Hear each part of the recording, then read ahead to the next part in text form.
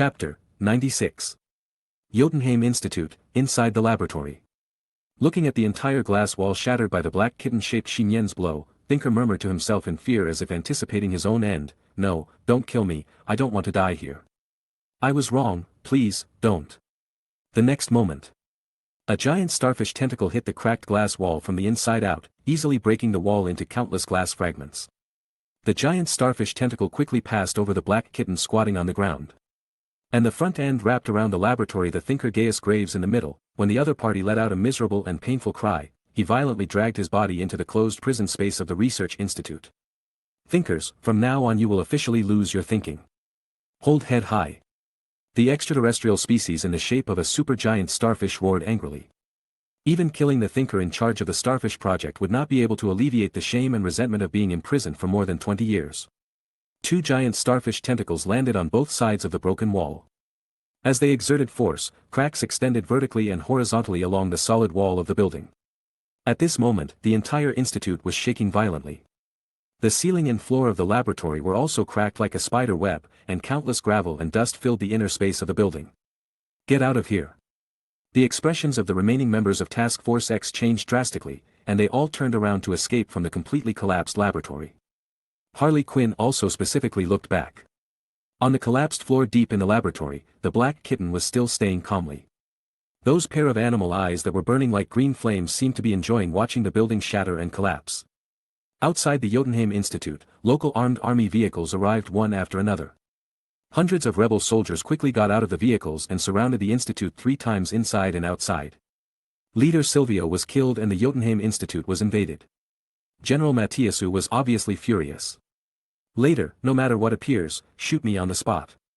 The beard on General Mattiasu's face trembled, and he said coldly without anger.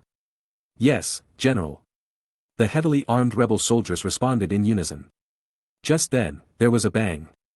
The earth shook continuously, and shocking cracks spread in the outer wall of the Jotunheim Institute building, ushering in a complete collapse. The several floors of corridors and laboratories inside the institute were shattered and collapsed layer by layer. The remaining members of Task Force. The moment before the part of the building she was in completely tilted and collapsed. Harley jumped to the still intact building in time. But before she could get up from the trembling and slightly sloping floor, a pair of black leather figures suddenly appeared in front of her eyes. "Boots. Give me that crystal." The Peacemaker wearing a steel helmet and a red shirt looked down at Harley Quinn lying on the ground in front of her and said, "Smith, you are really persistent. At this juncture, you still want to wipe the US government's butt." Harley couldn't help but spit out a sentence, her exquisite clown makeup showing a mocking look. "No matter what, even if I sacrifice my life, I will kill all the factors that are harmful to the world and peace." The peace messenger looked expressionless, looking at Harley who was trying to get up, and suddenly stretched out his hand. He strangled the girl's neck with his right hand. Ugh! Harley grabbed the opponent's 5 fingers with both hands, but it was difficult to break them open, and she struggled fiercely and breathlessly. "Hurry up, give me the crystal. Otherwise, you will die here." However, neither of them noticed. The moment the messenger of peace touched Harley's body, it seemed as if some extraordinary evil mechanism was triggered. The black cat claw mark like a strawberry on the side of Harley's neck suddenly and strangely disappeared from the girl's fair skin, and then appeared in the middle of the neck where the Peacemaker's palm was holding it. Laugh! Countless invisible dark tentacles, smaller than the smallest needle, stood up from the black cat claw marks. The peace messenger felt a pain in the palm of his right hand, and subconsciously retracted the hand that was holding the girl's neck. He looked down and was surprised to find that the palm of his hand was bloody, as if it had been severely pricked by countless tiny needles. Not only that. There is also an unknown dark liquid seeping from the wound on the palm, like an unknown type of nerve venom, and immediately spreads along the blood vessels and along the right arm throughout the body at a speed visible to the naked eye. "What did you do to me?" The Peacemaker felt inexplicably short of breath and had a heart attack. His black bloodshot eyes looked at Harry in horror, and then his body stiffened and collapsed, and he rolled directly from the break of the sloping floor. "Fall down." "What happened just now?" Looking at the Peacemaker who inexplicably let go and fell down, Harley blinked her eyes in confusion. At this time, the black cat claw mark on her neck had returned to its original position on the side of her neck. The imprint returns without any strange silence, like a new tattoo on Harley Quinn. Harley didn't know. This cat's claw mark not only has the extraordinary property that the wounds caused by the claws of the element-devouring beast can never be healed or repaired. It also has the symbiote's own tentacles and venom. This is a mark that can only be left by the 3-in-1 Xinyan, and it cannot be removed in a lifetime. It is also an eternal and evil curse. Bang! The rebel soldiers surrounding Jotunheim were stunned, looking up at the 20-meter-tall super-large starfish monster vaguely emerging from the collapsed research institute. The general was horrified, but he did not forget to shout loudly, "What are you standing there for? Shoot me!" Suddenly, the steel torrent formed by the bullets covered the super-large starfish in the building. The starfish felt pain. It suddenly raised its hands with suction cups, and from the colorful giant tentacles, densely packed small starfish-like bubbles gushed out. These palm-sized small starfish floated in the air, covering the sky and the earth, and accurately fell on the heads of the rebel soldiers. And the 5-clawed suction cups tightly attached to the eyes, mouth and nose of the face. The rebel soldiers could not even make a sound of pain, and fell down in a group like wheat in autumn. Just as they came out for revenge, they were declared over. It's over. General Matthias, who watched this horrific scene, standing there in a daze, and was soon sucked by one of the starfish and devoured. At this time, with a whoosh, a small black shadow passed through the air and landed on the top of the super-large starfish. That was a black kitten. "Let's talk, Paida." "Oh, no, Starro." The 3-in-1 Xinyan spoke hoarsely. Chapter 97. Gulyalu. The middle single eye of the super-large starfish outer space monster Starro glanced upwards, staring at the small dot falling above its head. Talk about what? Starro was obviously full of anger at the moment, but he probably knew that it was Xinyan who helped him break through the cage of the institute, so he still responded. Its response, like a spiritual thought, appeared out of thin air in the mind of the 3-in-1 Xinyan. "Do you recognize me? I am the Yuan-devouring beast." Bang! A giant tentacle from Starro suddenly slapped his head. Xinyan flashed in the air like a small black lightning, dodged extremely quickly and appeared on top of the giant tentacle. "Don't mention devouring elements. This city is mine. Leave this city, I won't hurt you."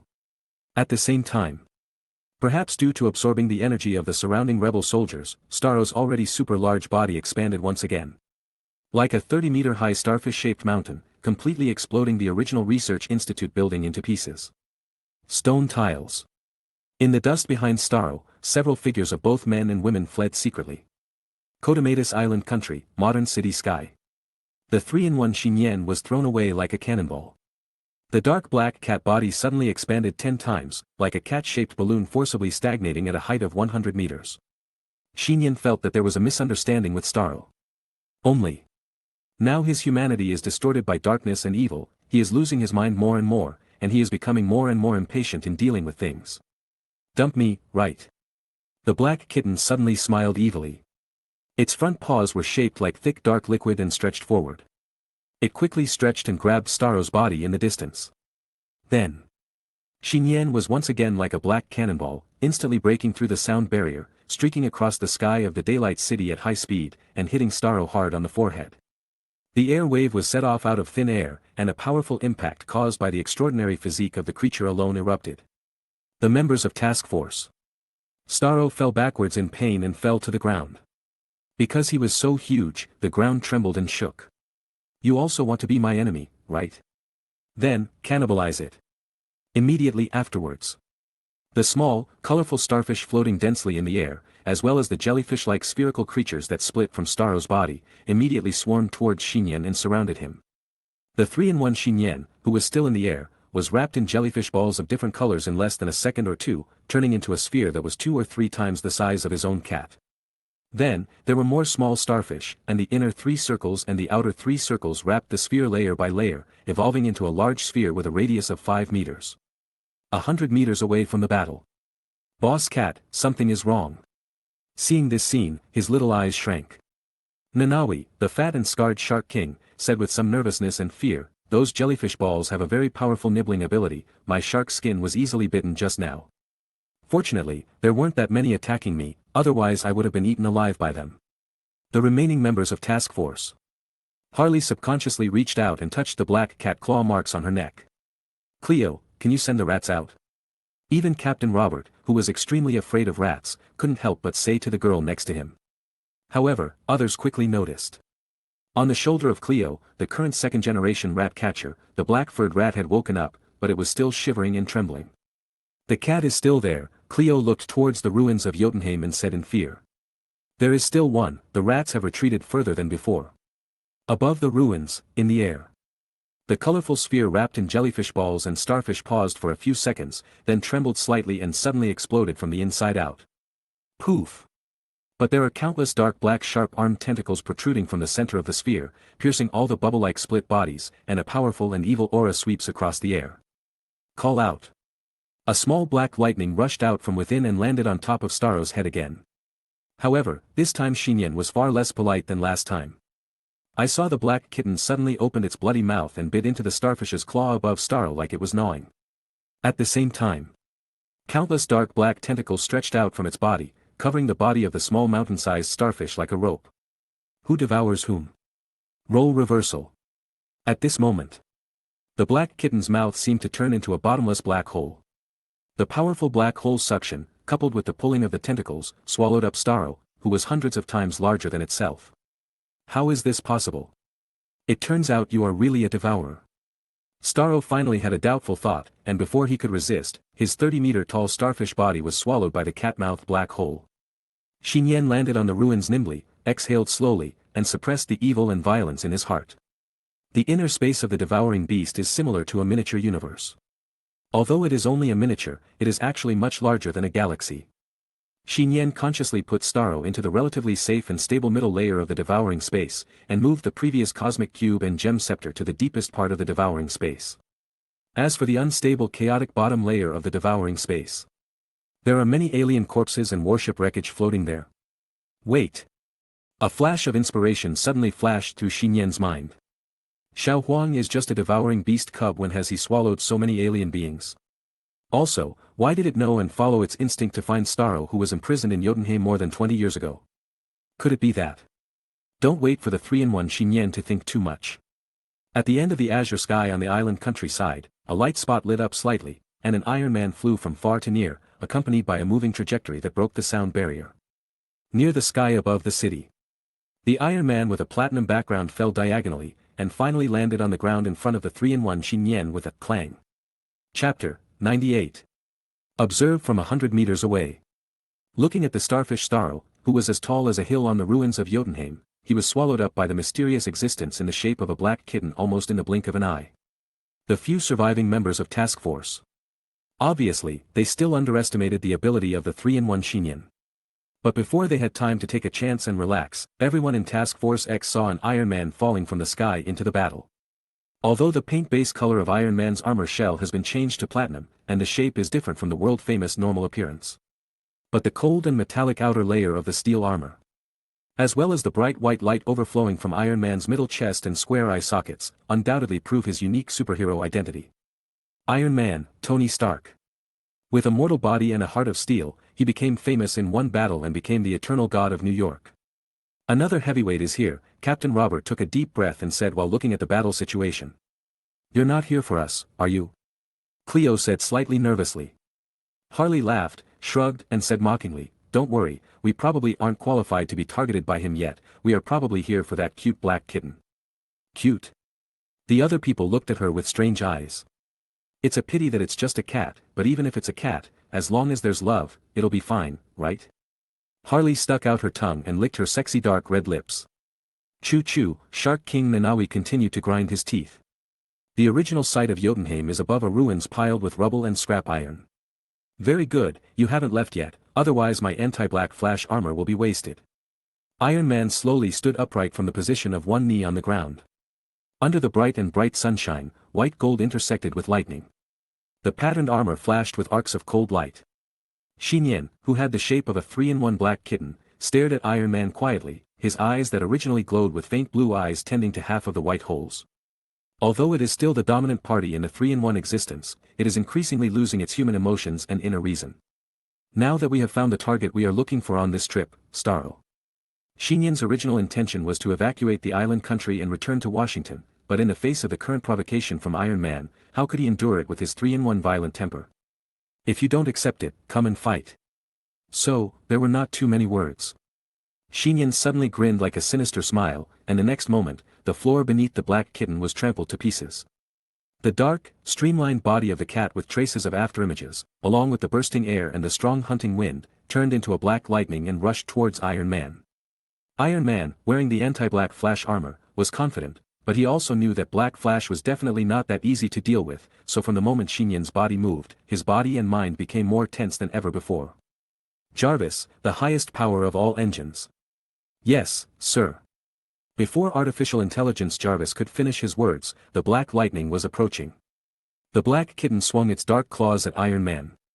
At the critical moment, Iron Man's steel armor's neck, arms, waist, legs, soles, and even palms, the whole body's power engine all ejected a stream of hot air, causing Iron Man, who was standing on the ground, suddenly accelerated and leaped upwards. Under the sunlight, he also had a blurry sense of sight. He barely dodged the black kitten's extremely fast and powerful blow. That's right.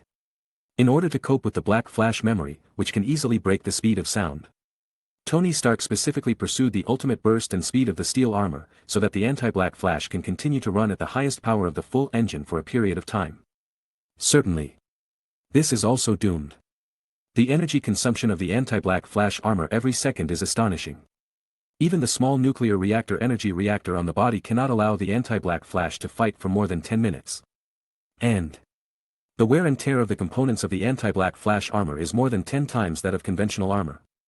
This armor, which cost hundreds of millions of dollars to build, is like a disposable equipment and can only be recycled as scrap after one battle. This is real Krypton gold, becoming stronger. It works. While dodging the black kitten's slap, Iron Man swooped down and punched down with his engine-powered armor. Snap! The black tail behind Nian reacted very quickly and twitched upwards. The iron fist and the dark tail collided. In the end, the attacking Iron Man was sent flying. Sure enough, even if I can catch up with him in speed, my strength is still far behind. Iron Man was not surprised by this. His armored boxing was just a feint, and his real response to the enemy was with the sound of woo-woo. Part of the shell on Iron Man's anti-Black Flash armor arm opened, and a certain strategic device inside was activated at this moment, immediately spraying a large cloud of white mist-like gas forward, covering the black kitten's body in an instant. This is high-density tear gas. The white mist-like tear gas not only enveloped the black kitten, but also quickly covered most of the ruins of Jotunheim, making it impossible for Task Force X, 100 meters away, to see clearly what was going on inside. The 3-in-1 Nian in the tear gas didn't care about it. Not only did he not close his mouth and nose, but he deliberately opened his bloody mouth. The black hole in his mouth immediately generated a strong suction force, swallowing all the surrounding tear gas. It only lasted for less than 2 or 3 seconds before the tear gas was swallowed up. Above the battle, 20 meters in the air, Iron Man, who was about to be exposed from the gas, suddenly raised his palms down in a signature strike. And the engine light on the palm of the armor also lit up. But this time, instead of shooting out a piercing white laser beam as usual, he cast a continuous ice blue laser and an unknown gas in the form of a spray. Voila!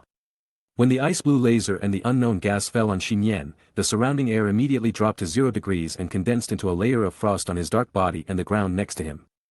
Laser cooling, high-concentration liquid nitrogen. Under the 2 extremely high-intensity refrigeration methods, the black kitten was quickly frozen into an ice sculpture, and the ground within a radius of 5 meters was also frozen. Iron Man seemed to be still worried, and he did not stop until all the refrigeration tools he carried were used up and a layer of actual ice was frozen in a radius of 10 meters. 0-degree freezing. This is one of the main attack methods specially modified and carried by the anti-Black Flash armor to deal with small and high-intensity supernatural creatures, abandoning conventional laser methods. Chapter 99. Did it succeed?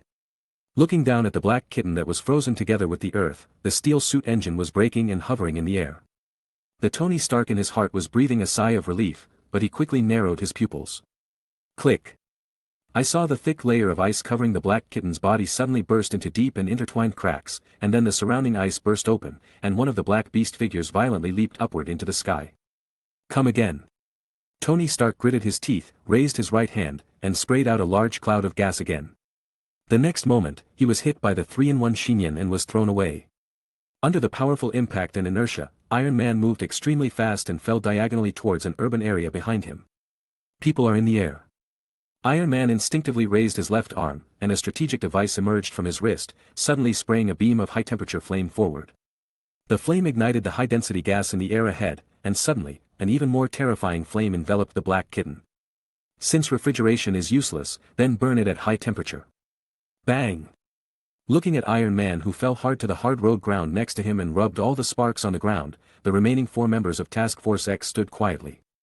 Iron Man, whose body was covered with traces of battle damage, got up from the ground. He glanced at the members of Task Force X next to him, and continued to start the armor engine and fly back towards the battle situation.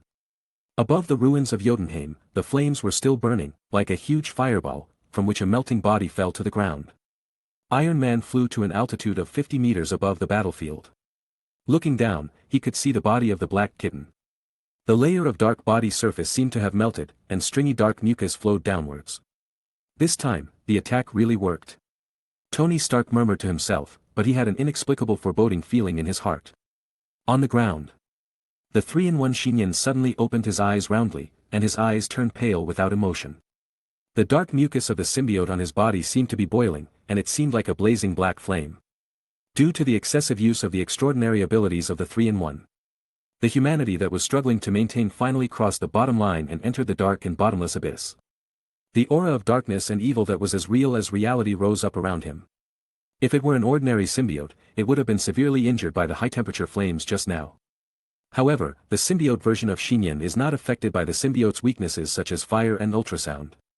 Of course, the symbiote venom sleeping in the body might have been shot even while lying down. The 3-in-1 state could not be maintained for too long, but it also ushered in its true form at this time. Since you are out of control, there is no need to restrain your heart and strength, but to indulge even more unscrupulously. Like the most evil villain, the Black Kitten raised its eyes. Its empty white eyes staring at Iron Man in the sky. The black mucus that burned from his body, melted and fell to the ground, suddenly turned into sharp and terrifying dark tentacles. Pierce the air at extremely high speed and shoot towards Iron Man, who is stagnant in the air. Iron Man was shocked when he saw this. At the highest power of the whole engine, the anti-black flash armor formed a white lightning and quickly avoided the 3 or 4 previous dark tentacles. But the tentacles that followed one after another far exceeded 2 digits, and they branched off in the middle, geometrically increasing the number. That's thousands of tentacles. Iron Man originally wanted to try to dodge quickly. Seeing this desperate scene, he could only fly forward at full speed away from the tentacles. As a result, he was caught up by the tentacles 100 meters above the ground. The anti-black flash armor was tightly held by the dark tentacles. "Hold tight. It's broken," Tony Stark whispered helplessly, and then, he was dragged down with the anti-black flash armor. Boom! Pulled by the tentacles of the 3-in-1 Nian, Iron Man descended from a height of 100 meters and smashed into the ruins of the Research Institute building, throwing up a burst of rubble and scrap metal in all directions. A cloud of dust fell. Half of Iron Man's body was buried in the ruins, his anti-black flash armor was full of scratches and cracks, and a corner of his steel mask was shattered, revealing Stark's bearded face. "Did I lose again?" Stark muttered to himself, the energy circle in his chest and the light in his eyes dimming. At this time, the voice of artificial intelligence Jarvis rang quickly from his ears. "Don't give up, sir." "Of course I can't give up, I'm Iron Man. How could I fall here like this?" "Jarvis, use the No.2 backup device for me." Along with his words, the island nation of Kryptonian, tens of thousands of meters high in the sky, above the outer space of the Earth. A small satellite with the Stark Industries logo is suspended here quietly. At this moment, 2 square steel objects with golden and red backgrounds were separated from the small satellite. The steel objects were one behind the other, and the one with its own engine at the end fell directly downwards at a high speed. Quickly travels through the atmosphere with precise positioning. A square steel object began to disintegrate and separate in the air, and continued to fall at an accelerated speed. Clang! One of the steel parts, shaped like an iron pillar, fell on the ground in front of the out-of-control 3-in-1 Nian, and penetrated into the ground more than half a meter deep, blocking his way. At the same time, there were several other iron pillars inserted into the ground beside him, surrounding the black kitten-shaped Nian in a circle. Finally, a thick steel cover is placed on it, and it automatically locks together with the iron pillar below.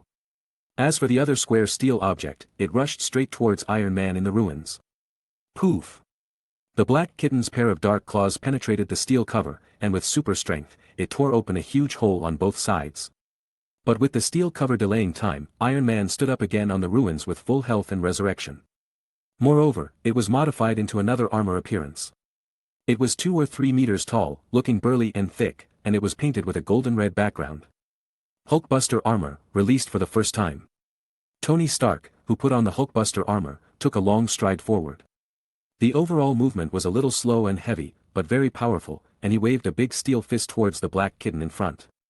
In the view of the 3-in-1 Xinyan, this is too slow and can be easily avoided from different directions.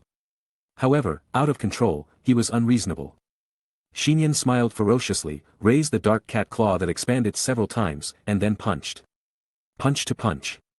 When the Hulkbuster armor's steel fist and Xinyan's expanded and strengthened dark fist collided together. Like a high-explosive grenade detonating on the spot, the surrounding air exploded, and huge shock waves and air waves swept outward. Tony Stark's eyes widened in surprise, but under the suppression of the astonishing power coming from his fist, the Hulkbuster armor he controlled couldn't help but take a step back. Even if it is the Hulkbuster armor, the most powerful hand-to-hand force, it still loses a little bit. To know. The Hulkbuster armor is a heavyweight armor designed to withstand the Hulk. Before Tony Stark could react, the black kitten quickly fell on the Hulkbuster armor, opened its mouth and bit into it, and the armor shell, which had been stacked in countless layers, immediately collapsed.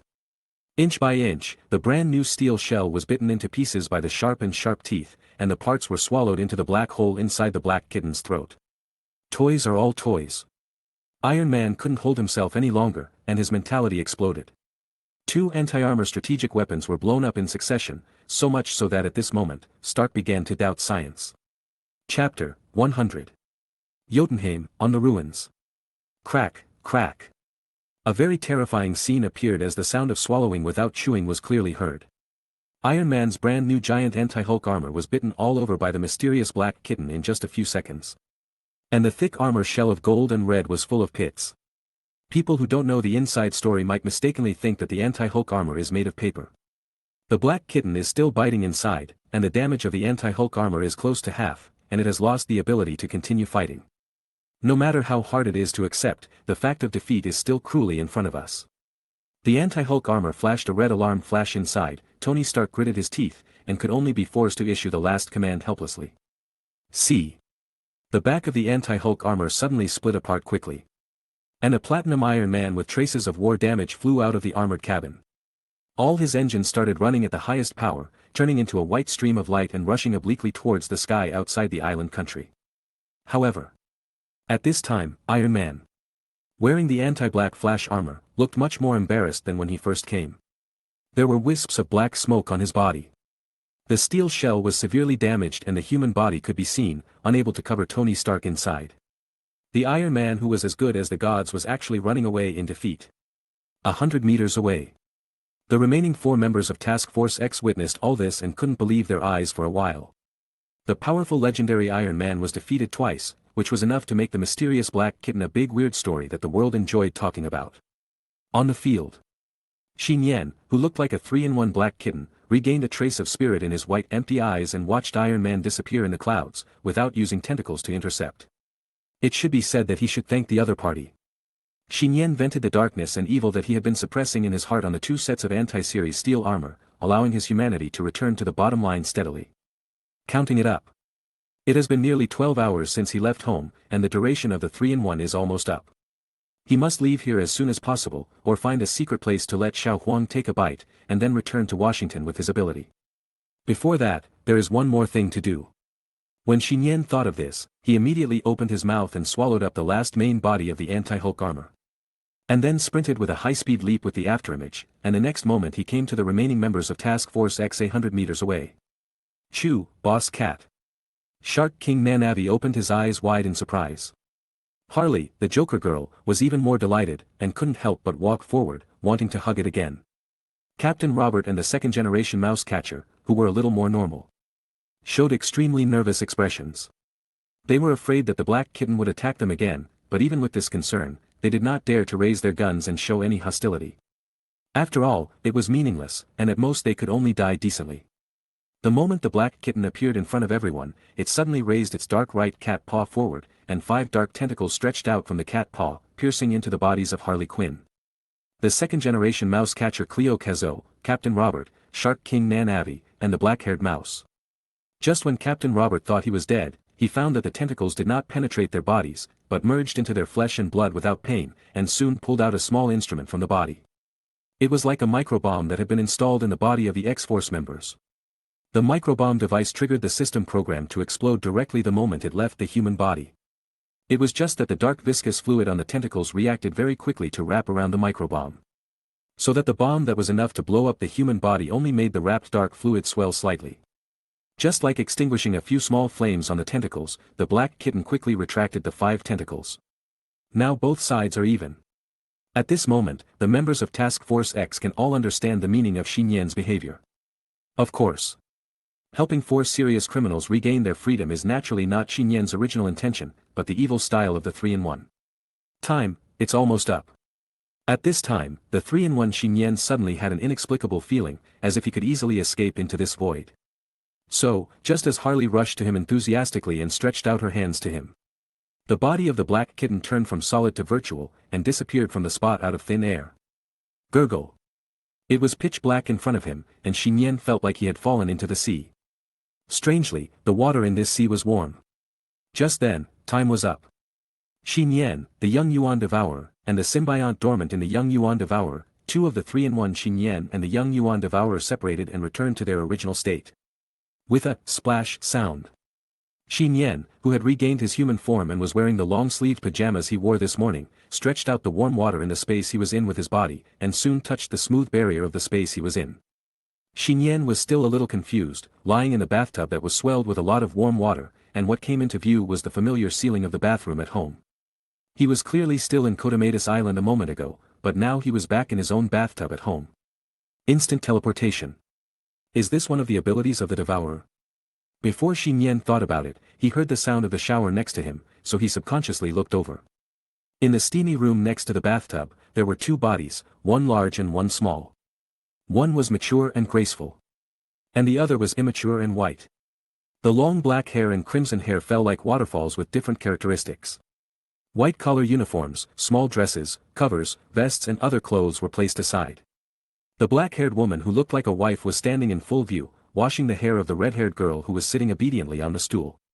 The shower sprayed water on the woman's curvy white back, flowing down along the perfect body without a trace of fat and bumps.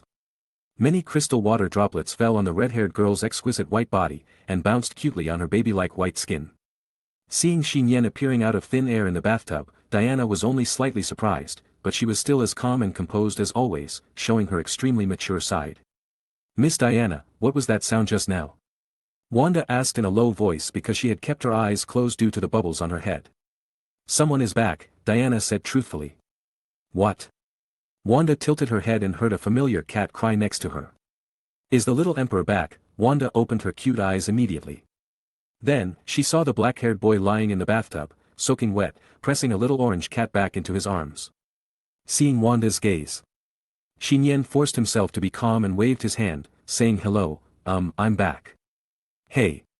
The girl was stunned for a moment, and then she screamed the loudest she could ever scream. Chapter 101. It was still night in Washington, at home. Nian sat on a chair, looking at the Italian fried noodles that Wanda brought out from the kitchen with envy, and felt touched. Should I say that she is worthy of being a maid who has started to learn professional housekeeping?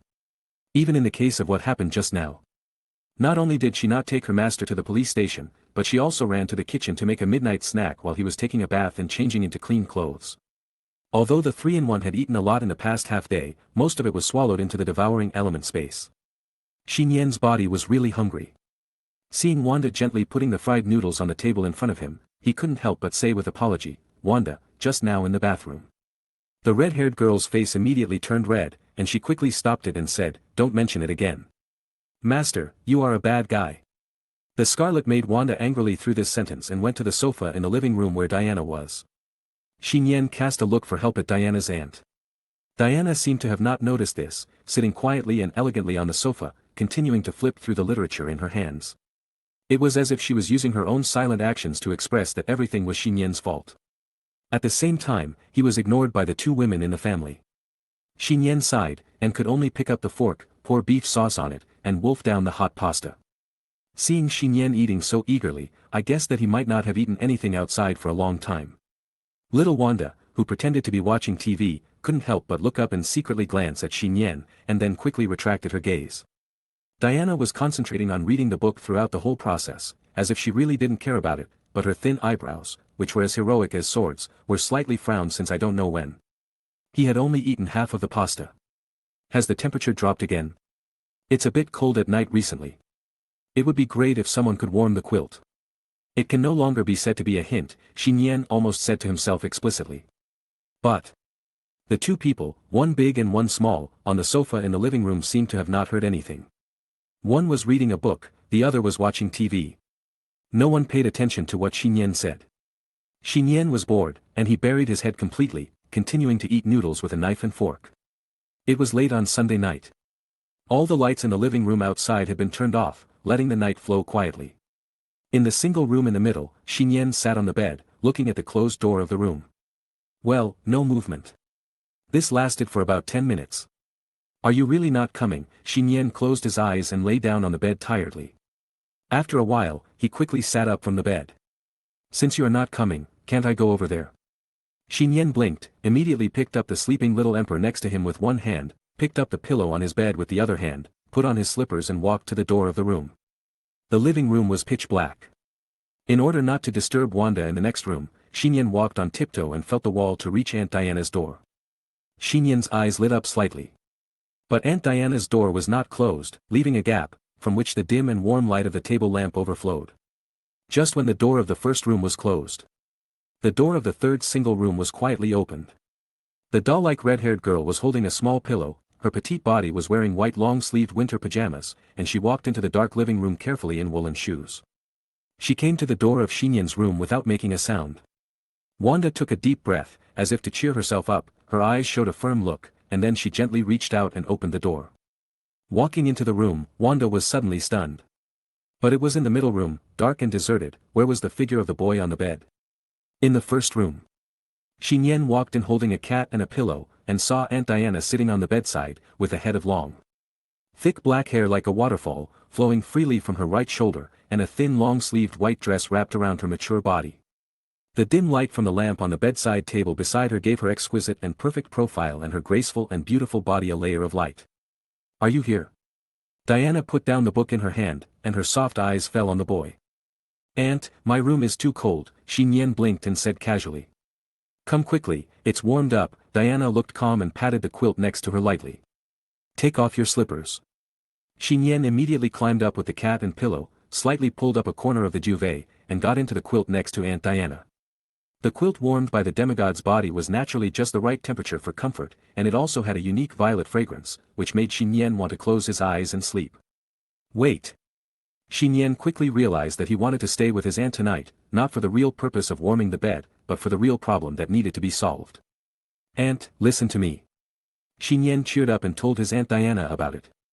From this morning, when the Yuan Devourer cub Xiao Huang made a request, to the whole process of finding the alien existence Starro, including the details of leaving a venom mark on Harley Quinn, accidentally blowing up Iron Man, and freeing 4 serious criminals in the dream prison. So that's how it is. Diana's beautiful eyes flashed with wisdom. She listened carefully to what Nian had said. While she understood everything that happened to him, she was also checking for omissions in Nian's behavior today. You still have to wear one of the protective silver bracelets, otherwise, I can't sense where you are in time. Diana first stretched out a palm, revealing a protective silver bracelet. Because Amazon ignited the beacon some time ago, Nian returned the protective silver bracelet to Diana. After all, the protective silver bracelet can only play a real extraordinary effect when holding a complete pair. Seeing that Aunt Diana looked serious, Nian did not refuse and put the protective silver bracelet back on her hand. Diana pondered and said, regarding Iron Man Tony Stark, he is also a big customer like Batman. It's just that 2 steel armors are damaged, so it shouldn't be a problem. However, you need to use your 3-in-1 identity more carefully in the future.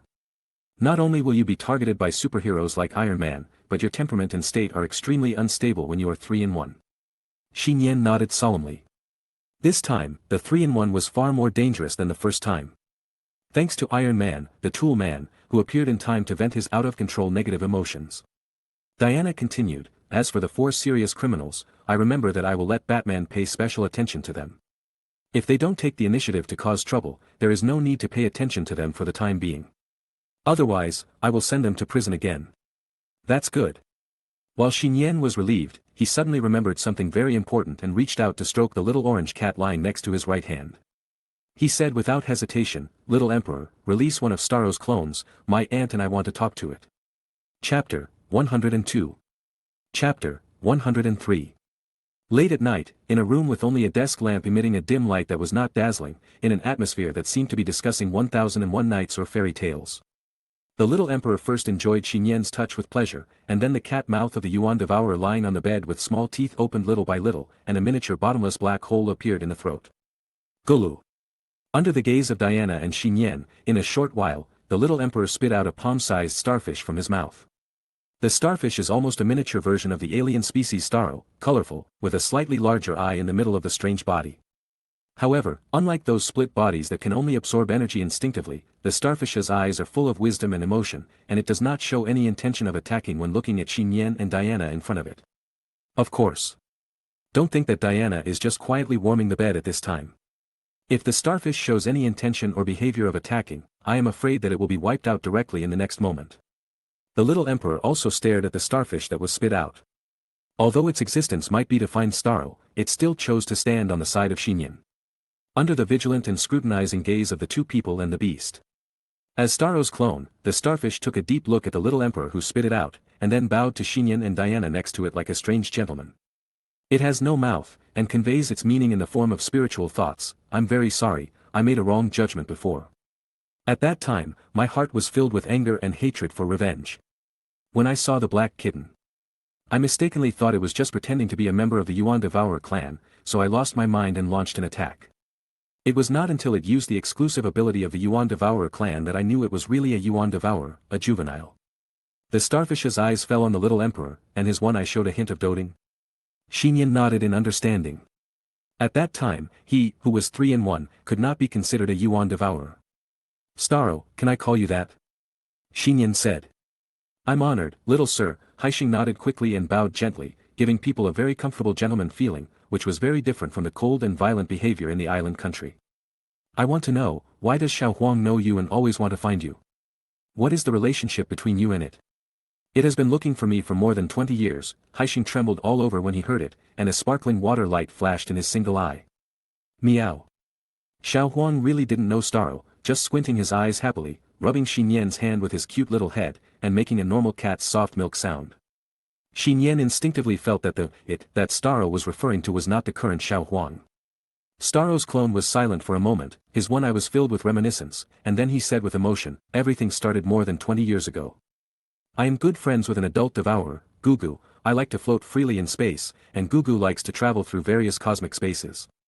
We traveled together for a long time. Approached the legendary god's domain Asgard, touched the underworld where no living creatures exist, went to the most prosperous central civilization of the Milky Way. Crossed the space zone under the jurisdiction of the Green Lantern Corps, and witnessed hundreds of brilliant and beautiful space civilizations. Those places naturally sound very dangerous, but when Starro and the adult devourer are together, their ability to survive is too outrageous, and Xinyan has a deep understanding of this. Haixing paused and continued to think, until, 22 years ago, Gugu and I followed Danvers' spaceship to Earth. Wait a minute, Xinyan didn't want to interrupt him. There was really something that made him very concerned. Did you say Danvers just now? Haixing replied, yes, Carol Danvers. She thought she was an alien, but in fact she was also a native Earthling. Xinyan was silent. He didn't expect to hear this name from Starro.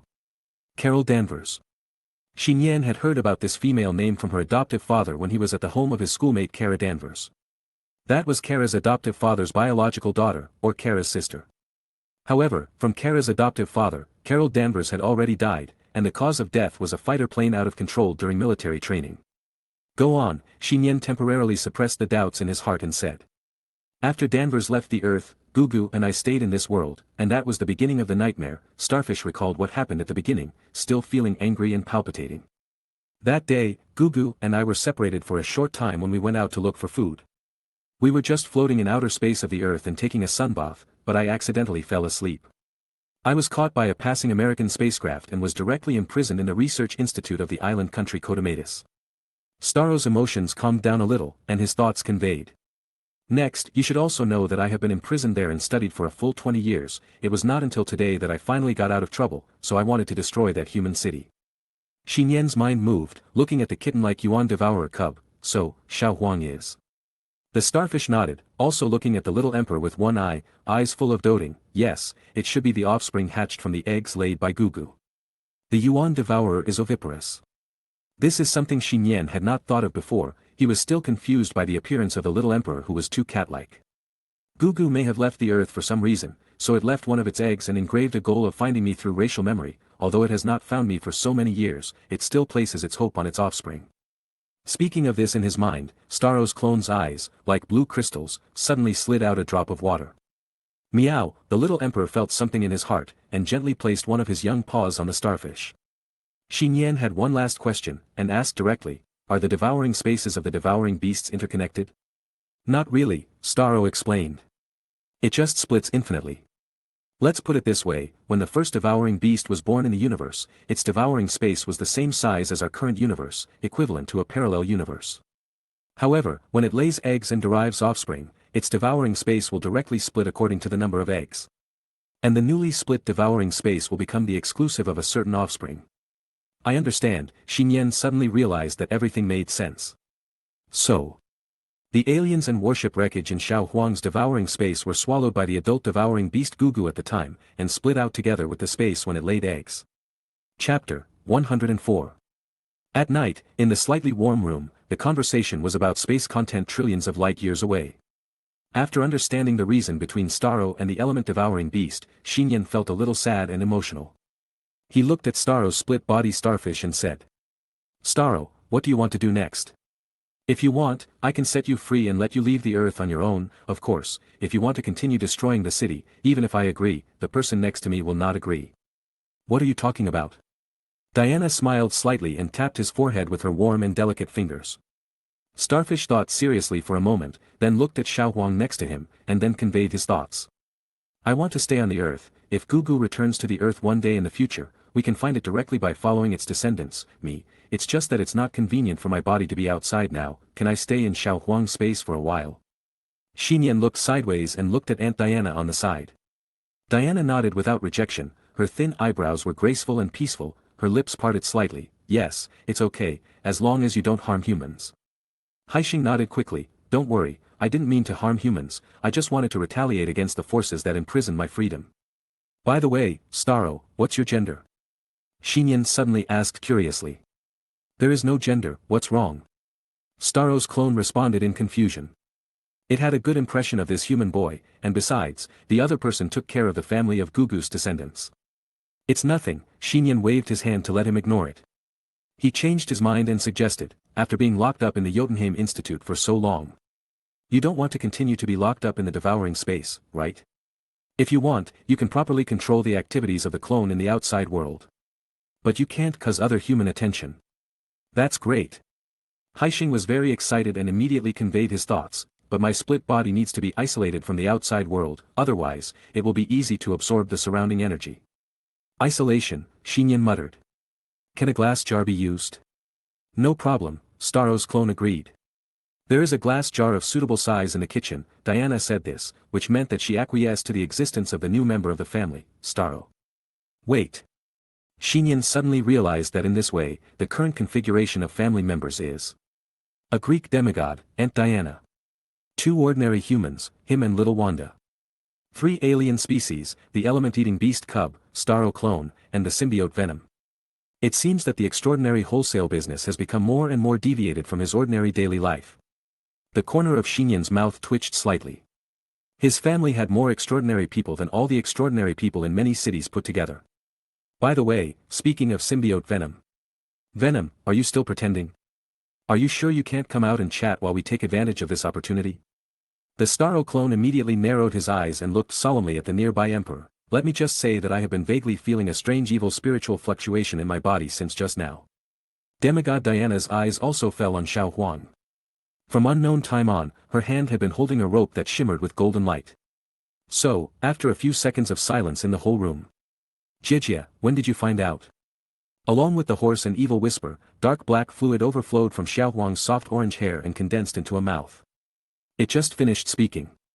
A golden lasso was pulled directly from the side, tying the symbiote's liquid body tightly.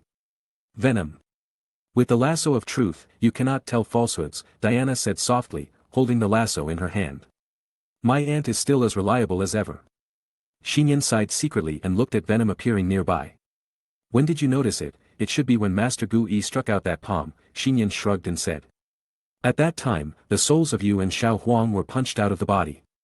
Even though Yu the soul continued to pretend to be dead, but the soul body was completely motionless, but it was too deliberate.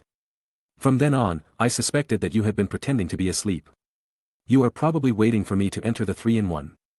And when I lose control, you take the opportunity to seize the initiative of the 3-in-1, right? I just feel a little strange. When I was in the island country today, I had almost lost control, but you kept those who keep their guard up do not show up. Why is this? Nian said this, and his curious eyes fell on the symbiote venom. The symbiote venom was silent. It really didn't want to tell the specific reason, but under the effect of the mantra lasso, it was still forced to say hoarsely, that damn powerful bald woman was secretly threatening me before, not to hit you.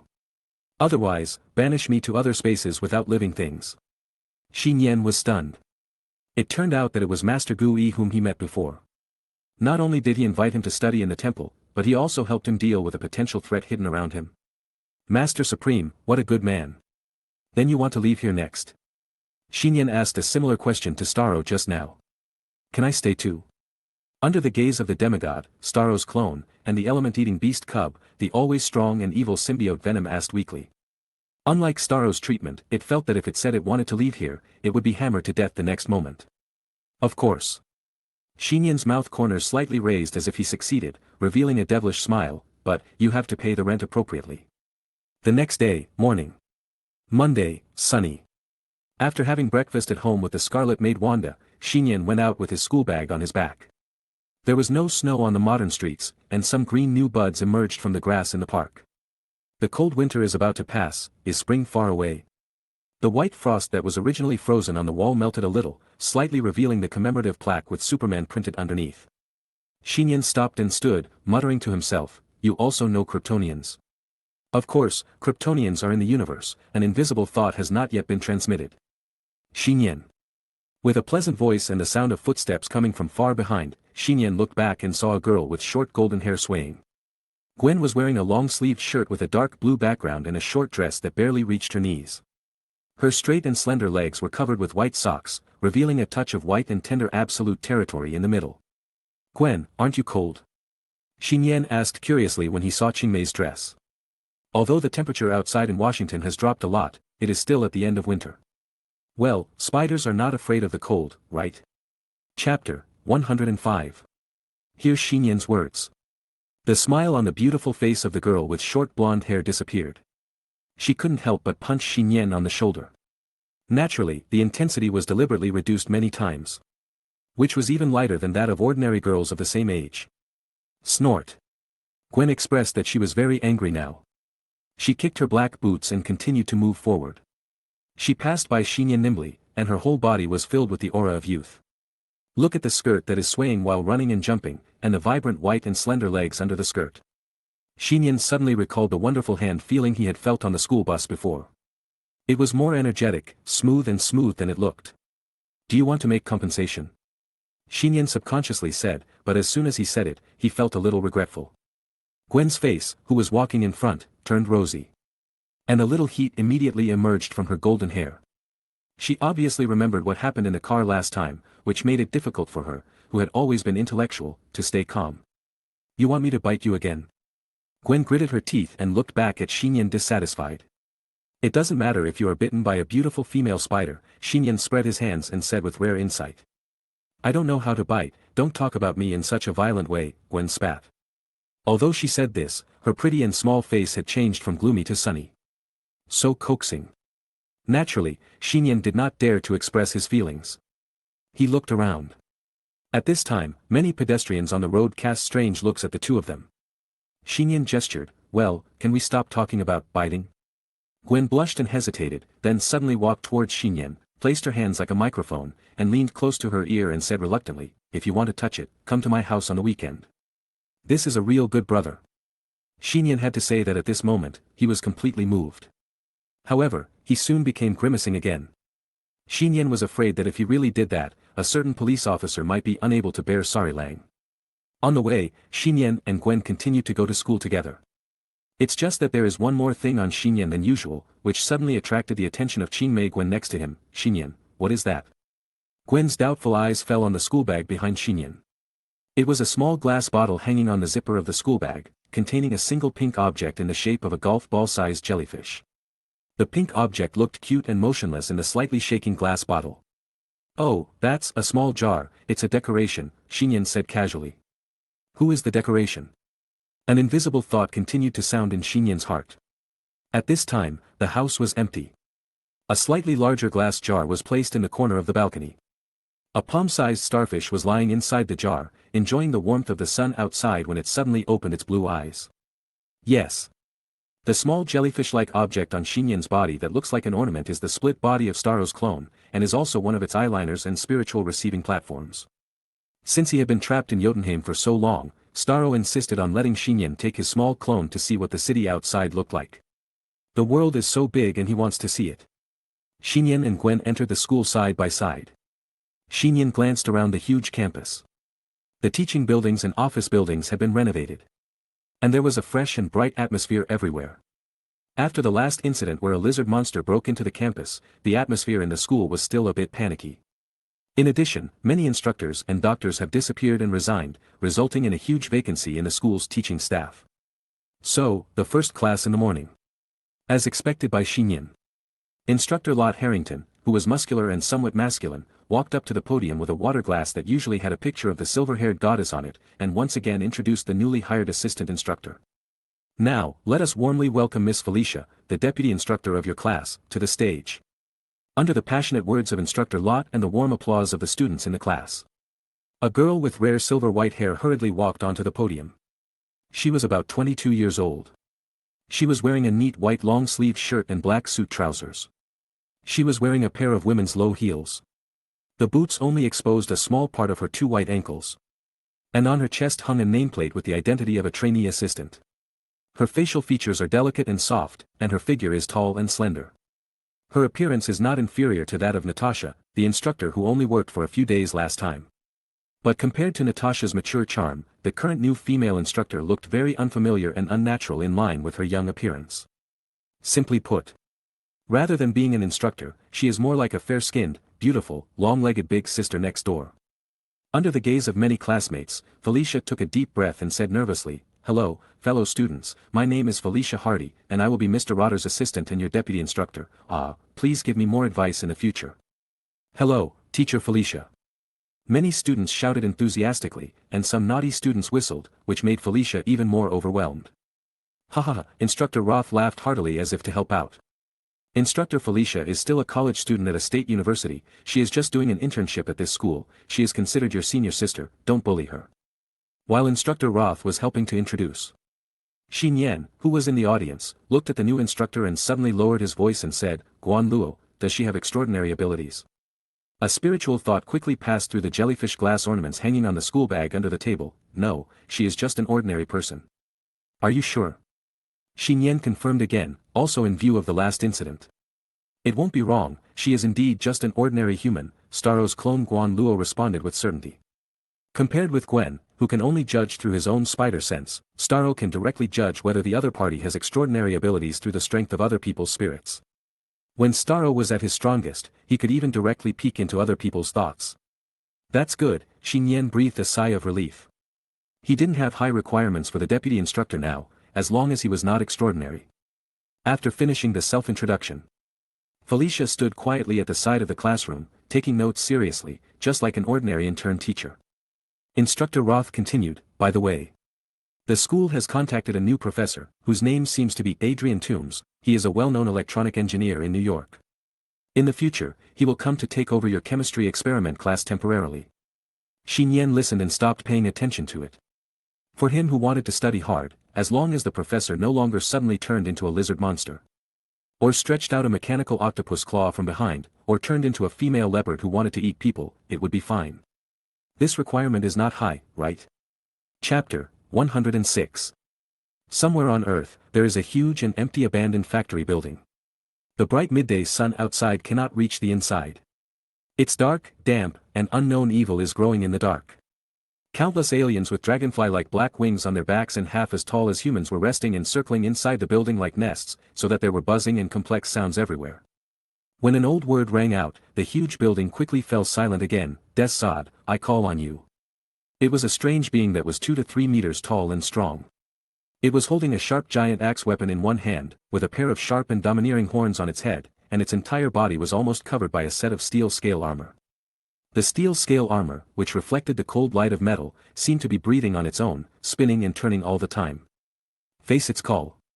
In front of a machine that resembles a 1,000-year-old tree root twisting and intertwining, a mysterious steel boils and melts like lava, and soon transforms into a mysterious being wearing a black and gray cloak. Steppenwolf, have you begun to conquer the world? The mysterious being called Tgthegood spoke calmly. The Steppenwolf holding the giant axe nodded quickly and replied in a blue voice, yes, this world is falling apart. The rulers are all uncivilized species. Our free will must be deprived of us. Just like other worlds, we can only support a glorious belief, only the greatest being in the universe can obtain the final salvation. That means being loyal to him. To the end. Steppenwolf only revealed half of his face from the steel scale armor, with a resolute and terrifying rough face, subconsciously showing a look of fanaticism and awe. Where's the mother box? Tgthegood continued to ask. Steppenwolf responded quickly, I have found one of the three, the mother box that called me. The other two mother boxes are still sleeping. And the demonoids have sensed their location and are lurking around the world to search for them. I can quickly gather 3 mother boxes and combine them into one. Steppenwolf, Tgthegood, who appeared across the distant star field using special 3D virtual projection technology, looked at it with some regret and sadness. You could have sat on the side of the Dark King, but you were dismissed because of your arrogance, exile. As if he could no longer suppress his emotions, Steppenwolf dropped the axe blade that could easily kill the Amazons, and knelt directly forward on the ground with his knees. Tgthegood, I kneel before you and let me beg him for mercy, after I have deprived the world in his name, please let me go home. There's no Green Lantern Corps here, there's no Kryptonians, there's no Captain Twin. Odin, who sits high in the divine realm, is old, and the old gods of the earth are no longer glorious, this world will eventually fall, just like other worlds. For Daxa's night. Nian came home from school and sat on the sofa watching TV. As for the girl who was a few years younger than him, she started busy with work in the room. Master, how about eating some fruit first? Well, lift your feet, I want to drag here. Dinner is being cooked, Miss Diana just called and said she won't go home for dinner. I have to say. While Nian was lying on the sofa watching TV, his peripheral vision fell on the crimson figure, and he always felt guilty about recruiting child labor. Nian had wanted to help Wanda before, but was rejected by his maid. Well, it's not so much rejection as being completely disgusted. After all, little Wanda can clean and cook dinner at the same time, cut fruit and do laundry on the way, but he can only do half of it before being wasted. Since Wanda moved into this home, Nian felt that many of his skills were gradually deteriorating, and he might not be able to take care of himself without Wanda. Just thinking of this, Nian was suddenly startled, but a small piece of metal suddenly flew in from his balcony as night fell. Before the metal fragments came close to the sofa area, Xiao Huang, who had been sleeping on the sofa next to Nian, suddenly woke up and rushed forward, pressing the fast metal fragments to the floor. That thing came from the top of the building, and it actually has its own mental isolation, it's really a wonderful and powerful ability. Starfish, who was in the glass jar on the balcony, opened his eyes and thought with some surprise. Xiao Huang, show it to me. Seeing that Xiao Huang was about to swallow the metal fragment into his stomach, Nian quickly got up from the sofa, lifted Xiao Huang up and took the metal fragment from the cat's paw. He looked down. I saw a few English words engraved on the metal fragments, roof. A figure flashed quickly in Nian's mind. He immediately held the metal fragment in his hand and said to little Wanda who was in the kitchen area, Wanda, I'm going out. Dinner will be ready soon, where are we going? Wanda's somewhat confused voice sounded. Go downstairs to buy something, and I'll be back soon. Nian dropped these words, put on his shoes at the door, hurriedly picked up the keys and left the house. However, after entering the elevator, Nian directly pressed the up button, leading to the top floor of the highest floor. Pushing open the iron door on the top floor that had already been unlocked, we came to the rooftop of the residential building. Nian raised his eyes and saw a girl leaning against the fence against the night wind, wearing a black tight-fitting sportswear and a white peaked cap on her green hair. Boss Polaris, why are you here? Nian smiled and walked forward. I am your boss, do I need to notify you when I come? The girl said proudly, turning around. Nian paused for a moment, and the person in front of him was Luna. But this time the girl did not put on mature smoky makeup. Under the brim of the cap was a white and clean face, which was also small and delicate like a doll, and her eyebrows and contours were somewhat similar to Wanda's. What are you looking at? What's so good about it? Why don't you put on makeup today? Nian leaned on the fence next to him and asked bluntly. I don't need to put on makeup to see you. Luna responded domineeringly. Nian suddenly realized at this moment that Luna, who usually put on smoky makeup, was to make herself look more mature, so that it would be easier to intimidate the gang members under her. Feeling Nian's gentler eyes, Luna crossed her arms and warned in advance, don't touch my head, otherwise, I will be angry with you. Yes, Boss Polaris, Nian smiled. He looked at the green-haired girl in front of him, who was much stronger and stronger than his appearance, and his heart was suddenly shaken. At this time, the endless dark night enveloped the city, and on the rooftop, she was the most dazzling star. Chapter 107. On the roof of the building, a black-haired boy and a green-haired girl stood together leaning on the fence, the city's flashing neon lights and the dark night breeze blowing on them. I want to thank you. Polaris. Lorna stood up high with her hands on the fence, so that she was just as tall as Nian. She looked out into the distance of the city and suddenly said out of habit. Thank me. Thank you for what? Thank you for taking care of Wanda, giving her a new home and not letting her stay alone in New York. Lorna said this in a low voice, as if she couldn't bear it anymore, and said with some irritability. Thank you, what the hell, I'm so embarrassed. Just say thank you, what do you need? Or, if you want to teach someone a lesson, I'll help you. Nian couldn't help but laugh. Why are you laughing? Lorna kicked him again, feeling that if Nian laughed at this time, she would look very stupid. You don't need to thank me about Wanda, now, it's not so much that I take care of Wanda, it's more that she takes care of me, Nian shrugged, and then asked curiously. That time, why don't you just take Wanda away? Lorna was silent for a moment, and then said, my place is not suitable for her. Where do you fit in? At your age, you should be. Before Nian finished speaking, Lorna interrupted him and said coldly, even my biological parents don't care about me, and you can't care about me. Nian was silent. He had already vaguely guessed Lorna's life experience, which made him love this girl even more, who was perhaps younger than Wanda. Nian opened his mouth, and then said firmly. How about I take care of you? The petite body of the green-haired girl next to her trembled slightly, but she soon regained her composure, and then looked sideways at him with disdain. It's just you, forget it, it's more reasonable for me to support you. Nian felt that he had been hit. Remember, I am your boss, this is a fact that will never change in your life. The green-haired girl suddenly pushed forward with both hands, and her body suddenly jumped back slightly, as if dancing briefly in the night sky. Just then, a huge strong wind blew from outside, and she wore a hat on her head. The peaked cap blew off, and with it came the green hair. As his eyes followed the girl's dancing figure, Nian's eyes flashed with surprise. Under the bright silver cold moonlight, Lorna's bright green hair was flying wildly, making her like a meteor streaking across the night sky, blooming in an extremely beautiful moment. Brother. Lorna narrowed her emerald-like eyes slightly. She walked towards Nian with her hands behind her back, straightened out her somewhat young and flat chest. Raised her proud and furious chin, and spat out pink. The playful tongue smiled at him and said. Are you sure you don't want reward? Nian's back was pressed against the rooftop fence, unable to retreat. TCH, don't forget it, Lorna pursed her lips. Without waiting for her words to fall, Nian held the face of the girl who was close at hand with both hands, quickly lowered his head, opened his mouth and took the small portion of the soft thing. Woo! Lorna, who seemed very domineering just a moment ago, suddenly opened her eyes wide, and her body quickly softened like ice cream. Nian felt like he was tasting a sandwich candy. It was sweet and delicious, but the outside of the candy had a faint smell of tobacco. At the same time, due to physical contact and access to the medium, Nian's hair suddenly turned dark green. The boy and girl were like positive and negative magnets. Their bodies hugging each other tightly. Firework-like green fluorescence emerged and gathered around their bodies, like twin stars surrounding the twin stars. A belt of bright stars is swirling around.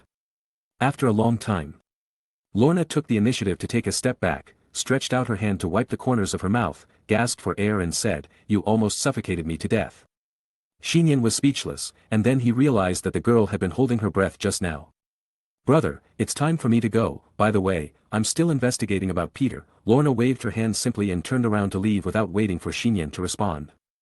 Boss Polaris, please pay attention to your own safety, also, remember not to smoke anymore, Nian warned. I don't want you to worry about it. Lorna turned around and glared at him like a rage, then turned around and left downstairs. Nian secretly opened the door and slipped in. When he looked up, he found the Crimson Maid standing in front of him, which almost scared him into a cold sweat. Master, it's time for dinner. Hey, what happened to your hair? Wanda looked at Xinyan's hair curiously. Master's hair would change color, and she was almost used to it. It's just that my hair has always turned silver, so why did it turn into dark green this time? Let's have dinner, don't worry about these details, Xinyan said forcefully and calmly. Wanda nodded and did not continue to ask. Instead, she took off Xinyan's slippers and placed them on the carpet. Watching the crimson girl return to the living room, Xinyan breathed a sigh of relief. He didn't know why, but he suddenly felt like he was caught red-handed by his wife while having an affair. And that person is still my wife's sister. Ah, this is so exciting, my heart can't stand it. A week passed. During this week, Xinyan finally felt like he was back to his daily life as an ordinary person. Of course, he knew that this rare daily life would not last long. After all, in recent TV and newspapers, there have been news reports of people mysteriously disappearing one after another. These missing people have different identities, some are teachers, some are shop assistants, some are professors. And some are just ordinary cleaners. The places of disappearance are also inconsistent, some are in their own homes, some are on the way home, and some disappear in the laboratory. The cameras in the local area where the incident occurred were all broken, but there were many serious damage marks that could not be caused by human power. Among them, the city with the most missing people is mostly Metropolis. This city was originally the most protected by Superman, not afraid of any crime, or even large-scale natural disasters. Xinyan knew that this must be the dark forces lurking on the Earth from Apocalypse. So recently, Aunt Diana has become more and more busy, and she also took away Guan Luo, who was basking in the sun at home all day, to use its ability to help find the evil existence of the Apocalypse.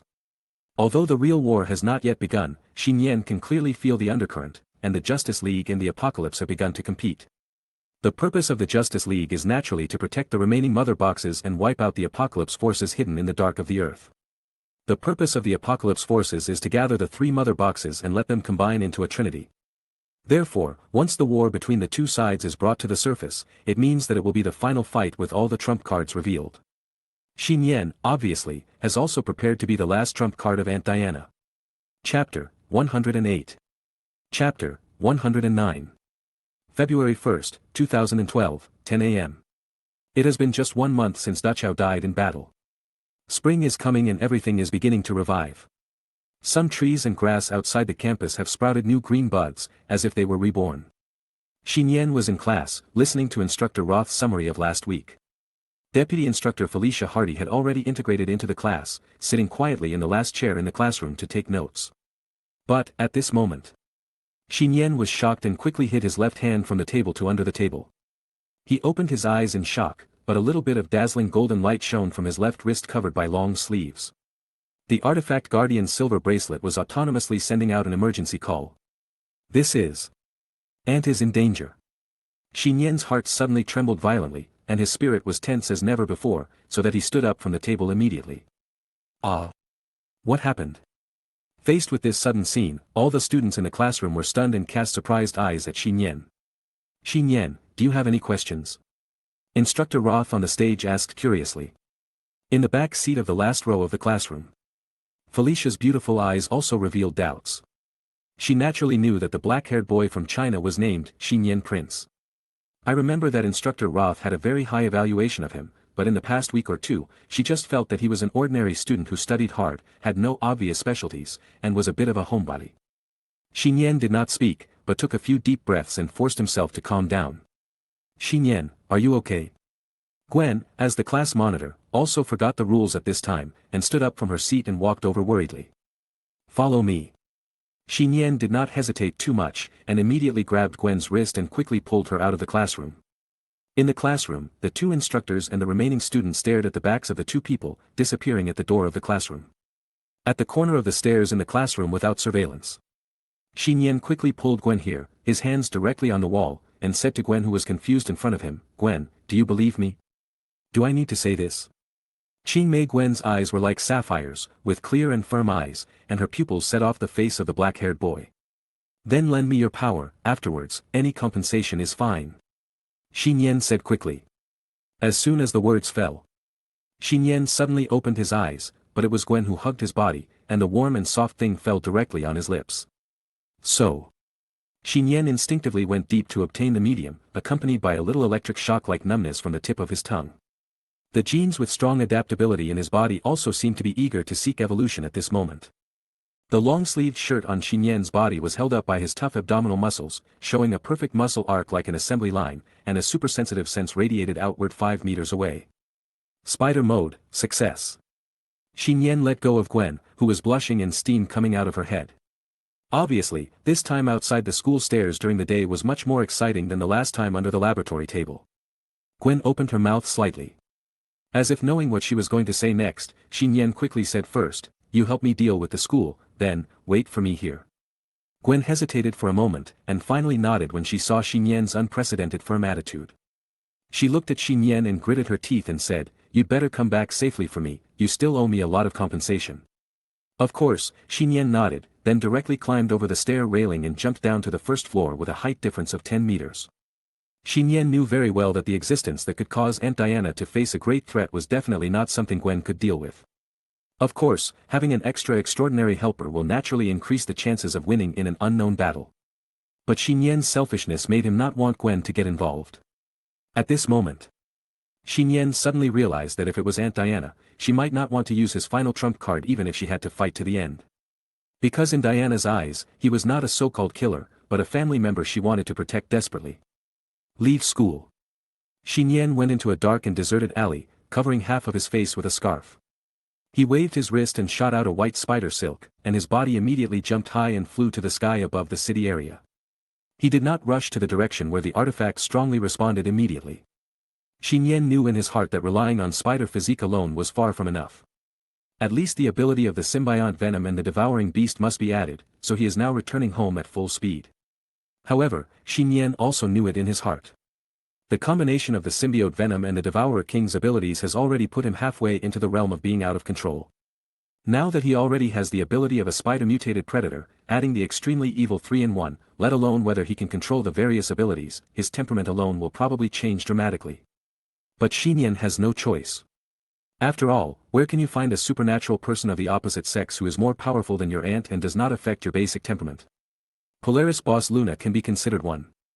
But, let's not talk about Nian not having the other party's contact information. Even if he did, it would be too late for the other party to rush over from New York. The strong wind whistled in his face, and the streets on both sides quickly retreated. Nian was anxiously thinking about countermeasures in his heart. Just as he was flying over a tall building, he raised his left wrist forward again. But this time he made a mistake and did not shoot out the spider silk, causing his body to fall down naturally. Don't let down the chain at this critical moment, Nian seemed to be talking to himself. He closed his eyes slightly, and then opened them again, and he had become much calmer and more stable.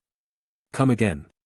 Just when Nian was about to raise his wrist again and shoot spider silk to the tall building in front, a figure faster than a meteor fell straight from the sky and caught up with Nian. Too fast.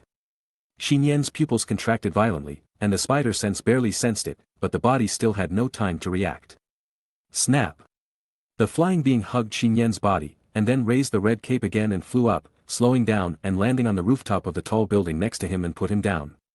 Nian looked along the fluttering red cape and recognized the identity of the person in front of him at a glance. But because of this, he felt a little unbelievable. Senior Nian, are you okay? Kara Danvers blinked, turned her body slightly, and smiled at him. I said, I will let you see my true appearance. Now, this is the true posture of my clan. Chapter 110. Nian was in a daze. The person who appeared now was the schoolgirl who was 1 year younger than him, Kara Danvers. Only. In front of her, Kara Danvers is wearing the same Superman suit as Superboy. The dark blue top is close to the well-developed girl's body. There is a conspicuous family totem logo on her towering breasts, and a bright red stripe below. In a knee-length combat skirt. A pair of beautiful girl's legs are tightly wrapped in shiny black stockings, and the bottom feet are covered with a pair of dark red combat boots. Senior Nian, what do you think of me looking like this? Superwoman blinked her eyes deftly and playfully, her beautiful face more gentle and confident than usual. The dark blonde hair behind her has no restraints. Under the sun, each hair strand seems to be plated with platinum light, flying freely but not messy in the strong wind. Like a special girl deity. It's beautiful, Nian admired sincerely, and then said as if he had come to his senses. Are you, a Kryptonian? Yes, Kara Danvers nodded, with a sad look in her eyes. Superman is actually my cousin, he and I are the only two Kryptonians left in the world. Are you Dachao's cousin? Nian felt that this relationship refreshed his understanding, but he quickly realized that now was not the time to discuss this. Nian glanced down at the shining golden protective silver bracelet, looked up at Superwoman and said solemnly, "Right now, there should be a battle taking place over there in Metropolis, do you know?" "Of course, I participated in the war now, you were right before, now that Carl is no longer here, I should become Supergirl." Kara Danvers responded firmly. Nian didn't know what to say. He was just thinking about comforting the person, but he didn't know that the other person was really a Kryptonian. Supergirl continued, "I set off from home and passed over the school, and then I found you and senior sister Gwen at the corner of the stairs, it was a bit bold. That's because my abilities require it." Nian waved his hand awkwardly, and then said solemnly and seriously. "Please take me with you, my aunt is over there, and I also want to go and join the war." I thought Kara would refuse or hesitate. Unexpectedly, Supergirl Kara Danvers agreed immediately, "Okay." Nian was slightly stunned. "But before that, you need this, right?" Superwoman smiled slightly, her feet suddenly floated off the ground, her body suddenly flew towards Nian, and something soft gently touched his lips. It was a kiss that was a little green and fragile, but still proactive and unexpected. "I have no intention of admitting defeat yet, but I have just begun to join the war." Superwoman Kara Danvers, with platinum blonde hair and red cloak moving, said as warmly as she announced. Nian could no longer hear her words. As the girl's tenderness came from his lips, his body seemed to be exploded from the inside out by a bolt of lightning at this moment. Genes that were more powerful than the variants, mutations, and even Greek demigods he had experienced before, took over his body almost instantly. Normally, if Nian holds two abilities at the same time, generally, they will amplify and superimpose each other to strengthen each other, and evolve into another combined ability posture. But now, when Nian already possesses the spider ability, an ability that is many times more domineering directly replaces it as the dominant core of the body's ability at this moment. The spider ability actually abdicates and gives way to others, and is willing to help the body control this overbearing power. Auxiliary capabilities of abilities. This is Kryptonian power. The Earth, and even the entire universe, has an extraordinary physique that is one of the best. Superman mode. Nian, who gained Kryptonian abilities for the first time, felt at first that he seemed to be omnipotent. Yes. He could see the entire city of Washington at a glance, see through the bodies and souls of passers-by on the street below, hear the plane engines flying across the sky at the end of the city, and hear the ants crawling on the rooftops not far away. Can clearly perceive urban areas several kilometers away. Nian knows that omnipotence is false, but now he feels that even if God comes in person, he can press the other person to the ground and rub him hard. Normally, if a Kryptonian with an extraordinary physique like Nian holds it for the first time, he will definitely lose control and go berserk on the spot. But now he still has spider powers. As an auxiliary skill, the spider physical ability seemed to form countless invisible spider threads in the body, helping Nian control the power of Krypton in the body. It's really possible to achieve this. Can even the physical abilities of our Kryptonian clan be obtained through this method? Supergirl Kara Danvers' eyes flashed brightly. At this time, her first thought was yes. In this way, wouldn't the Kryptonian clan be able to expand their clan on Earth? Nian, who didn't know what Supergirl Kara was thinking, tried to swing his upper body, but the shirt on his upper body was broken directly, revealing his strong upper body like steel. "Senior Nian, try this," Superwoman said, and at the same time reached out to hold Nian's hand. Nian could clearly feel that a strong yet soft invisible force was covering him like glue. Nian understood something and held the other person's soft little hand in turn. Energy also radiated from his own body, intertwining with the dense energy surrounding Superwoman. "This is a biological standpoint," Supergirl explained. "It is equivalent to our strength, and it is also a kind of energy. As long as it is used properly, we can smash the entire building with one punch. Or we can punch through a cave that allows people to pass through. It can make the body as hard as steel, or it can make the body appear as soft as an ordinary person." "I know, let's go to the battlefield now," Nian exhaled, and a cold wind blew out of thin air in front of him. "Then take off," Supergirl Kara smiled, and her feet left the ground again, floating steadily on the rooftop half a meter above the ground. "How can I fly?"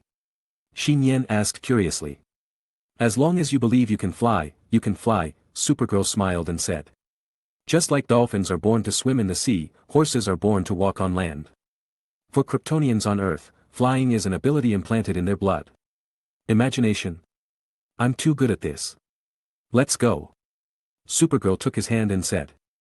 Okay, let's go. Nian took a deep breath and his mind moved. As the surrounding air exploded, the two of them flew into the sky like two rockets, breaking the sound barrier at a height of 1,000 meters above the city, and flew towards the direction of the metropolitan city at a high speed. Chapter 11. Since Superman became famous for fighting against the Kryptonian warship alone a year and a half ago, the world has discovered the existence of the god of the world hidden on Earth. Countless scientists and researchers have begun to study and analyze Superman's abilities crazily and obsessively. Among them, the most popular research literature is not the Man of Steel, super flight, super strength, super speed, perspective, thermal vision, cold breath, etc. but biological standpoint. So the question is, what is biological standpoint?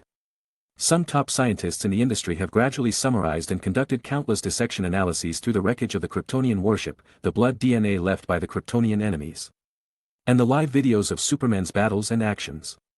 Finally, based on the current scientific upper limit knowledge on Earth, a preliminary conclusion was drawn.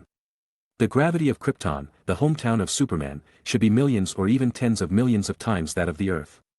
The environment is extremely harsh, and even light cannot escape from the closed environment of Krypton. Therefore, the Kryptonians who were born and lived on Krypton for a long time, their body cells will emit a special force field since birth, so as to distort space and achieve the effect of counteracting and offsetting the strong gravity. This special force field radiated by the Krypton body can maintain the integrity of the basic particles of the body or object, and has ductility, and can break away from itself to cover other surrounding objects. Of course, biological standpoints consume physical energy extremely. So the physical constitution of Kryptonians continues to adapt and evolve, and cells can absorb energy with maximum efficiency, especially solar energy. So, this unreasonable alien race that was born and grew up is itself one of the greatest miracles of the universe. Once they are allowed to leave Krypton and come to a planet like the Earth with abundant solar energy, they will show all kinds of invincible extraordinary powers. Under the sun, thousands of meters above the city of Washington, two figures flew through the clouds at high speed, like a fighter plane, but smaller than a fighter plane, like an eagle, but faster than an eagle. Naturally, it was Supergirl Kara Danvers, and Nian who had obtained superhuman abilities for the first time. In the process of moving to Metropolis City, Nian began to gradually master the skills of flying ability, and used the biological standpoint of entity thought to cover and protect the few pants left on his body his shoes accidentally broke when taking off. Otherwise, at the current high speed of flight, they would be blown away by the strong wind in an instant. Then he would not be a Superman Nian, but a real perverted Superman. However, Nian's biological force field was not used delicately enough, so it continued to extend to the nearby Supergirl, and did not just cover the clothes lightly, but wanted to uncover the Supergirl battle suit a little roughly, and go deep into the inside to wreak havoc. Supergirl Kara Danvers naturally noticed this and subconsciously used her biological standpoint to block and isolate, but perhaps because Nian's Superman ability itself came from her. The biological standpoint instinctively did not block at all, but enthusiastically opened the defense mechanism to invite Nian to go deeper. At this moment, Nian and Kara, who were flying, were stunned at the same time. Nian only felt that under his super-doubled senses, it was as if the biological standpoint of a third invisible big hand covered an extremely soft and radiant petite body, and a wonderful feeling radiated from the depths of his brain. Kara felt that she was touched all over at once. In particular, Nian was now naked with a strong and strengthened upper body, and because he was not very skilled in flying just now, one hand was still tightly holding her slender waist. Each other's bodies and biological standpoints were tightly entangled. Even though Kara seemed active and unrestrained on weekdays, she was still a girl after all. Her face immediately turned red, and she whispered, "Senior Nian, you are too strong, can you let go of your hand first?" "Oh, sorry." Nian reacted and hurriedly let go of his right hand that was hugging the girl's waist, and withdrew the biological standpoint that was deep in Kara's body. Result: Nian accidentally withdrew his biological standpoint. So, in an instant, a piece of torn clothes fell from the clouds. Nian. Supergirl. In Metropolis, in a multi-layered protective blockade building, a spaceship with a strange shape, which is obviously a product of alien technology, is quietly parked here. Scientists can only study the appearance of the spaceship at most after all, with the current level of Earth technology. There is no way to crack the hatch access control of the spaceship, and it is even impossible to use unconventional means to forcibly break the outer shell of the spaceship to enter the interior. However, at noon today, this spaceship was like welcoming its own children, jumping for joy, intelligently and autonomously opening the hatch of the spaceship, and lighting up the lights inside one by one. The spaceship is welcoming the return of the daughter of Krypton. Supergirl Kara Danvers, wearing a female Superman battle suit, and Nian, who was barely covering her body with a red cloak, walked in behind her. Although the intelligence system of the Kryptonian spaceship was surprised by Nian's identity, it also scanned his unique Kryptonian genes. "This is the spaceship that brought my cousin to Earth. I've also hibernated here. There should be a lot of Superman suits here." Supergirl took Nian into the cabin. As she spoke, wardrobes opened on both sides of the corridor of the spaceship. The wardrobes lit up with soft white light that was not dazzling, and sets of men's Superman suits with built-in capes and different background styles floated out. Kara's face showed a look of nostalgia and she said softly, "These clothes are suitable for our clan and are also a symbol of our clan. They are divided into ceremonial clothes, diplomatic clothes, and casual clothes. My cousin seems to always wear the one he likes. Everything here is if you haven't worn it yet, please choose one and wear it." Nian glanced at them briefly and found that these Superman suits were all similar. He couldn't tell which one was about etiquette and diplomacy, so he thought to himself that he could just choose a color he liked. Then, soon, Nian had the answer in his mind. Clothes, cloaks, and boots were all of a dark background. Nian put on this black supersuit. The suit immediately fit the contours of his body and automatically fixed itself to a comfortable and fitting size, presenting a body that was forged from steel. Contour. "It suits you very well," Supergirl's eyes flickered. Unexpectedly, Nian finally chose Krypton's home clothes, which made her eyes soften, as if she had entered some kind of family role. "This clothes is very comfortable." Nian moved his body a little and felt that even if he didn't use the biological stereo, it would not cause damage to the ultra-black suit made of unknown materials. At this time, Supergirl Kara Danvers seemed to have noticed something, and she took a few steps forward and came to the somewhat chaotic and messy interior of the spacecraft cabin. "How is this possible?" Supergirl's body trembled, and her heart seemed to be greatly shocked. "Kara, what did you find?" The dark cloak was raised slightly, and Nian quickly came to her side. "Here, there is an escaping biological stance, this familiar feeling." Supergirl's eyes were full of brilliance, and she blurted out. "How is this possible? My cousin has been here, just now."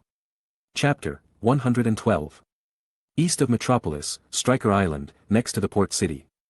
This was the place where Superman and Doomsday fought their last battle. After that battle, Superman and Doomsday perished together, and the city area within a radius of several miles, including the abandoned factory, was razed to the ground. Later, in order to commemorate the dead superhero, Superman, a vast memorial square was rebuilt as the center of the battlefield. Almost every day, a large number of citizens pass by the Superman Memorial Square. Even though there are no buildings or signs on the square, only the golden light of the sun shines day by day.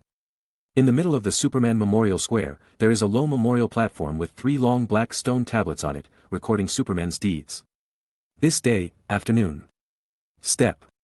A black-haired man with a bare upper body and only a pair of black trousers flew from the sky to the square platform. He looked to be in his early 30s, with a face like a knife and an axe, tall and strong, and his upper body was like steel pouring and forging, with muscles like an assembly line showing a sense of power. The black-haired man landed barefoot on the cold, flat floor tiles, his eyes filled with confusion and bewilderment, as if he didn't even know the purpose of coming here. His eyes fell on the center of the low platform, where 3 long black stone tablets stood. A huge, S-shaped totem was engraved on the ground, and a line of obvious English was engraved next to it. "If you are looking for his monument, please look around." The look in the black-haired man's eyes became more confused, and his breathing became slightly faster. "Who is the he written on it? The special totem on the ground, why does it look so familiar?" Before the black-haired man could think more, behind him, in the square in front of the low platform, 4 figures rushed here with their own extraordinary abilities. Aquaman Arthur Curry, holding a silver trident weapon, jumped to the ground with amazing jumping power. Wonder Woman Diana Prince, carrying a sword and shield and wearing an armored battle skirt, fell from the sky. Cyborg Victor Stone, whose body was basically mechanized and flashing red energy light, flew down, and finally, Flash Barry Allen, who appeared and stopped at a very fast speed with silver lightning flowing beside him. If Nian was present, he would definitely know that the current configuration was the standard member configuration of the superhero organization Justice League as described by his aunt. Well, there was only one main founder missing, and the other party was on the way. "We really succeeded." Wonder Woman Diana looked at the black-haired man standing on the platform and sighed. That's right, the black-haired man in front of him was the dead superhero. God of the world, Superman, Kal-El. However, Superman Kal looked at the 4 members of the Justice League who were present, and his eyes narrowed slightly with confusion and defensive expressions. Something is wrong. Wonder Woman and the other 4 on the field all realized this. He's scanning us. Cyborg's left eye flashed with electronic red light, and he couldn't help but speak nervously. No way. What's going on? Aquaman and Flash subconsciously tensed up. He's confused and doesn't know who he is. Wonder Woman suddenly realized that the resurrected Superman Kal-El was not complete enough, at least there were some problems with his memory. At this moment, Cyborg's mechanical body twisted and twitched slightly. His mechanical body, which was reshaped by the mother box, was instinctively afraid of the powerful Kryptonian existence in front of him because of the top technology of Apocalypse, so he made a passive defensive behavior. The mechanical left hand was raised forward uncontrollably, and the arm switched to attack mode, launching a small missile. Boom! Superman Kal naturally easily avoided the missile sideways, and the missile that missed blew up a black stone tablet behind him. It's broken. The faces of the people in the Justice League changed. Just as they expected. Due to the stress defense behavior of Cyborg, Superman Kal looked at the 4 people again, and the doubt in his eyes turned into hostility. The strongest existence that should have been resurrected as a savior has become an enemy at this moment. Half a minute later. The center of the Superman Memorial Square was in a mess, the stone tablets were all destroyed, the ground was full of pits and depressions, and the Flash, Aquaman, and Cyborg fell in different places. It's not that they are too weak with extraordinary powers. It's that Superman Kal, as an opponent, is not at the same level as them. Even if the 4 people joined forces at the same time, they were knocked to the ground in less than a minute, just like adults bullying children. Of course, being equivalent to a child is not bad. Ordinary humans are as weak as ants to him. Pata. Superman Kal's eyes still have the red temperature of hot vision. He faces Wonder Woman, the only one standing on the field, and lifts up the opponent's battlesuit shoulder strap with one hand, and his forehead slams directly on Wonder Woman's forehead. There was a clang. The artifact starlight crown on Wonder Woman's forehead withstood the blow. Kal-El, wake up. Wonder Woman said, and at the same time, she hit Superman Kal's head back slightly. This was the biggest and most obvious blow given by the 4 members of the Justice League from just now to now. Just this one time, it seemed to completely anger Superman Kal, and his body surged with a powerful pressure that was like reality. Ha! Superman Kal's body suddenly floated up, looking down at Wonder Woman coldly from above, leaning back to briefly accumulate strength with his waist and the back of his head, and then hitting Wonder Woman again with force. The sound barrier was directly broken. Seeing that Superman Kal's forehead was about to hit her head, Wonder Woman opened her beautiful blue eyes, but a black figure fell from the sky at a high speed, just in front of her body.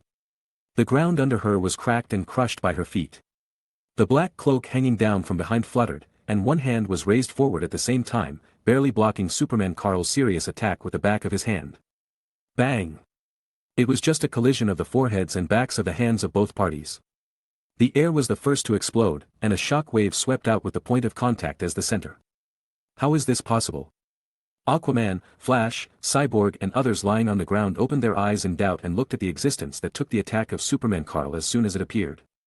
Superman Kal floating in front also showed obvious surprise. It can be seen that it was a mysterious young man wearing a black Superman battle suit. He was over 1.8 meters tall, with a handsome face and a body that was also forged like fine steel. The battle suit showed muscle curves like the aesthetics of power, and a head of vigorous and thick black hair was flying wildly. You are, Wonder Woman's beautiful eyes flashed with a strange light, staring at the profile of the mysterious young man. Although the person in front of her seemed to be a few years older and entered the stage of adulthood ahead of time, his appearance was more resolute and sunny than before. And his physique was tall and strong after being strengthened by dual physical abilities. His body shape was as perfect as if it was divided by the golden ratio, and his overly strong aura was extremely inconsistent with the usual. But she still recognized the identity of the mysterious young man in the black battle suit at once. Moreover, the bracelet on the black-haired young man's wrist under the black battle suit also echoes the protective silver bracelet artifact on his right hand. It's Nian. No. To use a more appropriate term, it should be Black Super Nian. Chapter 113. Superman Memorial Plaza, Field. You're not late, are you? Auntie. Nian received Superman Kal's blow, turned around, and winked at Wonder Woman. Wonder Woman Diana Prince looked at the superhuman Nian and hesitated, not knowing what to say. Finally, she felt a little helpless and raised the corner of her mouth and whispered softly. If you don't go to school well, you'd better run over here, already. Of course, don't think about leaving me behind, Nian smiled. He knew that in his aunt's eyes, he was probably a child who would never grow up and wanted to be protected behind him. However, if Nian was given another 11,000 choices, he would still come regardless of the cost. It's not for the so-called protection of the world, just to protect one person, just like that person has protected him behind him for more than 10 years. Call out. At the same time, Kara Danvers, wearing a blue and red female Superman suit, flew down next to Nian, and the strong wind carried by her lifted up the gravel and dust on the ground. Supergirl looked at Superhero floating in the low altitude in front of her, her eyes full of excitement, and she shouted, "Carl, is that you?" Superman Kal-El's tough face was obviously moved. He glanced deeply at Supergirl, and then returned to Nian, who blocked his attack. His eyes were like metal that had been forged in a furnace for a long time. Hot and red. The intention is already obvious. Kara, take them out of here. Nian, wearing a black Superman suit, said decisively. Okay. Superwoman Kara knew that she couldn't do anything to her cousin Carl, but she didn't know what kind of state Carl was in now. She was in a dilemma and didn't know what to do. At this time. After hearing Nian's words, she instinctively followed his instructions. If so, do it. Supergirl's body suddenly moved, and she flew to the side at a speed that human dynamic vision could not capture. With one hand in each hand, she carried Aquaman and Cyborg, who were lying on the ground, and flew away from the center of the square. The Flash personally is still very fast. Hey, put me down quickly, it's not like I can't fight. As a burly, strong and bearded man, Arthur the Sea King felt extremely embarrassed to be carried out of the battlefield by the girl Kara. However, before he could finish his words, he saw two heat rays shooting out of Superman's eyes in the square below, and standing beside him the mysterious young man in super black suit in front also has red eyes and shoots out a heat vision that looks like a laser beam. Black Chow Nian and Superman Carl just looked at each other with their eyes. The four materialized red lasers struck each other fiercely. Zitsy. The dazzling red light and the sudden rise in temperature made Sea King Arthur Curry, who was 20 or 30 meters in the air, feel like a fish on land suffering from the sun. Until then, Neptune suddenly realized that the Superman just now was not in his true colors yet. Sizzling. The black Superman Nian stood in front of Wonder Woman, his eyes glowing with scorching red heat vision, and he looked into the heat vision of the pseudo-black Superman. The two sides seemed to be engaged in an energy confrontation. They looked at each other for 10 seconds.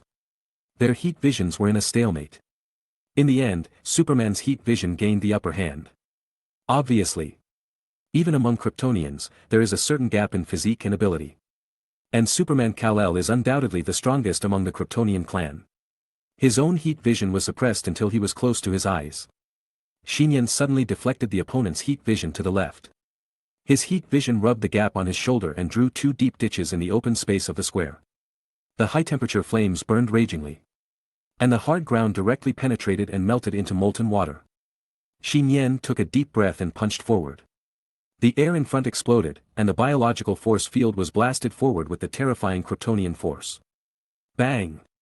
Superman, who was punched in the middle of the chest, flew backwards, and his body smashed into the low platform with a high-speed afterimage, completely smashing the broken black stone tablet and collapsing it.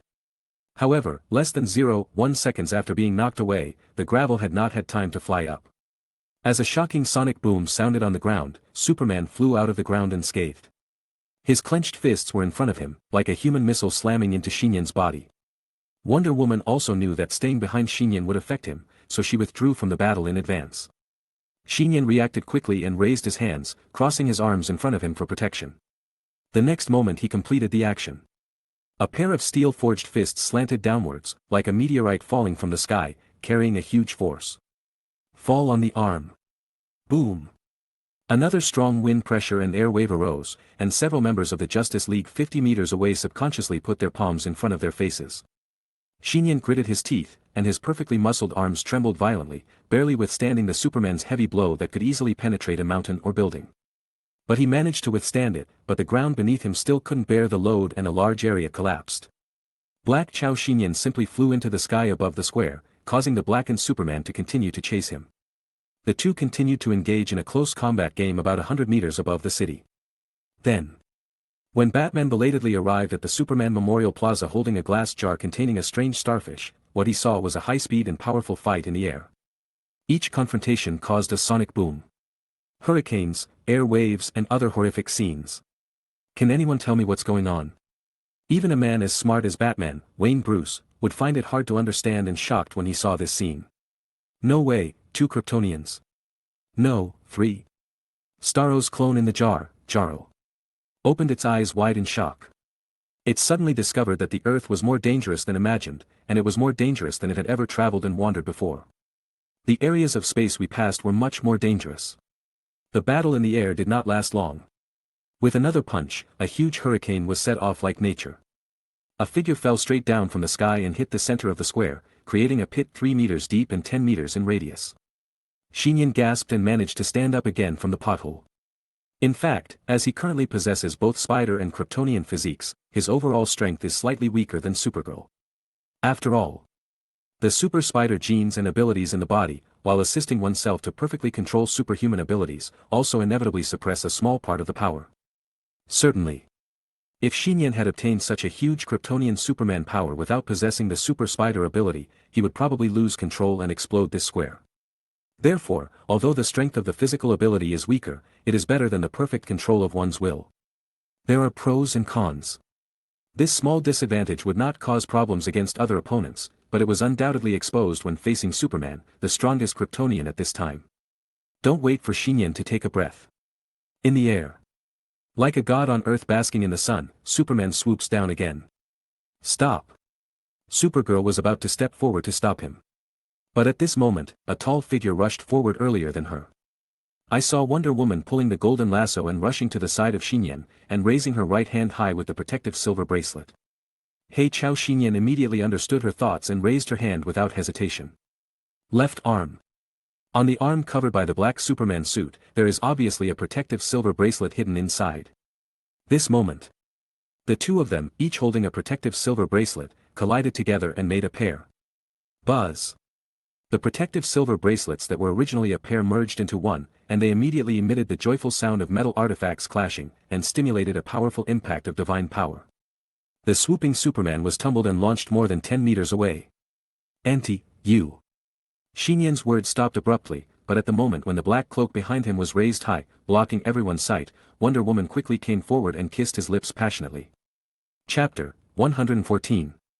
The kiss was quick and fleeting, but it contained extremely hot emotions inside. Before the black cloak covering the two of them fell down, Wonder Woman withdrew her sexy lips and quickly kicked back and exited the pit.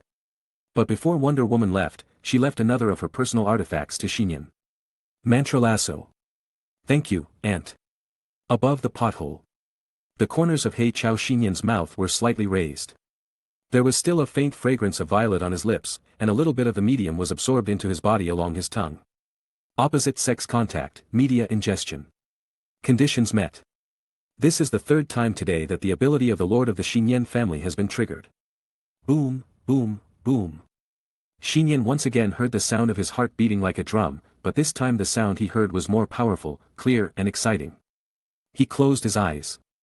It was as if I could see that 50,000 years ago, many centuries ago, there were many powerful old gods standing on the Olympic mountains, and the lightning intertwined with vast divine power instantly shone into the depths of the dark universe. His ears pricked up. It was as if I heard from the original site of Krypton, billions of light years away, the shocking cry of the Kryptonian people unwilling to be exterminated, and finally pinned all their precious hopes on the two children. Love and strength. The ancient Greek gods, the Kryptonian clan, and the genetic abilities of the two strongest races on Earth and Krypton are simultaneously experiencing an unprecedented convergence in the bodies of human teenagers. The two different abilities originally promised to determine the strongest, but with the help of the super spider ability. Countless invisible spider threads seemed to be formed in the body, and the two isolated and invincible abilities began to gradually pull and merge into one.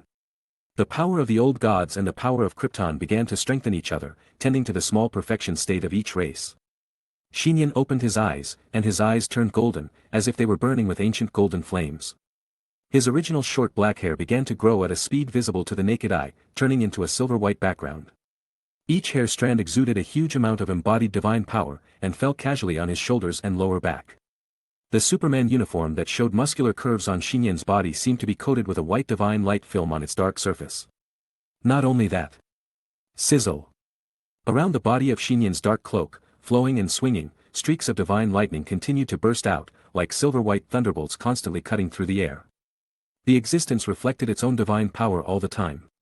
Call out. The mantra lasso left by Wonder Woman suddenly started to move on its own, like a golden dragon floating in the air. It came to the back of Xi Nian's head at high speed and spun into a wheel to form a golden halo. Whoops! An unprecedentedly powerful momentum rose from the young man, ruffling the hair and sleeves of everyone dozens of meters away. This is. At the same time, he possesses the super spider, the power of the old gods, and the Kryptonian physique, the true form of the super deified Xi Nian. What is that? Everyone in the Justice League outside the battle, as well as Supergirl in the air, all opened their eyes in surprise. The Flash instinctively felt that the electric light that continued to glow around the body of the young man in the super black suit at this time was somewhat similar to the scene when he used the Speed Force. Except that it only occurred when he needed to run at the speed of light, while the mysterious young man simply stood in place. Cyborg's mechanical body suddenly trembled violently, and the red light in his chest and left eye converged and went out. Neptune on the side quickly supported Cyborg's body and asked, "Are you okay?" He was really a little scared. At this time, Cyborg fired a missile due to his own passive defense mechanism. "I'm fine," Cyborg took a deep breath, as if he knew what Neptune was thinking, and looked at the young man on the field and said bitterly. "Don't worry, all the defense mechanisms in my body have been automatically turned off just now." He said fearfully. "Did you know? Even when facing the Superman just now, my mechanical body reshaped by Apocalypse technology was only instinctively afraid to attack and defend itself, but now, the defense mechanism does not even dare to make a sound. It's not just fear, the Apocalypse technology in me judged that the existence in front of me was impossible to fight against, so there was no need for defense." Neptune was silent. His body and mind were in shock now. The blood of the Atlantis Emperor seemed to be trembling, wanting to surrender. "Diana, can you tell me, what did you just do?" Batman held Kenluo in one hand and asked solemnly towards Wonder Woman who had just withdrawn from the battle. Wonder Woman never took her eyes away from the young man, showing an expression even more confident than herself. "Just watch carefully, everything is almost over. This feeling is really amazing."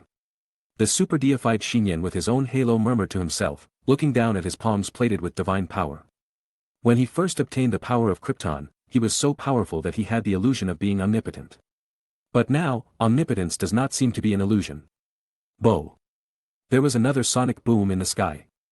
Superman Karl swooped down at high speed, and in a flash he was close to Xi Nian's head, swinging a Superman punch that exploded the air.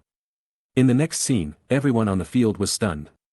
The mysterious young man was still looking down at the palm of his right hand, but his left hand had been raised up at some point, firmly blocking Superman's fist on the palm of his left hand. A punch that was powerful enough to destroy the mountain building was completely drained of its power in an instant. And the ground under Xi Nian was intact. It was the biological force field that covered the square and the ground. Superman was also stunned. "Superman, haven't you recovered your memory yet? I'll let you wake up a little." Whoosh! A strong hurricane broke out locally, and Superman was immediately swung by Xi Nian towards the blue sky. A white cloud that just happened to float and stop above the square suddenly broke a huge hole in the middle, and a beam of brilliant golden sunlight fell on Xi Nian. Superman continued to go up without slowing down, thousands of meters, 10,000 meters, and disappeared at the end of the sky in the blink of an eye. "Karl." Superwoman became nervous when she saw this. "Don't worry, he will be fine," super deified Xi Nian said in a low voice. The next moment, his body disappeared on the ground of the square, leaving only a circle of white air waves radiating outward. At the same time, the white cloud with a hole in the sky completely dissipated. In less than a second, super deified Xi Nian came to the dark and silent outer space of the earth, with a dark cloak fluttering, and the golden lasso forming a golden halo seemed to be fixed behind his head.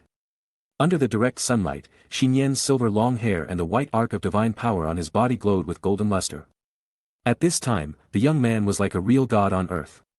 Behind him, the earth showed its true appearance like a blue sphere. Chapter 115.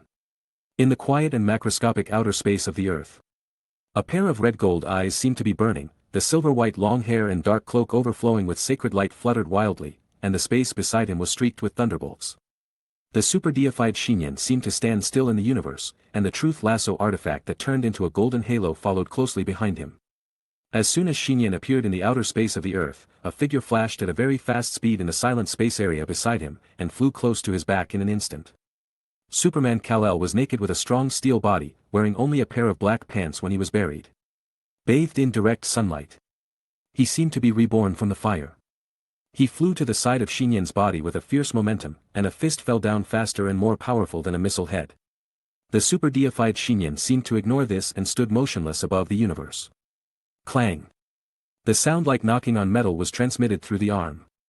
Superman's pupils contracted violently, and he saw that his fist was blocked by the golden halo floating behind the young man's head before it landed on him.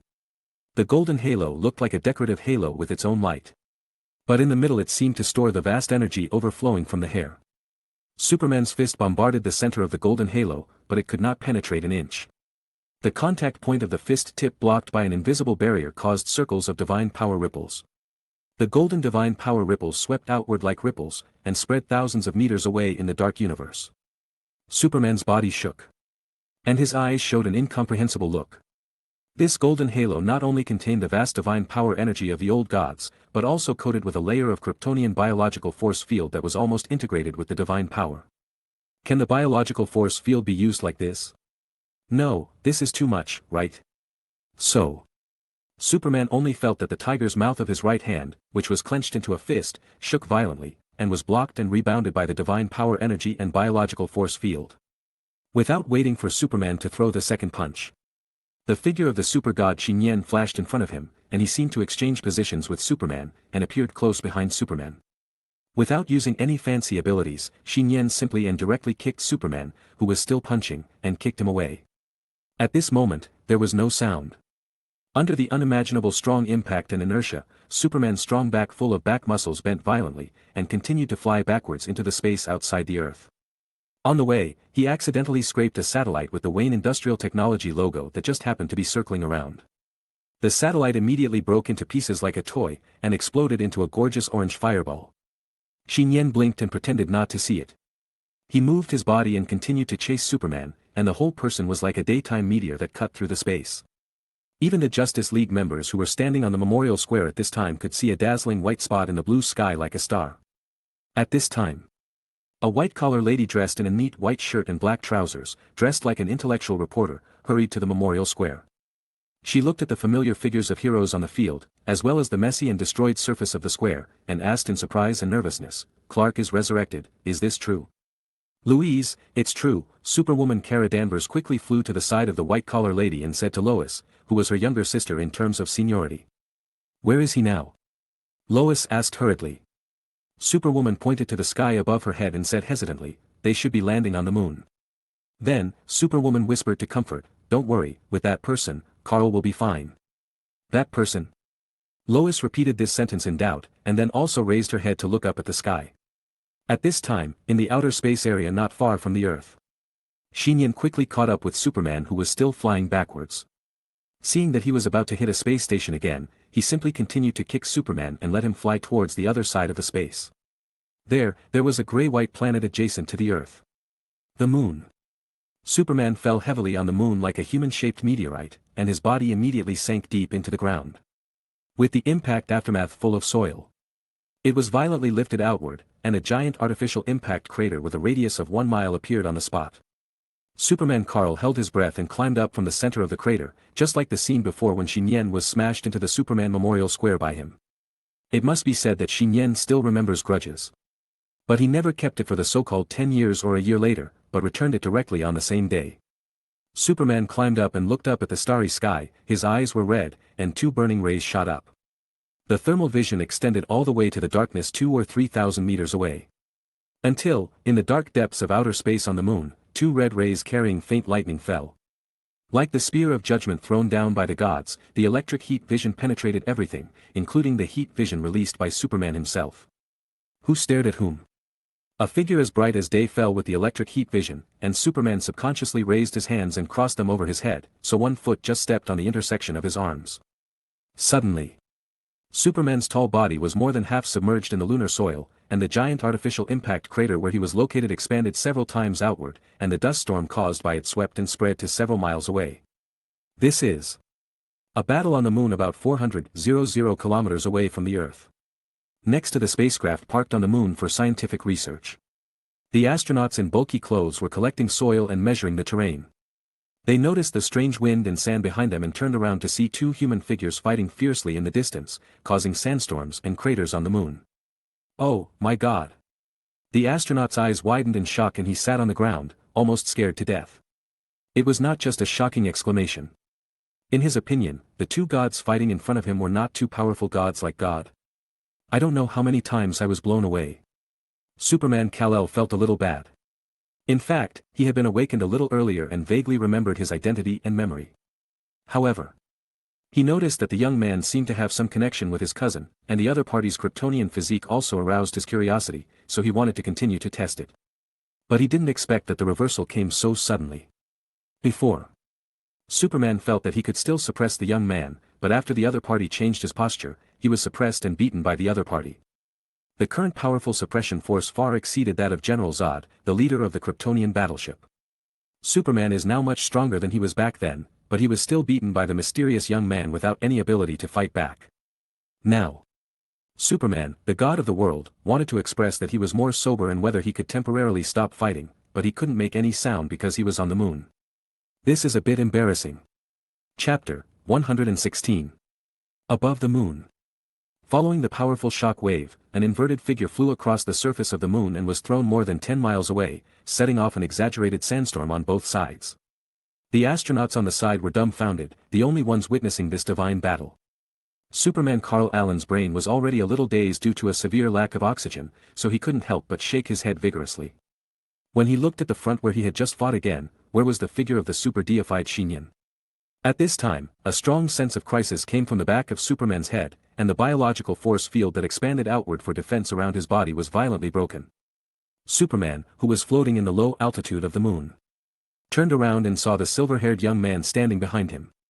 A golden lasso shot through the air like a swimming dragon, with white electric light lingering on the rope. It quickly passed through the gap on his naked upper body, spinning several times quickly and binding his hands and feet together. The lasso, an artifact that glows with golden light and electric light, not only contains the divine power to suppress the body, but is also coated with a strong biological force field, which makes the already tough rope artifact even stronger.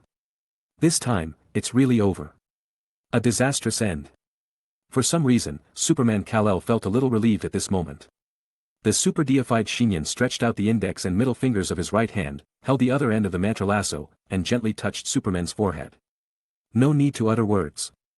Nian transmitted what he knew about Superman's identity, the death of Superman and Doomsday, and some changes in the world after Superman's death, into Superman's mind through the lasso of mantra. Superman's eyes flashed with confusion and sluggishness at first, but soon he completely regained his clarity, and the last piece of the missing mental puzzle in his heart was completed. Completed all. Nian did not just tie Superman back to the earth, but showed enough respect to loosen the mantra lasso, and the mantra lasso returned to the back of his head and turned into a halo. Supported by the divine power of the super-deified Nian, who is as vast as the peak old god, as an artifact, it seems to have awakened and is more spiritual and powerful than before. Nian gestured towards the earth in the distance. Superman nodded slightly and did not attack Nian again. The two of them seemed to know each other without fighting. They had a high degree of tacit understanding right after the battle. Then, before the astronaut not far away almost fainted from fright, Nian and Superman flew away from the moon, which had many new craters and abyss. Earth, Metropolis, Stryker Island. On the Superman Memorial Plaza, Nian, who has his own light pollution special effects, and Superman, who has regained consciousness, return here. Louise, a female reporter wearing a ring on her ring finger, quickly stepped forward and threw herself into the arms of Superman, who greeted him with open arms and a knowing smile. The super-deified Young landed neatly on the square, looked at each other with Wonder Woman and Supergirl, and said nothing. Tell me, what's going on now? Nian looked like a god, and his gentle and steady voice seemed to carry divine power. Naturally, he would not waste the opportunity of the current superposition state, and quickly got to the point, wanting to solve the remaining hidden dangers in one fell swoop. Wonder Woman Diana also understood what he meant and said quickly, "It's very pessimistic, the 3 mother boxes were all taken away by the Steppenwolf of the Apocalypse Force." "Steppenwolf, where is it?" Nian continued to ask, his eyes flashed with 2 frightening electric lights, as if the death of a certain existence was pronounced at this moment. "I don't know," Wonder Woman shook her head and said solemnly. "After we used the last mother box to resurrect Superman, Steppenwolf took advantage of the chaos and took away the mother box, and now it should have returned to its construction somewhere on the Earth alien base. I think I have a way to know where it is." Cyborg suddenly flew back to the square and said. "My father finally heated the 3rd mother box and marked it, as long as we scan and investigate, we should be able to. It just takes a certain amount of time to find the location of Apocalypse Base. Batman walked forward with Jarlo in his arms, feeling that he had finally entered the field he was good at, and quickly joined the conversation. I can operate it in the Batcave. So, let's go back to the Batcave now. The Flash asked curiously. At this time, all members of the Justice League gathered for the first time, including Superman, all turned their attention to the mysterious young man on the field. Although Batman is the main founder of the Justice League and is smart enough, the entire Justice League combined is far less reliable than the current mysterious young man. Even if the young man had only taken action for less than 5 minutes, it was enough to convince all the superheroes who had their own arrogance and ability in their hearts. There's no need, just wait for me, the super-deified Nian shook his head. He dropped these words and then flew directly into the sky. At extremely fast flight speeds, sonic booms are severely delayed. In the next moment, Nian flew to the near space of the Earth. He looked down at the beautiful ring-shaped blue planet in the universe. With your back to the sun. Standing on the edge of space, the super-deified Nian spread his hands, and from his steel body covered with ultra-black armor, streams of white daylight, like spider silk and like small lightnings, suddenly overflowed. Like a little sun.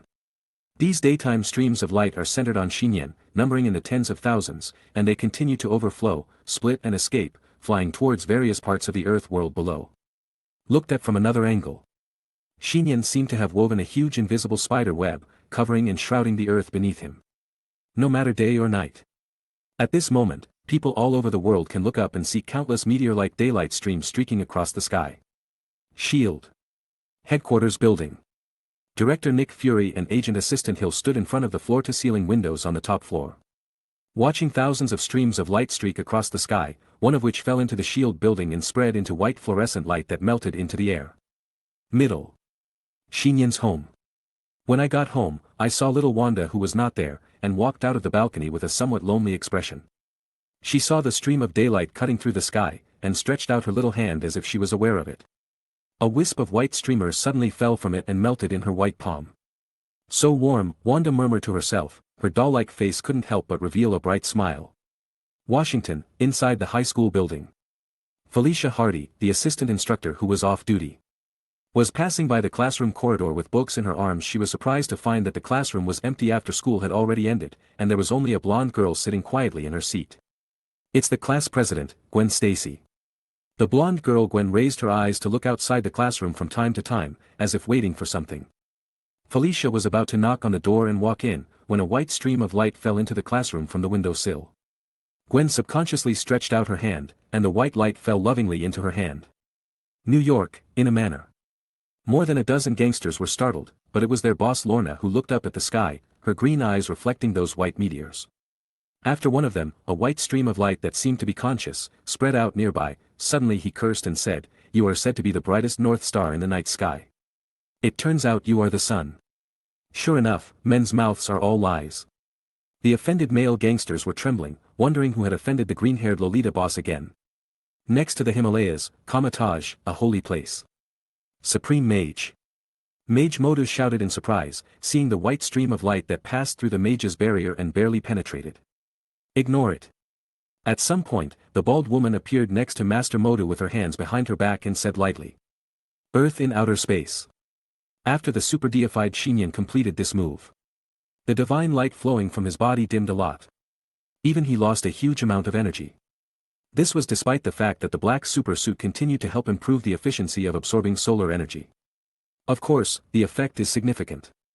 In Nian's mind at this time, he suddenly received a massive amount of information from all over the Earth. This 1/10,000th of information placed in the mind of any ordinary human being on the Earth is enough to completely paralyze his brain. Thanks to Nian's similarly enhanced brain can handle it properly. After processing quite a bit of information, Nian found the location of a highly suspected apocalypse base. In fact, he also wanted to take the opportunity to find the location of the missing Peter.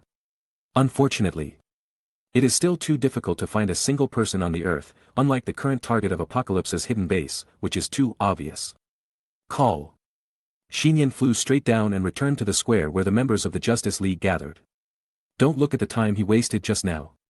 In fact, only 20 seconds had passed since he took off and sent out energy spider silk to find the target. The target base is here. Nian opened the palm of his right hand and used white divine power to construct a three-dimensional image of the Earth. See the coordinates of the Earth displayed on Nian's hand. Wonder Woman, Batman, The Flash, and Cyborg almost blurted out, "It's Pozernov." Neptune shrugged, suffering the consequences of being uneducated. Wonder Woman explained empathetically, "It is a ghost town not far from Moscow, it was abandoned after a nuclear accident 30 years ago, now even the local army will not enter." The Flash couldn't help but complain, "The radiation intensity there may be so strong that it can make an arm grow out of a person's neck." "I know, that is indeed the best place to build the Apocalypse base," Cyborg said quickly. Apocalypse technology can easily use the nuclear radiation there as the main energy source for the base, and it is not easily discovered by us humans. Now, the radiation there should be basically exhausted. Then what are you waiting for? Get ready to go now. We will discuss the specific response plan on the fighter plane. Batman said in a deep voice. With the roar above his head, a black bat fighter plane landed from the sky in the open space of the square. Didn't you notice? The great god has already left. Only then did Neptune and others notice that the mysterious young man was no longer in the square. Missing are Superwoman and Superman. Steppenwolf is in danger. Chapter 117. Thousands of meters above the metropolitan city, a bat-shaped high-tech fighter jet sprayed tail flames and was flying at full speed towards Pozernov in Russia. The interior of the Batplane's cabin. Wonder Woman, Batman, The Flash, Aquaman, and Cyborg prepare themselves for the final battle when they arrive at their destination. Batman temporarily took off the helmet of the Batsuit, revealing a weathered and resolute handsome face. He looked at the other heroes in the cabin and said, "The most important issue now is not Steppenwolf, but what must be considered. What should we do if the mother box is already Trinity? It's not that I don't believe in Superman, or even that powerful helper just now."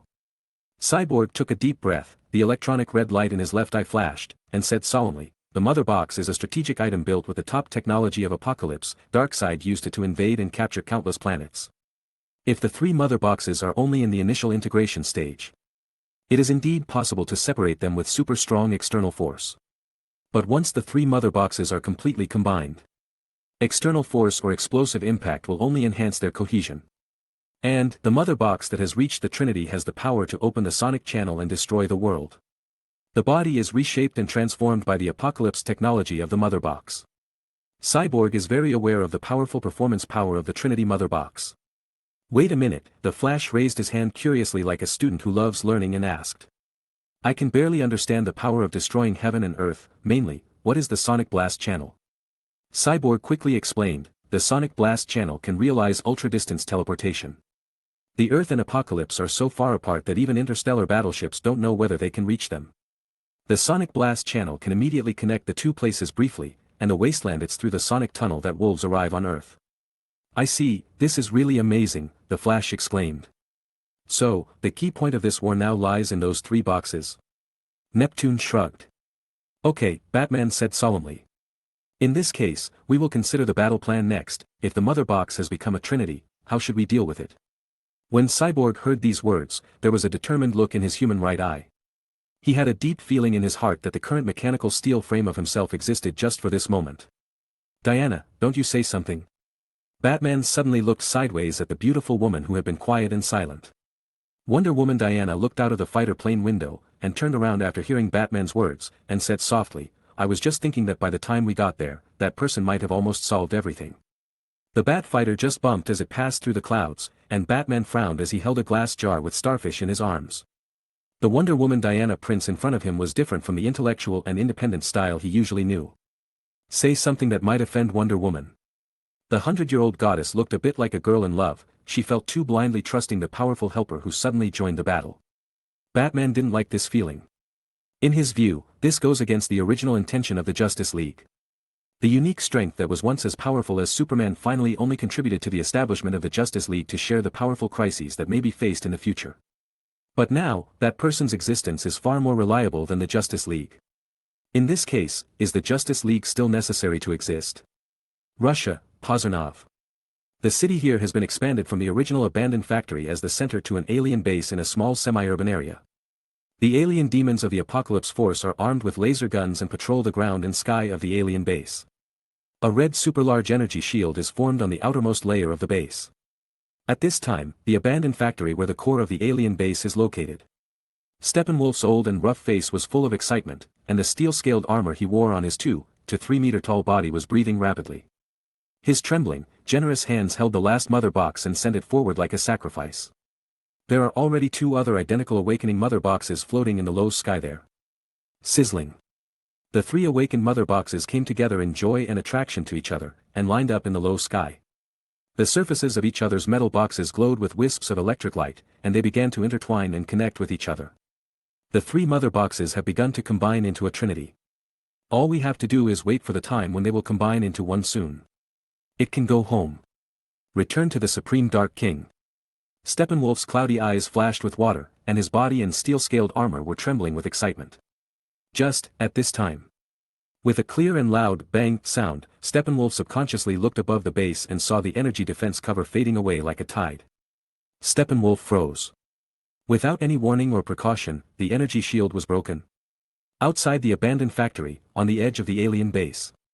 A stream of human-shaped light as bright as day broke through the energy shield and forced its way into the alien base from the sky. Call out! Call out! Call out!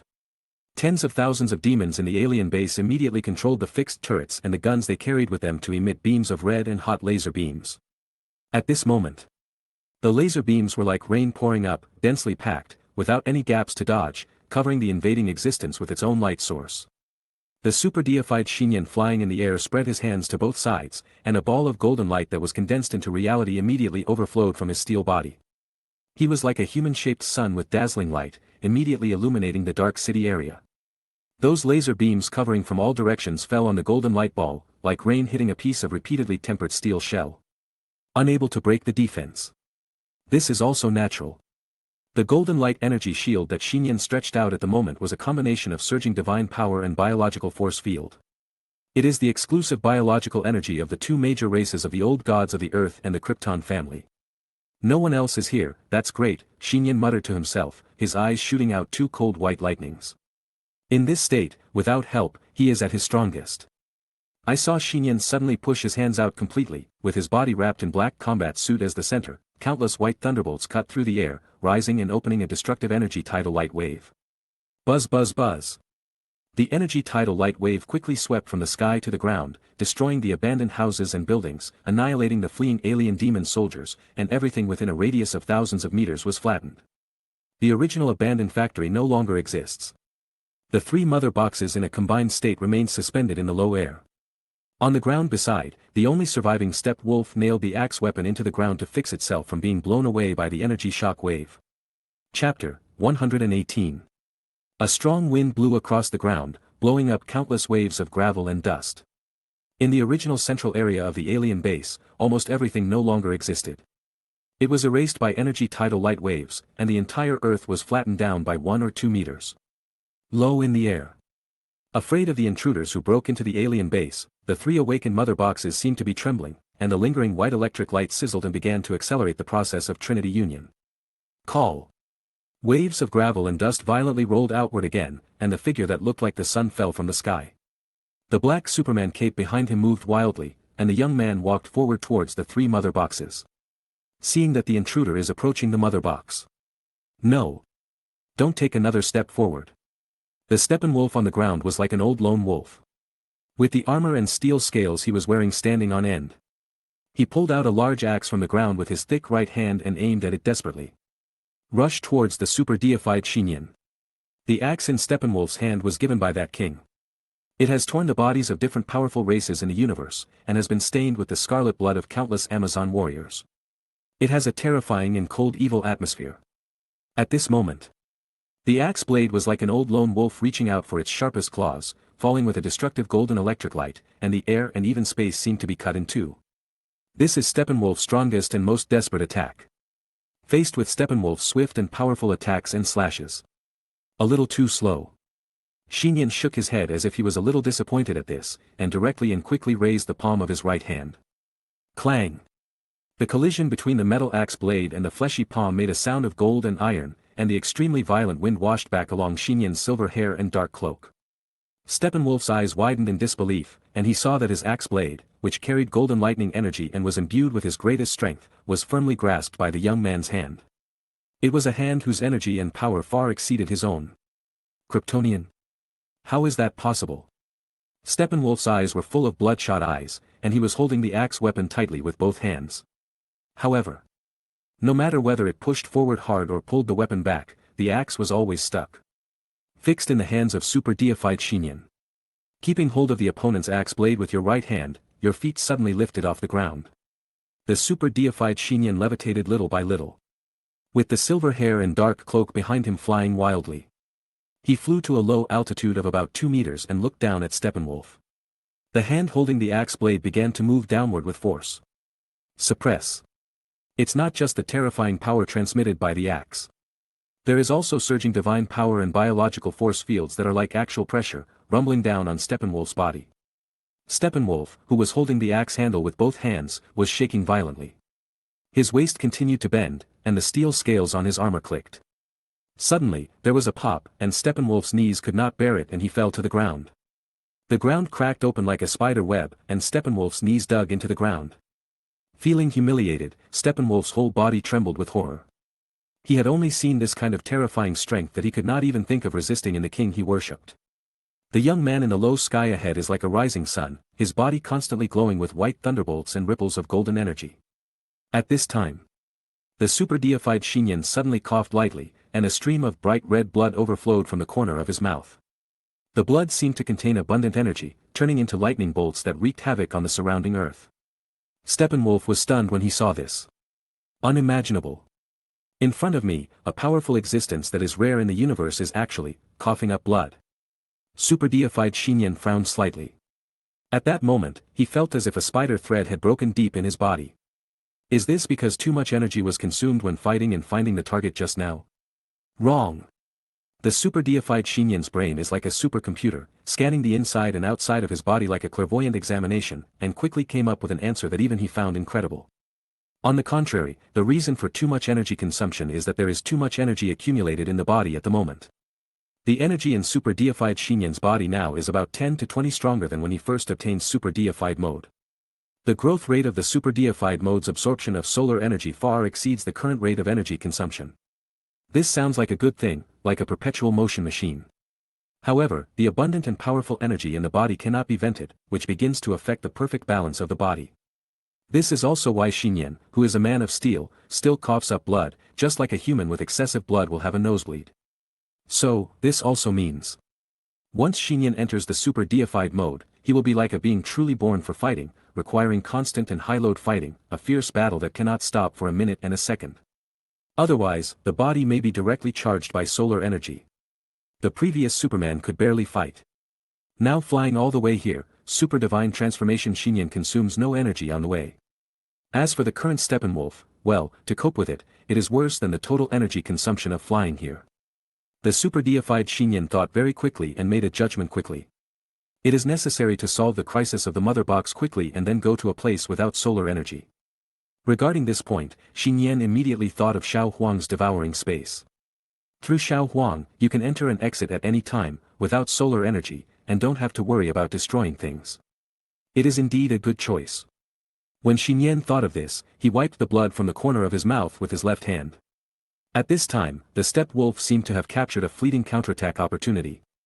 I saw the steppe wolf kneeling on the ground suddenly loosen the axe handle, and the tall body wearing steel armor was emitting golden lightning, and it rushed towards Nian in the low sky in front. Even if it means sacrificing yourself, you must buy time for the trinity of the mother box. The steppe wolf's eyes burst into brilliance, and at this moment, he also made the final decision. Bet on your own honor, bet on your own life, bet on everything to stop the invader here. Then. There is no more. The steppe wolf still kept the action of rushing forward. It lowered its eyes blankly. One hand could be seen smashing the armor on its chest. And the divine power and force field penetrated into its body. The end of the fist broke out from the armor behind it. No blood. Before the blood fell, it was evaporated by the high-temperature energy. The axe fell freely on the ground beside it, and slanted into the ground. My king. The steppe wolf muttered to himself, and a trace of unwillingness, nostalgia, and relief flashed in his eyes. Then the chest was melted by the burning energy to create a hole, and the body and the armor lost their breath and fell backwards. This is my strongest attack now. Super deified Nian looked at the body of the steppe wolf on the ground and said softly. Then. Nian flew over the body of the steppe wolf and landed in front of the three mother boxes, with his hands on the left and right. He did not try to separate the three mother boxes that were about to merge, but used his greatest strength and energy to squeeze them inward. Nian's eyes flashed with a piercing white divine light, like a Kryptonian god, and squeezed his palms inward, trying to crush the three mother boxes together. Chapter 119. Tap tap. Two figures appeared from the distant sky, flying at high speed, and fell diagonally from the sky to the original site of the base. Aren't they the two Kryptonian siblings, Supergirl Kara Danvers and Superman Kal-El? Superman also changed into a set of Superman battle suits with dark-colored upper and lower clothes, but the cape behind him was bright dark red. In fact, he also wanted to wear Kryptonian home clothes with dark clothes and cape, but unfortunately the only one was taken by Nian. Is it over? Supergirl glanced at the base flattened by the energy wave, and her eyes quickly moved forward, passing by the Steppenwolf lying on the ground with a hollow chest, and fell on the young man with a dark cape not far away. At this time, the silver-haired young man, with a violent and powerful energy aura, was pressing his palms towards the three mother boxes that were about to merge into one. It was said to be merged into one. But in fact it was not that the three mother boxes were fused together, but that the three awakened mother boxes adjusted their own system frequencies to the overclocked state of the same connection. He wants to destroy the mother box directly, Superman said in a deep voice. The mother box of Apocalypse is indestructible, can this be done? Superwoman spoke nervously, wanting to go up to help Nian, but was stopped by Superman. Superman looked at the scene ahead with deep eyes, and made a very straightforward judgment: if even he can't do it, then even if we are added, we can't do it. If we go over, it will hinder him. In front. Super-deified Nian pressed the three mother boxes tightly with his palms, using the power of the old gods and the biological force field to push them together with white lightning. Kaka. The three awakening mother boxes in the low sky shook violently like a Rubik's cube, and there was a sharp groaning sound like there was intelligent life. Despite this, the mother box was only slightly flattened, and there was no tendency for its surface to break. No. Superwoman opened her eyes wide. He hasn't used all his strength yet, Superman said quickly. He knew better than anyone the strength of Nian at this time. As if following Superman's words, super-deified Nian suddenly roared, and the sound was so loud that it formed an obvious ultrasonic wave. At this moment, Nian's body in the current mode seemed to be completely burning. White lightning and golden flames intertwined and rose, completely submerging the dark figure of the young man, making him like a real sun. The ground where he stood began to tremble continuously, and the clouds on the top of the dome were blown away by the strong wind. The afterglow of the afternoon sun shone down. Nian exhausted all his divine power and energy, just for the ultimate sublimation of this last blow. The force he used forcefully was too much for even a body of steel to bear, so he coughed out more blood from his open mouth. Crack. The three awakening mother boxes seemed to be struggling at this time, and then the three shaking mother boxes almost simultaneously had a shocking tiny crack on their surface. But at the same time, the mother box also touched the critical point of the Trinity, so it shot through the space on one side behind it, and the silver energy accompanied by the sonic boom effect activated a circular teleportation portal. Buzz. The other end of the sonic boom teleportation portal was not anywhere on Earth, but an ancient hall that was dark, evil, but extremely sacred. At the end of the hall further back, there were rows of magnificent ultramodern high-rise buildings. Not far in front of the portal on the other side of the sonic boom channel, there was Tgthegood, who had previously had a super long-distance call with Steppenwolf, but now he and another alien were standing on both sides of a tall and burly being, each willing to play a supporting role. Behind him, there were more powerful alien demons kneeling on the ground in awe, also looking at the king who was majestic without anger. Darkseid. Darkseid's eyes overflowed with white divine light, and he looked coldly at the super-deified Nian who was pushing the three mother boxes, and the corpse of Steppenwolf on the ground next to him. After the sonic boom channel was opened, Superman and Supergirl quickly flew to the front of the channel portal, and the two Kryptonians blocked the sight of Darkseid's forces like guardians for Nian. At this time, super-deified Nian suddenly froze for a moment, but it was the three mother boxes squeezed in his hands. As the cracks on the surface of the metal box expanded, the blood he had just coughed out flowed into them. At the same time, a drop of silver-white energy object, like the condensed liquid inside the mother box, dripped from it onto his palm. No way. At this moment, even Nian had an extremely absurd thought in his heart. Soon. He knew that this was not just a thought. Another system of extraordinary power entered the body at this time, forming an unprecedented three-legged opposition trend with the previous power of the old gods and Kryptonian physique. However, The moment this trend was formed, the balance was instantly broken. Superman and Superwoman, who were facing away from Nian, didn't know what happened to Nian behind them, but at the same time they felt creepy, like a chill rising from their backs to their hearts. Above the gods' domain. The one-eyed god king, sitting high on the throne of Asgard, listened quietly to Thor's summary of the battle in New York below. He suddenly raised his only remaining eye and looked at the dark and brilliant infinite starry sky outside the Asgard Hall. The center of the Milky Way. On a red planet whose shape is almost the same as a head, a man in white with white temple stands in a large courtyard with bright flowers and surging fountains.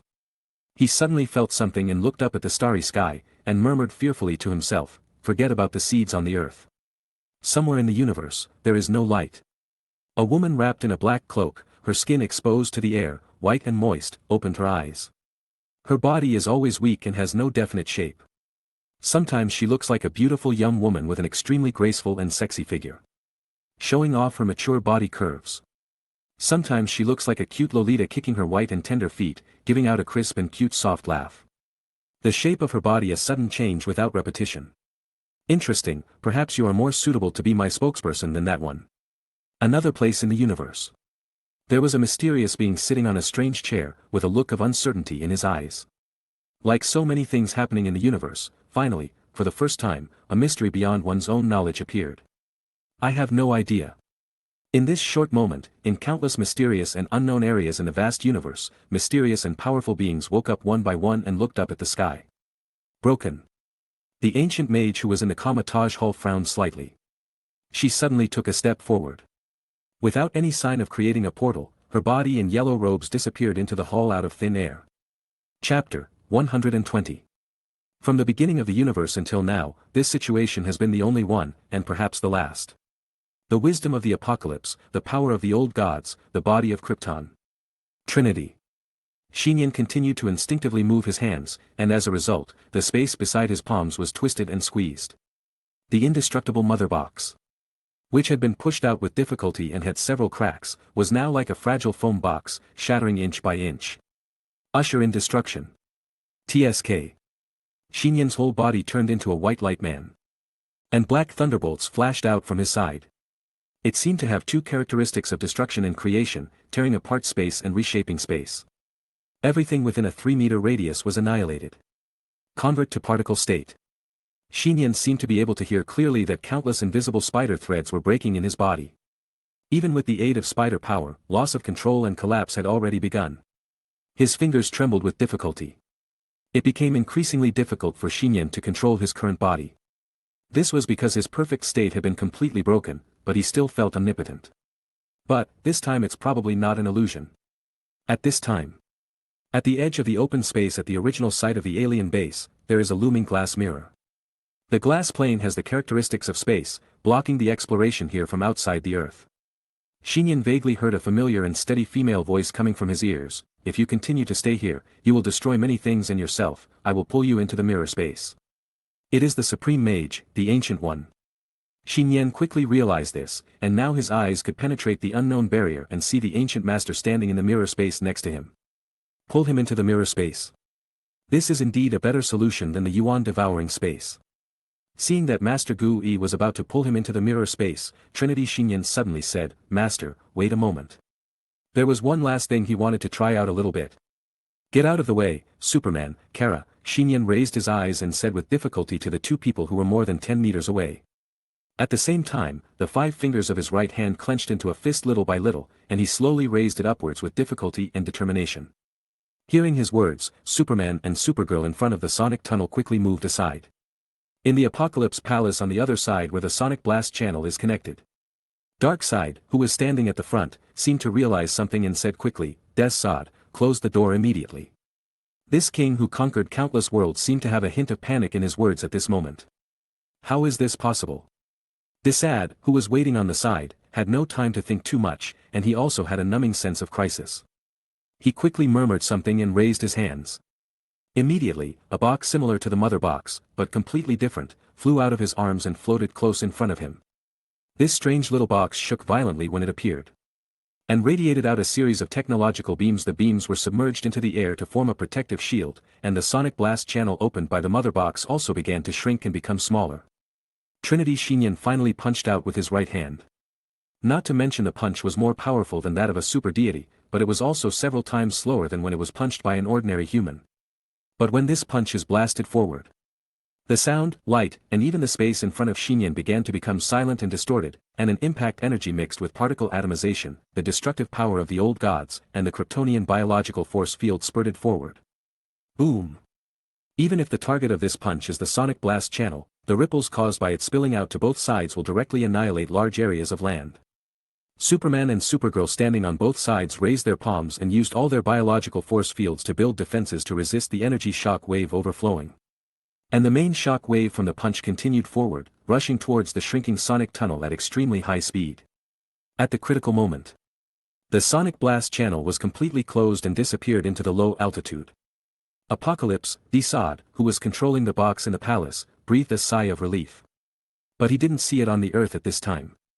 The punch struck by Trinity Xinyan continued to fall on the void where the passage disappeared, as if it broke through the space with the energy shock wave of the intelligent stream of consciousness. And followed the last trace of the sonic passage left on the earth, with its own special effects of the sonic passage. He traced back up and disappeared in place. At the same time, it is an area that is countless billions of light years away from the Earth and is difficult for interstellar battleships to reach. Apocalypse, the Palace of Kings. Tgthegood suddenly opened his eyes in fear, and his cloaked body instinctively trembled with horror.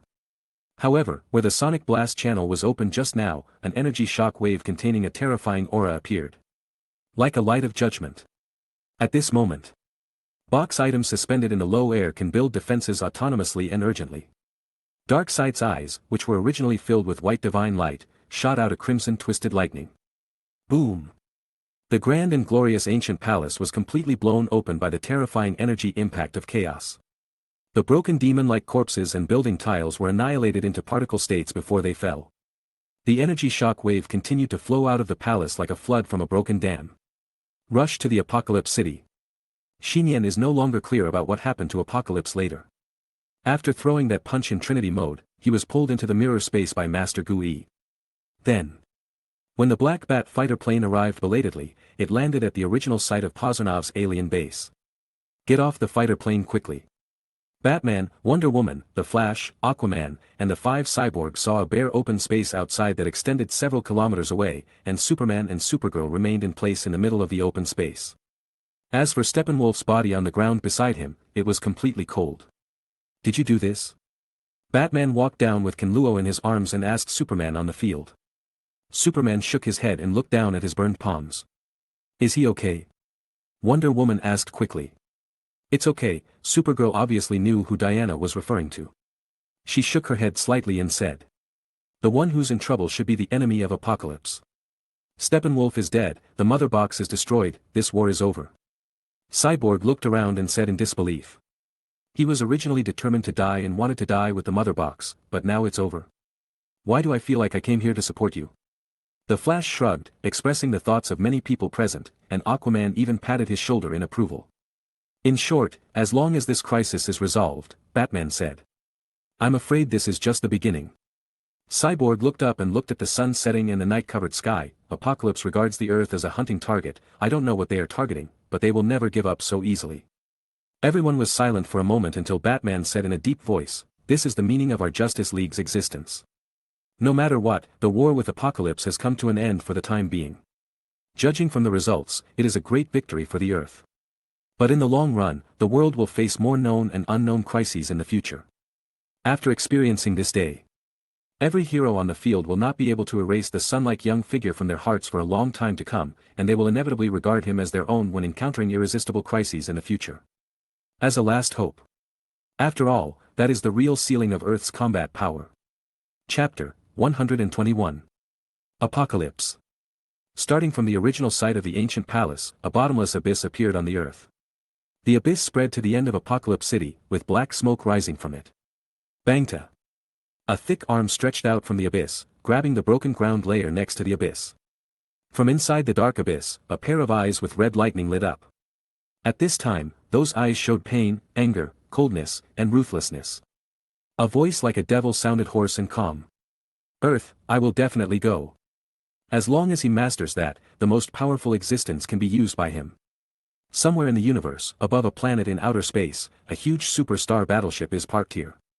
Inside the battleship's cabin, there is a dark hall with the universe outside the window as the background. Sitting on the main seat here is a tall figure similar to Darkseid, but with a rough body with a purple potato background. Master, Loki failed completely. Not only did he destroy a fleet of warships, but he also lost the Soul Stone. An old alien man in neat uniform floated into the hall from the outside, knelt down on the ground in a very gentlemanly and respectful manner, and he looked down at the bald person on the main seat and said.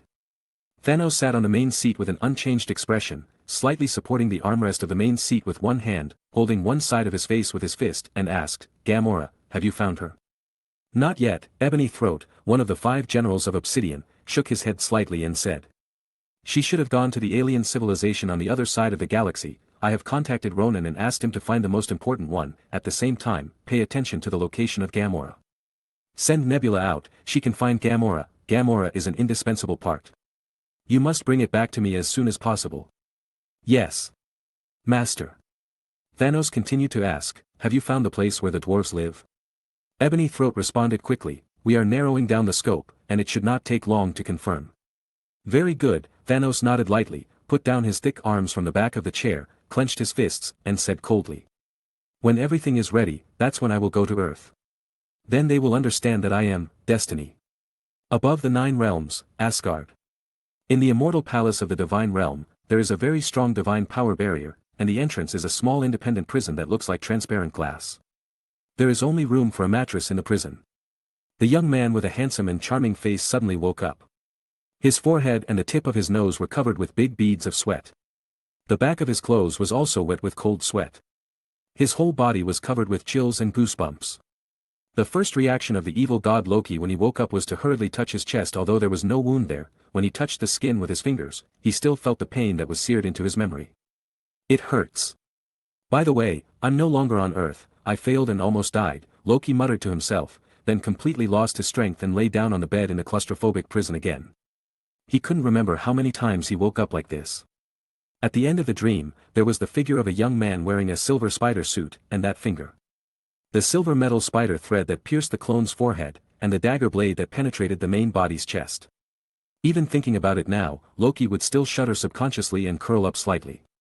That fear is implanted in the deepest part of the body and soul. Never again to Earth. Loki murmured softly and closed his eyes, not knowing where his next fate would lead. Earth. Washington, residential building, an ordinary single room, nothing special. Master, it's time to get up and have breakfast, otherwise, you will be late for school. Nian woke up to the familiar and melodious wake-up call from his crimson maid. The black-haired boy Nian was yawning, stretching, and getting up. Then he saw the little girl running over and opening the curtains. The cool and white morning light from outside shone in from the window. How do I remember, today is the weekend. Nian muttered in confusion and rubbed his hair, which was a little messy from sleeping. No, it's only Friday, little Wanda said, and ran out of the room in a hurry. 3 days have passed since then, Nian muttered inexplicably, lifted the quilt and stood up, put on his shoes and went to the wardrobe in the room. He opened the bottom drawer and took away the white shirt on top. On the left and right sides of the bottom of the drawer, there were quietly stacked a black and white tight-fitting suit with a spider logo, and a dark cloak suit with an S-shaped family totem logo. There are more and more strange suits.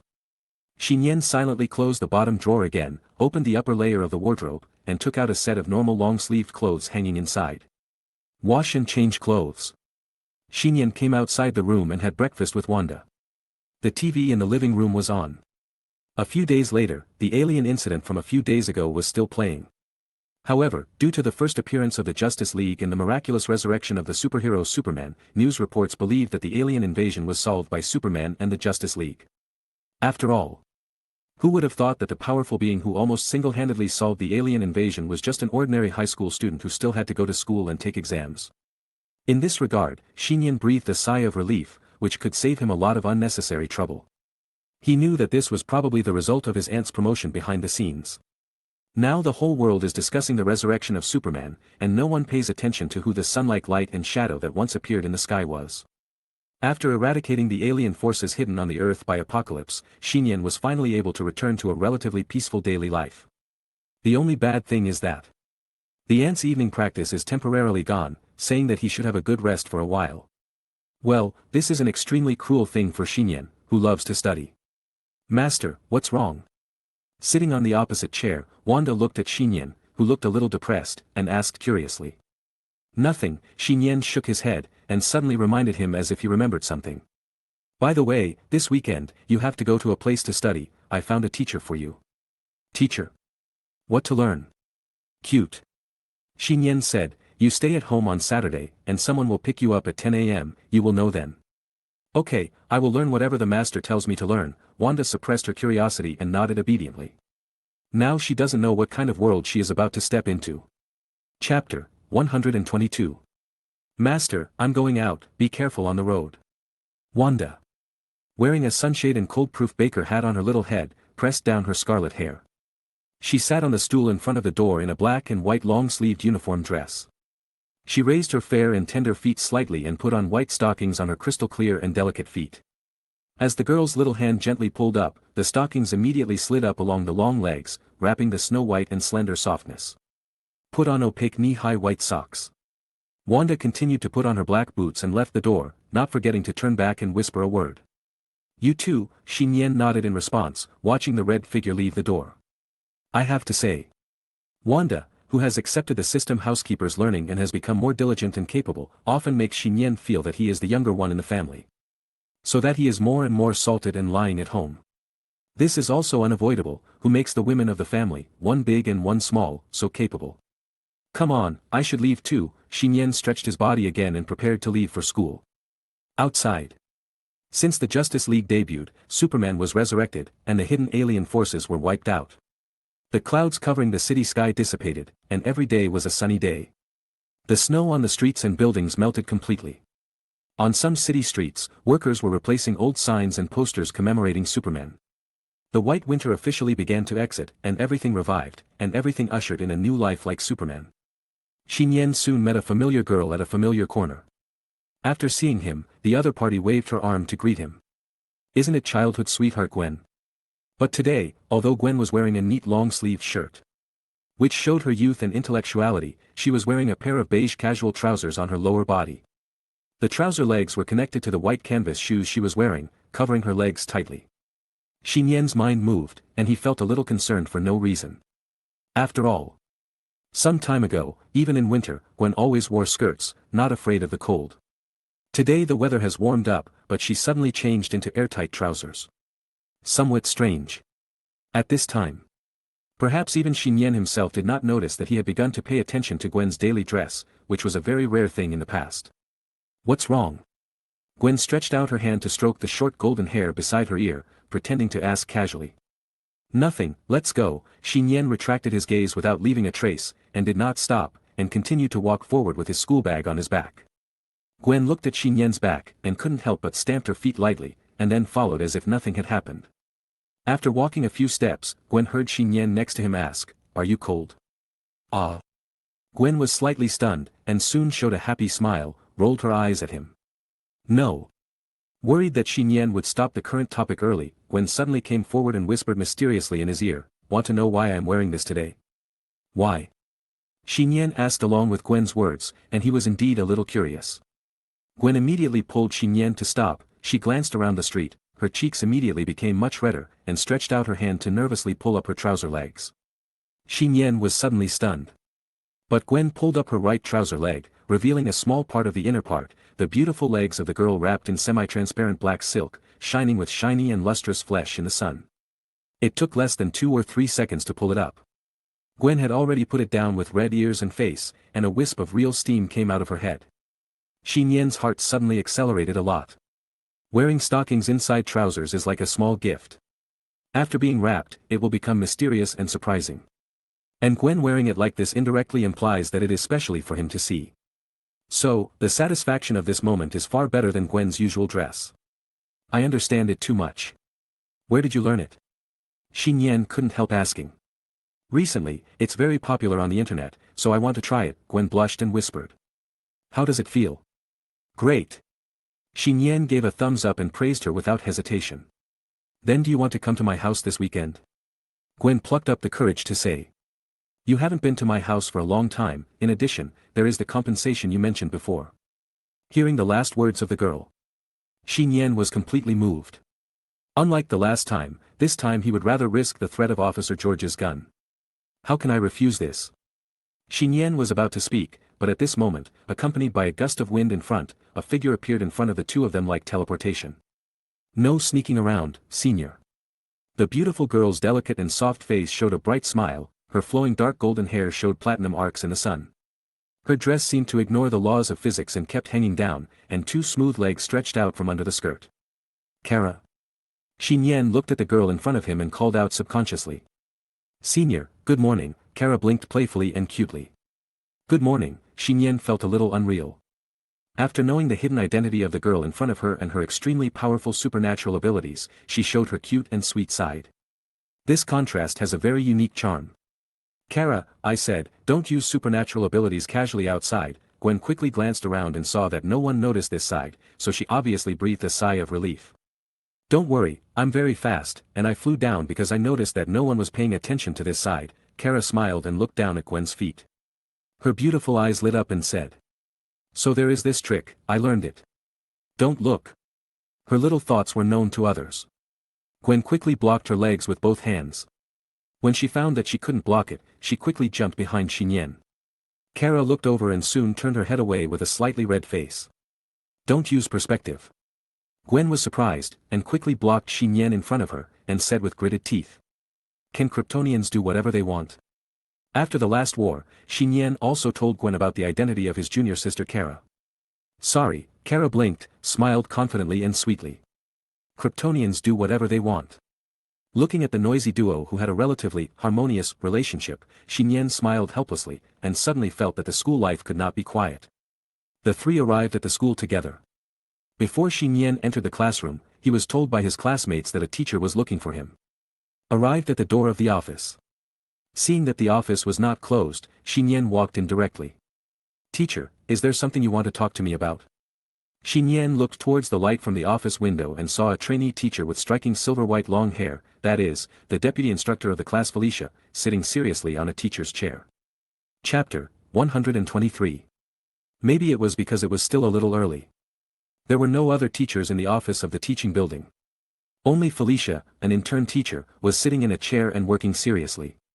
She was full of energy that the old teachers did not have. The curtains of the office window were rolled up, and the morning light outside shone on Felicia's snow-white and delicate face, full of serious and diligent expressions. Felicia's hair was silver-white, but she liked to wear dark clothes, so the white and black looked particularly clear. She was yawning with her mouth covered, but she didn't expect to run into Nian who walked in, so she stopped in a panic. Nian was very tactful and pretended not to see it. Felicia raised her beautiful eyes and observed the male student at the moment so closely and alone for the first time. Nian Prince. He has a delicate and sunny appearance. And his height is not too high or too short for boys of the same age. His shirt and pants are neat and clean, and his shoes are brand new because he rarely does outdoor sports. He is ordinary and has no muscles. He is a very ordinary boy. Yes, he is just an ordinary high school student. Felicia confirmed her thoughts again and became more curious about the high evaluation of Instructor Roth at the beginning. Nian classmate, can you explain why you suddenly left school without permission during class a few days ago? Your answer will affect your school evaluation. I said I went to save the world, teacher, do you believe it? Nian said bluntly. Felicia was stunned for a moment, then smiled slightly, and said in a considerate voice, the teacher is not much older than you, so I know that students of your age all have a dream of becoming superheroes. Nian asked curiously, then which superhero do you like, teacher? If I have to say who I like, of course it's the silver-haired goddess.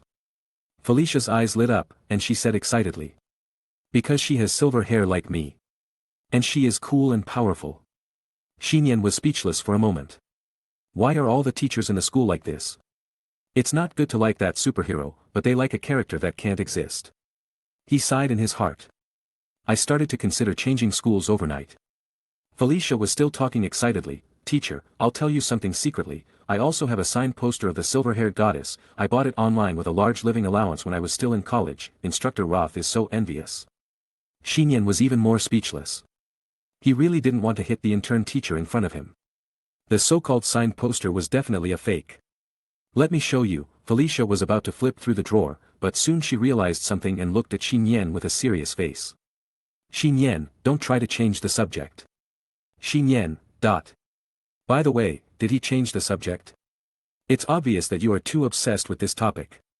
Nian's eyes twitched, and suddenly he felt that the teacher at the moment was more like a cat than a yuan-devouring beast, and was a little neurotic. Of course, he naturally couldn't say what he was thinking. Nian said, that day, something happened at home, so I rushed back in a hurry and didn't have time to communicate with the school. I should have told the class monitor about this at the time. What he said was not false at all.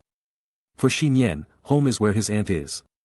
So that's how it is. Gwen did tell me that day. Felicia had no doubts about it, and then asked curiously.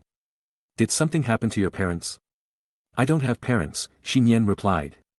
I was adopted by my aunt when I was a baby. Ah, sorry.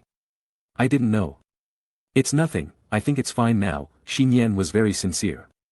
But in Felicia's opinion, it was clearly the boy who was struggling to support himself.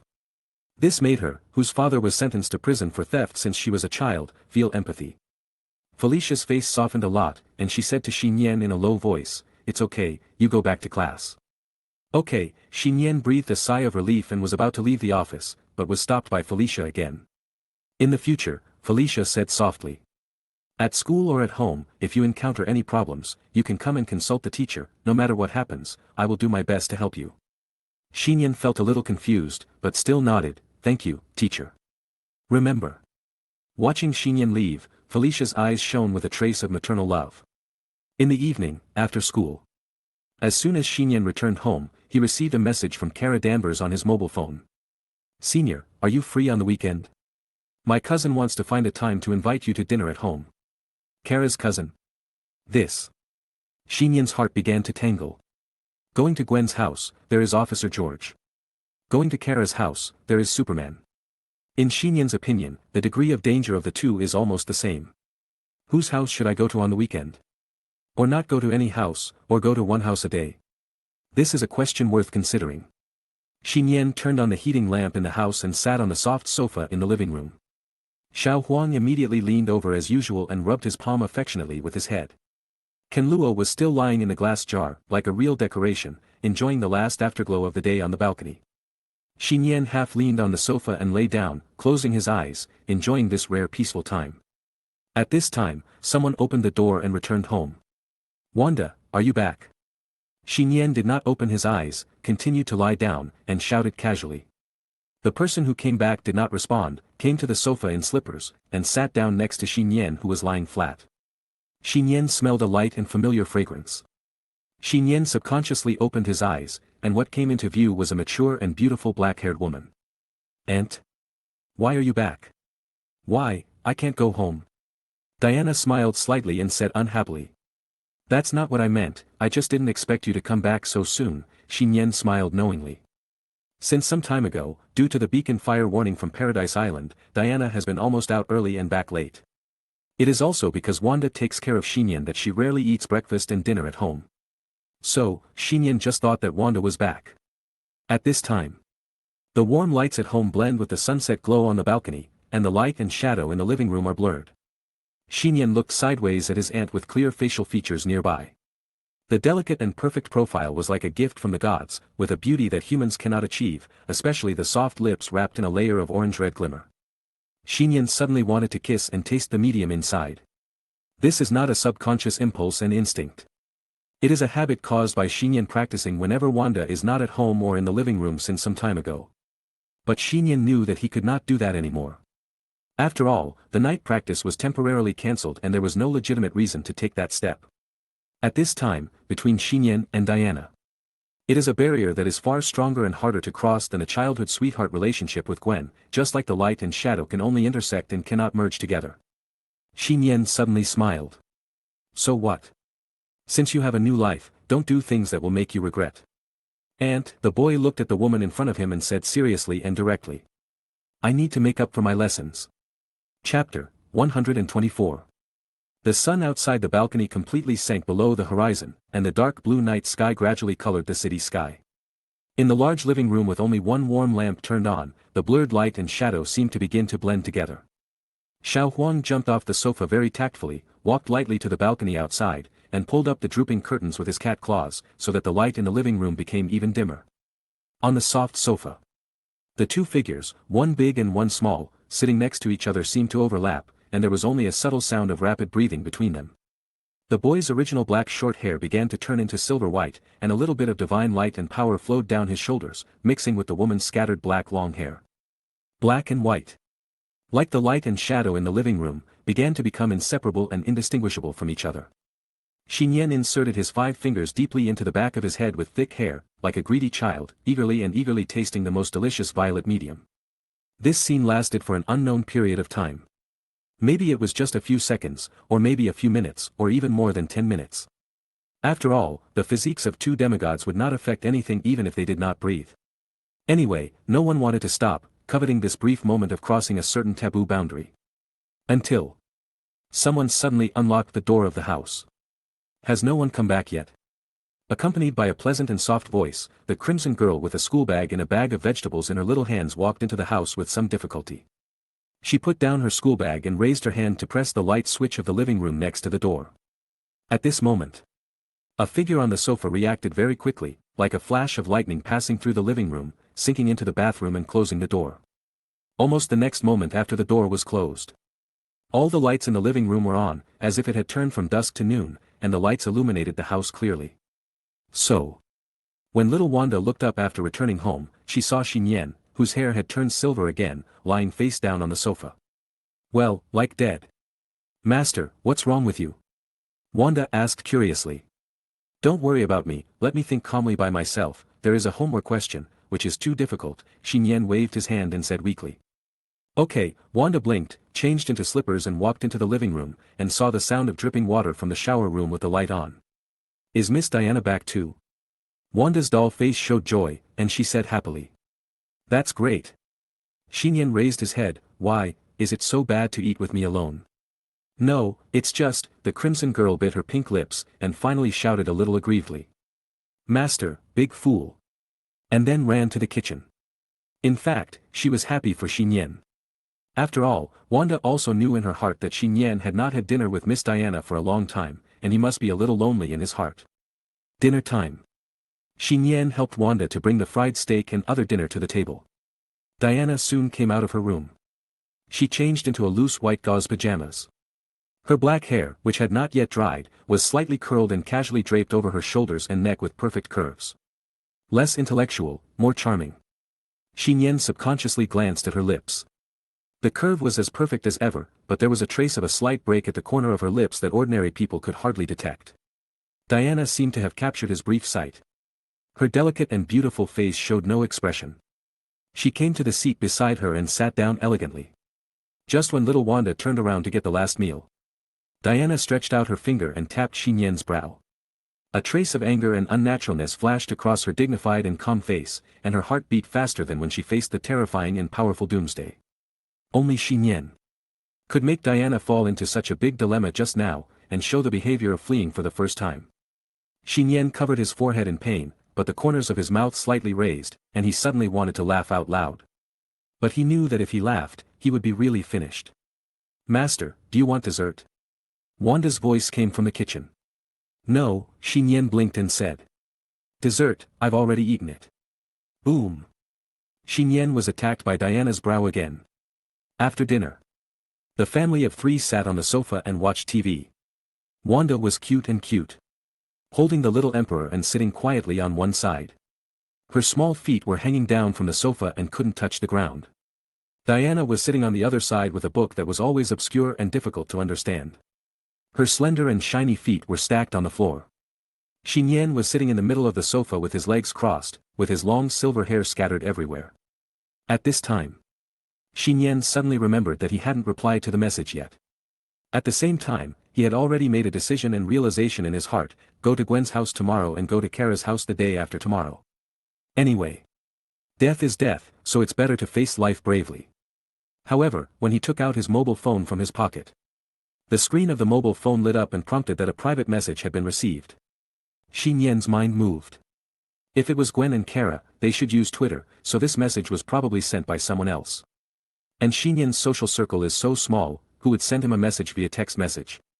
Nian opened the message and his face immediately became more solemn. I saw that it was an unsigned private message, with a detailed address somewhere in New York written on it.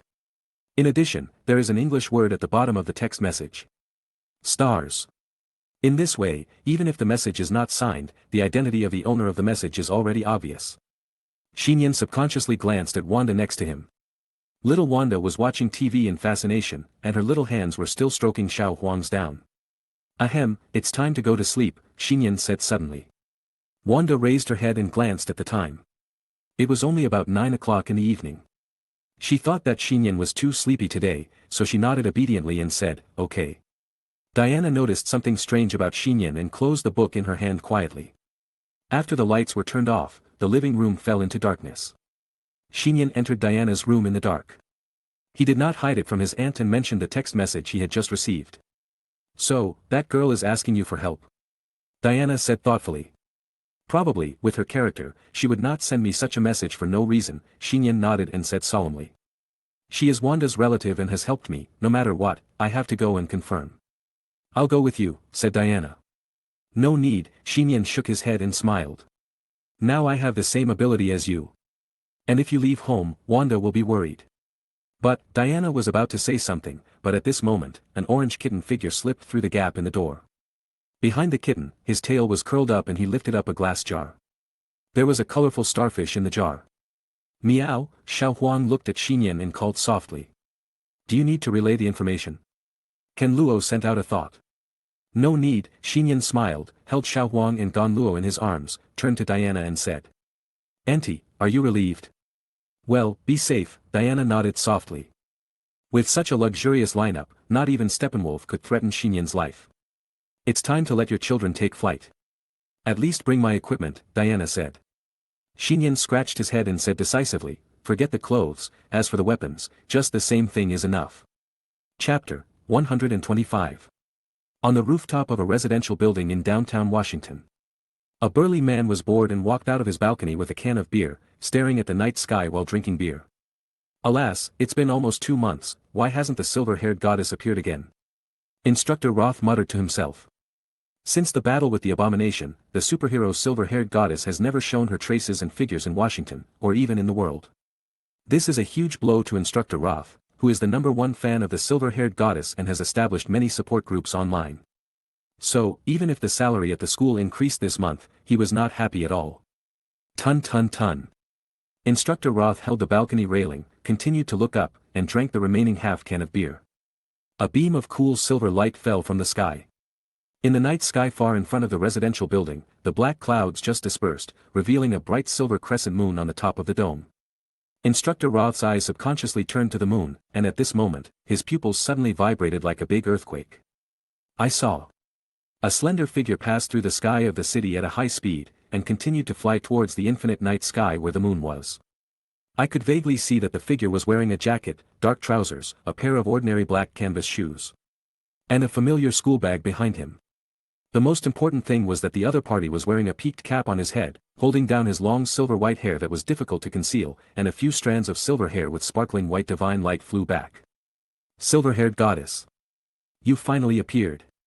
Go save the world, I will always support you. As if hearing his words, the figure in the night sky hundreds of meters above the city obviously staggered, and as his hand waved upwards and pulled, the figure quickly disappeared in the sky. In the night sky at a height of 1,000 meters, you can see most of the prosperous city from here. The semi-deified Nian leaped forward and sprinted against the night wind. His right hand grabbed one end of the truth lasso, and as the lasso twitched upward like a dragon, it caught the dark clouds floating in the sky, and with the help of it, he seemed to fly quickly in the air. On the school bag carried behind Nian, a small orange head poked out from the zipper, and there was a starfish in a glass jar inside. The little emperor of the yuan-devouring beast almost couldn't open his eyes against the hurricane outside, and his head still stubbornly stayed outside. It's been a long time since I soared in the air like this, Guan Luo sighed with his mind. By the way, was I seen by someone just now? Nian's eyes twitched, but he didn't worry too much. After all, in addition to the baseball cap, he was also wearing a black cloth mask. The boy's face basically only revealed a pair of bright eyes. I have to say that the effect of practicing every night finally showed up tonight. At present, Nian has mastered the skills of using strength and divine power more firmly than before. Although his hair will still turn into a silver-white base color, he will no longer lose control and accidentally destroy surrounding things. Of course. Nian's application of divine power still cannot reach the high level of my aunt's arbitrary use, such as using divine power to perform exquisite appearance transformation and invisibility. And Nian found that since the battle with the Apocalypse Force, the mantra lasso in my Aunt Diana's personal artifact, which is now held in his hand, has become more spiritual and powerful as if it was activated and awakened by him in the super-deified mode at that time. This is why Nian chose to bring it. Artifact, mantra lasso. Although it is not as good as the Guardian Silver Bracelet, the Sword of the God of Fire, etc. In combat, it is also unmatched by other artifacts in terms of practicality and functionality. Less than 10 minutes. Nian came to a large local car wash in Queens, New York, which was also the detailed address marked in the text message he received. He noticed that there were a large number of gang members walking inside and outside the car wash. And there seemed to be some signs of disputes and noise. Nian did not choose to enter from the main entrance of the car wash, but put away the truth lasso in his hand and quietly landed on the top floor of an unmanned building in the car wash from the night sky. "Guan Luo, help me find someone and see where she is," Nian whispered. Features. A thought sounded directly in Nian's heart. Green hair, a young girl, should be easy to identify, Nian continued. Immediately. Starting from the school bag carried by Nian, an invisible spiritual thought spread outward, covering and infiltrating the entire car wash area. To some extent, Guan Luo is really useful. So, when parting with Guan Luo a few days ago, Batman showed reluctance for the first time. "Found it, she is alone in the last room on the third floor on the left side of the building," Guan Luo responded quickly, saying. "Wait a minute, she noticed me. And she's not in a good state." Swoosh. While listening to Guan Luo's thoughts, Nian came to the left side of the building at an extremely fast speed. Like a black and silver lightning, nimbly flipping from the roof to the window of the room Guan Luo mentioned. On the way, none of the gangsters patrolling below noticed his presence. The windows of the target room were closed. Fearing that breaking the window and entering would disturb others, Nian quickly reached out and took out a small orange cat from the school bag behind him. Xiao Huang seemed to understand what he meant and opened his mouth. Several ferocious tentacles with small teeth stretched out, and swallowed the window in one bite. Making only a slight click, allowing Nian to flip into the dark room without hindrance. The whole set of movements was smooth and flowing, as if they had been practiced countless times. Guan Luo suddenly felt that the boy had a great future and talent in some aspects. The space in the room was about 30 square meters, and there was no light inside. A petite girl was lying on the bed next to her. In the dark, she noticed someone breaking into the room. The girl did not get up from the bed at the first time, but reluctantly raised her fingers, and suddenly a fruit knife flew out from under the bed, and the blade stabbed Nian's crotch fiercely. Nian clapped his hands down very quickly, barely clamping the blade of the fruit knife, and said quickly with a cold sweat, "Boss Polaris, it's me." "Why, don't you go through the front door, idiot?" Luna, who was lying on the bed, scolded unhappily. But just from her words, you can tell that she has no strength, and she has to say a sentence several times before she can finish it with difficulty. Before leaving here, there was actually a place that made Nian feel strange. With Polaris Luna's strong personality, if she sent him a message, the final identity should be "boss" instead of stars. Now, Nian understood the reason. Luna was very weak at the moment. 100 times weaker than he had ever seen her. Chapter 126. Inside a large car wash in Queens, New York. In the dark and closed room, only the moon that had been ravaged by super-deified Nian and Superman cast a beam of bright light into the room, providing some visibility. Semi-deified Nian looked at the weak green-haired girl lying on the bed, as if he could see the paleness on her fair face. Somehow, a surge of anger suddenly surged in his heart. And the silver hair behind him, which was filled with the aura of destruction, fluttered non-stop. The little emperor jumped down from Nian's palm, jumped onto the table next to the bed, and gently licked his cat's paw.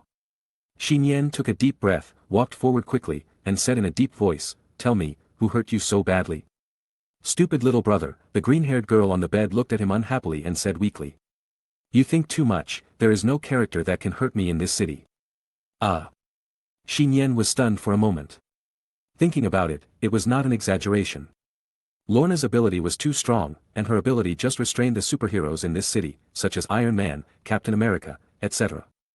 Who carried metal with them. The only one who might pose a threat to Lorna was the Hulk, but the Hulk has now turned over a new leaf and publicly joined the Avengers in the Battle of New York. Guan Luo's spiritual thoughts were transmitted to Nian's mind. Based on the physical condition of you humans, she should be fever. Nian immediately reached out to push away Lorna's green hair. The moment he placed his palm on the girl's forehead, he immediately felt a clear burning sensation. And there was no sweat on the surface of her skin, as if he was touching a piece of metal forged by flames. This temperature is much higher than a normal fever. Ordinary people would have died long ago. You have a fever, I'll take you to the hospital. Nian stretched out his hands to the girl, trying to pick her up. As a result, Lorna struggled a little and pushed Nian's palm away with her soft and weak hands. Nian frowned and understood what she meant. Don't you want to go to the hospital? Lorna nodded slightly. After Nian came here, her always tense spirit seemed to relax a lot, and her small and weak curled body slightly unfolded. But your fever is too serious, Nian thought and asked. Are you afraid that the hospital will collect your blood and expose the special constitution or genes of your body? In this regard, many extraordinary people seem to be on guard. For example, Nian's Aunt Diana and childhood sweetheart Gwen, neither of them has ever been to the hospital for a physical examination. It is also because of their physical strength far beyond that of ordinary people, which makes it difficult for them to be injured. Secondly, even if they are really injured, they will probably recover before arriving at the hospital. As for the unique physique of Kryptonians like Supergirl Kara, even if she takes blood in the hospital, the sharpest metal needle cannot pierce the outer skin. But Polaris Lorna is different. Her extraordinary ability lies in the control of magnetic force, and her physical strength is not much stronger than that of ordinary people. Facing Nian's question. Lying on the bed, Lorna nodded, shook her head, and her lips with a semi-transparent pale color were hesitant to speak. This is one of the reasons. Are there other reasons why we can't go to the hospital? Nian's eyes flashed with a hint of enlightenment. At this time, Guan Luo's spiritual thoughts continued to sound. Someone is coming this way, it's a woman. In fact, Guan Luo didn't need to remind him. Nian, whose facial features were semi-deified, had also heard a crisp sound of high heels coming from the corridor outside the room door. The woman in the corridor outside came to the closed door and stopped, knocked on the wooden door a few times, and asked in awe, Boss Lorna, you haven't been out for a long time, and you didn't eat dinner, is there anything you need help with? Are you feeling unwell? The woman continued to ask without hearing a response. In the dark room. Nian narrowed his eyes slightly. Rather than being concerned, this woman seemed to be taking the opportunity to get information and get Lorna's current situation. At this time, Lorna, who looked more like a lowly than usual, helped Nian who was sitting on the bed, and sat up with difficulty. After a little preparation, she uttered a cold and powerful word. I'm fine, but I don't have a good appetite today, don't come and disturb me when I sleep. Okay, Boss Lorna. The woman outside the door trembled slightly, and didn't dare to ask more questions. She hurriedly stepped on her high heels and left. Supported until the other party walked downstairs. Lorna, who helped sit up, had no strength left, and directly used Nian as a mattress, and her limp body fell into his arms. Despite this, the weak Luna still said proudly, I'll requisition your body, is that okay, little brother? Of course I have no objection, please feel free to use it, boss. The semi-deified Nian smiled, and he reached out to embrace the girl's body. He suddenly realized that the girl who had always been strong and powerful was actually very light. Soft, and petite, and even more fragile than Wanda who fell into his arms at the beginning. Nian looked down at the girl's pale and stubborn face, and suddenly said, as the boss, you are afraid that others will see your weak side, even if they are your own people. Lorna nodded silently. This was the biggest reason why she didn't want to go to the hospital even if she had a fever. Nian was silent. Just as he thought when he first met Luna, the girl must have made more efforts than others to be the boss of an underground force at such a young age. Now it seems that the girl's situation is obviously more difficult than he imagined. Even as a gang leader, someone is always watching her. When the girl can exert her superpowers, others will naturally obey her. Once they find that the girl has lost her ability, or is sick and weak, some people may take the opportunity to attack. So on this night when her body is the weakest, the girl has no one to rely on, so she chose to send a distress message that seemed a bit embarrassing to her strong and proud. Don't worry, it's okay now. In the darkness, the boy gently hugged the girl, like the sun hugging the North Star, because, I'm here. Lorna's hot breathing gradually became even, her soft body lying in Nian's arms, her eyebrows closed and fell asleep, but her little hands were still pinching his clothes. Dad, the sleeping Lorna suddenly murmured. Nian loved the girl more and more. He asked softly, Guan Luo, do you have any way to slow down her condition? It's very simple, Guan Luo responded with his mind. I can directly absorb the burning energy in her body. Nian was speechless for a moment. Why didn't you say it earlier? isn't this a chance for you to show off? Guan Luo replied lazily. Hurry up, Nian held the sleeping girl in one hand and took out a glass jar from his school bag with the other hand. After the glass jar was opened, the colorful one-eyed starfish inside stretched out one of its starfish claws, and one end gently touched the sleeping Luna's forehead. 5 seconds later. Guan Luo retracted his extended claws, as if he had absorbed a lot of human energy. Its volume expanded a circle compared to the original, and it almost broke the jar. Nian reached out and touched Luna's forehead, feeling a normal warm and cool. The effect can only be described as lightning fast. Guan Luo said with his mind, she's fine, but after so much energy was sucked away, her body is still very weak, she needs to rest for a day or two. Guan Luo, Nian looked at the starfish in the jar and said with deep emotion. I know why Batman can't bear to part with you. You are so useful. Guan Luo. Chapter 127. It was around 11 o'clock in the evening. Semi-deified Nian sat motionless beside the bed, acting as a mattress puppet, allowing the big doll-like girl Luna to lie in his arms and sleep with a slight and even breathing sound. The yuan-devouring beast cub Xiao Huang was also sleepy and lying in the quilt snoring. This foodie and sleeper was both, and Nian was used to it. On the table, the colorful starfish in the glass jar was bathed in the moonlight from the window, reminiscing about the old days when they wandered in the starry sky. Although there were tedious noises from time to time outside the car wash, everything seemed quiet and beautiful in this small room. Someone is coming again. At this time, Guan Luo opened his gem-like eyes and sent a reminder to Nian with his spiritual mind. Nian opened his eyes fell on the door, and his brows frowned slightly. This time, he did not notice the footsteps coming from the corridor outside. Obviously, the other party deliberately lightened his footsteps. The visitor was not friendly. Guan Luo was still sending out spiritual thoughts, male, about 35 years old, bald, tall, strange, his energy and spirit are very unstable. At the same time, when the other party approached the door of the room about 3 meters away, Nian also heard the slight sound of footsteps. The light that seeped in from the gap of the tightly closed and locked door was slightly blocked. Swish! Under Nian's vigilant eyes, a little hot smoke first rose in the middle of the wooden door of the room, and then the wooden board burned red from the outside to the inside. The next moment, the wooden door started to burn from the middle. Guan Luo, does the other party have any weapons? Flamethrower? No, he doesn't have any weapons. As Guan Luo's somewhat doubtful thoughts sounded, the middle of the door of the room was first burned through by the high-temperature flames.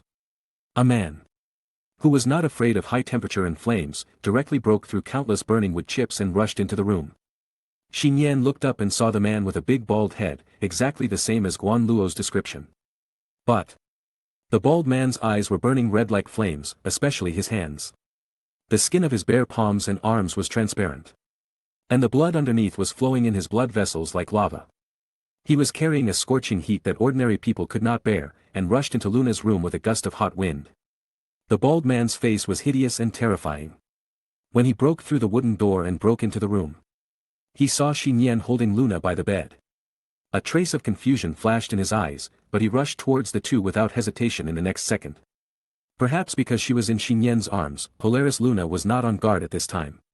While rushing over, not only his arms and palms, but also his chest and lower abdomen were glowing with high temperature, so that the short-sleeved shirt on his body was on fire. Like half a fireman. The bald man's speed was also faster than that of an ordinary person. At such a close distance, ordinary people would not be able to react in time to the sudden attack. What a pity. At this moment, Nian was not an ordinary person, but a semi-deified one. Nian stood up quickly with Luna in his arms, and kicked out his right foot with extremely fast reaction, kicking the bald man who was close to him out. Bang! The force of this kick was so great that the bald man flew backwards. The opponent completely smashed the remains of the burning wooden door, cracked the fence on the corridor outside, and fell from the 3rd floor to a jeep parked in the field below. The roof of the jeep caved in, and the glass of the whole car exploded. The loud noise caused other parked vehicles around to sound an alarm. What happened? Enemy attack. This kick also woke up all the staff in the car wash, whether they were awake or asleep. My car. Among them, a tattooed young man who woke up rushed in from the outside gate. Seeing the half-scrapped jeep with thick smoke, he immediately grabbed his head with both hands and wailed. However, his wailing soon stopped. The tattooed young man opened his eyes in surprise, and saw a bald man with a red body and hot smoke crawling out from the sunken roof of the jeep, like a devil from purgatory. What the hell? The people inside and outside the car wash who saw this scene all took a breath of cold air. On the third floor, in a room. What happened? Luna was also woken up, forgetting to change her tone, and asked softly. It's okay, I'll take care of it, and I'll be back soon. Nian said, and put Luna lightly on the bed. Guan Luo, Xiao Huang, you two protect her. Don't let anyone enter this room except me. Received, Guan Luo on the table sent out a spiritual thought. The little emperor jumped down to the side of Luna's body, like a little guardian god, his eyes emitting a faint blue light. Semi-god Nian looked down at his right foot. The rubber of the canvas shoes he was wearing had melted for the most part, and the cloth shoes were also burning with flames. Such a high temperature. Nian simply took off the canvas shoes on both feet. Under the gaze of more than 20 pairs of eyes, he walked out of Luna's room and then jumped down from the corridor on the third floor. Step. Falling straight down from a height of 10 meters, Nian didn't even have time to cushion the fall. And the ground where he landed was cracked. His long silver hair flew wildly behind him, and he looked coldly at the attacker standing in the car in front of him. Dare to attack my boss, is this all you can do? The semi-deified Nian wore a cap and a mask, and his only exposed eyes were shining, staring at the bald man who was getting hotter and hotter without emotion. It can be seen that after the bald man's chest was hit by the kick just now, his chest was obviously sunken into a footprint. At this moment, the dent injury was healing at a speed visible to the naked eye. The bald man roared angrily, jumped off the car, and rushed towards the silver-haired boy again. Seeing the other party waving his fist in the heat of thousands of degrees, Nian stood in place and simply swung his right fist. When Nian's seemingly ordinary punch collided with the bald man's burning fist, the bald man opened his eyes in disbelief, but it was his right arm that exploded inch by inch, and countless red and burning flesh and bones were like lava, falling back on the half-scrapped jeep. Nian shook his head. The demigod physique seemed weak when facing Kryptonians or Doomsday, but this does not mean that the demigod physique can even compete with any rotten fish and shrimp. Nian stretched out his hand and waved it forward, and a lasso with a flashing golden light immediately tied up the bald man with a broken arm, making him unable to move. Tell me, what is your purpose? Nian asked.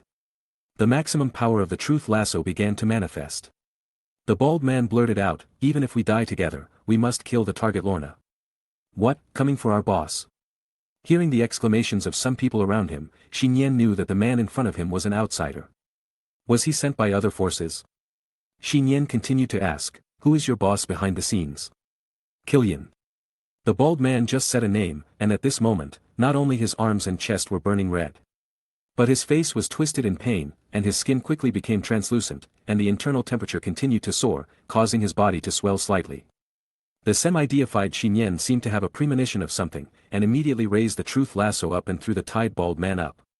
The moment his body hit the roof of the car wash, the bald man's red and hot body exploded like a bomb. His body instantly turned into ashes and evaporated from the world, and the strong high temperature generated by the explosion melted the top iron shed through. Chapter 128. Zizizi. The ceiling gap melted by the high temperature released by the human body explosion was red, and the semi-deified Nian was bathing in the bright moonlight that came in from the gap, like a god. Who are you? Be careful, he has extraordinary abilities. Accompanied by a burst of nervous words and hurried steps, a dozen young strong men rushed over from the upstairs of the car wash and outside the main entrance. They were holding hot weapons and guns, or cold weapons and knives and iron rods in their hands, and surrounded Nian, who was standing in the middle of the car wash. Of course, even if they surrounded him, they kept a distance of about 10 meters. Among them, a young man with green hair, like a follower of Luna, had slightly red eyes.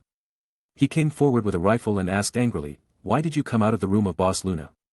Nian glanced at them calmly, his silver eyes did not show any emotion, and he could handle things in the calmest and simplest way under the guidance of divinity. Try to shoot, Nian suddenly said to the most emotional green-haired youth. Do you think I dare not shoot? The green-haired youth was so angry that he trembled all over and immediately impulsively opened the safety of his rifle.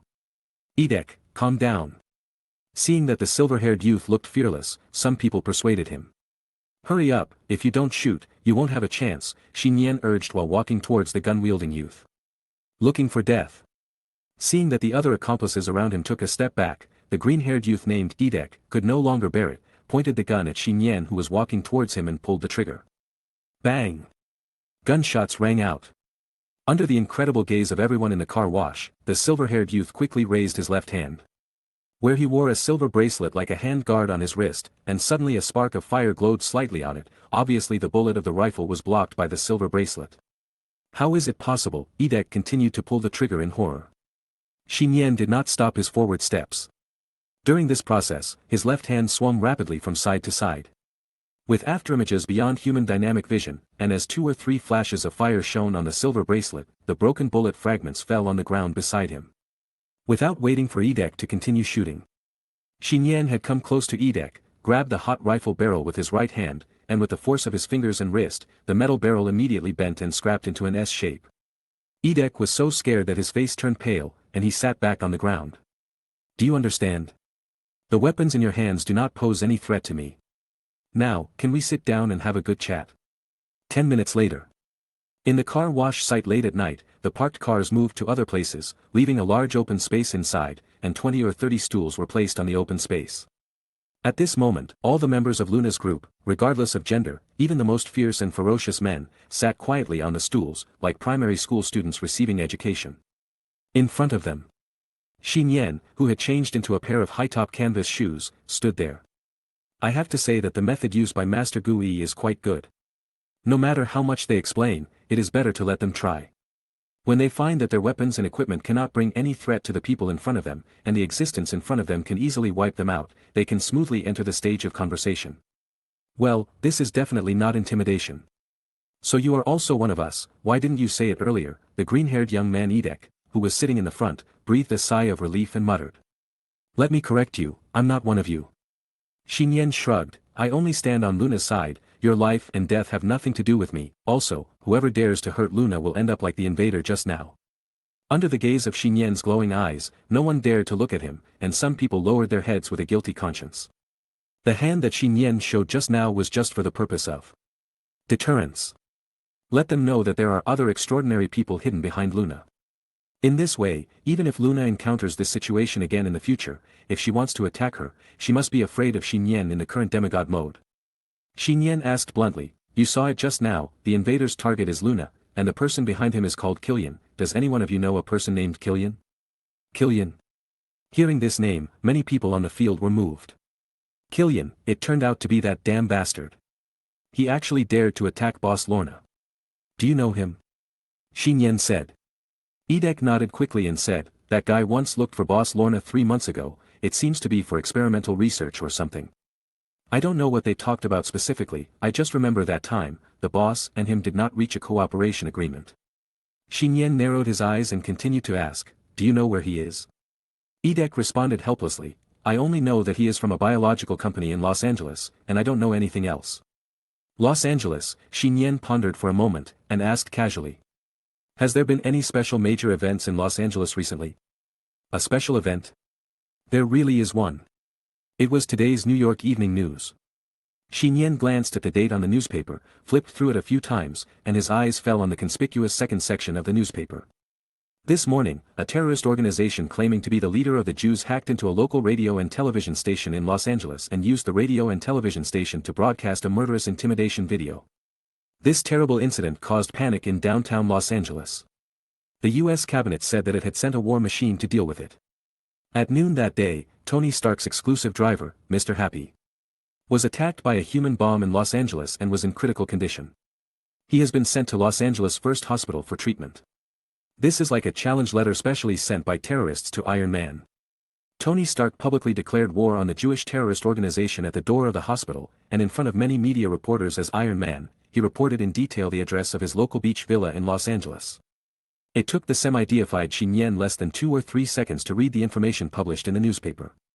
He had seen the scene of the human bomb baptism in the newspaper and recognized it at a glance. The scene was almost the same as the scene caused by the bald man's self-explosion just now. Obviously, the forces that launched a surprise attack on Lorna tonight are the same as the forces that triggered the terrorist attack in Los Angeles. A hint of coldness flashed in the eyes of the semi-god Nian. It was fine if the other party provoked Iron Man, he could ignore it. But he also attacked Luna at the same time. Is he tired of living? Chapter 129. Very good. Now that we know who is behind the attack on Luna, and that the other party is a terrorist organization, things become much simpler.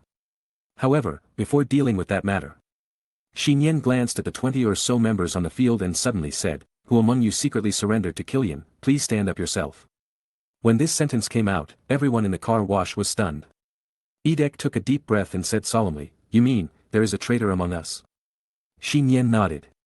He didn't think that without the help of internal personnel, the bald man could enter the car wash and directly invade the door of Luna's room. Besides, if Luna's body had no problems, the bald man would never hurt Luna even if he had the ability of self-healing, high temperature, and self-explosion. Therefore, the other party's forces would choose to come here to attack at this time, which indirectly confirmed the information from the inside. Knowing that Luna's physical condition might not be very good, he sent a subordinate to try. "Who is the traitor?" "No way." Everyone on the field looked at each other, and everyone looked like a traitor for a while, and everyone was afraid. In this case, even if you check the phone and surveillance, it may be difficult to find out the identity of the traitor.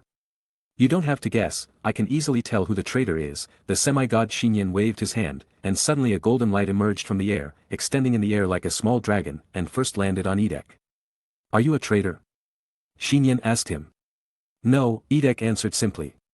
"Then you are not." Shi Nian nodded slightly, and continued to put the truth lasso on another person next to him. So, the question and answer session began. "Are you a traitor?" "No. No, no. This scene seems a bit funny and weird.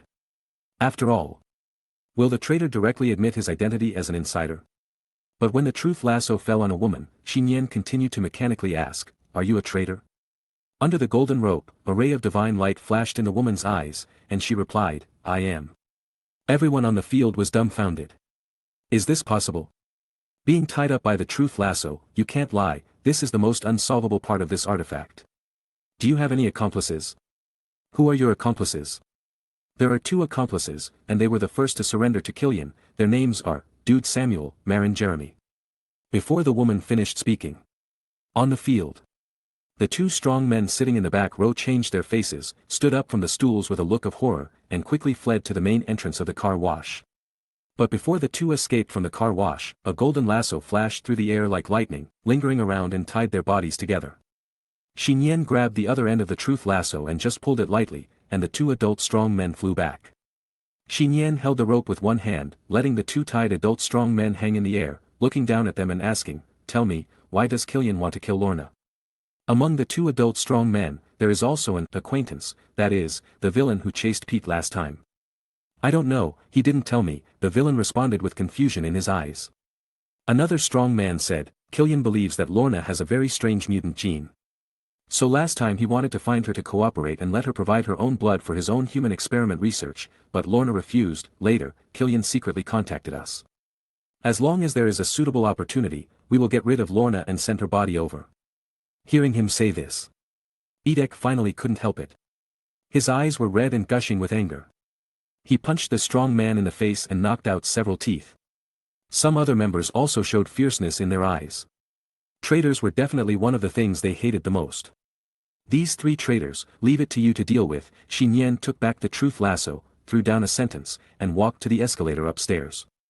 Behind him, the painful wails continued to sound. Shi Nian ignored the situation in the car wash and quickly returned to a dark room. Xiao Huang made a meow sound and jumped forward, landing on his shoulder quickly and lightly. "Well done, go back and reward me with canned fish," Shi Nian praised, and then his eyes fell on the bed. The green-haired girl lying on it also opened her eyes in time. "How do you feel?" Shi Nian asked in a young voice. Luna responded obediently, "I'm not dizzy anymore, and I'm not hot anymore, but I don't have much strength." "You just need to rest for a day or 2, Shi Nian sat down beside the bed and said. "Just now outside." "I've heard it," Luna said. "I didn't expect there would be 3 traitors." "You take a good rest, I'll take care of it," Shi Nian thought for a while and said in a deep voice. "I'll let Xiao Huang and Guan Luo stay with you to protect you. Now that the traitor has been found, you're safe here." Lorna asked bluntly, "You mean you want to go to Los Angeles?" Since the other party attacked Luna and was a terrorist, there was nothing to worry about. He wanted to use the demigod mode he still had, and get rid of the other party in one fell swoop. A warm little hand suddenly grabbed the corner of Shi Nian's clothes, and said in an imperative or coquettish manner, "Little brother, don't leave me, at least tonight." Shi Nian lowered his head and met those emerald eyes. He couldn't refuse at once. It was the first time for him to see the strong Luna show such a weak posture. Luna said weakly, tomorrow, my body should be almost recovered, then I will go to Los Angeles to solve this matter in person. How can this be? Nian felt helpless and sighed. Then tomorrow, I will go to Los Angeles with you. Although there is no demigod mode tomorrow, with Xiao Huang here, he can still change into other modes. Or, let Luna make up for the state. In short, Nian didn't want Luna to face the unknown danger alone. Then it's settled, little brother, the green-haired girl turned over, facing away from Nian outside, and a look of success flashed in her eyes. Going to Los Angeles to deal with the enemy forces was just a side job. What Luna really wanted at the moment was to let Nian stay with her for a little longer. Even if it was only for one day. On the other side, late at night. Nian's home. The girl with crimson hair and white pajamas held a pink pillow and gently opened the door of the middle room. She looked at the figure lying on the bed in the dark room, came up and whispered, "Master, are you cold?" The person on the bed did not respond. "Are you asleep?" the crimson girl muttered, and left the room with a pillow in her arms in disappointment, and closed the door carefully. She fell into a silent room again. As the figure on the bed turned slightly, a mature and graceful woman's body was revealed under the quilt. Diana opened her beautiful eyes. She was resting on her larger pillow, holding a normal-sized pillow in her arms, and clamping it with her legs stretched out from under her white gauze skirt. Under the slender and radiant legs, Nian's pillow began to deform slightly. Chapter 130. The next day, Saturday. At Nian's house. There was no need to set the alarm. Wanda had already developed the habit of getting up early according to her biological clock and began to work diligently for the day. After the girl washed and changed into her daily clothes, the first thing she did was to go to the second room to wake Nian up, but when she opened the door and entered the room, there was no sign of the boy on the empty bed. Miss Diana, who also left home, left a message, indicating that Nian went to a friend's house and might not return until tonight or tomorrow. A friend's house?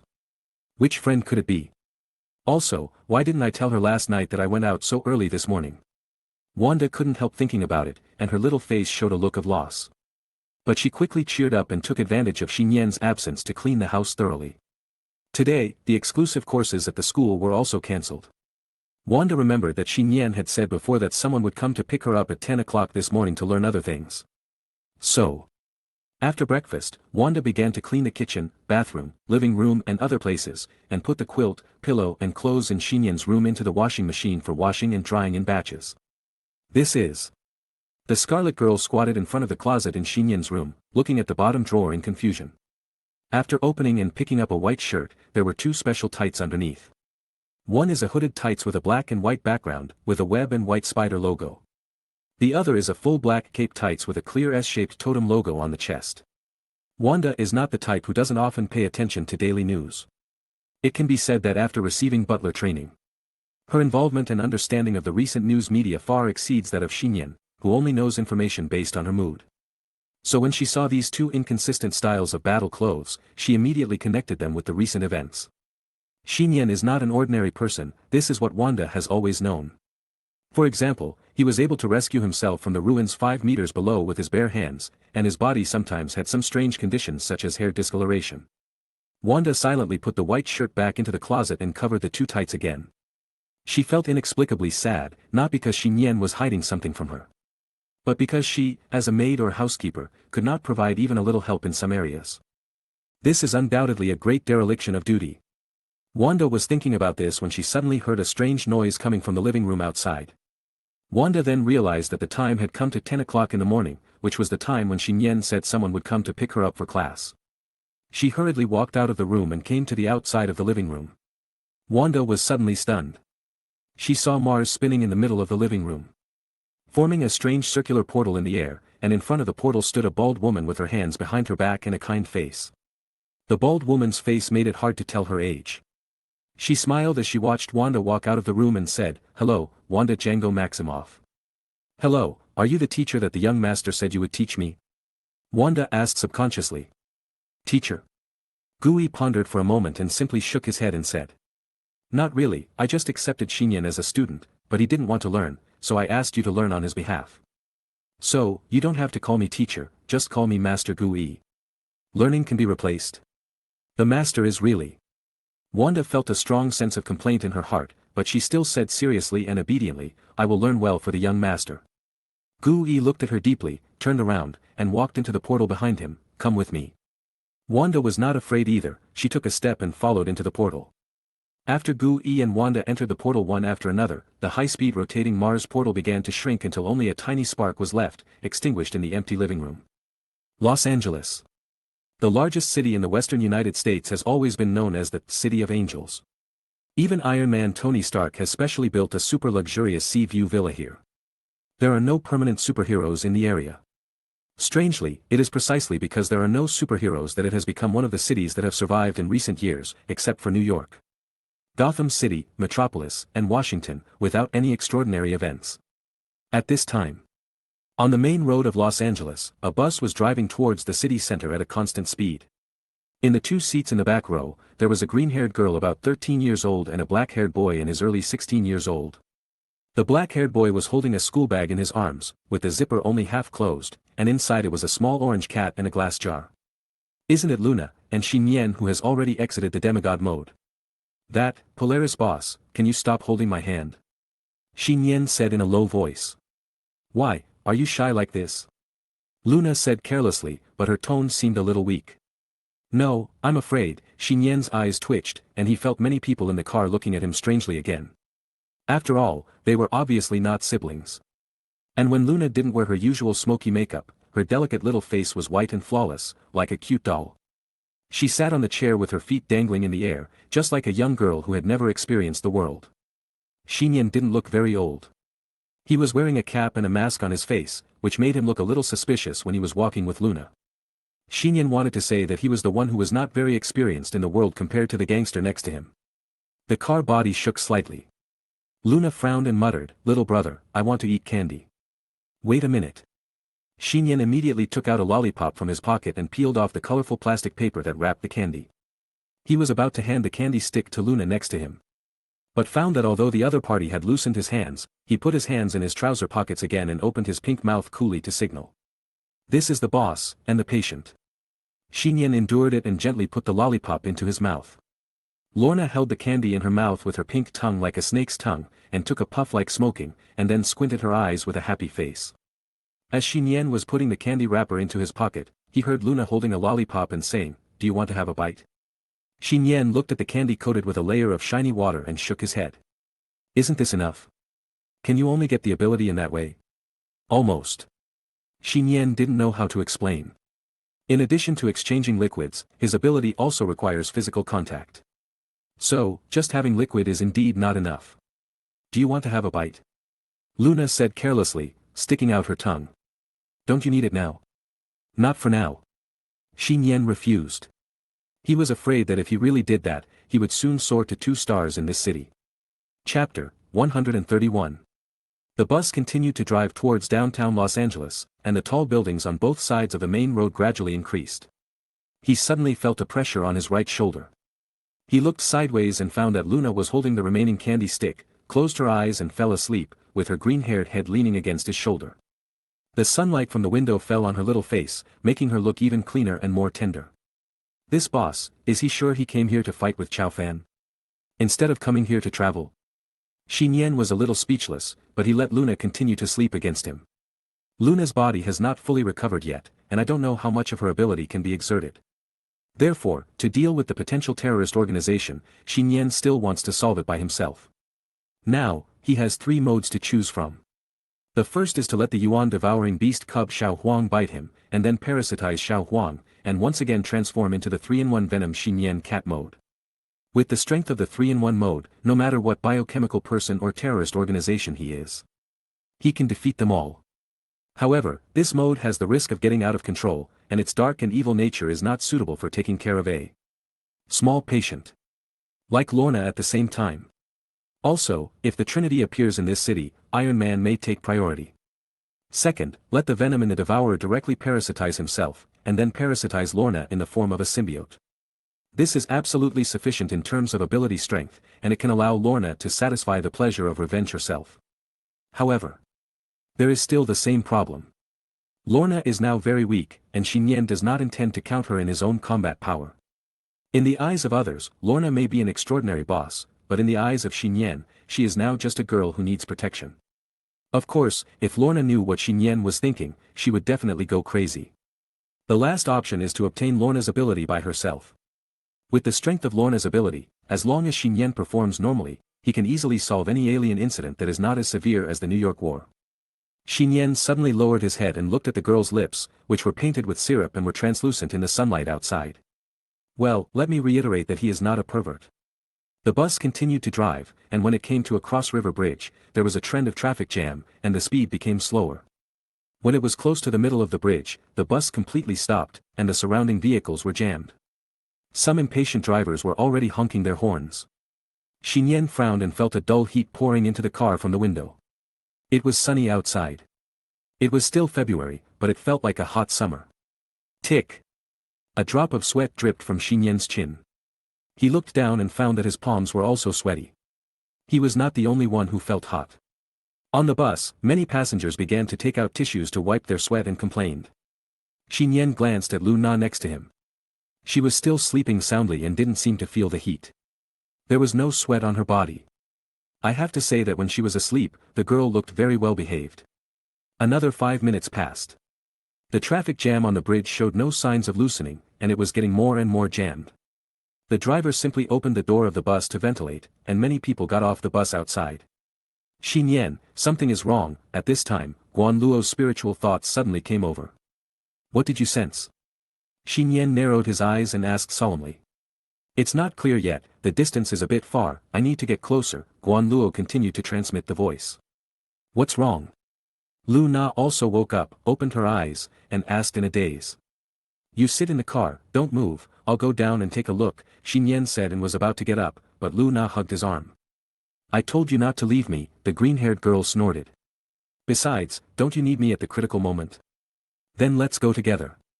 Nian knew that he couldn't persuade Luna, so he simply took her out of the car and came to the bridge blocked by various vehicles. A glance showed that pedestrians outside were gathering towards the center of the bridge, and the scene was extremely lively. It seems that there was a car accident in front. Go and have a look, it's so hot in the car. Hey, let's go and take a video in front. The pedestrians passing by Nian whispered, and jumped up with excitement. Guan Luo, what you noticed is wrong, do you mean the car accident in front? Nian asked in a low voice with his school bag on his back. Guan Luo responded, it's the direction of the car accident, not the car accident itself, there are some other special things there. Then let's stay in the car. Nian was still self-aware of this. He felt that he was easily attracted to extraordinary people, especially those of the opposite sex, so he should not take the initiative to cause trouble. What happened in front? Little brother, let's go and see. As she said that, Luna's weak body struggled to pull Nian forward. Nian couldn't do anything with Luna. He thought that if it was really an extraordinary person, he couldn't easily avoid it, so he followed the pedestrians and walked forward. Near the center of the cross-river bridge, Nian saw that there were several crashed and overturned vehicles on the bridge ahead. The overturned muscle cars almost blocked the bridge, which was the culprit for the traffic jam. In addition, there were a large number of onlookers on both sides of the accident scene, forming a human wall to watch and take pictures. Brother, look to the right, what is that? Luna suddenly pointed to one side of the accident scene. Nian looked in the direction of her finger and suddenly opened his eyes wide. It was a bald strong man with bare upper body. Unlike ordinary humans, his arms, upper body, and even face, body surface and muscles were like pieces of hard brown stone, so that his tall and burly body looked rough and bloated, and his face and appearance were a little scary. Stone man. Without waiting for Nian to think more, Guan Luo said with his mind, there is another strange existence coming this way. Where? Nian glanced and did not find anyone approaching his side. But suddenly, a strange scene appeared. The crowd in front of Nian screamed in surprise, as if they were pushed by an invisible existence, and a passage for people was open to both sides. Nian was unable to avoid it, and collided head-on with a soft and proud body. With the cushioning effect that reduced the impact, a woman's scream was faintly heard in the air in front. Someone, Luna on the side, looked at the air with a curious look in her eyes. Invisible? Who is here? Nian subconsciously stretched out his left hand and grabbed a hand of warmth and flexibility. It was very wet and delicate, like a woman's slender waist without fat. Don't let go. The invisible woman shouted shyly and panicked. Oh, sorry, Nian immediately retracted his left hand, but he didn't expect that his palm and the other person's body were glued together. While retracting his hand, he also pulled the other person's body over here. Snap. Nian fell backwards onto the pavement of the bridge foundation, and the invisible body also lay on his chest, and then the young man's body disappeared from the spot. Chapter 132. Nian fell back on the bridge foundation with some pain. And the slippery and flexible body crashed into his arms. He could clearly feel his chest being pressed by two pairs of soft and large objects, so that the jacket he was wearing was slightly flat and deformed. Nian opened his eyes facing the dazzling sunlight and soon froze again. However, in the air near his eyes, strands of golden hair were exposed from virtual to real. Not just hair. Following it was a beautiful face without any flaws, delicate collarbones, smooth and slender shoulders, and a graceful and attractive back and hip curve. The most important thing was that there was no cover on her. The mysterious female figure who was supposed to be invisible in front of Nian was exposed in the sun. It hurts, the woman looked to be around 25 years old. Her face and figure were top-notch, not inferior to any cover model girl of any profession. She had the intellectual beauty of an urban white-collar worker. At this time, the woman seemed to have not yet reacted. She had already been exposed in Nian's eyes. Her soft and beautiful eyebrows were slightly frowned. She supported herself on the ground beside her with both hands and wanted to get up. Her golden hair naturally slid down in front of her. Well, now I can see more. Nian's heartbeat accelerated, and he quickly moved his eyes to the side, but the two were too close, and he could still see many beautiful scenery that stimulated adrenaline. Today's sun is really big, white, hot and pink. Little brother, are you here? Next to Nian. Lorna, wearing black leggings and a white t-shirt, squatted down. She looked curiously at the place where Nian fell. She looked back and forth carefully. Her big emerald eyes were bright, but there was no reflection of the boy in them. I'm right in front of you, can't you see me? Nian asked subconsciously. Yes, I can't see you, not even a shadow, but I can feel you are here, Luna nodded in response. Even he is invisible. Nian was stunned, and the invisible woman in front of him pretended to stand up. Because his hand was still on her waist, the woman fell into his arms again.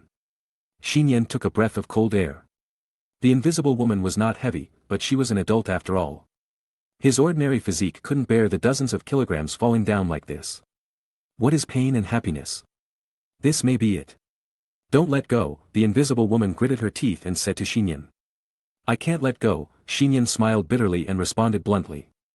Nian tried to retract his left hand again, but his palms seemed to be fixed on the other's waist. His 5 fingers tightly grasped the soft meat that was not greasy, and fixed on it like a suction cup. It seemed that there was an invisible force connecting the two bodies. Stop grabbing. The invisible woman said in pain. Stand up with me. No problem, the invisible Nian and the invisible woman cooperated with each other and stood up from the ground together. They did not have physical contact during the period, and they were afraid that other parts would be connected again. However, once the other party stood up, there was basically no secret in front of Nian. In addition, there were too many people watching around, and the noisy open air was open to the beautiful body bathing in the golden sun. This is too shameful. Nian couldn't stand it. Susan. Are you here? Following the passage where the crowd was separated just now, a white man in a suit and leather shoes and a handsome and fashionable white young man ran over, and the white young man was holding a pile of women's clothes in his arms. I'm here, next to a black-haired boy, the invisible woman called. Susan turned around and shouted. Following the sound, the two came to where the invisible woman and Nian were. I can't believe you let me use my abilities like this, Susan complained somewhat ashamedly, and began to take the clothes from the white young man, bending down slightly to put them on one by one. Nian turned sideways. Sister, stop complaining, didn't you succeed? The white young man shrugged. Although he had a buzz cut, his face was still very handsome, tall and handsome, a bit like Captain America Steve Rogers. Johnny, shut up, this experience is enough once, Susan said hatefully. Didn't you say there was a boy next to you? Why didn't I see him? How is it possible? He is standing next to you. The air suddenly became a little awkward. After a 2-second pause, Susan, who had not yet lifted her invisible state, opened her mouth and said in surprise, No way, can you see me? Nian blinked and nodded honestly, which proved that the other party had not heard what Luna said just now. Susan's mind went blank, and then she quickly pulled up her pants with both hands, turned around to get the remaining clothes, and said with unprecedented shame. Turn around. I'll try my best, Nian twisted his left hand and turned around as well, but he was almost back to back with Susan. Susan, that boy is also invisible. Can he see you? Yes, Reed, it must be because of my ability, the boy's hands are attached to my body and can't be separated, then he became invisible with me, but we can see each other when we are invisible, this is so weird. Wait a minute. Susan said this. She turned around and looked at the black-haired boy with half of her white shirt on. Why? You are wearing clothes and carrying a school bag, but you can be completely invisible. Susan was completely shocked. When Susan put on all her clothes and lifted her invisible state, she and Nian showed their true forms together. There really are other people. Johnny, a white youth, looked at Nian in surprise. His eyes quickly fell on Nian's left hand, which reached under his sister's shirt and kept grabbing her slender waist. He shouted in dissatisfaction. Hey, boy, it's almost time to let go. Reed saw this scene and didn't know what to say. He could only say to Susan, now, can you use your ability to separate? I can't do it, I'm not familiar with this ability, Susan said distressedly, and she also felt it. It's not that Nian deliberately grabbed her, but there was a force in her body that attracted each other's bodies like a force field. Nian remained silent. On the field, perhaps only Nian himself could understand what was going on. At the moment when Nian and Susan came into contact, the two not only had contact, but also had an exchange of media. The Lord of the Dependence was triggered. Nian gained the physical ability of Susan.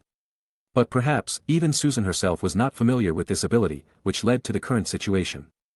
Invisible mode? No, it should be a conjoined invisible mode. Chapter 133. Hey, you're still the first person to fuck my sister in front of me. Boy, what's your name? Johnny didn't notice that Reed's face turned a little ugly next to him, and he asked Nian angrily. My name is Max Eisenhart. Nian did not choose to use his real name, but said a name casually. He glanced at Lorna next to him. This is. I'm his sister, my name is Polaris. Lorna suddenly stepped forward, hugged Nian's arm, and said sweetly. Sister. Johnny, Reed, and Susan were all stunned. No matter how you look at it, the two of them are not related by blood. She is indeed my sister, I was adopted by her family, so, Nian acted on the spot and added the bug while his eyes dimmed with emotion. He can give himself full marks for this acting skill. So that's it, Johnny suddenly realized, and then asked. Then you two came out alone. There is no way, Polaris must take advantage of the weekend to go shopping in downtown Los Angeles, Nian sighed helplessly and said to Susan. Sister, can you let me go now? This is the skill of speaking. In this way, it was as if Susan's body had grabbed Nian's hand. Susan also thought it was caused by her out-of-control ability, and apologized. I'll try my best, she turned to Reed for help. Reed comforted, child, I will find a way to separate you, now just treat it as if I take you to travel in Los Angeles, free of charge. That's great, Nian showed his heartbeat appropriately. He and Lorna didn't want to expose their identities and abilities. One more thing. Kanluo has already spoken to Nian with his spiritual thoughts. Not only the stone man we saw just now and the invisible Susan, but also the current man Reed and the young Johnny, all have very strange energy in their bodies. Among them, the two siblings, Susan and Johnny, have the strongest physical energy. Reed secretly breathed a sigh of relief and found it a bit funny that he was jealous of a child just now. His love rival is at best Victor, a rich and handsome CEO of the same age. How could he be an ordinary boy who looks underage? Now that we have found Ben, let's go back to the company together first, Johnny said looking at the stone man not far away. Reed was about to say something. But at this moment, on the bridge road opposite, accompanied by a huge roar, a construction truck accelerated all the way. It suddenly fell out of control and fell to the ground. It wiped out a burst of red sparks and rushed towards the scene of the car accident. There were screams, and countless onlookers fled in panic. Lorna, who was holding Nian's arm, narrowed her eyes, turned her back to Susan and the others, and dropped one of her little hands. But, he didn't wait for her to use her ability. There was another boom. A tall orange figure rushed forward. The stone man opened his rocky arms and blocked the construction truck from the front like a human-shaped rock. The head of the construction truck continued to dent inward, pushing the stone man a few meters further. After leaving two clearly visible plow marks, it finally stopped on the bridge foundation road. The people at the scene suddenly burst into cheers. This power is not bad. Nian watched this scene and commented secretly. Although it is far inferior to the level of Abomination and Hulk, its strength alone is comparable to that of a super spider. Looking at this big guy, strength may be only secondary, but defense is really strong. After all, the appearance has become like this. The disaster at the scene was not over yet, and there was a sense of déjà vu that the god of death was coming. From the trunk of the construction truck that was stopped by the stone man, a metal bottle containing an unknown object fell out. It rolled on the ground a few times and suddenly exploded. The raging flames suddenly spread towards the surrounding vehicles. "Follow me." Susan seemed to be aware of it and rushed forward. Nian, who was still holding her hand, could only follow, making Lorna chuckle. "I can do it, I can do it." Susan muttered self-suggestively, and she suddenly stretched out her palms forward. Suddenly, a real energy protection was generated, showing the texture of a blue semi-transparent light flow, covering it directly against the surface of the flame. Highly nervous and serious, Susan didn't notice. At this time, Nian's eyes flashed with the same energy and color of blue. He vaguely sensed that now he and Susan were not just physically connected, but their abilities and energies were also connected through their bodies as a bridge. This is a strange phenomenon that has never happened before. Is it because of Susan's ability characteristics? Invisibility and current ability protection? It is estimated that it is far more than. Then, in a situation where Susan felt a little incredible, the energy protection net easily wrapped the flame ball inside, and quickly closed it to extinguish the flame inside. "Good job," Johnny yelled, pumping his fist. Lorna next to her secretly put down her little hand. "Let's go back first, don't stay outside." Seeing more and more people paying attention to this, Reed said. He glanced at Nian and Lorna respectively. "You two children, come here too." Nian and Lorna looked at each other. One was more well-behaved than the other and did not refuse. Now the two of them were just acting as a pair of ordinary brothers and sisters. Kamatage, ancient training ground. Master Modu, as always, leads the magicians in the Holy Land to practice spells day after day, year after year. What's different today is that the Supreme Mage Gu-Yi, the Lord of the Holy Land, came to the ancient training ground in person. Not only that, she also specially brought a young girl in from outside to observe. Is the Supreme Mage recruiting disciples again? Moreover, this apprentice is not the kind who comes to study on his own, but is brought in directly from the outside with special privileges. Master Modu, who was somewhat arrogant, couldn't help but feel a little unhappy in his heart, and explained to the wizards below. "Although you already know this, I still have to say it again. The language of occult arts has existed since the beginning of civilization. The ancient mages called it a spell, which is a source code for constructing reality. We mages mainly draw the powerful energy we need from other worlds in the multiverse, and use it with spells to perform extraordinary spells such as summoning shields and forging weapons. But this process cannot be done just by thinking about it, no matter how talented you are. Even talented people need to study hard and practice hard year after year. Now, let's practice the most basic spell preparation." Master Modu said this, and whispered an obscure and strange spell. As his hands moved forward, a golden thread with sparks immediately emerged from it, presented in the air. Other mages also began to repeat his actions, silently reciting spells in their hearts, and all rode out streaks of golden light. Next to the ancient training ground, little Wanda, who stood quietly next to Gu-Yi, opened her eyes wide. She listened carefully and looked at the people practicing on the field. She glanced sideways at Gu-Yi, who was wearing a robe, and opened and closed her small mouth slightly, hesitating to speak. "Superior." Master Gu-Yi smiled at her and said, "Just do whatever you want." "Is that like this?" Wanda took a deep breath, repeated the spell that Modu just said clearly and melodiously, and raised her little hand. As she waved her fair and small right hand gently, a golden thread immediately burned and glowed from the air. Chapter 134. From the time Nian met the Fantastic Four to the time he returned to the house of the invisible girl Susan, he took off his cap, but he wore a black mask the whole time. Even his own name was fake. From the beginning, Nian felt that he and the Fantastic Four just happened to bump into each other, and he and Lorna had a secret matter of dealing with the invaders, so he didn't want to expose his true face and identity. And now, the only outsider here is Susan, and it is impossible for the two to separate in a short time in their current state. Nian nodded to Lorna. Lorna immediately jumped off the chair, came to Nian's side, and took off the ear buckle of the mask for him. Under the soft and bright light, Susan, who was connected to Nian, gradually opened her beautiful eyes, and her eyes continued to be bright and energetic. The lower half of her face covered by the mask was revealed. This was also the first time she saw the boy's full face. His facial features were delicate and handsome, and it was a very clean and sunny face. The boy's face still had a hint of immaturity.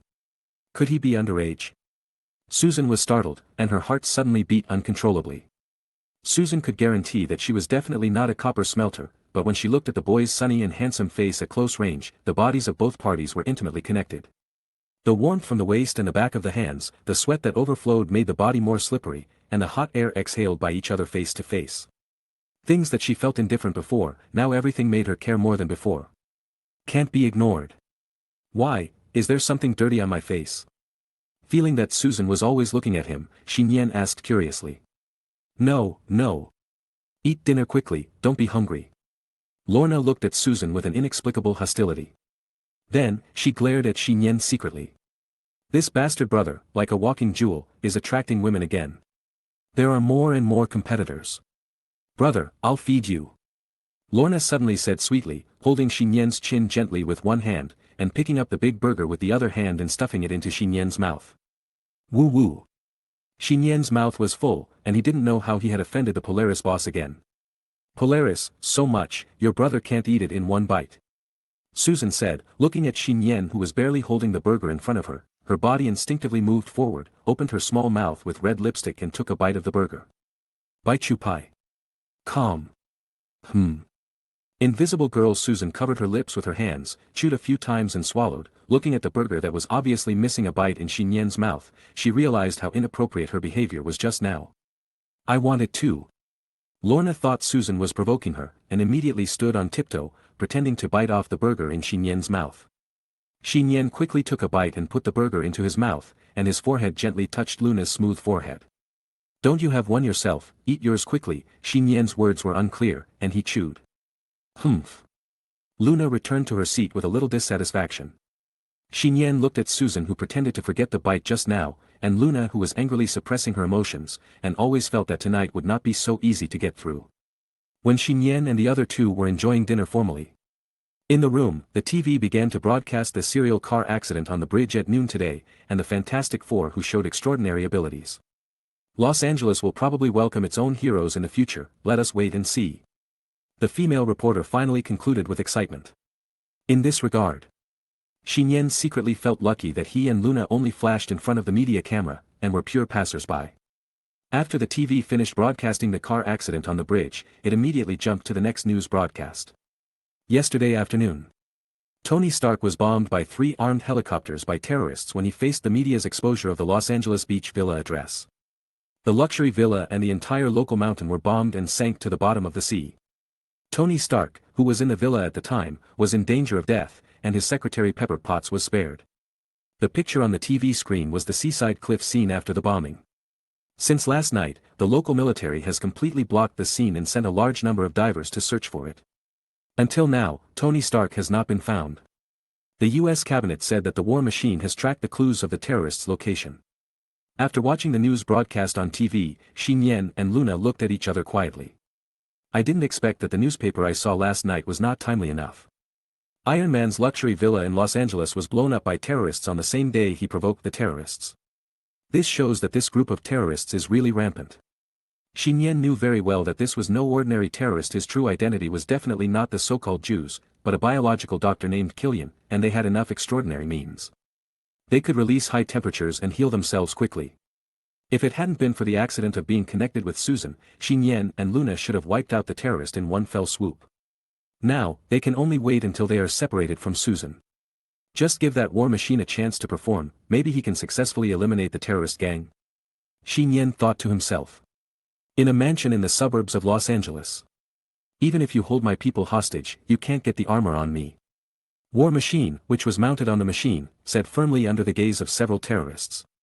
In the cockpit of War Machine, the black Colonel Rhodes looked determined. He was wearing a silver steel armor based on the old version of Mark armor, unpainted and roughly modified by military industry. This armor was something he had finally begged from Tony Stark before, and he regarded it as more important than his own wife. You will come out by yourself. Killian, the blonde man in a suit who was the leader of the terrorists, didn't take it seriously. He walked directly to the front of War Machine and placed his right palm on the lower abdomen of the steel armor. As his palm became red like lava, the armor he was touching began to make a sizzling sound, and the high temperature began to pass into the inside along the metal. Colonel Rhodes in the armor was forced to disarm and get out of the cockpit.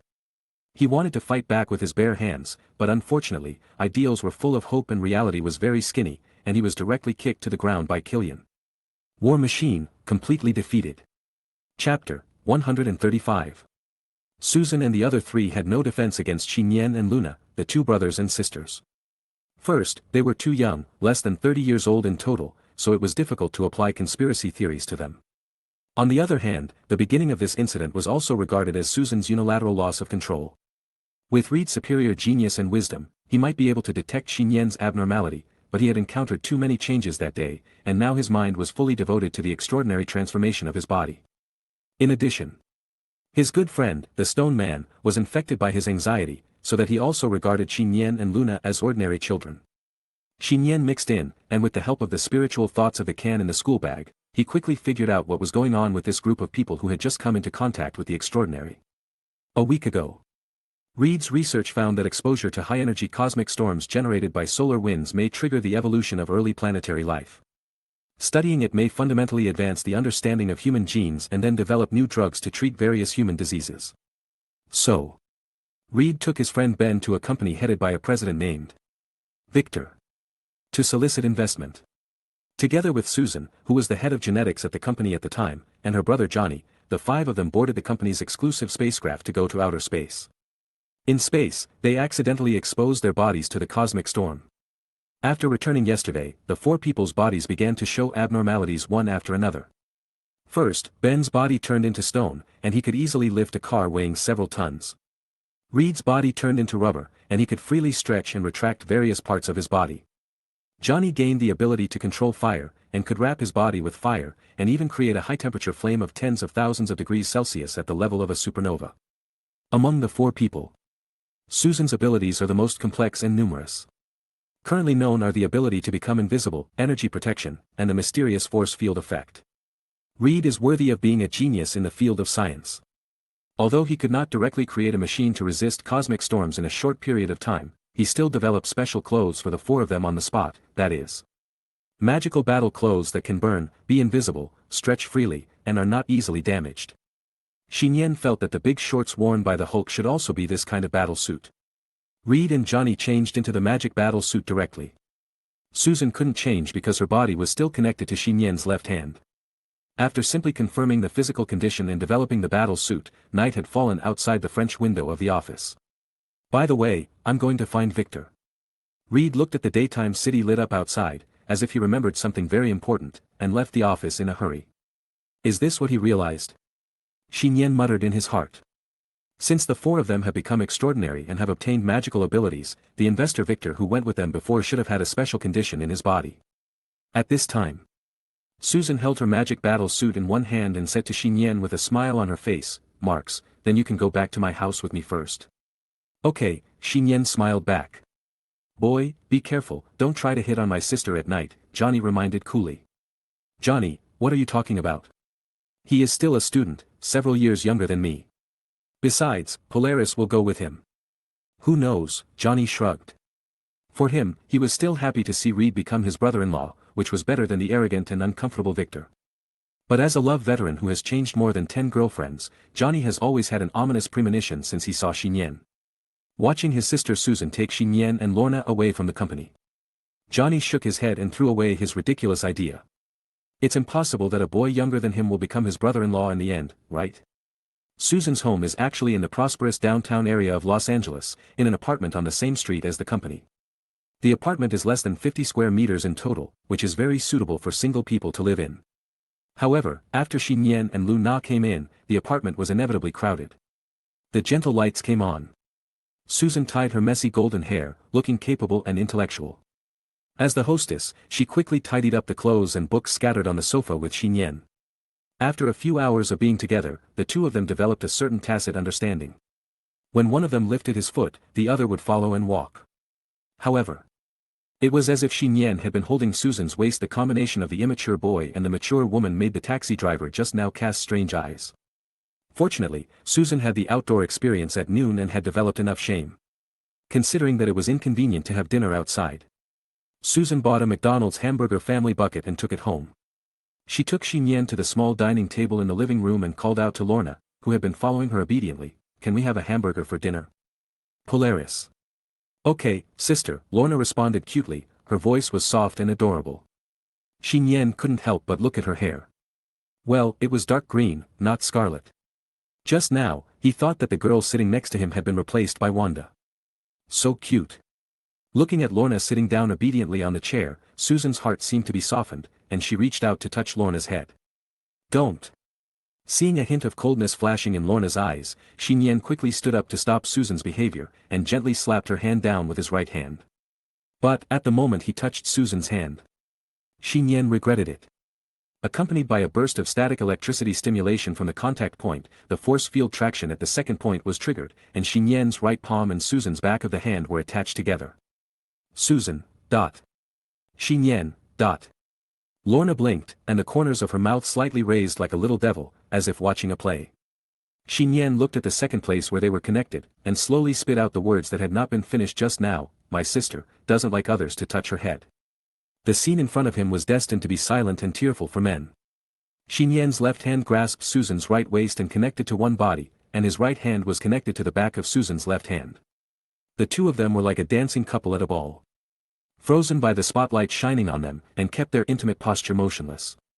Nian sighed as he looked at the hamburger on the table, his stomach making a slight gurgling sound, and his hands were now completely useless. "I'll help you take off the mask and feed you." Susan took a deep breath, feeling that as the only adult here, she should take responsibility. "No matter what situation you face, don't panic." "No, let Polaris come," Nian shouted hurriedly. He was really scared. If Susan's remaining right hand was connected to his face, the two of them would really be conjoined into an alien shape. Chapter 136. From the time Nian met the Fantastic Four to the time he returned to the house of the invisible girl Susan, he took off his cap, but he wore a black mask the whole time. Even his own name was fake. From the beginning, Nian felt that he and the Fantastic Four just happened to bump into each other, and he and Lorna had a secret matter of dealing with the invaders, so he didn't want to expose his true face and identity.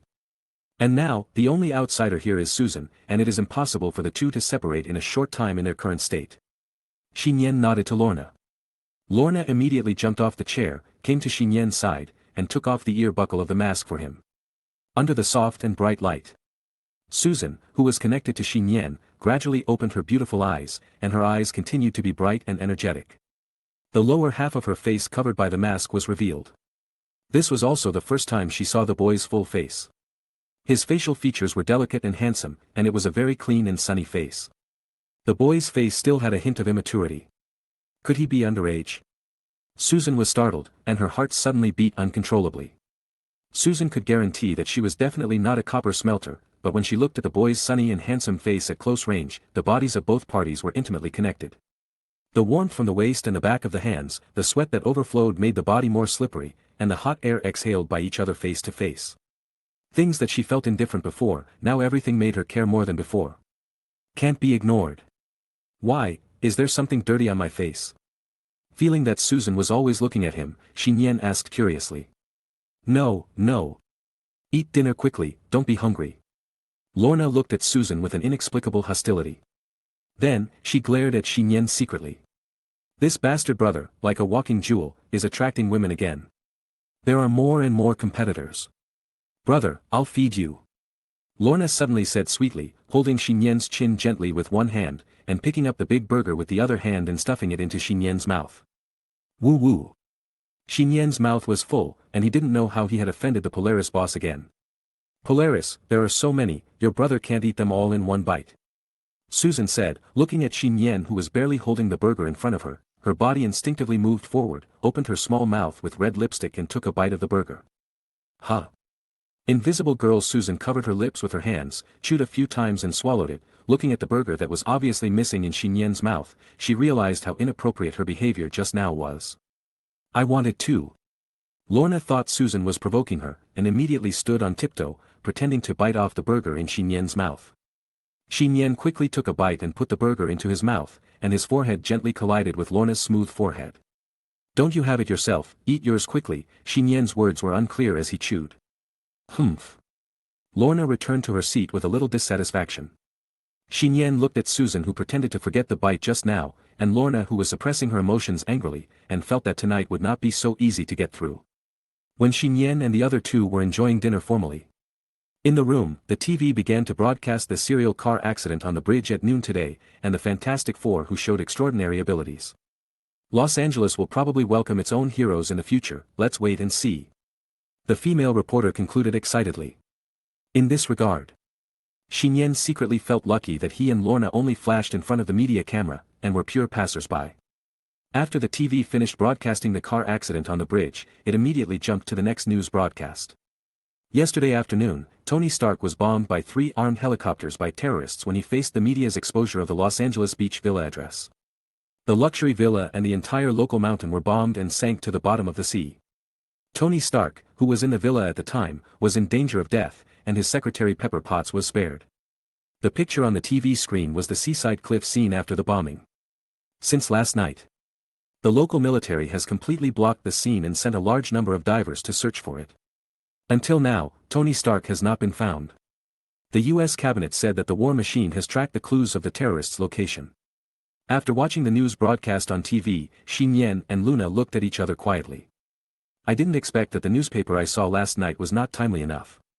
Iron Man's luxury villa in Los Angeles was blown up by terrorists on the same day he provoked the terrorists. This shows that this group of terrorists is really rampant. Nian knew very well that this was no ordinary terrorist. His true identity was definitely not the so-called Jews, but a biological doctor named Killian, and they had enough extraordinary means. They could release high temperatures and heal themselves quickly. If it hadn't been for the accident of being connected with Susan, Nian and Luna should have wiped out the terrorist. Now, they can only wait until they are separated from Susan. Just give that war machine a chance to perform, maybe he can successfully eliminate the terrorist group. Nian thought to himself. In a mansion in the suburbs of Los Angeles. Even if you hold my people hostage, you can't get the armor on me. War Machine, who was mounted on the machine, said firmly under the gaze of several terrorists. In the cockpit of War Machine, the black Colonel Rhodes had a resolute look on his face. He was wearing a silver steel armor based on the old version of Mark armor, which was unpainted and roughly modified by military industry. This armor was something he had finally begged from Tony Stark before, and he regarded it as more important than his own wife. You will come out by yourself, Killian, the blonde man in a suit led by the terrorists, didn't take it seriously. He walked directly to the front of War Machine and placed his right palm on the lower abdomen of the steel armor. As his palm became red like lava, the armor he was touching began to make a sizzling sound, and the high temperature began to pass into the inside along the metal. Colonel Rhodes in the armor was forced to disarm the armor and get out of the cockpit of the armor. He wanted to fight back with his bare hands, but unfortunately, his ideal was full of hope and reality was very skinny, and he was directly knocked to the ground by Killian. War Machine, completely defeated. Chapter 137. Inside the house. Nian and Susan were getting ready to sleep, but how to sleep was a big problem. After all, 2 parts of their bodies were connected by a force field. The 2 tried several positions one after another. In the end, we can only lie on their sides on the bed and sleep together face to face. This is also the best solution at present. So, after lights out. Susan slept on the left side of the bed, Nian lay in the middle, and behind him lay Lorna.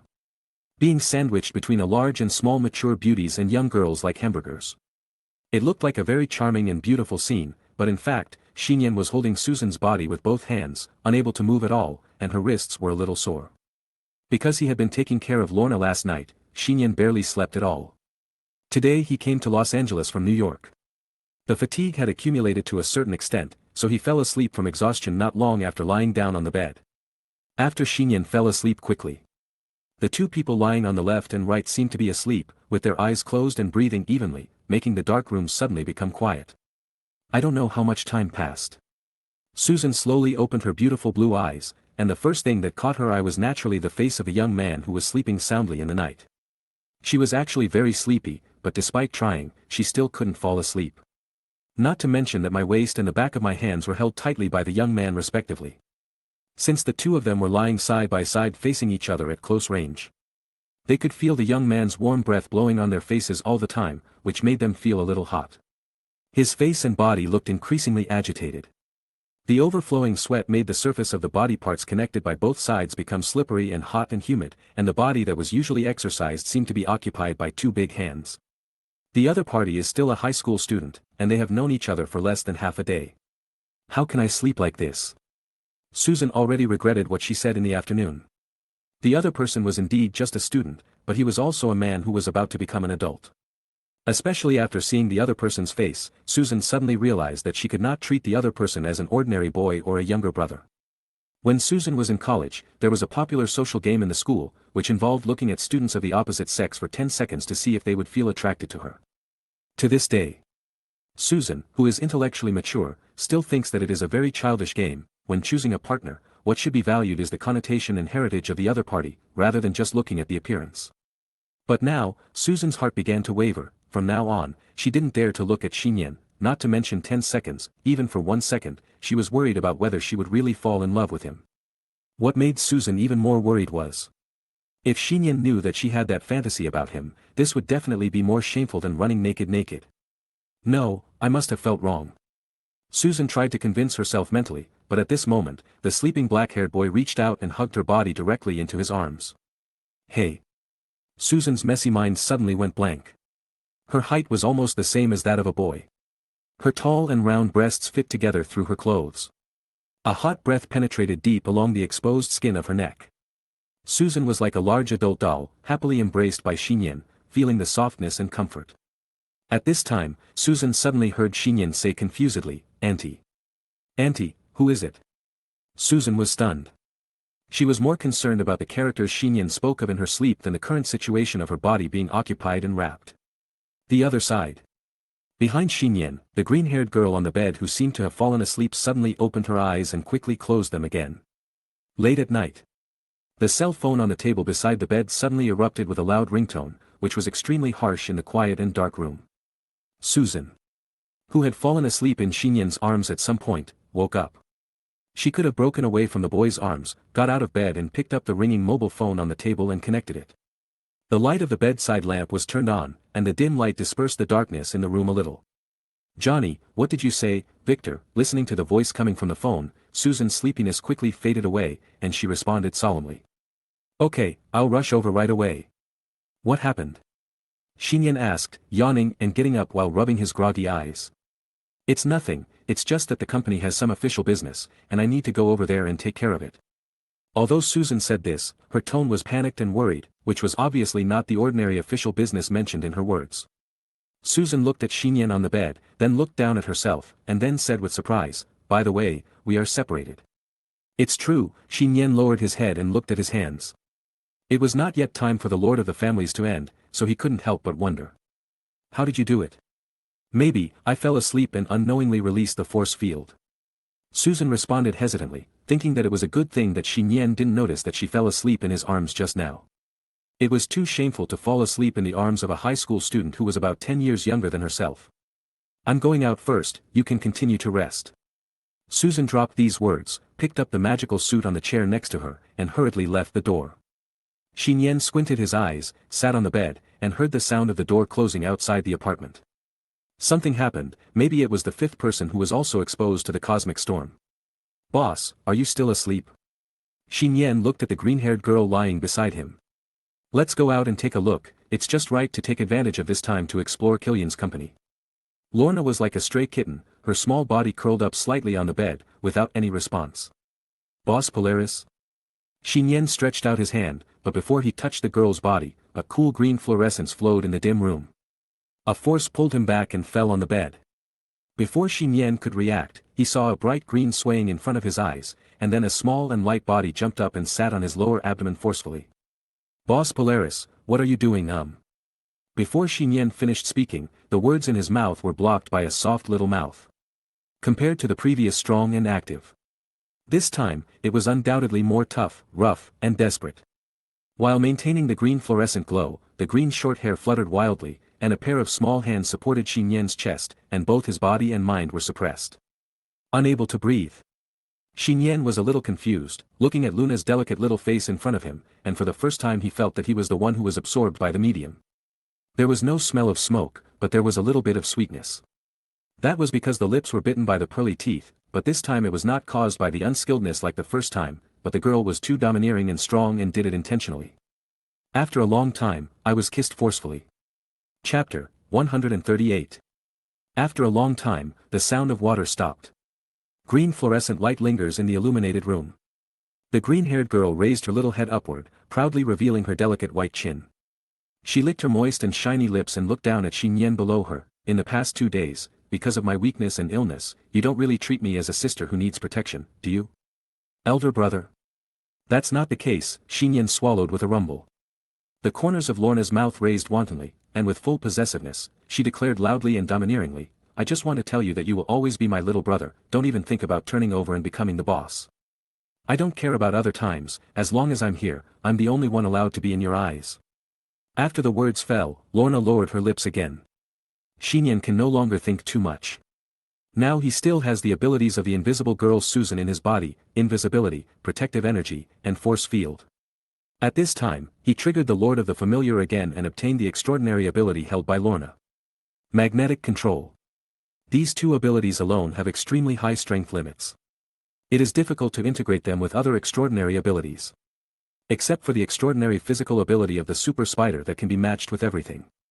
Stacking other abilities will easily become unbalanced. Out of control. But Susan's ability and Lorna's ability are both main areas of control, and they even have transcendent manifestations that can affect the force field. The two abilities are surprisingly well matched in terms of compatibility. Then, the two extraordinary control abilities, which mainly exerted on the non-physical body, at this moment, ushered in an unprecedented intersection, fusion, and sublimation in Nian's body. Green fluorescence immediately flowed out from Nian's body, converging with the fluorescence from Lorna who was sitting on her belly. And then a blue energy shimmer appeared in Nian's eyes, as if there was a solar storm flowing from the outer universe. And down, convert the green fluorescence on his body into a higher level of energy form.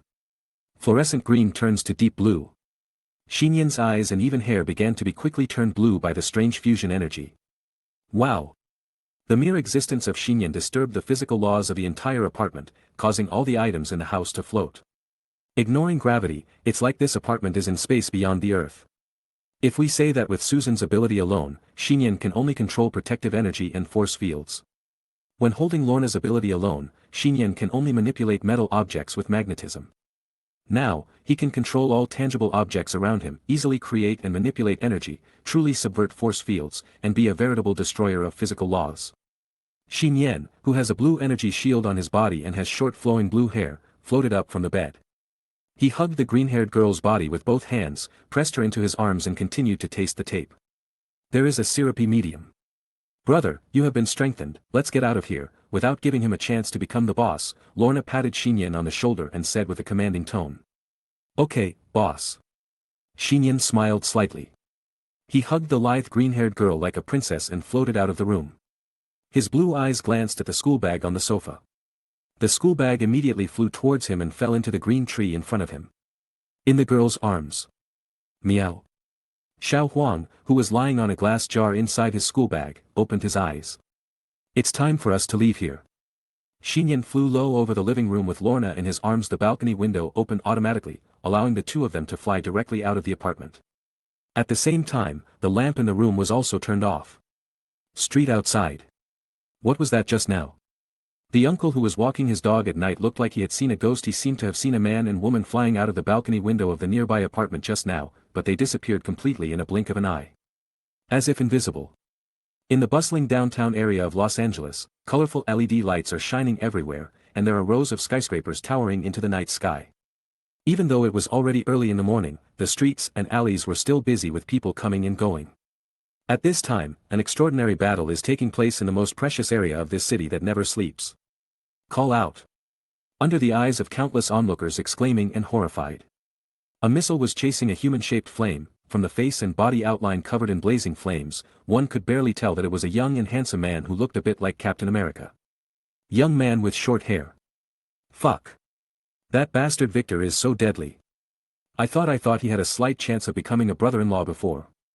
Johnny cursed as he was flying at high speed in the form of a burning man. He turned a few corners, but still unable to escape from the missile with infrared tracking, it finally flew towards the urban seascape of the pedestrian street. Soon, a big explosion occurred in a burning ship, and the human-shaped flames were extinguished in the black water. The other side is where the missile was launched.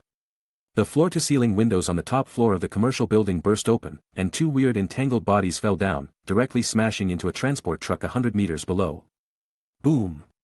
As a flash of electric light erupted from inside the rear compartment of the transport truck, the stone man was blown out together with the rear compartment door of the vehicle, and hit another vehicle body 20 or 30 meters away.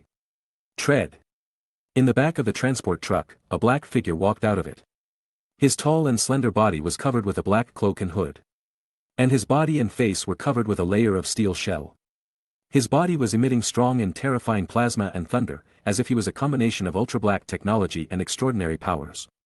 He was the fifth person besides the Fantastic Four who had been exposed to the cosmic storm, and the president of the technology company that had invested in the previous research mission to outer space.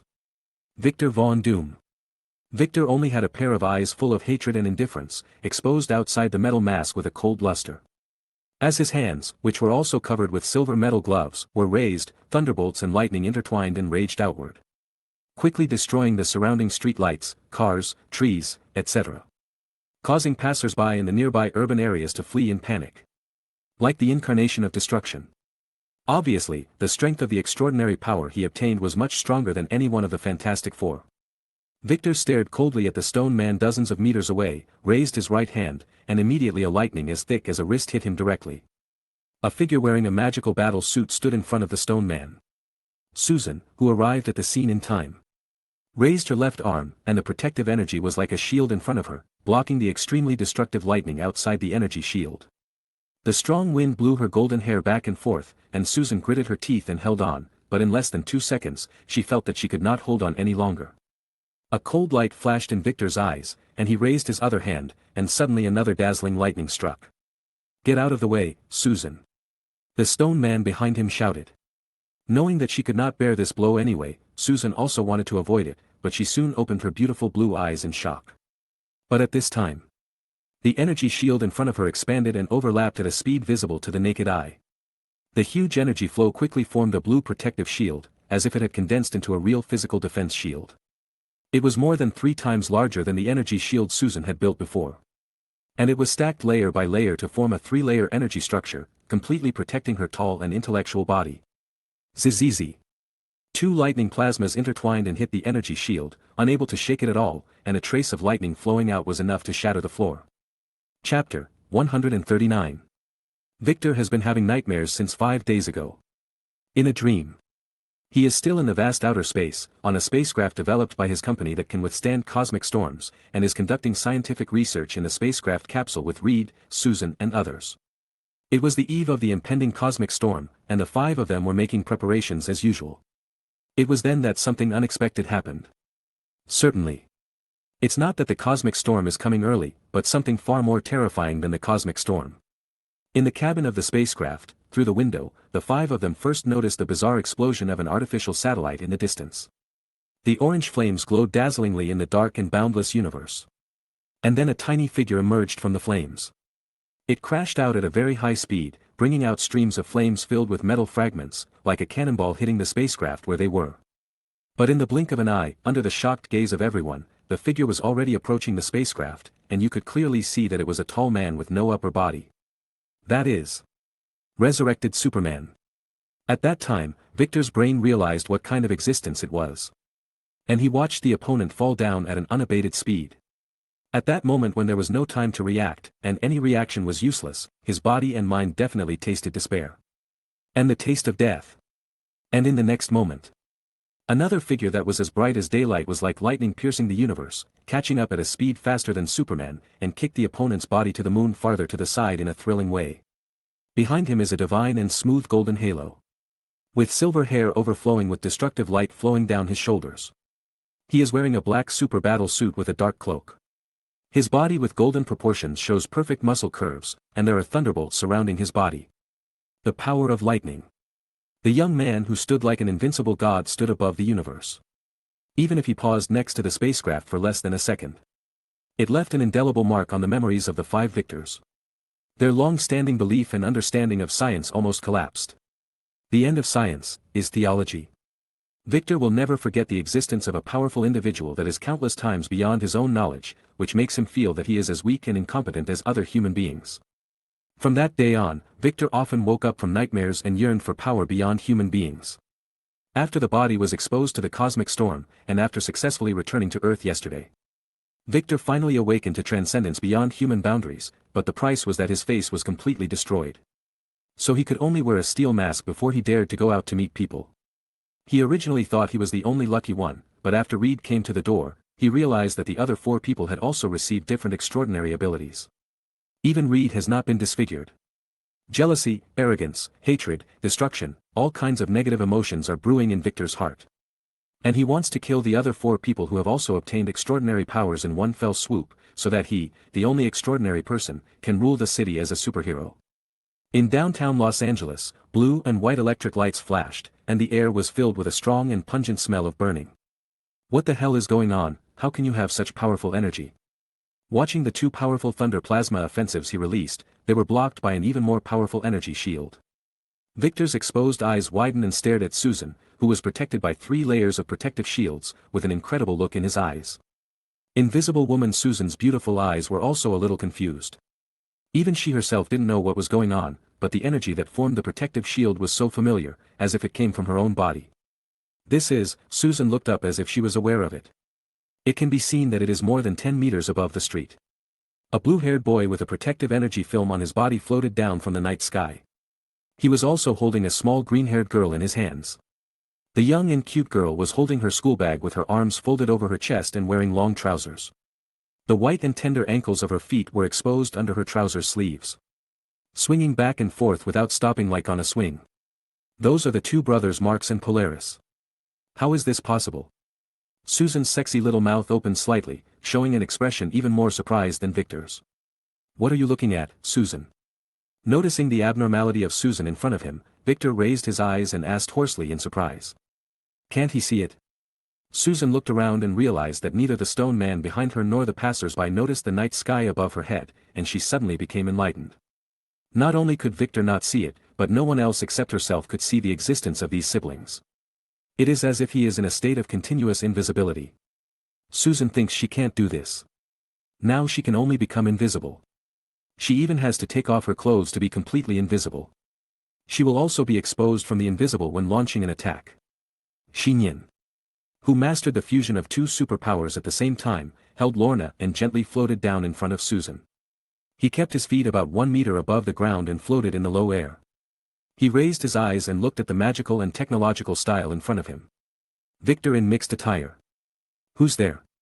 Victor stared at the street area in front of him. Although he couldn't see the invisible Nian and Lorna, he could still faintly sense the presence of creatures ahead at such a close distance. Nian did not respond to his words, and as for Lorna, she even disdained to respond. Come out. Victor suddenly raised his hands crazily. And burst out with thunder and lightning as thick as a bowl.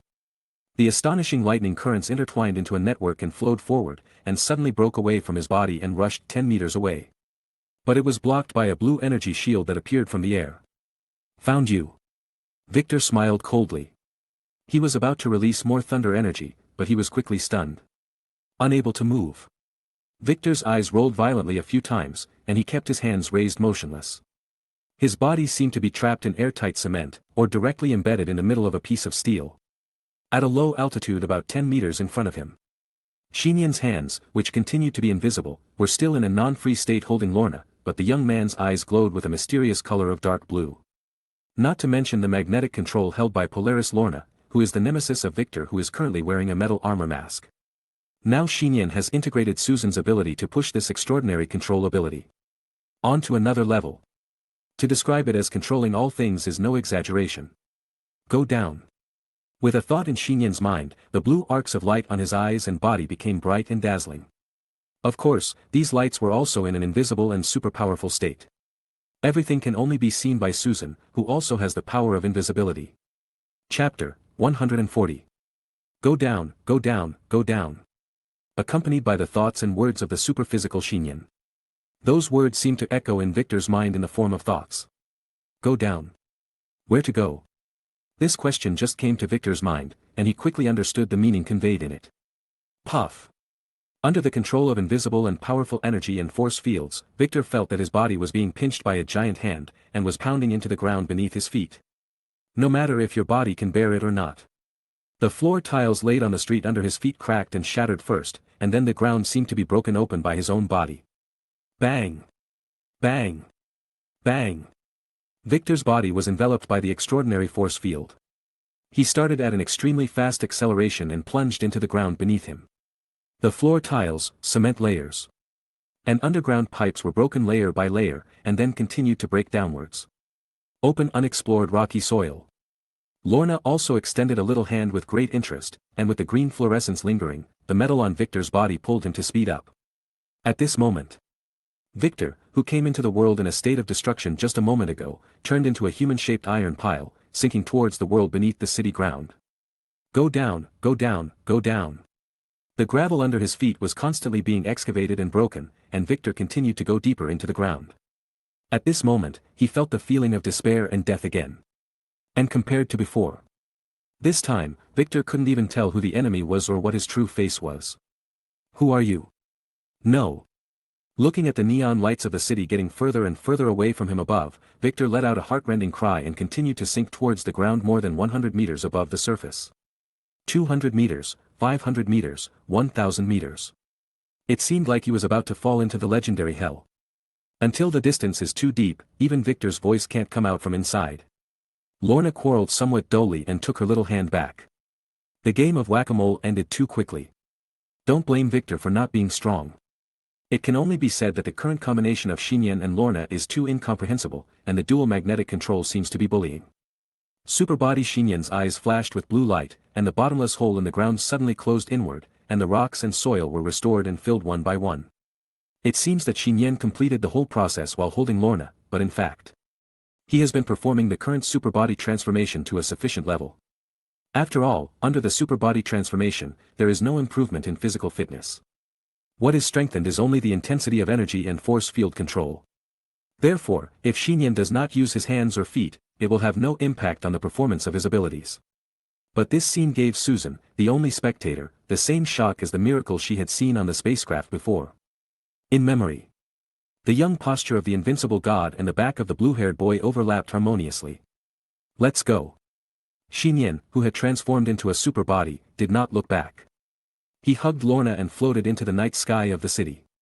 He would help, but he was actually passing by here and regarded it as a reward for borrowing Susan's ability. Wait a minute. Susan subconsciously wanted to stop him. But neither Nian nor Lorna seemed to hear her words, and with the emerging blue light, they quickly disappeared into the night sky above the domes of the tall buildings in the city. We're leaving, thank you for the hamburger treat, see you again. In my ears, I could vaguely hear the last words left by the young man. Invisible Woman Susan stared blankly at the night sky until two figures wearing magical suits arrived respectively, Reed who had just recovered from thawing and Johnny who was drying the sea water on his body. What happened here, where is that bastard Victor? Johnny asked angrily and doubtfully, looking around for Victor. No need to look for it, he's down there. The stone man pointed to the ground under Johnny. Since he couldn't see the invisible Nian and Lorna, he was confused now. He thought it was Sue just now. Sean showed her true abilities, knocking Victor down and burying him in the earth. Down there, what do you mean? Johnny lowered his head subconsciously, and could only see a circular pit on the ground beneath his feet. Susan, are you okay? Reed looked at Susan who raised her head slightly, and he also glanced at the night sky, is there anything there? Nothing, Susan looked dazed for a moment, shook her head, looked at the remaining pit marks and said. Whether Victor is alive or not, anyway, he can't come out to hurt people again. It's all over. Susan murmured softly, and the light in her beautiful eyes dimmed and became dull. Reed suddenly felt that the end in Susan's mouth meant more than just Victor. He still feels. At this moment, I have lost something forever, but I still don't know what that thing is. In Los Angeles, the closed window of the top-floor office of the biological company where Killian worked suddenly opened. There was a bit of cold night wind outside, which stirred the documents and books on the desk in the darkness and raised the curtains to both sides. The body glows with a strange super blue light, and is in an invisible state. The superphysical Nian took advantage of his continuous strengthening ability to fly in from the office window with Lorna. This time, I came to Los Angeles to target Killian, the mastermind behind the attack on Lorna. I just didn't expect to encounter the episode of the invisible heroine Susan and her group. Although I wasted a lot of time, I also gained a fusion supernatural ability that can easily defeat the other party's organization. So Nian and Lorna went straight to the main topic of this tour. However, it was already late at night after midnight. The office and even the entire company building were silent. How can I find him? I won't have to wait until dawn in this company. Nian was about to say something, but suddenly said, someone is coming. With Nian's current super body mode, he can perfectly perceive the surrounding things by releasing energy and unfolding a transcendent force field without Guan Luo's reminder. In addition, he can control the surrounding objects, making him seem to have his own private domain. After Nian's predicted word sounded, about 10 seconds passed. The door of the office suddenly opened. A white man in a suit and leather shoes walked in. He turned on the lights in the office, looked at the open window in confusion, and muttered to himself in some confusion. Strange, I clearly remember that all the windows have been locked from the inside. Nian looked up at the camera in the corner of the office.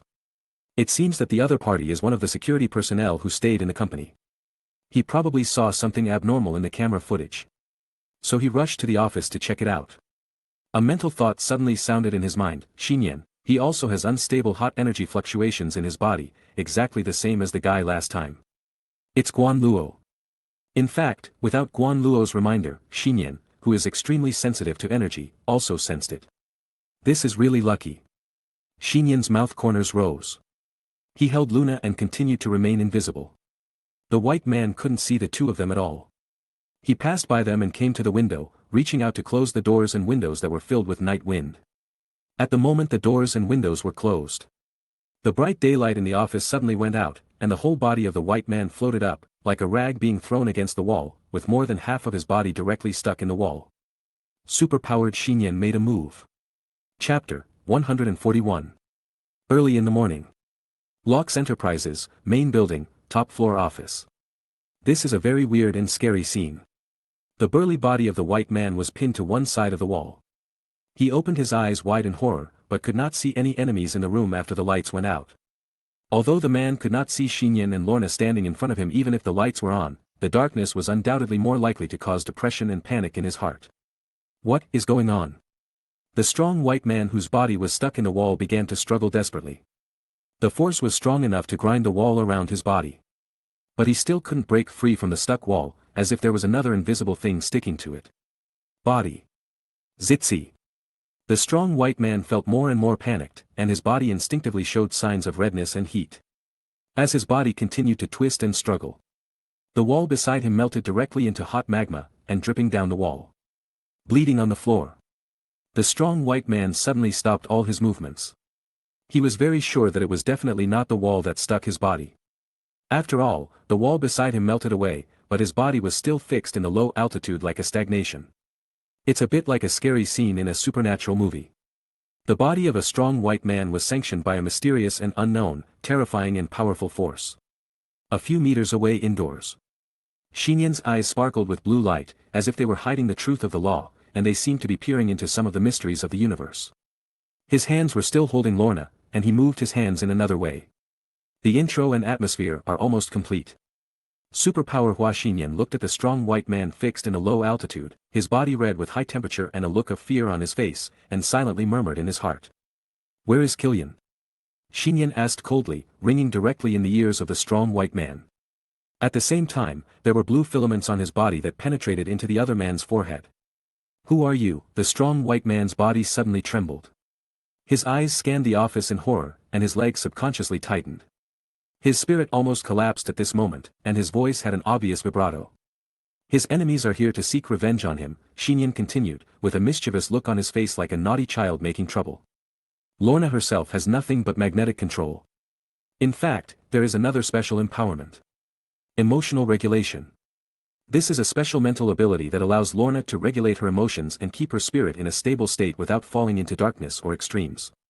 Since this ability is not displayed much in daily life, it is more like a hidden ability.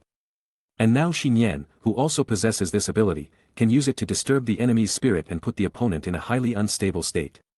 Although the strong white man is a dead soldier who licks blood from his knife edge, facing the unknown existence that cannot be seen at the moment, coupled with the repressive force that seems to be a higher dimension. His spirit has long lost its normal stability, and now he is affected by Nian's emotions. Excited, he suddenly showed a scary expression of seeing a ghost. His psychological defense completely collapsed at this moment. I tell you. Killian, he is currently in Los Angeles, at a private dock in Locks Enterprises, the address is. There was no flaw, and the strong white man revealed everything he knew with fear and trembling. Very good. As the invisible young man's last words rang out, the window of the office nearby suddenly opened, and the night wind outside came in with a cold howl again.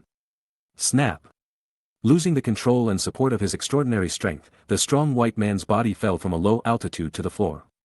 He quickly raised his eyes and looked around the empty office space except for himself. Has that mysterious and terrifying existence left? I'm still alive, the strong white man was murmuring happily, but suddenly found that hot smoke was still rising from his body. That was the desperate virus in his body, which was beginning to spread out of control. Just like a pressure cooker heated to a certain level, sooner or later it will explode. No. Desperate screams rang out from the office in the building, and then, a strong explosion occurred in the office, and the high-temperature shock wave melted all the glass on the floor. Above the city that never sleeps, under the bright starry sky. Ha ha ha ha ha. A few hundred meters above the city of Los Angeles, the clear and hearty laughter of a girl kept ringing, and the laughter spread far and wide in the open and vast night sky. The green-haired girl in the boy's arms laughed so hard that she almost burst into tears. Her slender feet swung faster, and a small hand kept slapping the boy's chest. "Little brother, I really have you." That guy just now was so scared that he almost peed his pants, looking like he had seen a ghost, ha ha ha. Xinyan's eyes fell on the girl's young face, and he also showed a heartfelt smile. This was the first time he saw Lorna so happy. "Do it well for me. When it's over, boss, I will have a generous reward." Lorna smiled and patted Xinyan on the shoulder, encouraging her loudly. Generous rewards. How rich. Xinyan couldn't help but move his eyes, and quietly fell on the glossy lips that were evenly coated by the moonlight. Like a layer of sweet syrup. The girl's lips were very thin, and the pink tongue inside was small and soft, which made him. I didn't expect that I would take the initiative to be so rough before. It should be said that he is worthy of being the boss. What are you looking at? Watch me bite you again. As if aware of Xinyan's subtle gaze, Lorna stopped her laughter, showed her tiny fangs angrily, and glared at him a bit harshly. Xinyan shrugged. It was not his fault. Just like when you hear practice, you think of your aunt's gentleness; when you hear compensation, you think of Gwen's beautiful legs. When you hear preparation, you think of Carla's strength; when you hear bed calls, you think of Wanda's thoughtfulness. So when I hear the current reward, I always think of the special candy I ate not long ago, and the tempting sweetness seems to still linger in my mouth. If you want a reward, work hard for me and don't think about being lazy. Lorna reprimanded dissatisfiedly, gently hugging Xinyan's neck with her hands, with an arrogant expression on her face. You are the boss, you have the final say. Xinyan smiled and looked at the miniature city in front of him. He saw that adjacent to the dark sea, there was a large area outside the independent city. Inside the brightly lit interior, hanging towers, containers, and ferries could be vaguely seen. Etc. The private port of Locke's Enterprises mentioned by the strong white man just now is coming. Just then, Xinyan seemed to be aware of it and turned around. He could see behind him that in the high sky at the far end of the city, dozens of light spots lit up one after another, and then the amplified light continued to approach here. Chapter 142. Above the city's night sky, dozens of dense, orderly lights light up. Like Xinyan and the other two, they were coming towards the private port. Xinyan's dark blue eyes reflected a glimmer of light. It was like a piece of steel armor with different styles and characteristics. The metal shell was painted with Iron Man's usual red-gold paint.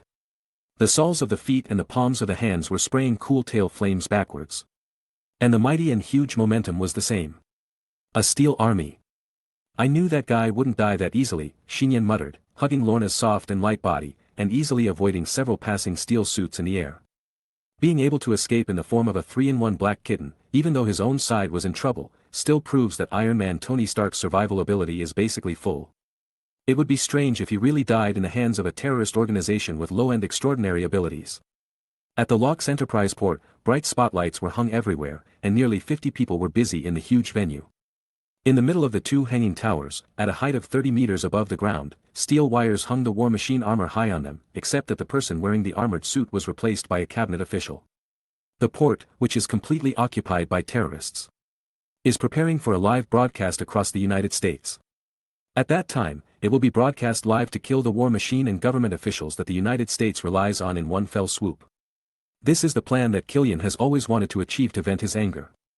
He originally wanted to directly capture the President of the United States, but with the recent resurrection of Superman and the rise of the Avengers and the Justice League, he was worried about provoking too many extraordinary beings and affecting the plan, so he settled for a substitute role and captured him. Of officials. On top of a hanging tower. Killian, who was in a suit and leather tie, was next to the tied-up pepper pots. Using a walkie-talkie to direct the men who had collectively transferred the terminal virus to implement the plan. However, at this moment, a bang sounded from a corner of the port venue below. Gunfire. Under Killian's angry and hateful gaze, the bandaged Tony Stark stood up from the darkness, with the circular light of the energy tank shining in the middle of his chest. Everyone, good evening. From now on, this place is called Steel Square. The words just fell. Dozens of steel suits appeared in clusters, each suspended in the sky above the port.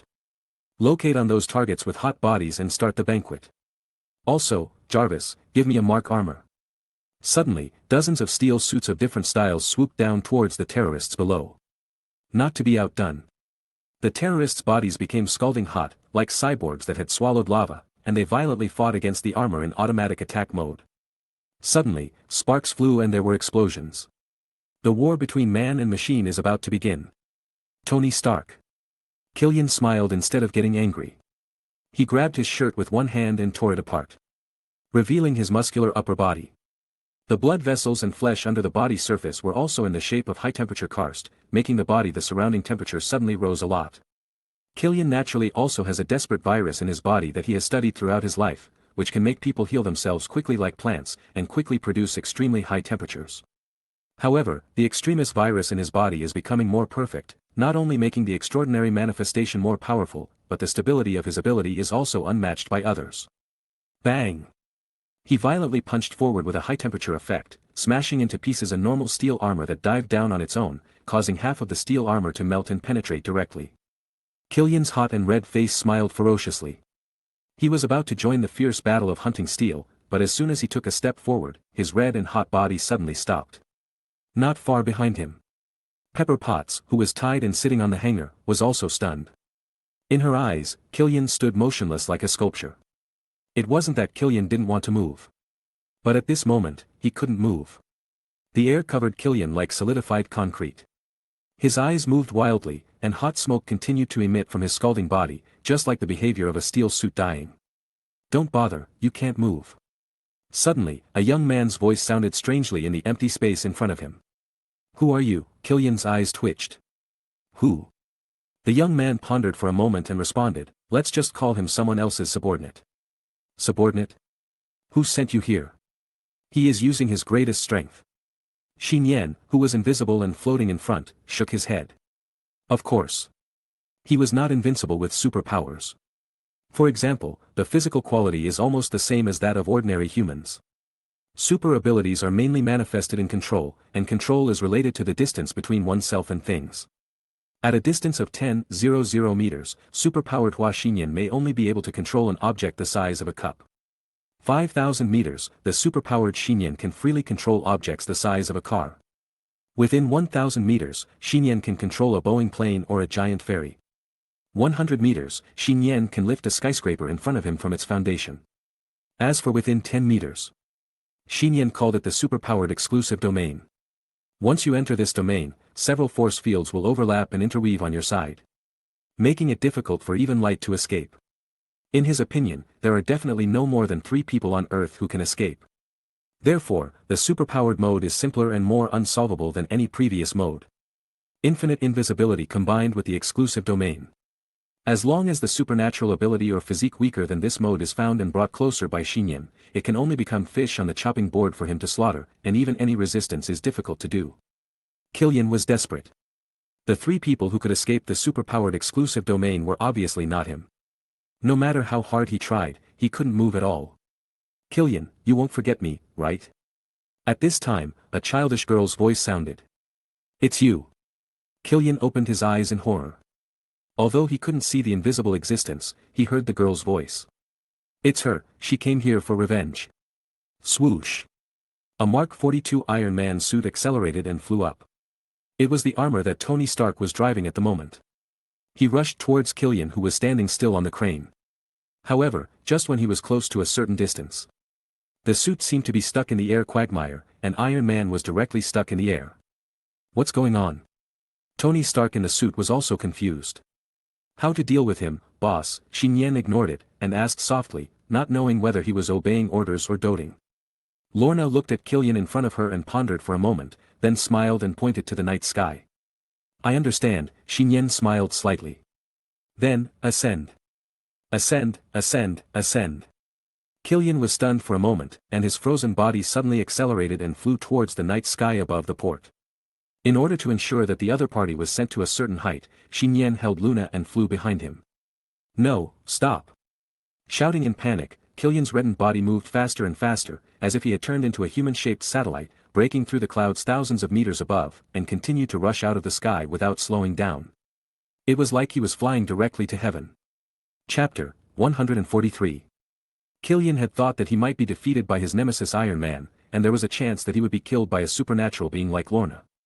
But he never thought that one day, he would be wiped out by a mysterious existence that he could not see or touch, with a supernatural power that was not at the same level as his supernatural ability. Frustrated, powerless, angry, resentful, regretful.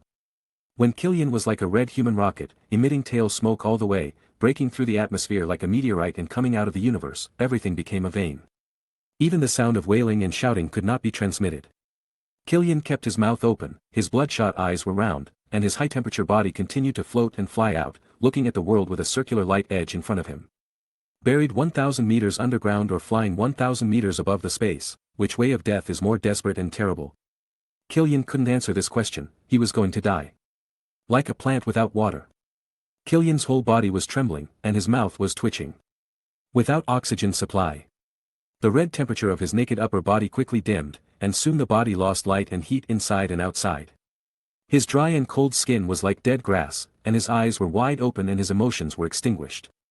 He continued to throw away into the space outside the Earth with inertia until he disappeared in the dark and boundless interstellar area. Kill Killian. Nian was far from the psychological burden of killing the mutant doctor before. Not to mention that Killian himself was a terrorist and would die sooner or later, it would be better for him to help him get rid of it in advance. More importantly, Nian, like his Aunt Diana Prince, was extremely protective of his family. This kind of protection of his family had reached an unreasonable level. Even if it was because of the protection of his family and the laws and rules of the human world, the subconscious thought it was no big deal. Therefore, destroying world peace and attempting to conquer the Earth. It made Nian angry far more than hurting Nian's family and the people around him, which made him more proactive when he took action. He is just an ordinary person on weekdays. There is no need to be timid when controlling the extraordinary. He will definitely strike with thunder. Those who should be killed directly. Why bother to talk so much about reason or wait for the so-called legal sanctions? Nian never thinks that he is a partner of justice. After all, justice can never judge the extraordinary, not every extraordinary is like Superman. The world between the extraordinary and the extraordinary is more like returning to the primitive age. Where the weak are the prey of the strong and the strong are respected. Whoever has sharper claws and stronger physique is likely to stand to the end. High altitude near outer space. The superpowered Nian floats here with Luna in his arms. The superpowered field formed by his body can store enough air supply. Standing here. The blue earth is already under him, and the starry sky is clearly visible. The wild wind blows their hair and sleeves. Ha ha ha, it's so fun, where do you think he will fly to? The girl asked with a smile. It's hard to say, maybe he will fly to the god of death, if there really is a god of death in this world, the boy responded nonchalantly. Not necessarily, it could also be God. You are the boss, you have the final say. The superpowered Nian lowered his head and looked at the extremely happy green-haired girl in his arms. When she smiled, her eyebrows and eyes were different from usual. Under the silver veil like moonlight, she looked like an innocent elf. Although, he personally still liked Luna's unruly nature.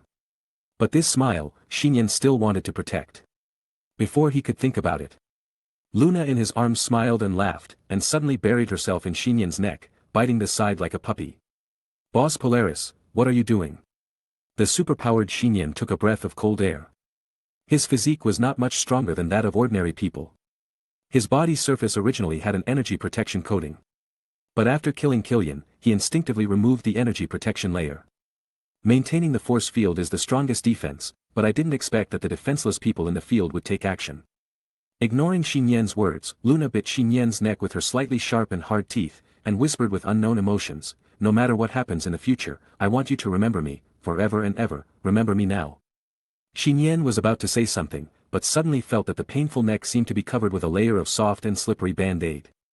The small band-aid licked back and forth gently to comfort him, and the warm and cool numbness covered the previous pain.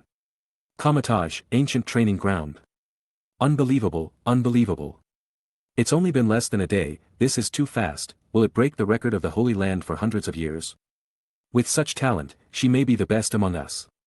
Under the amazed gaze of a group of mages wearing strange long-sleeved robes, the crimson girl standing on the ancient training ground was quiet and cute. wearing a dress like a flawless doll, which was very different from the retro and old-fashioned mages beside her. As her hands with 2 rings spun and waved, sparks immediately overflowed from the low sky in front of her and rotated into wheels, forming a portal to the outside of the Holy Land. In less than a day, she learned the portal. Even the always proud and conceited Mage Mordo was speechless with such an amazing talent. Master Ancient One's expression remained unchanged, as if he had expected this scene to happen. He asked Wanda, who was looking at the portal in ecstasy, "How do you feel?" "Very nice." Wanda smiled slightly and looked at the portal created in front of her, thinking that in this way, she would be able to finish her housework before leaving home and return home early to take care of her master. This spell course is awesome, isn't it? I wonder how the girl would feel if her thoughts were known to other mages. This is one of the forces that can disrupt the world and compete with the existence of multidimensional beings. Is it too luxurious to just work as a maid? In Los Angeles. Although they don't know what happened specifically, Victor's burial and disappearance still made the Fantastic Four relieved. Susan. Reed looked at the blonde woman next to him with delicate and beautiful features. Wearing a blue tight-fitting magic battle suit that showed off her sexy mature body curves. Looking at her slightly raised golden hair, his heart couldn't help but blurt out, "Susan, be my girlfriend." Susan's body trembled slightly, she woke up from her trance, and looked at Reed. Johnny Human Torch and Ben Stone, who were next to them, grinned and made space for the two of them very wisely. "Well, it's definitely not a whim of mine." Reed scratched his head and said sincerely, "I know, I am a scientific geek and have always devoted my energy to research. But now, seeing Victor's ending, I don't want to hide my feelings anymore until later, I will never regret it until I truly lose you. So, Susan, be my girlfriend." Reed's eyes were extremely sincere, staring at Susan in front of him, his fiery emotions were beyond words, and his slightly trembling hand stretched towards the woman's thin waist. However, just before his hands were about to touch, Susan suddenly took a step back, letting Reed's arms fall away. Reed was stunned, looking at her a little confused, his heart sinking empty.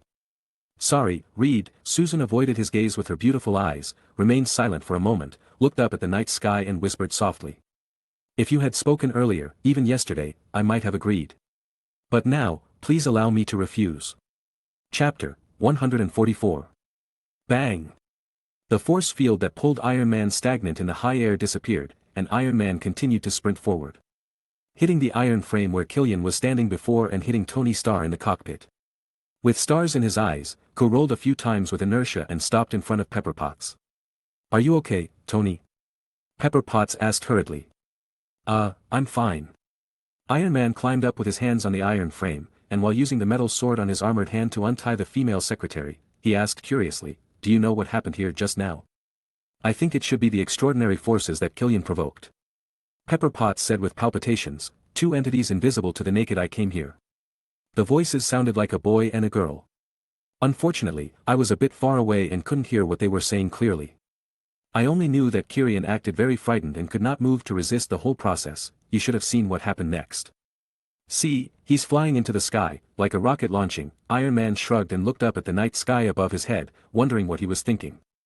At this time, in the huge port area below the 2 crane towers, dozens of steel armors were still fighting with the terrorists holding the terminal virus, and there was a large-scale explosion ending in death. The number of steel suits and terrorists continues to decrease sharply in comparison. Tony Stark didn't feel bad about this at all. As long as money can do it, it's no big deal. And in his opinion, once Killian, the leader and boss, dies, the remaining forces will be of little use and they will all be wiped out soon. This war tonight has just begun and is already over. The next day, also Sunday, in the afternoon. "I'm back." Nian, who was wearing a peaked cap, a mask, and a towel around his neck, returned to the door. He opened the door and shouted toward the house, but no one responded in the smooth and clean house. "No one is at home. By the way, is the house so clean when he is not at home?" Nian closed the door and put down the school bag he was carrying behind him. A cat's paw poked out from inside the school bag and unzipped the zipper of his own accord. Xiao Huang happily slipped into the living room with the glass jar in his mouth, which was sleeping soundly. After being away from home for a day or two, Xiao Huang also felt homesick. "You too, be careful, don't mess up the house," Nian warned, casually hanging the zippered school bag by the door, putting on his slippers and walking into the living room. This guy has no self-awareness at all. Xiao Huang turned around and glanced sideways at him, then turned around gracefully and slipped into the sun-drenched balcony. At this time, how can we not celebrate with a happy drink? Nian thought that the hostess and maid were not at home, so they happened to have a drink secretly. Thinking of this, Nian couldn't help but walk towards the freezer at home, but before he reached the front of the freezer, there was a rustling sound behind him, like the sound of countless iron filings being sprinkled on the floor. Someone is coming in. At the same time, Guanluo's mental warning suddenly sounded. Wait, the other party is. Nian turned around in surprise and saw a hole in the middle of his living room. There were countless sparks spinning flywheels on the edge. From the familiar teleportation portal in front of him, a petite figure with long crimson hair jumped out from the other side. And the hem of the red dress dancing in the wind. Nian subconsciously opened his hands and took the light body that was somewhat similar to Lorna into his arms. The spell portal behind her began to shrink and dissipate after passing through. Is it a spell of the Earth's local space? It's incredible. Looking at the entire universe, it's considered rare. In the balcony area, Guanluo, who woke up from the glass jar, opened his eyes and sighed in admiration. This family is getting more and more scary. Master, where have you been these past 2 days? Wanda eagerly threw herself into the boy's arms. She held her hands tightly and raised her worried face. You didn't even say a word to me. Even though she knew that this was a violation of the rules as a housekeeper, Wanda couldn't help but do it. As for Nian, such a sweet and cute beautiful girl throws herself into your arms and looks at you with concern and a bit of coquettishness. Who can resist it? Okay, if I go out again in the future, I will definitely tell you. Young smiled softly, and his palm naturally fell on the girl's crimson hair, which naturally felt silky and wonderful. Wanda blushed slightly, but gently squinted her eyes, her tiny eyelashes trembled, enjoying having her head touched. This is completely different from the boss. Nian suddenly thought that if he touched that person's head, the other person's hair would explode, and he might get so mad that he would press him and rub his head. But now when Wanda's head was touched, her body and mind would be extremely relaxed, and her body would feel soothed as if she had left it to him. As for what I have been doing these past 2 days, well, I will tell you when the time is right. Nian suddenly felt guilty when he said this. Is it true that what he has done in the past 2 days can be told to Wanda in the future? To be discussed. By the way, have you learned the magic from Master Gui? Nian looked at the place where the portal disappeared just now, and said in surprise with a slightly slow response. Didn't Ancient One say that it takes at least 3 days to learn the spell portal? It's less than 2 days now. What Nian didn't know was that it actually took less than a day. After all, Wanda had learned it last night. Of course. Master Gui didn't lie to him. Gui just counted the time Wanda needed to spend on housework and schoolwork. Yes, I learned it for the master. Do you want to examine it? Wanda blinked her eyes and pulled Nian to the sofa in the living room. What do you mean you learned it for me? Nian felt that this statement was ambiguous. Maybe Master Gui said something when he was teaching Wanda, and he was secretly talking about something. Let Nian sit down on the sofa as the #1 audience seat. The little maid Wanda stood in front and took a deep breath. Her exquisite and immature body was wearing a foreign-colored dress. And her fair and well-proportioned legs were wrapped in semi-transparent white silk. As her white and slender fingers moved in front of her, a golden seal like a very small round shield appeared on her palm. The seal had strange patterns built in it and rotated mysteriously on its own. This is the Ring of Ragador, a magic shield mainly used as a defensive means. Other spells used as offensive means have not been learned yet. Little Wanda lowered her head in shame. Really? Not bad, keep it up. 100 years, 100 years. By the way, I also learned this spell. Holding a golden gun, Wanda, who looked like a little witch, suddenly closed her eyes, and then her body lost its function and fell forward into Nian's arms. This is. Nian opened his eyes wide and vaguely saw a clear shadow similar to Wanda, slowly floating up from the unresponsive body of the Crimson Girl. Chapter 145. In the morning, before the first class. Seeing the sturdy instructor Roth walk up to the podium with a smile on his face, the students in the class suddenly quieted down, and Nian, who was sitting in the back seat of the classroom, felt a jolt in his heart. It seemed to verify his guess. With both hands on the podium, Instructor Roth cleared his throat first, and then went straight to the point and announced. Starting tomorrow, the school will organize students in batches to visit the Ocean Research Museum in the seaside town. Her class is arranged in the first batch tomorrow.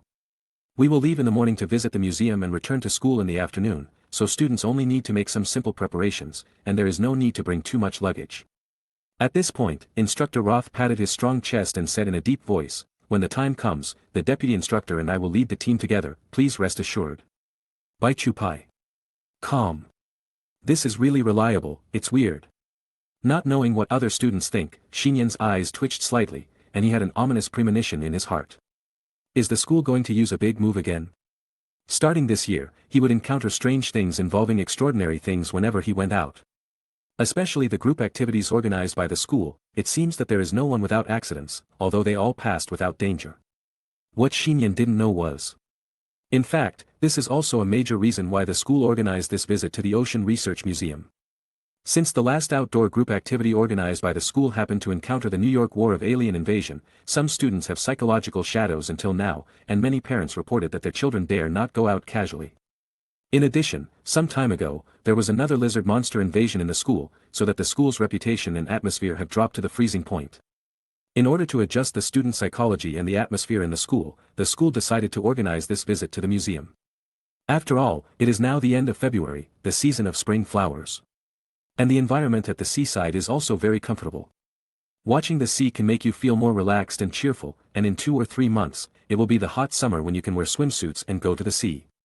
If it were usual, the whole class would have cheered loudly when they heard the news of such a trip. It is also because there have been too many extraordinary events recently. Many students either looked at each other or bowed their heads in silence. It is really hard to equate them with happiness and joy. Instructor Roth smiled and continued, I almost forgot to say it, for this trip, each student can bring a parent to visit together, and the travel expenses will be reimbursed by the school. That's great. Can I take my brother with me? On Tuesday, my dad will definitely not be free, but the school can still do it this time. The eyes of the students in the classroom lit up, and they finally showed their excitement and expectations. Can you bring parents? Xinyan was stunned for a moment. Generally speaking, this kind of parent-child model mostly appears in elementary school, and it is basically extinct in high school. It is probably a special adjustment made by the school during a special period. Obviously, this time the school would rather invest more in order to improve students' recent misconceptions about the school. But if you can bring parents. Xinyan is so stable. Kara's group is also very stable. As long as it's not the end of the world, they can basically handle it. Instructor Roth glanced at Felicia standing at the door of the classroom and reminded, Deputy Instructor, remember to communicate with the parents tomorrow to see if they have any needs and suggestions. Okay, I know. Felicia, with shining silver hair, pushed the black-framed glasses on her high-nose bridge, smiled and nodded. The next morning, the sun was shining and the temperature outside was cool. The class's trip to the Ocean Research Museum arrived as scheduled. 4 yellow school buses lined up on the road in front of the school, and the instructor began to arrange for students accompanied by their parents to board the school bus. Everyone, get on the bus first, we will set off soon. While communicating with some parents, Felicia inadvertently saw a black-haired boy sitting alone on a public chair with a school bag under a tree in the campus, and her heart was slightly touched. Felicia was about to step forward, but a mother and daughter acted faster than her. Xinyan. Hearing the pleasant female voice calling him, Xinyan raised his head and saw his childhood sweetheart Gwen approaching. Next to her, followed a young woman with curly blonde hair and a graceful demeanor. Gwen, Mrs. Mary, good morning. Xinyan stood up quickly and greeted. Good morning, little Xinyan, why are you sitting here alone? Mary Jane smiled when she saw Xinyan, and then asked curiously. I didn't ask my aunt to join, Xinyan responded. Ah, why? Mary Jane continued to ask in surprise. Well, it's the same if you visit alone, Xinyan smiled. Recently, Aunt Diana was dealing with some matters related to the site selection of the company and the Justice League. She returned home very late yesterday, so he had already gone to bed and didn't mention the school's organization of the trip today.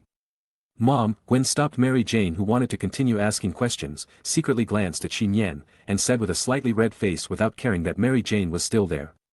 Xinyan, I will accompany you. Yeah, Mary Jane once again showed her presence, and said enthusiastically. We will accompany you. If you don't mind, you can also treat me as your mother. Gwen, I haven't finished speaking, why are you pulling me? Xinyan, let's get on the bus first. You should come quickly too. Gwen said quickly while pulling Mary Jane away. Xinyan looked a little amused and helpless. He lowered his head and patted the school bag in his arms. It's time for us to get on the bus, buddy. Meow. The slight cry of a cat came from the school bag. Since the aunt didn't come, Xinyan still chose to secretly bring Xiao Huang with him. As for Guan Luo, he had to continue to investigate the matter of S.H.I.E.L.D., so he let it stay at home. Xinyan put on his school bag and stood up. He was about to walk towards the school bus, but he stopped quickly. I saw outside the school gate. A tall and fashionable figure leaned there quietly, the sun and breeze fell on her body, making her long black hair shining. The black-haired woman raised her hand elegantly, gently pressed down the white sun hat on her head, and a pair of bright and heroic eyes appeared from under the brim of the hat. "Aunt?" Nian thought he had seen it wrong, and subconsciously rubbed his eyes. As a result, the woman had stepped in front of him, tapped his eyebrows with her slender fingers, and said angrily, "You have become too strong, right? If I hadn't looked at your instructor's Twitter, I probably wouldn't have known about this until the end of the visit." "I dare not," Nian blinked, and there was unstoppable joy in his eyes. "Let's go, don't let others wait for us." Diana stretched out her hand to him, and Nian naturally held the warm hand, but his hand seemed bigger. Diana was obviously dazed for a moment, and then she sighed softly. "You really grew up." Chapter 146. Four school buses started slowly one after another, along the main road, heading towards the seaside town in New Jersey. Deputy Instructor Felicia was assigned to the fourth bus. It must be said that beauties are very popular everywhere. Even though she is not good at socializing, she still easily led the lively atmosphere in the car. In the same car. Since Nian and Diana got on the bus a little late, they could only sit in the last row of seats. Compared with the lively environment in the car, the two people sitting together were particularly quiet and beautiful. Diana kept looking at the scenery outside the school bus window. The golden sunlight fell on the sun hat and white gauze top, as if she had coated her sitting body with a layer of golden light. The brim of the sun hat covered nearly half of her stunning face. The exposed chin and collarbone seemed to be carefully created by the gods. The slightly loose clothes still outlined a graceful and moving curve. Even Felicia, who was standing at the front of the car, couldn't help but exclaim in her heart when she saw this scene from afar. She was really a fashionable and elegant beauty. Diana's face was normal, as if she didn't care about anything, and there was a subtle sense of distance between gods and mortals. But when she retracted her gaze from the window and fell on the boy sitting next to her, she suddenly couldn't help but whispered, "It's time to let go, so many people are watching." It can be seen that the boy still held her left hand tightly, like a closed lock. When Nian heard her say this, his 5 fingers couldn't help but hold the palm more tightly, and he was hard, "No." Diana frowned slightly. Nian whispered, "Auntie, don't you like it? If you don't like it, I'll let go." Diana paused as she was about to say something. From knowing each other's identity and abilities, to returning to Paradise Island, practicing abilities at night, and the Steppenwolf battle and other events. The relationship between Nian and Diana became extremely subtle. Nian knew that Diana was his aunt, and Diana also knew that Nian was the child she raised. This was something that the two of them could never ignore or forget. But from the first time on Paradise Island, he had a preliminary taste of the taboo, and then it seemed to be constantly entangled. Practice, is it just practice? Nian and Diana both deceived themselves and did not say it out loud. Whether it was humans or gods, they were subconsciously avoiding the problems that they would eventually face. Until now. Nian didn't know what Aunt Diana really thought. After all, he thought he had low self-control and had fallen into depravity. Indulge in women. He was happy. The last time he took the initiative to ask Aunt Diana for tutoring, it was naturally Nian's selfishness. He was already addicted to it and didn't want to stop at all. But as a demigod, his self-control was much higher than that of an ordinary person like him, right? So, if I kissed him 10 more times, 100 times, 1,000 times, would the gods also be addicted?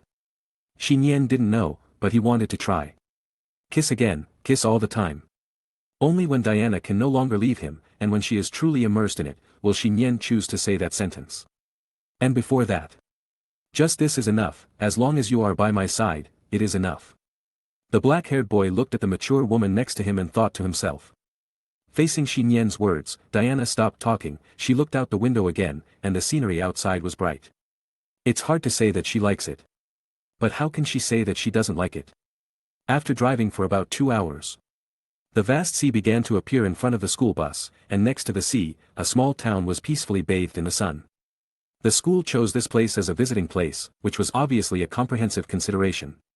First, New Jersey, where the town is located, is very close to Washington, and second, this town has not seen any major or minor crimes in recent years, which is very suitable for students affected by extraordinary events to relax and play. The town has not been polluted by the commercialization of tourism. And it looks very simple and peaceful. 4 school buses drove at a uniform speed through the main road around the sea. Under the surprised gaze of some local residents, they drove to a large building with a blue and white dome almost built on the sea. That is also the destination of this trip, the Marine Biology Research Museum. When it was about to leave the main road around the sea, a shabby pickup truck crossed with the 4 school buses, and Diana, who had been looking out the window, exclaimed softly. "Aunt? What's wrong?" "Just now, I saw an acquaintance," Diana responded softly. "Acquaintance, do I know him?" "I know him." "Who is it?" Nian asked more and more curiously. He pressed down on Aunt Diana's body and slightly leaned his head out of the window, but he could only see the tail of the pickup truck going away. "Put your head back," Diana patted Nian's head unhappily, and then said. "That's Aquaman, Arthur Curry. Why is he here?" Nian knew that the other party was one of the current superheroes of the Justice League. He had met him at Superman Plaza last time.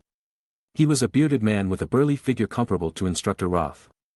"I remember he said that his home was in a small seaside town. What a coincidence," Diana said softly. "However, the sea is next door, so it's not surprising that he would appear here." "That's right." Nian nodded, suppressing the faint uneasiness in his heart.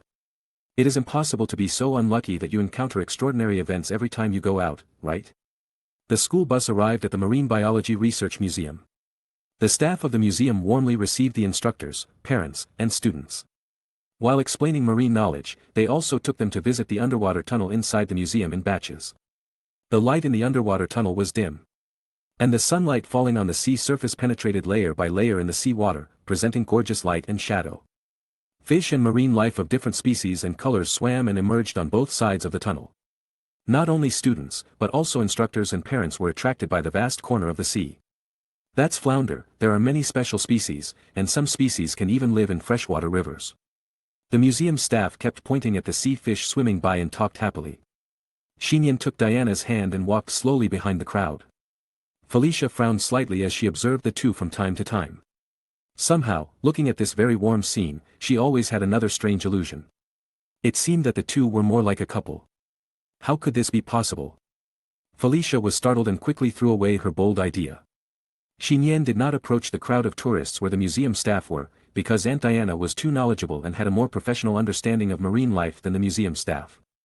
In the words of Aunt Diana, as long as you read books diligently for 50 years, you can also do this. However, halfway through the tour in the underwater tunnel, a student suddenly sat down on the ground, pointed at a place in horror and screamed, "There is a shark." "Wow, shark. Where? Why didn't I see it?"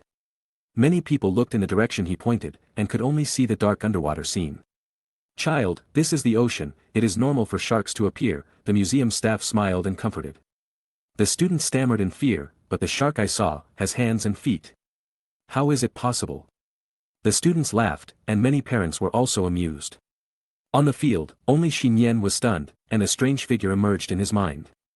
A shark with hands and feet? No way. Chapter 147. After visiting the underwater tunnel safely, the two walked out of the tunnel exit one after the other. The sea breeze blew the woman's long black hair slightly onto the boy's face. His face was itchy, accompanied by the scent of violets. Nian still lowered his head slightly, looking a little absent-minded, and continued to walk forward like a child, held by Diana's hand. Diana seemed to know what Nian was thinking, looked back at him, and whispered, "Are you still thinking about the little episode just now?" Nian nodded, raised his eyes, and a ray of light flashed in his eyes. "Maybe, my classmate was not wrong. After all, he really saw a shark with hands and feet. Speaking of which, since he left the island country where Starro was imprisoned last time, he has never seen anything about the surviving members of the X-Force anywhere else, even on TV and newspapers. What is their follow-up? Was he re-imprisoned in the Dream Prison specially built for serious criminals? Or was he sent to Arkham Asylum in Gotham City for psychiatric treatment, or did he take the opportunity to escape the control of the U.S. high-level officials and lurk in a dark corner of the world? Although they were the most vicious criminals in the world, this was the result of Nian's 3-in-1, so he had to care. "I'll take care of everything," Diana said, and at the same time, she gently pinched the palm of the boy's hand, and her slender white fingers were immersed in warmth. She was stunned for a moment, but then she realized it. The two of them had basically never let go of each other's hands since they got on the car. It's just that Nian held her hand, and she took the initiative to hold his hand, as if she had become accustomed to intimate physical contact. This is outside the house. Although many parents also pulled their own children, Diana's heart still trembled slightly. "Auntie," Nian was about to continue discussing with Diana, but outside the exit of the undersea tunnel, a familiar figure, one big and one small, came forward. "Hey, Miss Diana. Little Nian. Miss Diana, good afternoon, I'm glad you can come to visit the museum together. Gwen seemed a little reserved in front of Diana. She was wearing a black uniform and a small dress, and had a quiet temperament of a lady from a noble family. She bowed and greeted her in a proper manner. Nu Bikuch. Gwen, you are not like this usually, Nian muttered, and then saw Gwen secretly glaring at him, so he stopped talking. Miss Jane, long time no see. Gwen, you have grown up a lot, and you look more and more beautiful. Diana smiled at the corners of her mouth, nodded to the mother and daughter one after another, and responded politely and elegantly. Gwen reached out to cover her slightly hot cheeks, her eyes full of joy, as if she valued Diana's recognition very much. I always thought I took good care of myself, but compared with you, I really feel that I am getting worse every year. Mary Jane stepped forward and took Diana's hand familiarly, saying with emotion. No, you still look very young, Diana smiled slightly. Mary Jane sighed, you see, I have wrinkles on my face, but they are not obvious with makeup. Unlike you, your skin is as bright and clear as a girl in her 20s. Miss Diana, isn't she only in her 20s? Deputy Instructor Felicia, who was passing by, stopped and couldn't help joining the conversation. She looked at Diana with curiosity. She should be only 2 or 3 years older than me, right? Miss Felicia, you don't know that. Miss Diana is at least. Mary Jane stopped talking in time, covered her mouth with her hand, and said apologetically. Sorry, I always hate people discussing age, and now I almost got caught. It's okay. Diana shook her head gently, let go of Nian's hand without leaving a trace, and gently patted the back of his hand and said, you and Gwen should go for a walk nearby first, don't go too far. Okay. Gwen's eyes lit up, and she looked at Nian next to her. Go ahead, people of the same age have more topics to talk about together. Mary Jane seemed to suddenly remember something and said to Nian. By the way, little Nian, remember to come to my house this Sunday and have dinner together. This Sunday? Nian was stunned for a moment and looked at Gwen. The two had just made an appointment for Saturday yesterday. Gwen was also a little puzzled and asked curiously, Mom, why does it have to be Sunday? Little fool, have you forgotten? This Sunday is your birthday, your 17-year-old coming-of-age ceremony. Or do you not plan to let little Nian come to your coming-of-age ceremony? Oh my God, I almost forgot. Gwen was stunned and slapped her forehead suddenly, realizing that she was embarrassed, and in front of Nian's family and the deputy instructor. Seeing Nian's mouth curled up, she almost laughed out loud. Gwen blushed immediately, stretched out her hand and pulled him out. That, Auntie, I'll go out for a walk first. Nian turned around and said hurriedly. Go ahead, don't go too far. Diana smiled and nodded, and continued to talk with Mary Jane and Felicia. The reception hall on the second floor of the Marine Research Museum. Gwen pulled Nian to the railing of the hall, and looking out through the French windows, they could see the fishing dock and the vast blue ocean. Noon was almost over, the sun was tilted to the west, and the sea was sparkling. Please, forget what happened just now. Gwen bit her lip, her short hair shook like a rattle, and she let out an imperceptible cry. Oh my God, I actually, in front of your aunt. Your careless look is actually quite cute. Nian covered her mouth, patted her shoulder, and said sincerely. Don't worry, my aunt won't lower your evaluation score because of this. Damn it, laugh if you want to. Gwen raised her small pink fist angrily, and only Nian knew that this fist was not a joke. Gwen suddenly remembered something and said worriedly, oh no, you have already made an appointment with Kara to visit her cousin on Sunday. Nian pondered for a moment. I will explain it to her tomorrow. Gwen shook her head and said firmly, I made a mistake here, so I will explain it, if possible, see if she is willing to change it to Saturday. All right. Nian agreed. In his opinion, Gwen is his brother, and it doesn't matter who explains it. I didn't expect that you will be 17 years old soon. Nian looked at the beautiful girl in front of him. He didn't know his date of birth, so he never celebrated his birthday. The special one was Christmas, because that night his aunt picked him up. My coming-of-age gift, you must prepare a good gift. Gwen put her hands on her back and squeezed them together, slightly pushing forward her well-developed chest, very close to Nian's body. She lifted her short, shiny golden hair and blinked her eyes at him, saying meaningfully, when the time comes, I will ask for it together with the previous compensation. Of course. Nian agreed without thinking too much. Chapter 148. Okay, we should go back, they will be worried if we stay out for too long. Nian suggested. Okay, Gwen nodded. But, at this time. Her spider sense seemed to sense something, and all the invisible hairs on her body stood up. This is it. Gwen opened her eyes wide as if excited, and suddenly turned around to look out the floor-to-ceiling window of the museum. What's wrong? Nian noticed Gwen's sudden abnormality and immediately looked out the window with her. What comes into view is the endless sea, but the sparkling sea surface cannot be seen, as if something is blocking the sun.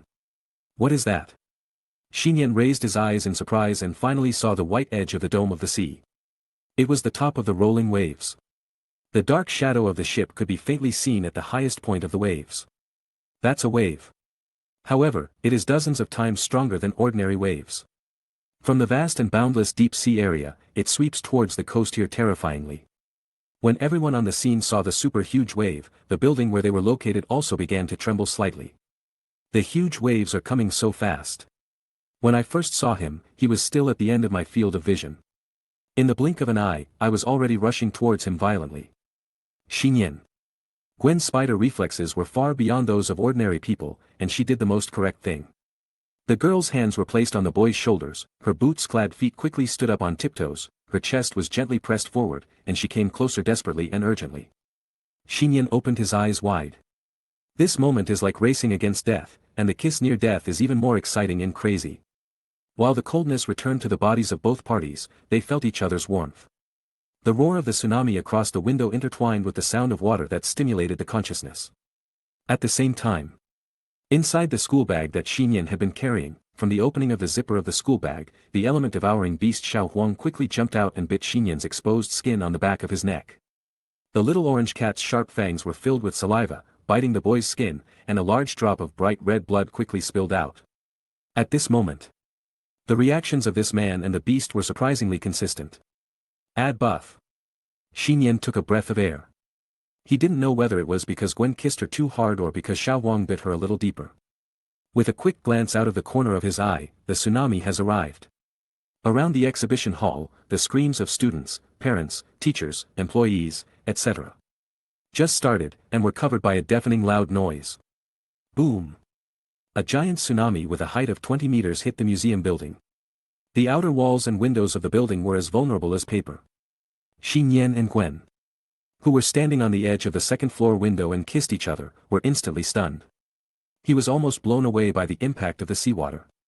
Gwen, lend me your body. Nian felt something strange starting to happen in his body. As soon as he finished speaking, his body turned into a ball of black liquid in the sea water. The lifelike black liquid did not enter the body of the little orange cat on the side as usual, but rushed forward, pouring into the body of the blonde girl. Parasitism successful.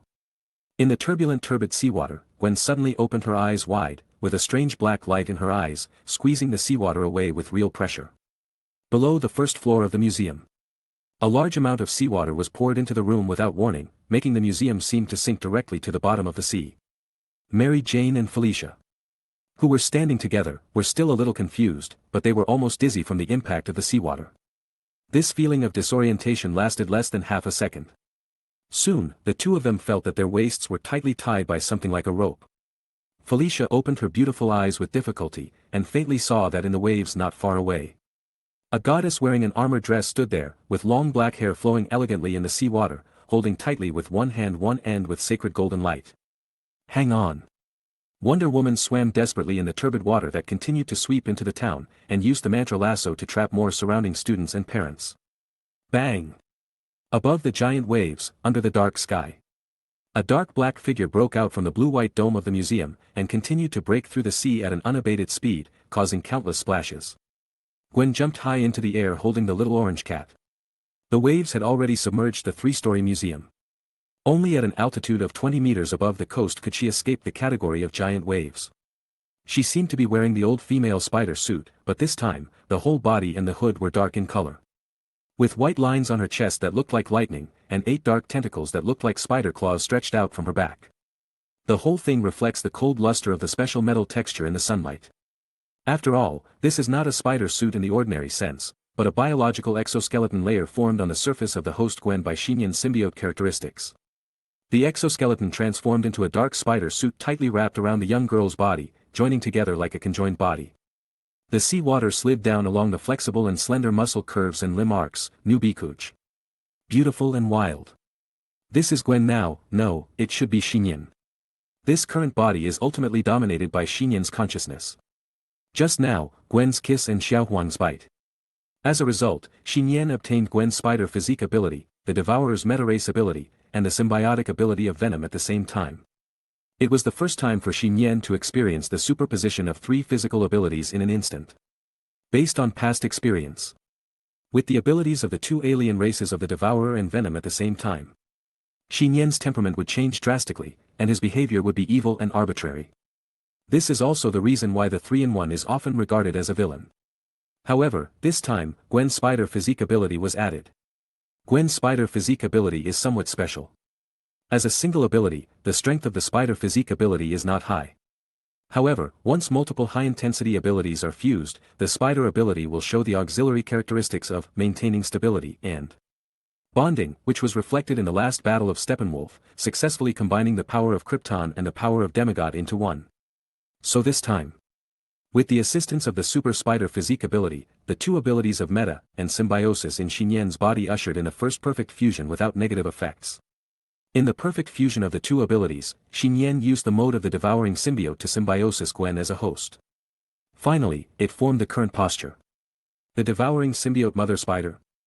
Spider-Woman 2-in-1 version of Nian. Hey, what's going on? Gwen's thoughts exclaimed in Nian's mind. No time to explain, save people first. 2-in-1 Nian narrowed his eyes, he simply looked around, with Gwen's enhanced body, his wrists kept turning rapidly with afterimages, radiating black spider silk to the high-rise buildings in the town. Chapter 149. For a moment, countless black spider silk spread out in the air above the giant waves, as if with Spider-Woman 2-in-1 Nian as the center.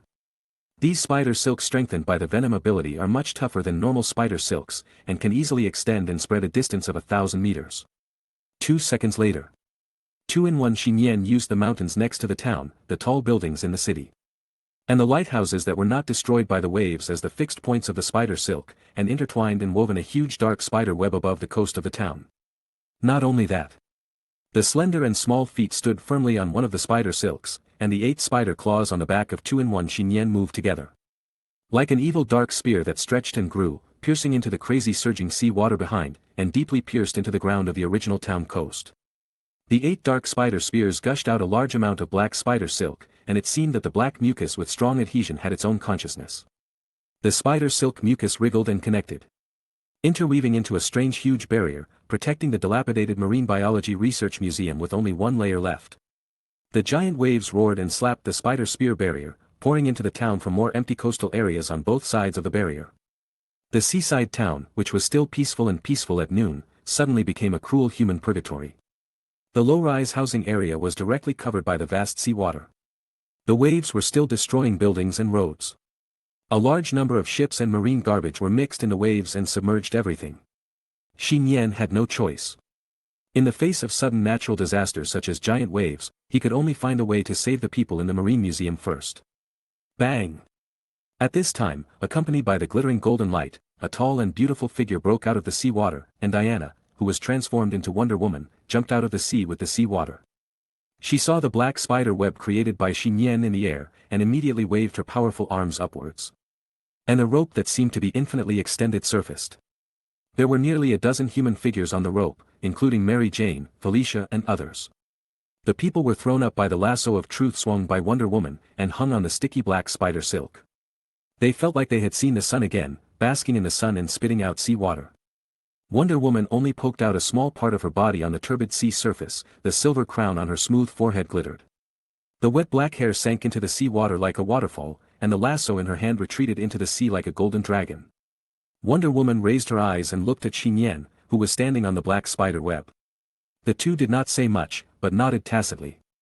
Wonder Woman took a deep breath and continued to sink into the seabed.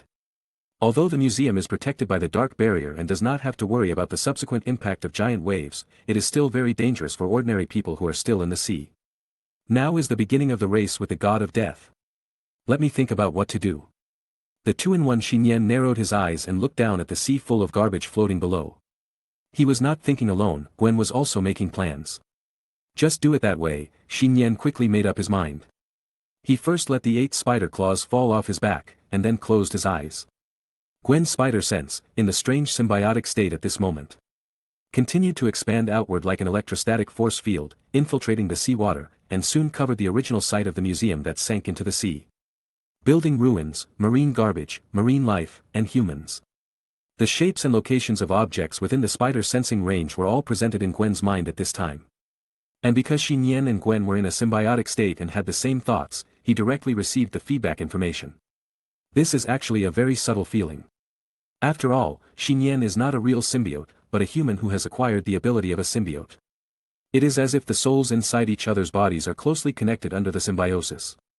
This is much simpler, Nian muttered to himself, and his wrists quickly waved, shooting two dark spider silks towards the sea surface directly below. Puff! The black spider silk completely sank into the sea water for about half a second. Nian raised his hands up, and as the sea surface was broken at the same time, two spider webs were seen like black fishing nets, with 5 or 6 students and parents soaked on the left and right. This is a bit like a fishing game. All the people caught from the sea were placed on the black spider web. Nian did the same thing, and in less than half a minute, he almost caught all the people in the museum area on the large spider web. In addition, there were some ordinary people who were more difficult to fish out in the ruins of the building, and they were also rescued by Wonder Woman who dived into the water.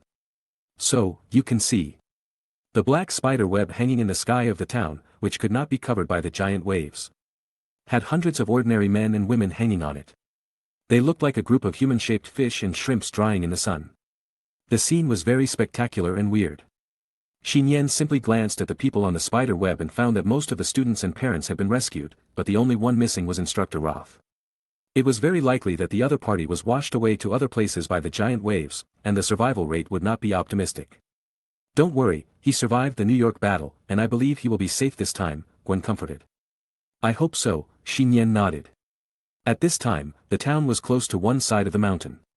Bang! A tall and majestic shark figure broke out from the surging waves and landed on the unsubmerged mountainside. It has hands and feet.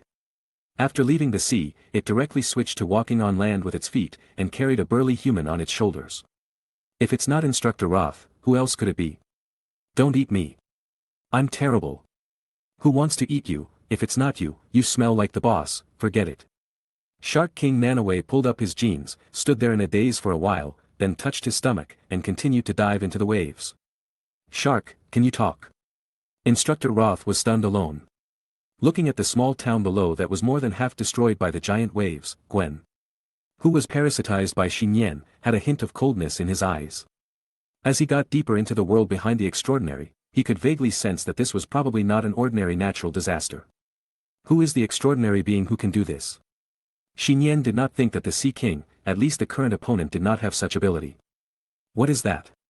Nian looked up as if he had realized something, and saw that in the distant sea area ahead, between the giant waves that were still rising, there was a graceful female figure freely shuttling in the turbulent sea water. Gwen, tell your aunt to stay here and wait for me. Nian narrowed his eyes. Gwen realized what he was going to do, and immediately shouted in his mind, wait a minute, don't go over there. Be occupied. C0M. As soon as the words fell, a ball of black liquid quickly peeled off from Gwen's body, turning into a thin black spider silk, and hit the figure in the depths of the sea at a very fast speed. Chapter 150. After visiting the underwater tunnel safely, the two walked out of the tunnel exit one after the other. The sea breeze blew the woman's long black hair slightly onto the boy's face. His face was itchy, accompanied by the scent of violets. Nian still lowered his head slightly, looking a little absent-minded, and continued to walk forward like a child, held by Diana's hand. Diana seemed to know what Nian was thinking, looked back at him, and whispered, are you still thinking about the little episode just now? Nian nodded, raised his eyes, and a ray of light flashed in his eyes. Maybe, my classmate was not wrong. After all, he really saw a shark with hands and feet. Speaking of which, since he left the island country where Starro was imprisoned last time, he has never seen anything about the surviving members of the X-Force anywhere else, even on TV and newspapers. What is their follow-up? Was he re-imprisoned in the dream prison specially built for serious criminals? Or was he sent to Arkham Asylum in Gotham City for psychiatric treatment, or did he take the opportunity to escape the control of the US high-level officials and lurk in a dark corner of the world? Although they were the most vicious criminals in the world, this was the result of Nian's 3-in-1, so he had to care. I'll take care of everything, Diana said, and at the same time, she gently pinched the palm of the boy's hand, and her slender white fingers were immersed in warmth. She was stunned for a moment, but then she realized it. The two of them had basically never let go of each other's hands since they got on the car. It's just that Nian held her hand, and she took the initiative to hold his hand, as if she had become accustomed to intimate physical contact. This is outside the house. Although many parents also pulled their own children, Diana's heart still trembled slightly. Auntie, Nian was about to continue discussing with Diana, but outside the exit of the undersea tunnel, a familiar figure, one big and one small, came forward. Hey, Miss Diana. Little Nian. Miss Diana, good afternoon, I'm glad you can come to visit the museum together. Gwen seemed a little reserved in front of Diana. She was wearing a black uniform and a small dress, and had a quiet temperament like a lady from a noble family. She bowed and greeted her in a proper manner. Gwen, you are not like this usually, Nian muttered, and then saw Gwen secretly glaring at him, so he stopped talking. Miss Jane, long time no see. Gwen, you have grown up a lot, and you look more and more beautiful. Diana smiled at the corners of her mouth, nodded to the mother and daughter one after another, and responded politely and elegantly. Gwen reached out to cover her slightly hot cheeks, her eyes full of joy, as if she valued Diana's recognition very much. I always thought I took good care of myself, but compared with you, I really feel that I am getting worse every year. Mary Jane even stepped forward and took Diana's hand, saying with emotion. No, you still look very young, Diana smiled slightly. Mary Jane sighed, you see, I have wrinkles on my face, but they are not obvious with makeup. Unlike you, your skin is as bright and clear as a girl in her 20s. Miss Diana, isn't she only in her 20s? Deputy Instructor Felicia, who was passing by, stopped and couldn't help joining the conversation. She looked at Diana with curiosity. She should be only 2 or 3 years older than me, right? Miss Felicia, you don't know that. Miss Diana is at least. Mary Jane stopped talking in time, covered her mouth with her hand, and said apologetically. Sorry, I always hate people discussing age, and now I almost got caught. It's okay. Diana shook her head gently, let go of Nian's hand without leaving a trace, and gently patted the back of his hand and said, you and Gwen should go for a walk nearby first, don't go too far. Okay. Gwen's eyes lit up, and she looked at Nian next to her. Go ahead, people of the same age have more topics to talk about together. Mary Jane seemed to suddenly remember something and said to Nian.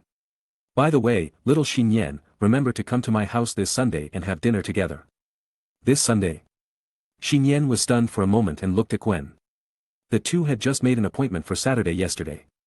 Gwen was also a little puzzled and asked curiously, Mom, why does it have to be Sunday? Little fool, have you forgotten? This Sunday is your birthday, your 17-year-old coming-of-age ceremony. Or do you not plan to let little Nian come to your coming-of-age ceremony? Oh my God, I almost forgot. Gwen was stunned and slapped her forehead suddenly, realizing that she was embarrassed, and in front of Nian's family and the deputy instructor. Seeing Nian's mouth curled up, she almost laughed out loud. Gwen blushed immediately, stretched out her hand and pulled him out. That, Auntie, I'll go out for a walk first. Nian turned around and said hurriedly. Go ahead, don't go too far. Diana smiled and nodded, and continued to talk with Mary Jane and Felicia. The reception hall on the second floor of the Marine Research Museum. Gwen pulled Nian to the railing of the hall, and looking out through the French windows, they could see the fishing dock and the vast blue ocean. Noon was almost over, the sun was tilted to the west, and the sea was sparkling. Please, forget what happened just now. Gwen bit her lip, her short hair shook like a rattle, and she let out an imperceptible cry. Oh my God, in front of your aunt. Your careless look is actually quite cute. Nian covered her mouth, patted her shoulder, and said sincerely. Don't worry, my aunt won't lower your evaluation score because of this. Damn it, laugh if you want to. Gwen raised her small pink fist angrily, and only Nian knew that this fist was not a joke. Gwen suddenly remembered something and said worriedly, oh no, you have already made an appointment with Kara to visit her cousin on Sunday. Nian pondered for a moment, I will explain it to her tomorrow. Gwen shook her head and said firmly, I made a mistake here, so I will explain it, if possible, see if she is willing to change it to Saturday. All right. Nian agreed. In his opinion, Gwen is his brother, and it doesn't matter who explains it. I didn't expect that you will be 17 years old soon. Nian looked at the beautiful girl in front of him. He didn't know his date of birth, so he never celebrated his birthday. The special one was Christmas, because that night his aunt picked him up. My coming-of-age gift, you must prepare a good gift. Gwen put her hands on her back and squeezed them together, slightly pushing forward her well-developed chest, very close to Nian's body. She lifted her short, shiny golden hair and blinked her eyes at him, saying meaningfully, when the time comes, I will ask for it together with the previous compensation. Of course. Nian agreed without thinking too much. Chapter, 151.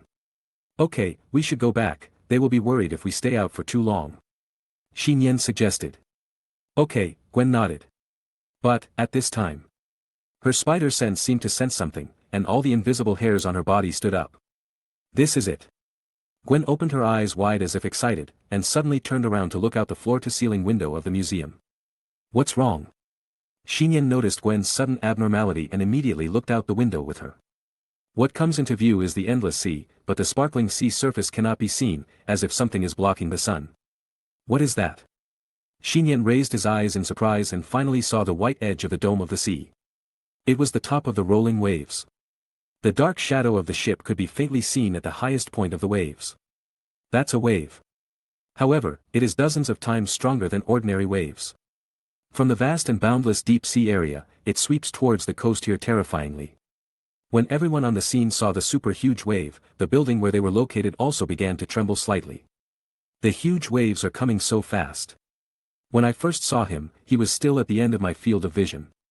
In the blink of an eye, I was already rushing towards him violently. Nian. Gwen's spider reflexes were far beyond those of ordinary people, and she did the most correct thing. The girl's hands were placed on the boy's shoulders, her boots-clad feet quickly stood up on tiptoes, her chest was gently pressed forward, and she came closer desperately and urgently. Nian opened his eyes wide. This moment is like racing against death, and the kiss near death is even more exciting and crazy. While the coldness returned to the bodies of both parties, they felt each other's warmth. The roar of the tsunami across the window intertwined with the sound of water that stimulated the consciousness. At the same time, inside the school bag that Nian had been carrying, from the opening of the zipper of the school bag, the element-devouring beast Xiao Huang quickly jumped out and bit Nian's exposed skin on the back of his neck. The little orange cat's sharp fangs were filled with saliva, biting the boy's skin, and a large drop of bright red blood quickly spilled out. At this moment, the reactions of this man and the beast were surprisingly consistent. Add buff. Nian took a breath of air. He didn't know whether it was because Gwen kissed her too hard or because Xiao Huang bit her a little deeper. With a quick glance out of the corner of his eye, the tsunami has arrived. Around the exhibition hall, the screams of students, parents, teachers, employees, etc. just started, and were covered by a deafening loud noise. Boom! A giant tsunami with a height of 20 meters hit the museum building. The outer walls and windows of the building were as vulnerable as paper. Nian and Gwen, who were standing on the edge of the second-floor window and kissed each other, were instantly stunned. He was almost blown away by the impact of the seawater. Gwen, lend me your body. Nian felt something strange starting to happen in his body. As soon as he finished speaking, his body turned into a ball of black liquid in the seawater. The lifelike black liquid did not enter the body of the little orange cat on the side as usual, but rushed forward, pouring into the body of the blonde girl. Parasitism successful. In the turbid seawater, Gwen suddenly opened her eyes wide, with a strange black light in her eyes, squeezing the seawater away with real pressure. Below the first floor of the museum, a large amount of seawater was poured into the room without warning, making the museum seem to sink directly to the bottom of the sea.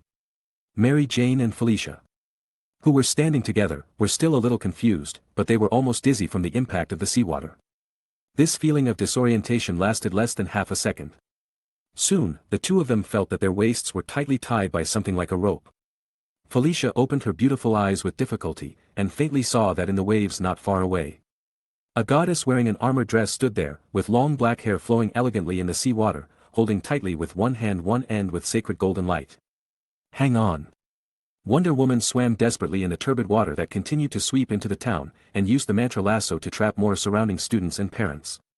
Bang!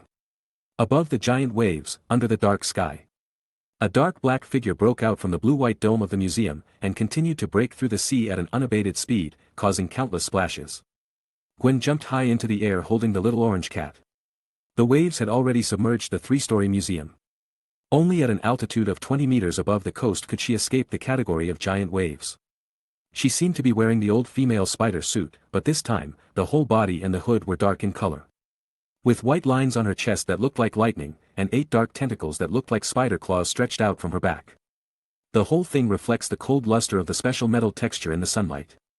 After all, this is not a spider suit in the ordinary sense, but a biological exoskeleton layer formed on the surface of the host Gwen by Nian's symbiote characteristics.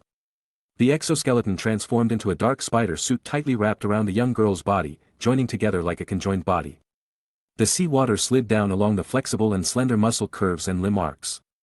Beautiful and wild. This is Gwen now. No, it should be Nian. This current body is ultimately dominated by Nian's consciousness. Just now, Gwen's kiss and Xiaohuang's bite. As a result, Nian obtained Gwen's spider physique ability, the Devourer's meta-race ability, and the symbiotic ability of Venom at the same time. It was the first time for Nian to experience the superposition of 3 physical abilities in an instant. Based on past experience. With the abilities of the 2 alien races of the Devourer and Venom at the same time. Nian's temperament would change drastically, and his behavior would be evil and arbitrary. This is also the reason why the 3-in-1 is often regarded as a villain. However, this time, Gwen's spider physique ability was added. Gwen's spider physique ability is somewhat special. As a single ability, the strength of the spider physique ability is not high. However, once multiple high-intensity abilities are fused, the spider ability will show the auxiliary characteristics of maintaining stability and bonding, which was reflected in the last battle of Steppenwolf, successfully combining the power of Krypton and the power of Demigod into one. So this time, with the assistance of the super spider physique ability, the 2 abilities of meta and symbiosis in Nian's body ushered in the first perfect fusion without negative effects. In the perfect fusion of the 2 abilities, Nian used the mode of the meta-eating symbiote to symbiose Gwen with him as a host. Finally, it formed the current posture. Meta-eating symbiote mother spider body. Spider-Woman 2-in-1 Nian. Hey, what's going on? Gwen's thoughts exclaimed in Nian's mind. No time to explain, save people first. 2-in-1 Nian narrowed his eyes, he simply looked around, with Gwen's enhanced body. His wrists kept turning rapidly with afterimages, radiating black spider silk to the high-rise buildings in the town. Chapter 152. For a moment, countless black spider silk spread out in the air above the giant waves, as if with Spider-Woman 2-in-1 Nian as the center. These spider silks strengthened by the Venom ability are much tougher than normal spider silks, and can easily extend and spread a distance of 1,000 meters. 2 seconds later. 2-in-1 Nian used the mountains next to the town, the tall buildings in the city, and the lighthouses that were not destroyed by the waves as the fixed points of the spider silk, and intertwined and woven a huge dark spider web above the coast of the town. Not only that. The slender and small feet stood firmly on one of the spider silks, and the 8 spider claws on the back of 2-in-1 Nian moved together. Like an evil dark spear that stretched and grew, piercing into the crazy surging sea water behind, and deeply pierced into the ground of the original town coast. The 8 dark spider spears gushed out a large amount of black spider silk, and it seemed that the black mucus with strong adhesion had its own consciousness. The spider silk mucus wriggled and connected, interweaving into a strange huge barrier, protecting the dilapidated marine biology research museum with only 1 layer left.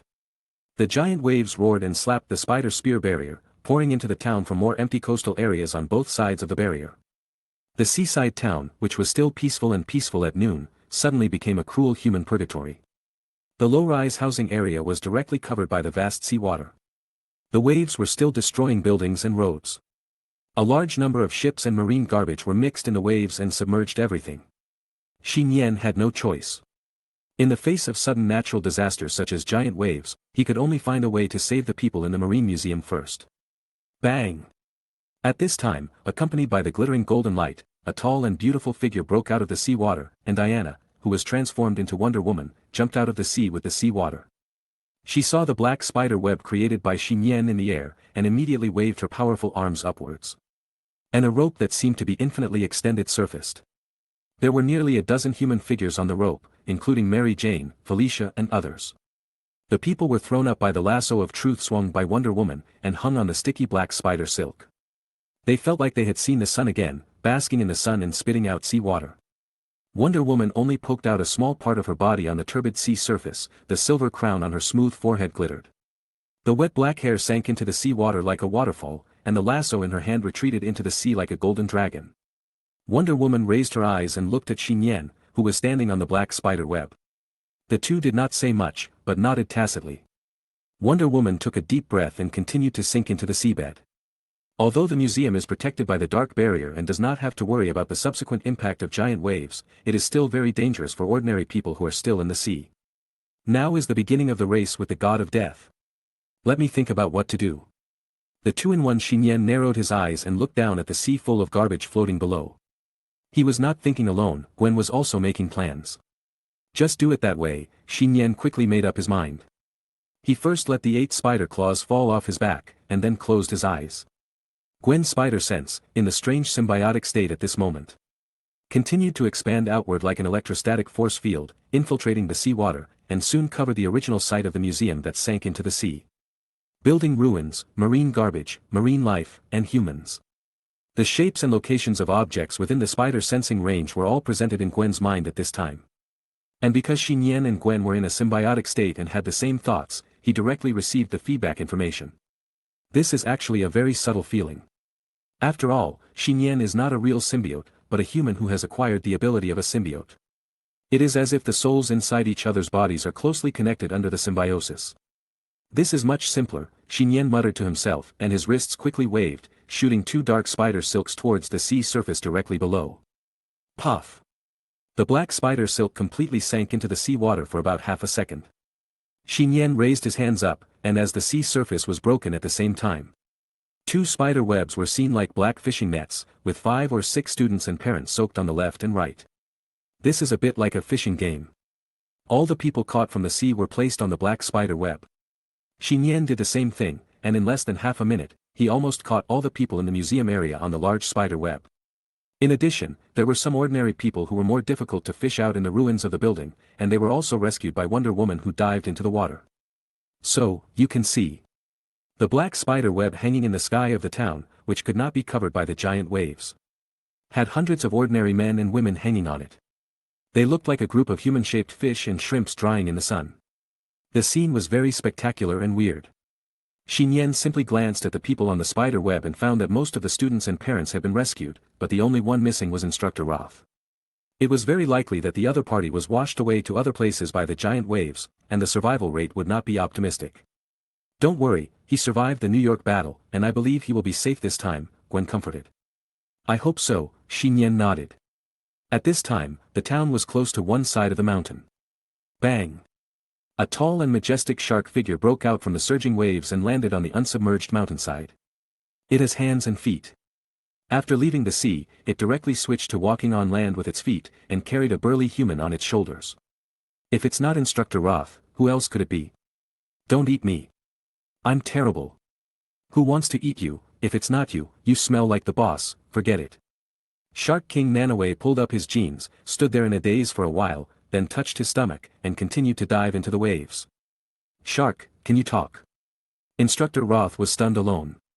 Looking at the small town below that was more than half destroyed by the giant waves, Gwen, who was parasitized by Nian, had a hint of coldness in his eyes. As he got deeper into the world behind the extraordinary, he could vaguely sense that this was probably not an ordinary natural disaster. Who is the extraordinary being who can do this?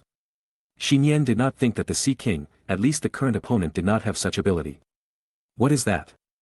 Nian raised his eyes as if he had realized something, and saw that in the distant sea area ahead, between the giant waves that were still rising, there was a graceful female figure freely shuttling in the turbulent sea water. Gwen, tell my aunt to stay here and wait for me. Nian narrowed his eyes. Gwen realized what he was going to do, and immediately shouted in his mind, wait a minute, don't go over there. As soon as he finished speaking, a ball of black liquid quickly peeled off from Gwen's body, turning into a thin black spider silk, and hit the figure in the deep sea at a very fast speed. Chapter 153. Close to the sea along the coast.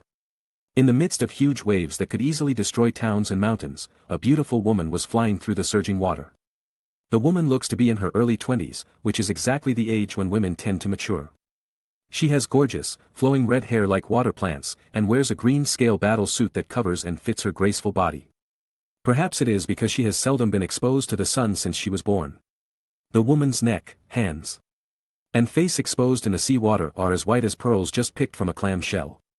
The light refracted in the sea water falls on the body surface.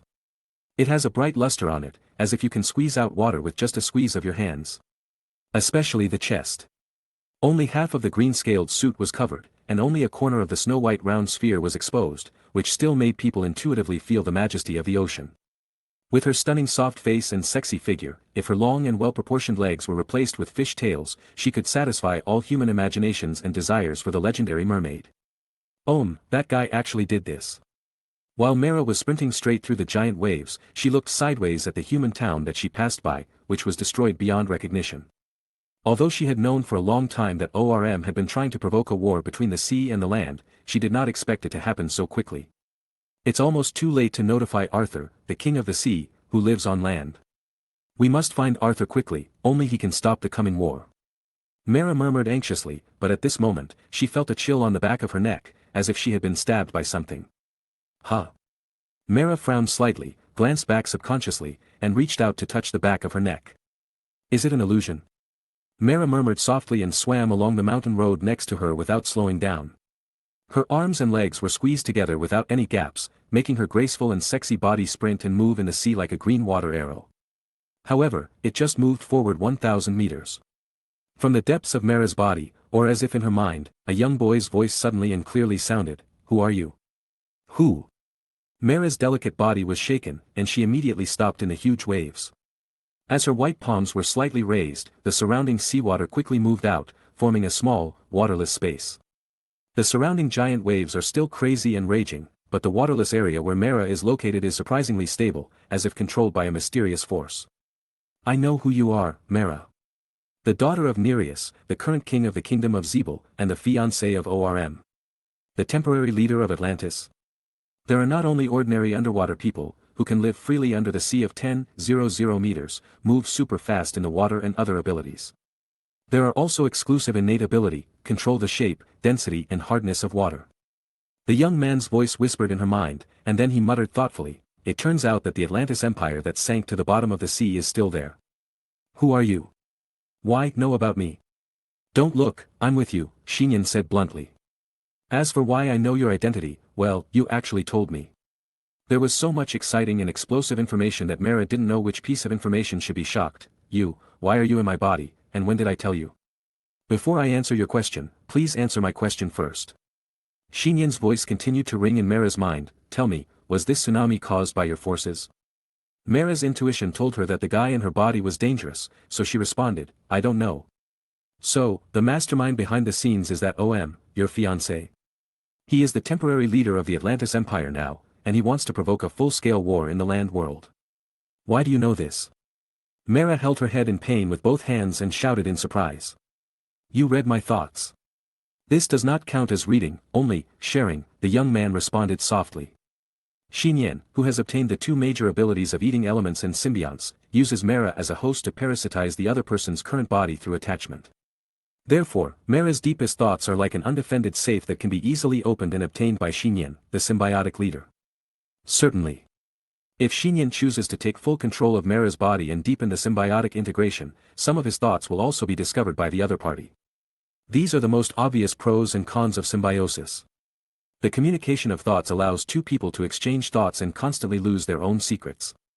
Therefore, Nian generally does not want to be parasitic on others, especially strangers. If he hadn't wanted to find out the cause of the tsunami, and his spider ability could ensure that his mind would not be negatively affected by the fusion of multiple abilities, he would never have chosen to parasitize Mera's body in a symbiotic manner. So, you are also from the Aum camp? Nian continued to ask. He guided Mera's mind to think about this aspect to find out the information. No, Mera struggled and gritted her teeth and said. Hurry up and get out of my body. It's really not, Nian suddenly realized that he had stolen Mera's thoughts. Mera and Vico, the current military advisor of the Atlantis Empire, are not the main war faction of ORM. They do not have too much disgust for humans, but secretly support the Great Prince. The Great Prince is the illegitimate son of the former queen of the Atlantis Empire and an ordinary human. The current Aquaman, a member of the Justice League, Arthur Curry. Mera and Vico both want Aquaman to return to the Atlantis Empire and take back the throne from the current power of ORM. Unfortunately, Aquaman has been resisting the Undersea Empire because of his mother's murder. Since Aquaman himself does not want to go back, why bother him? Nian muttered. Anyway, this is his responsibility. Mera snorted coldly and responded. You already know everything you want to know, can you leave my body now? Nian was silent. He was thinking. Leaving Mera's body, that is, leaving the follow-up to Aquaman. I hope that Aquaman Arthur can cheer up, return to the Atlantis Empire, defeat his brother ORM, who is in power, and then control the Atlantis Empire, so that the war between the seabed and the land will be aborted. It sounds good. After all, Aquaman is also a good superhero. It's a pity that Nian never pins his hopes on others. In particular, the tsunami disaster caused by ORM fell on his head. Now, it's not his fault for intervening. What's going on? Mera opened her beautiful eyes wide, but suddenly found that dark liquid was constantly overflowing from her body. These viscous liquids covered her body and battle clothes, condensing into a full-body dark tight battle suit. This battle suit has white lightning on the chest, spider marks on the back, and several dark tentacles appear and disappear. The muscles all over the body swelled slightly, and soon returned to their previous slenderness, but the strength of the body was still constantly superimposed, and the physical strength was increased to an incredible level. At the same time, Mera felt that she was beginning to lose control of her body. Her soul and spirit were moved away by another existence, and she could not control the final body strengthened by symbiosis. Xiao Huang's phagocytosis, Venom symbiosis, Mera's water control. 3 completely incompatible racial abilities, with the help of the spider's physical ability, converged on this body in a tripod. Mera and Nian's thoughts intertwined and entangled. Blackened Mera opened her eyes, and her body was perfectly controlled by Nian as the leader. What do you want to do? Mera's mind cried out in shock. Don't you know? Nian asked back, manipulating the blackened Mera's body to head towards the deep sea, and the speed in the sea water was several times faster than before, like a red-black human-shaped lightning. Knowing what Nian was thinking, Mera's heart seemed to be set off by a storm, and she couldn't calm down in a short time. This time, the sea is going to be broken. Chapter 154. The sun sets and night falls. The giant waves that struck like ancient beasts have receded, leaving behind a lot of colorful marine garbage and shipwrecks. The moonlight fell on the small town that destroyed more than 80 of the area. A large number of rescuers used air and land to rescue. Rescue teams arrived one after another, and high spotlights were set up in many places in the city to search and provide lighting. The black spider web was removed in advance by Gwen, who put on his own spider suit, otherwise the rescue helicopter would not be able to make an emergency landing from the town. Students and parents, as well as surviving local employees and residents, were wrapped in cold towels and sent away from the town in batches by the rescue team. While rescuing evacuees, workers wearing protective clothing gradually carried out disinfection and sterilization operations in the town. After all, a large amount of marine garbage and dead creatures will breed viral plagues that are far more invisible and terrifying than natural disasters. On the top of a mountain on the side of the town, a tall and beautiful figure stood here, her black hair blown by the night wind, and the ancient shield and divine sword she carried on her back shone with a cold and sacred light under the moon. Call out. Another slightly petite figure jumped to the side, with a strong and light figure, and a pair of thin green feet wrapped in boots. Arriving at the top of the mountain, Spider-Woman pushed aside her hood with one hand and pulled off the spider hood she was wearing with the other hand, revealing a head of short, fluffy golden hair. Facing the moonlight was a beautiful and delicate face. Miss Diana, it turns out you are Wonder Woman. Gwen was carrying Nian's old school bag and looked up in front of her, her beautiful and intellectual spirit saying with emotion. Didn't Nian tell you before? Wonder Woman Diana smiled slightly and said softly. No, Gwen shook her head and said. The guy only said a few things about his hidden abilities and the fact that Kara is a Kryptonian, he never mentioned the superhero identity behind you. Really, Wonder Woman nodded lightly. Gwen paused and said sincerely, I think it's because he thinks your secret is more important than his own. Wonder Woman did not speak, but looked at Gwen quietly with beautiful eyes that shone with wisdom, and her bright eyes reflected the figure of the girl still wearing the spider suit. Spider-Woman Gwen suddenly felt a little panic in her heart. After all, she was completely different from her usual gentle and pleasant appearance, and her jumping up and down was far from intellectual and elegant. But at this moment, Diana said, how about you call me Aunt from now on? Gwen opened her eyes wide in surprise, is this really okay? If you wish, Diana smiled and nodded. Of course I do. Gwen said hurriedly, and then shouted with slightly red cheeks, Auntie. Diana nodded in response and suggested, let's restore our original appearance first. If we don't go back, your mother should be worried. Aren't we waiting for Nian? Gwen's face showed worry, looking out at the sea of annihilated stars. Don't worry, since he chose to do that, it proves that he at least has the confidence to protect himself. Diana looked at her and said. Didn't he get his ability from you? Yes, Gwen blushed. Meow. From the school bag carried behind Gwen, Xiao Huang's soft cat meows came out, as if to express that he had also contributed. At this time, on the other side of the town, along the coast, which was severely damaged by waves, a completely deformed and scrapped pickup truck ran aground. With messy, smelly hair hanging down to cover his drooping face, Aquaman Arthur Curry knelt on the beach full of garbage. He held a man in his early 50s tightly in his arms. His eyes were closed tightly and he had lost all vitality. Wow! The normal waves were gently lapping on the beach. A middle-aged man with neatly combed hair and dressed like a gentleman walked ashore from the sea holding a silver trident. Oh my God! Atlantis Empire military advisor Vico looked at the scene in front of him and let out a sigh that was somewhat unacceptable. Neptune held his father's body motionless, like a dead sculpture. All this was caused by ORM, and it was just a prelude to provocation. He wanted to provoke an all-out war between the underwater world and the land world. Vico looked at Neptune solemnly and said quickly. Arthur, I know, you are now. It's very sad, but you must cheer up as soon as possible. Only you have a chance to save the Atlantis Empire. Neptune raised his bloodshot eyes and growled angrily. The Atlantis Empire first killed my mother, and now it killed my father. You still want me to save it? The Atlantis Empire belongs to your mother. As the eldest prince, you should be the first successor to the empire. Vico said solemnly. And it was ORM who caused all this. Your anger should fall on him, on your body.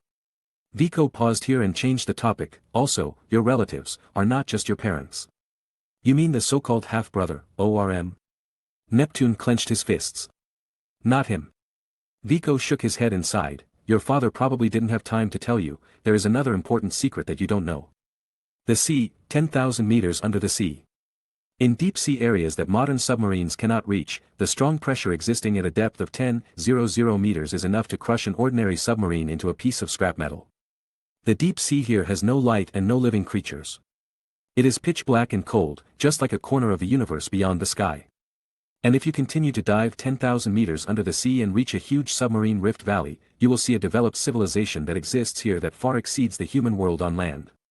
The submarine rift is covered with submarine energy light cannons and reconnaissance equipment. On one side, there are giant guard stone statues with a height of thousands. The entrance next to it glows with a bright light that far exceeds the daytime on land.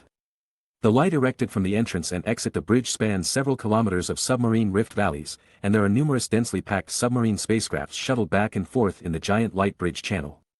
This is the Kingdom of Atlantis, the only kingdom gateway connected to the outside world. In the light bridge, a two-seater, jellyfish-looking undersea spaceship headed towards the gateway to the Empire. Sitting in the pilot's seat of the spacecraft is the beautiful and sexy Mara, but she is wearing a strange dark battle suit, and her usually gorgeous red hair is a coquettish scarlet color. This is Atlantis. Blackened Mara, Nian, who dominates the body as a symbiosis, muttered to himself. Through Mara, he continued to add intelligence information about the underwater world. Underwater world. In fact, it evolved from the ancient empire on Earth, the Atlantis Empire. Due to continuous in-depth exploration of the field of science and technology, they were counterattacked by out-of-control technology. Eventually, the entire Atlantis Empire fell from the land to the bottom of the sea, and the residents of the empire also gained the ability to live and inhabit under the sea. However, after the first-generation emperor carried the artifact trident and was buried somewhere in the sea, the power of the Atlantis Empire began to fall apart and evolved into the current situation of the seven kingdoms in the underwater world. Among them, the strongest is the Kingdom of Atlantis, which is the main force that continues from the original Atlantis Empire. Yes, it is just a kingdom, but the people in the country still call themselves Empire. Secondly, the second most powerful country is the Kingdom of Zebel, where Mara is located. There are also the Fisherman's Country, the Saltwater Country, the Trench Country, the Missing Country, and the Mysterious Ancient Country. The latter two kingdoms, the Missing Country and the Mysterious Ancient Country, have now disappeared, and the citizens of the Trench Country have degenerated into sea monsters. So, there are only the last four left in the underwater world that can truly be regarded as kingdom civilizations. The blackened Mara said to herself, so, as long as the Kingdom of Atlantis can get the support of the remaining three kingdoms, Zebel, the Fisherman Kingdom, and the Saltwater Kingdom, it can unify the underwater world. Mara's thoughts responded, now, my father has stood on a united front with ORM. I've almost married you, so naturally we're on the same side, Nian sneered. Mara was speechless. Due to the symbiosis, she now also knows a lot of information about the parasite called Nian in her body. It turned out that the other party was just an ordinary human being, or a young boy, a high school student 6 or 7 years younger than her. Then, by making physical contact with another person and exchanging body fluids, can you possess the other person's ability for half a day? If it hadn't been for the huge wave caused by Aum today, such a special human being would not have been provoked. Mara persuaded her with her thoughts, Nian, stop, I will handle the next thing. Can you handle it? In the end, we have to place our hopes on Neptune. Mera was silent. She really had to rely on Neptune to bring down ORM. After all, no matter how much the kingdom of Zebel where she lives can compare with Atlantis, which has profound heritage and is the Orthodox Empire. Since you have no choice, why not try to attach yourself to me, Nian said. In his opinion, things like this involving the struggle for power are actually very simple to deal with sometimes. Mera's heart was extremely complicated. She already knew what Nian wanted to do next. Get started today. The kingdom of Atlantis, no, it should be the underwater world, is about to undergo earth-shaking changes. Mera's small spaceship arrived at the national gate. Undersea soldiers wearing white armor and fully armed immediately came forward with laser guns to scan for confirmation. Finally, the scanning instrument showed that. Diplomatic privileges. Allowed passage. As the princess of the kingdom of Zebel and the fiancée of the leader of Atlantis, Mera has very convenient credentials. As a result, the spaceship entered the kingdom of Atlantis unimpeded. Because the parasitic host Mera has a noble blood constitution, Nian can see things in the water. The country of Atlantis that comes into view is extremely gorgeous and prosperous. The seawater is full of undersea spaceships and marine life. And there are magnificent buildings. Located on the seabed, it glows with the light and atmosphere of advanced technology and ancient civilization. If the underwater world and the land world go to war, the technology level is crushing, and the chances of winning on land are really not high. The giant tsunami of strategic weapons alone can raise many countries to the ground. Of course, the land world is strong in individuals, and the Avengers and the Justice League are not vegetarians. If a full-scale war really breaks out, there are several beings that the underwater world cannot afford to offend. Nian couldn't help thinking. Are there so many powerful and terrifying beings on land? Mera was secretly shocked and felt incredible. In fact, in the land world, just as the news reported the emergency of the coastal town being hit by huge waves, the figure of a young girl appeared thousands of meters above the seaside town. The dark clouds dispersed and the moonlight fell. The red cape fluttered in the cold and strong night wind. The girl's golden hair was scattered casually.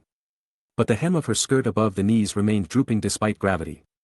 There was an S-shaped family totem in her well-developed chest, and the black silk wrapped around her graceful legs was shining brightly. The girl looked a little soft and cute, but the special force field stretched out from her body and the power contained in her body under the battle suit were enough to shatter the turbulent clouds in the sky. Nian, not here, like a special girl god, Supergirl looked down from a high place. A simple glance confirmed that among the people who were evacuated from the town and the surrounding area 1,000 meters below, there was no figure of Nian. Hey, what is that? Supergirl looked at the sea area outside the town, as if she had discovered something, and immediately moved her body, accompanied by a strong hurricane, followed by a strong sound of breaking the sound barrier. Bang! The sea surface was like being hit by a meteorite from outer space. The originally peaceful sea area directly formed a whirlpool leading to the bottom of the sea. What happened? Nanoe, the shark king at the edge of the whirlpool, was stuffing a human corpse into his mouth. He opened his eyes wide and saw a girl floating in the center of the whirlpool in front of him. Mr. Shark who can talk. Can I bother you? Superwoman Kara waved her hand in a friendly manner, and a red and burning light appeared in her eyes. Atlantis, the palace where the royal family lived. The buildings standing here are more magnificent and open. Inside any building, there are halls that are dozens of meters wide and unobstructed, and the buildings are all wholly white. Magnificent, sacred, grand, ancient. The palace has its own light source and is truly bright and visible. Because it is in the deep sea, it looks spotless, bright and gorgeous. The blackened Mera swam into it at a constant speed. The soldiers on duty and patrol saw that no one stopped her and let her go directly to the palace. Inside the palace. Sitting on the main seat here is a handsome man in golden armor.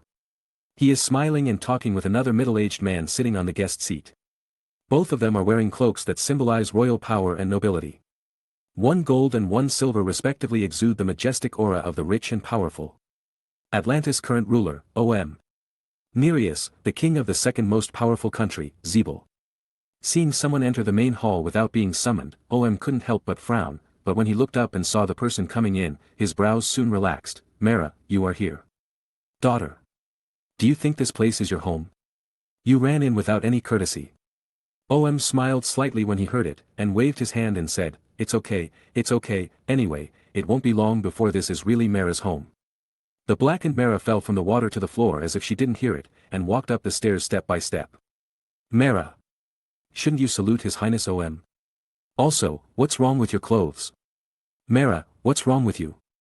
OM quickly stood up from the main seat and looked at his fiancée who was walking towards him. The two sides were already less than 5 meters away. My father is here too, Nian, please stop. Mela begged in her heart. Just end it. The blackened Mela spoke, raising her empty slender right hand forward. This is what Nian said to OM, and also to Mela. End it? OM was stunned for a moment, and then a heart-pounding chill rushed from his back to his brain. OM wanted to retreat, wanted to call for help, wanted to hide, but the next moment when the idea came to his mind. Puff! The surrounding sea water burst open, so that the current area was dry. A dark black sickle, like an enlarged sharp claw, pierced directly into the chest of OM's golden armor. The tip of the dark sickle pierced through his back and lifted up his tall and strong body. Chapter 155. The Kingdom of Atlantis, the White and Holy Palace. In the main hall, in front of the throne. The long scarlet hair behind her is flying wildly in the sea water. The blackened Mera's slender and white right hand holds a dark scythe shaped out of thin air. The figure with one end of the scythe pierced and lifted up is the current Atlantis. The most powerful being in the country. The armor made by Atlantis was easily broken open like paper, just as giant waves easily destroyed the Marine Life Research Museum. His body was lifted up in the air a little bit in the sea water. OM's handsome face was full of incredible looks. Because his body leaned back violently, the golden crown on his head looked shaky. A large amount of bright red blood overflowed from his chest and back, dyeing the surrounding seawater red. Why? Aum couldn't believe it and couldn't accept it. A moment ago, he was preparing to dominate the ocean with high spirits, but now he was about to be killed by the beauty he regarded as his forbidden love. Aum, don't you want to take revenge on mankind? Now that you have offended me, it is natural for me to take revenge on you, right? The blackened Mera held the dark scythe motionless, looking at the powerful king under the sea and said softly. Who are you? Aum hasn't finished speaking yet. I saw the blackened Mera swinging back the dark scythe in her hand, and ORM's bowed body immediately flew backwards. Stirring up the seawater in the place it passed into turbid blood red, and smashed it hard at the bottom of the steps. Above the main hall. The palace in the 10,000-meter deep sea was completely silent. From the time Mera, controlled by Nian's parasite, came to the throne to the time she attacked His Highness ORM, it only took less than 3 seconds. The royal guards of Atlantis standing guard around the palace. Including King Nereus who was sitting in the guest seat, everyone on the scene stayed in place as if they were petrified. No one could have expected that Mera would engage in this behavior. There was dead silence for about a second or two, and the inside of the palace exploded like a honeycomb. Your Highness Aum. Take down Zeebel's Mera. Quickly request support, Mera assassinated His Highness ORM. The sea water was agitated and chaotic. A dozen royal guards wearing metal armors, holding trident weapons, rushed forward in the water at an extremely fast speed. Madly and angrily, and surrounded the blackened Mera who was still standing on the platform from all directions. The same humanoid swordfish exploded with sharpness, and the murderous intent intertwined in the palace made the palace as cold as a cold prison. Crazy, crazy. Mera, do you know what you are doing? Nereus stood up from the guest seat, trembling all over and not knowing what to do. Although as a father he wants to save his daughter, if he takes action now, it will inevitably trigger a brutal battle between the two countries. Killing the powerful His Highness ORM in the palace of the Kingdom of Atlantis is far worse than the incident of the Queen of Atlantis falling in love with a human man 20 years ago. The blackened Mera faced a dozen guardsmen who were outflanking them. She had no intention of evading, and just pushed her hands outwards. Don't kill them. Mera's mind shouted in time. Words accompanying her thoughts. Centered on the blackened Mera's body. The surrounding seawater swept outwards with great force. Before the dozen guardsmen could rush forward, they were thrown against the inner wall of the palace, including their weapons. The blackened Mera raised her palm slightly, and a trident was immediately rolled up by the seawater, and it happened to be held in her palm. Weighing the weight of the trident weapon with her hands, the black Mera threw it towards ORM, who was still alive in the main hall. The trident broke through the seawater and turned into a white water arrow. Your Highness Aum. The guardsmen who fell to the ground shouted in surprise. At the moment when the trident was about to penetrate ORM's head, a tall and burly black figure rushed in from the main entrance of the palace at an extremely fast speed. The opponent picked up ORM, who was seriously injured and on the verge of death. With one hand, and walked back towards the main entrance of the palace. The trident weapon passed by his side at high speed, and he was nailed to the palace floor with blood. The black cloak and inner shoulder of the opponent were torn open. The black figure groaned in pain, moved very quickly in the water, hugged OM and left the palace, disappearing in the blink of an eye. Oh, who is that? Black and Mera looked surprised. This person's speed in the water is probably faster than the royal family's ORM. I don't know who he is. Mera's mind screamed in surprise. She had been in Atlantis for so long, and she really didn't know that there was such a mysterious figure hidden in the palace. Forget it, Aum won't live long anyway. Nian didn't care about this. Due to the characteristics of the Yuan-devouring beast clan, the wounds caused by his claws will never be healed. With ORM's major penetrating wound, no matter how advanced Atlantis technology was, it would be impossible to revive him. By the way, it's time for me to escape too. Nian controlled Mera's body to move slightly, and as the sea water boiled and exploded, it rushed out towards the palace gate like a red and black stream of light. Stop her. Don't let her get away.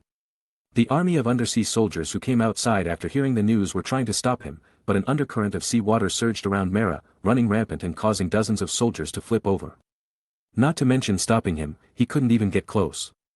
Today. All Atlanteans could see it when they looked up outdoors. A black light figure carried an undercurrent and quickly passed over the kingdom. It seemed to have no limit and was still speeding up until it crashed into the gate of the country that was completely closed. Bang! The strength of the woman's body was astonishing. She destroyed everything with the surging seawater beside her, directly smashed the energy shield of the portal, and escaped from the kingdom of Atlantis. However, rather than running away, it is better to say that he broke out forcefully. Looking at the flickering energy at the kingdom's portal and the chaos of laser cannons outside, many Atlantis residents were so stunned that they were speechless. And soon, when the news that His Highness Aum had been assassinated came out from the palace, the whole country was in an uproar. Princess Mera of the Kingdom of Zebel seriously injured His Highness ORM to the point of death, and Mera managed to escape from the kingdom smoothly. Are your ears broken, or am I hallucinating? The people under the sea who heard this message were dumbfounded. The army of Atlantis is even more crazy. They send out armed spaceships one after another, which is bound to open up the entire ocean and arrest the criminal Mera and bring him back to his country. And when this important news of the assassination spread to several other underwater countries, it also caused a tsunami-like sensation. Zebel, the second most powerful country, was shocked and angry throughout the country. On the one hand, they didn't know why Princess Mera would do this. On the other hand, King Zebel, who was also in the palace at the time, was captured by Atlantis. It can be said. From the moment Dark Mera took action against ORM, the entire underwater world was completely exposed. Chapter 156. The maximum speed in the seawater exceeds Mach 10, which means that it is faster than the Black Hawk fighter flying in the sky. Gurgle. An undercurrent swayed on the seabed, leaving the submarine spaceship chasing it far behind. Diving up to a peaceful offshore area, the undercurrent dissipated by itself, revealing Mera wearing a black battle suit inside. Nian, you ruined me. Mera's mind was lost and said, Zebel is also finished, and the kingdom of Atlantis will vent its anger for the death of ORM on the kingdom of Zebel. But in this way, the alliance between the two countries is terminated, and the war between the underwater world and the land world is also terminated in advance. Are you satisfied with this result? Mera finally said with hatred in her mind. But in her heart, she couldn't hate Nian. After all, it was all ORM's own fault. What are you talking about? Nian thought, I don't want to make the underwater world a mess, with several major countries killing each other. Killing ORM is just the first thing I want to do. What else do you want to do? Mera had an ominous premonition and asked in shock. I want you to be the Empress, Mera. As soon as Nian spoke, the undercurrent of the entire ocean seemed to surge and bubbles spread. What did you say? Mera was stunned. She knew that what the other party said was not a false statement, but the goal he really wanted to achieve in his heart. Nian said in a deep voice, not only the king of Zebel, or the king of Atlantis, I want you to unify the 7 countries and become the real emperor of the underwater world. For him. Just killing ORM is far from enough. If ORM dies, there will be a second and third ORM. As long as the Atlantis royal family's disgust for humans exists.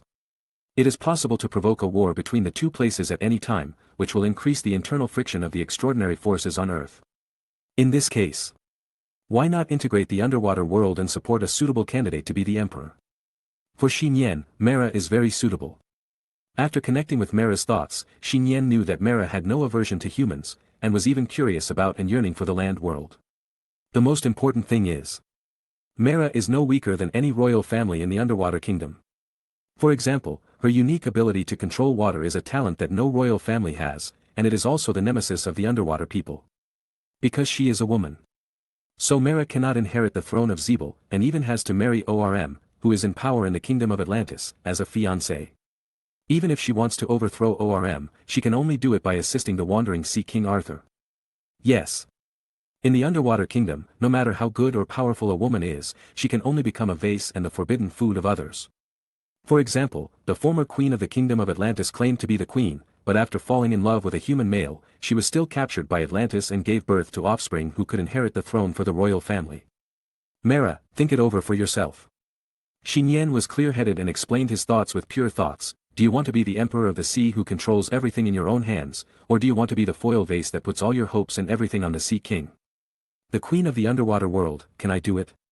Not to mention the kingdom of Atlantis, even the kingdom of Zebel will not agree. Of course, as long as you get that one thing. Nian responded firmly. Mera understood. You mean, the lost trident artifact, that is the scepter that can control the entire ocean power. However, you must have the potential of an emperor to have it.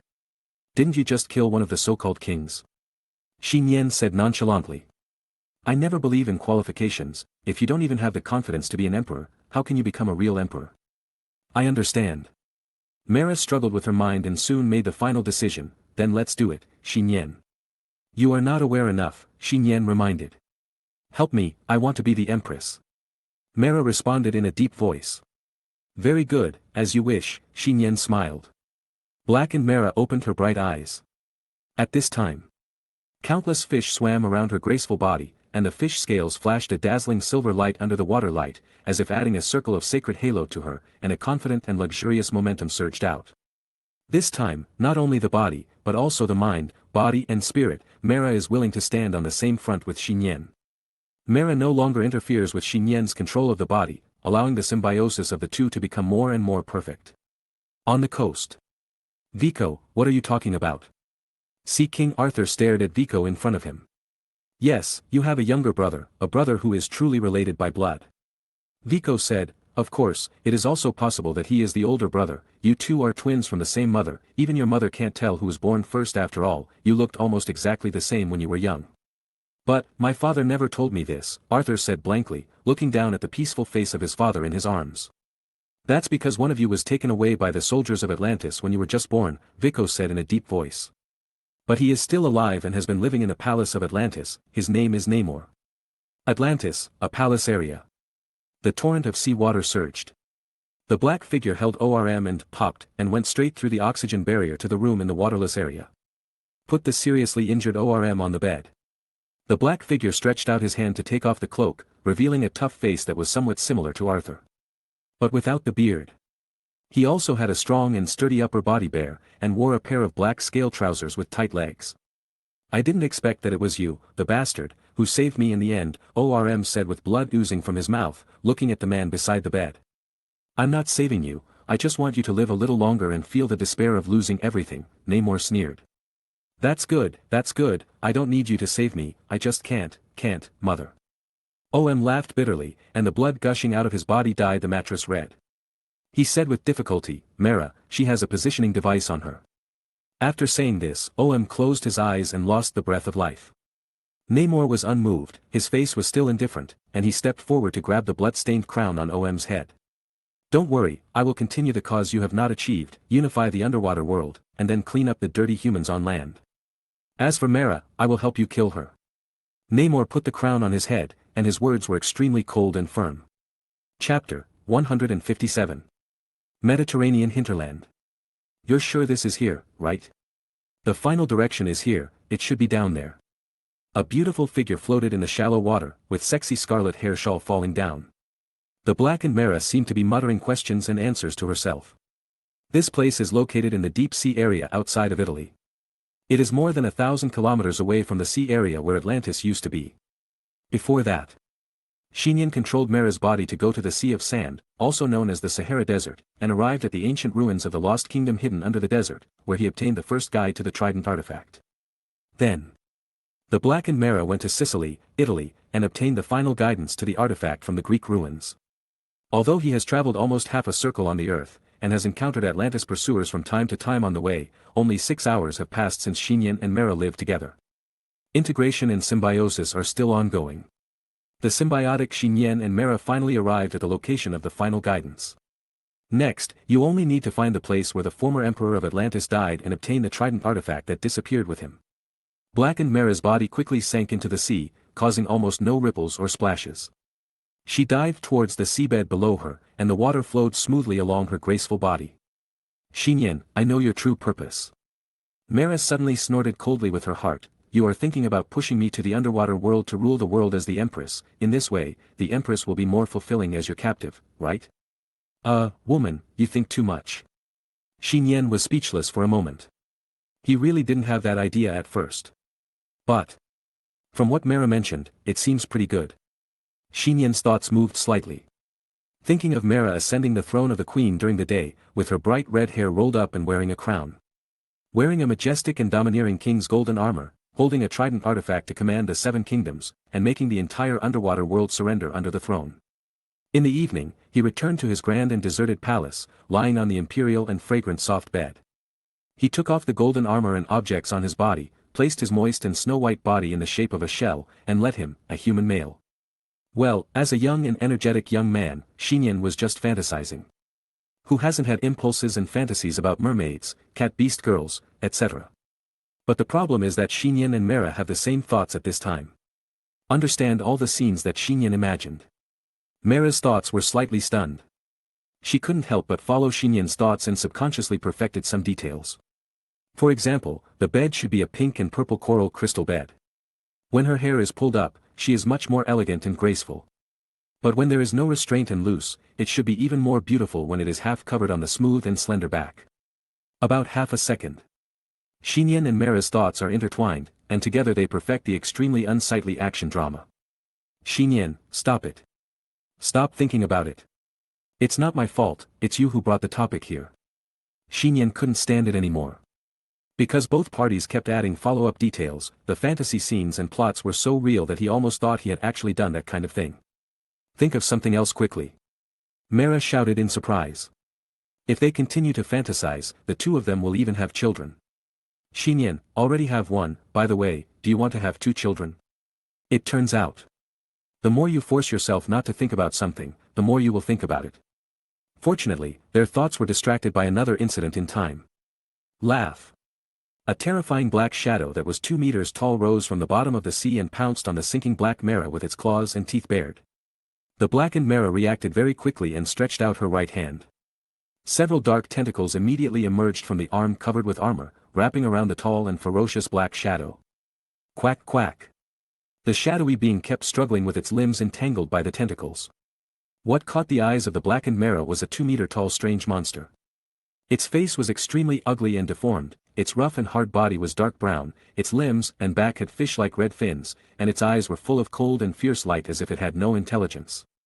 This is a sea monster creature that has evolved from the residents of the trench country. It will instinctively hunt all sea creatures it sees. Its strength and speed are beyond what ordinary soldiers can handle. It is a predator sea monster in the sea that is born for killing. The main thing is, they live in groups. Along with Mera's thoughts sounded. Down into the deep sea area. Thousands of sea monster creatures are attacking the blackened Mera. They come one after another, as dense as a school of fish, and gather into a team like a dark cloud under the sea to wreak havoc on everything. The formation was so big that it was like a roaring giant tsunami, and the sea area within a radius of 10 kilometers could not calm down. Come. The blackened Mera threw the sea monster entangled in the dark tentacles downwards.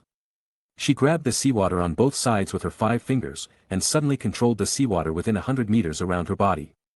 Dark blue light shone faintly in her beautiful eyes. The blackened Mera swung her hands fiercely, as if she directly grabbed the surrounding seawater and pulled it. Wow! The seawater in the 100-meter area rotated rapidly and accelerated, sweeping the approaching sea monsters into it, as if throwing them into a large washing machine. Go!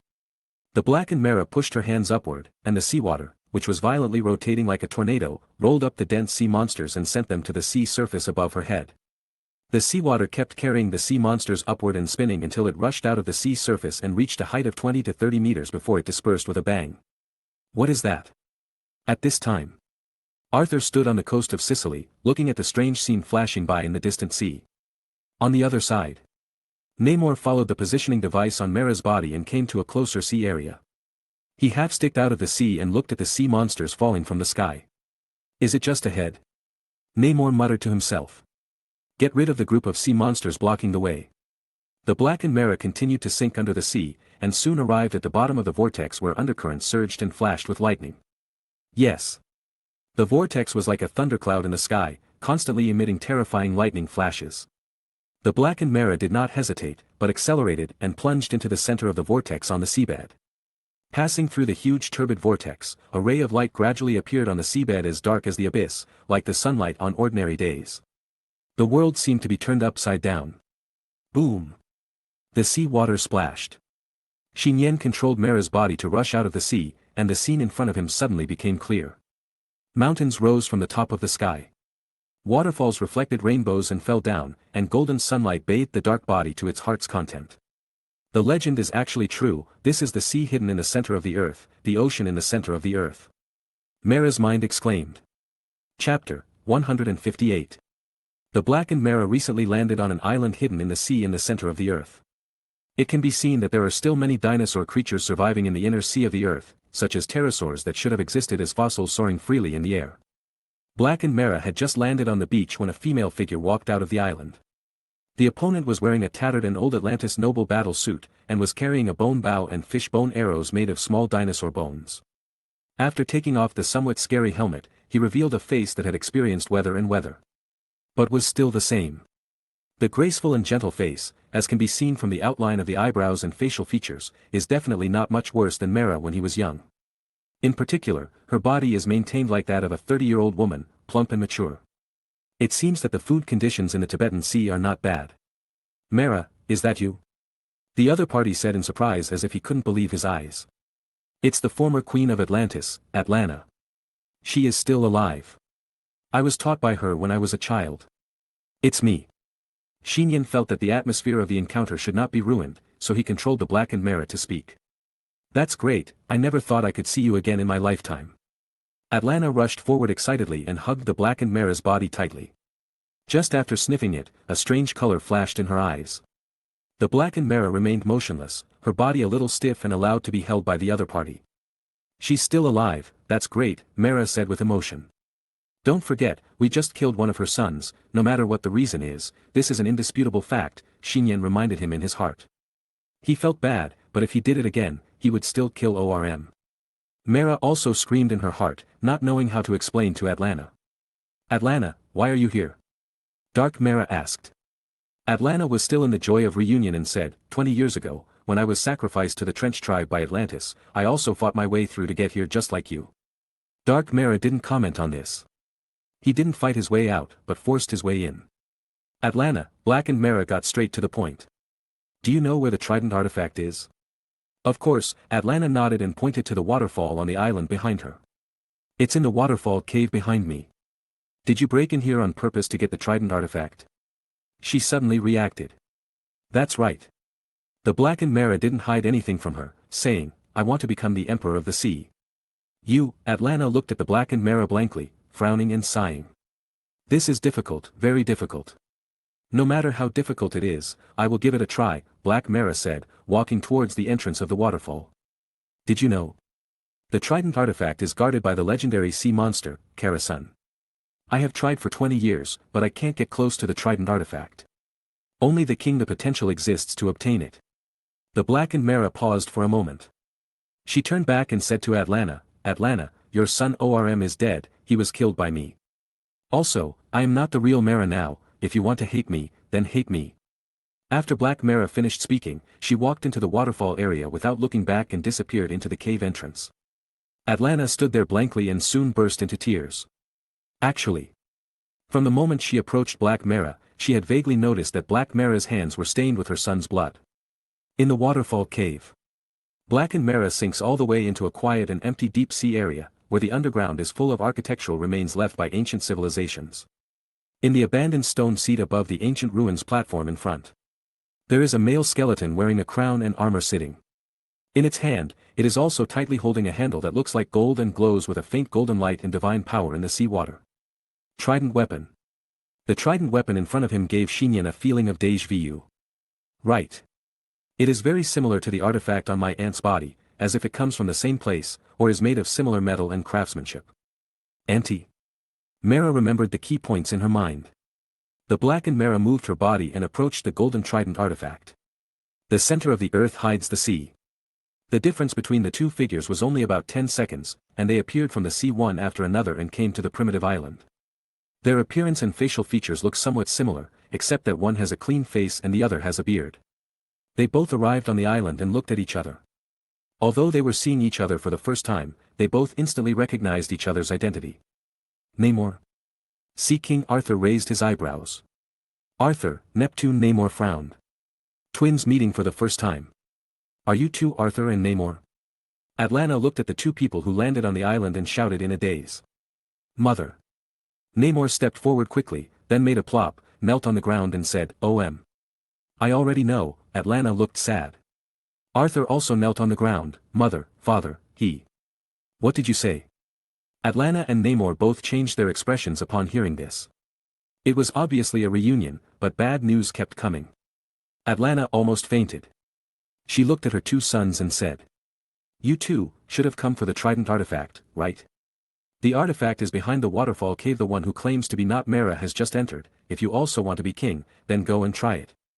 Arthur and Namor looked at each other, and then cast their sharp eyes on the waterfall cave. Whoever gets the artifact will be the emperor. The blackened Mara was about to approach the throne.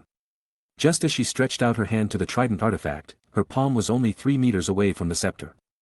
Gurgle. You don't even have the orthodox blood of Atlantis, and you want to get the trident artifact? A hoarse and cold voice sounded behind her. The blackened Mara looked back and saw that at the end of the dark deep sea behind her, snake-like tentacles the size of a Boeing fuselage stretched out. And there were more than one. At a glance, there were 5 or 6, approaching with the pressure of a giant. What are you? The blackened Mara was not afraid. My name is Kerosene. I have been guarding the artifact here for more than 1,000 years, and I have killed countless thieves who wanted to defile it. The mysterious existence said hoarsely. Although you can understand what I say, I still don't want to let you go. You have a very evil aura. And you don't have the potential to be a king. Is that so? In that case. Before the blackened Mara finished speaking, the right hand that had been stretched forward just now suddenly turned into a dark claw and grabbed forward, firmly grasping the trident artifact held in the hand of the Emperor's skeleton in front. Success. Chapter 159. The speed of the blackened Mara's attack was too fast, and the speed of the dark claws extending was even faster and harder to defend against even Kerosene. The guardian sea beast didn't react before she stretched out her claws and grabbed the golden halberd handle in front of her. Buzz. The 5 fingers of the dark claws that were expanded and stretched, with wildness, like evil creations, firmly grasped in his hand. The upright trident artifact seemed to have awakened at this time. The metal halberd of the trident weapon made a clear sound as if it had a spirit. Circles of golden ripples with divine power swept outward, transmitting hundreds of meters away in the dark and quiet sea water, causing the nearby deep sea area and underwater ruins to vibrate. The blackened Mara's behavior also completely angered Kerosene. The hoarse voice became sharp and angry, like an ancient god roaring under the sea, with actual sound waves shaking the surrounding seawater.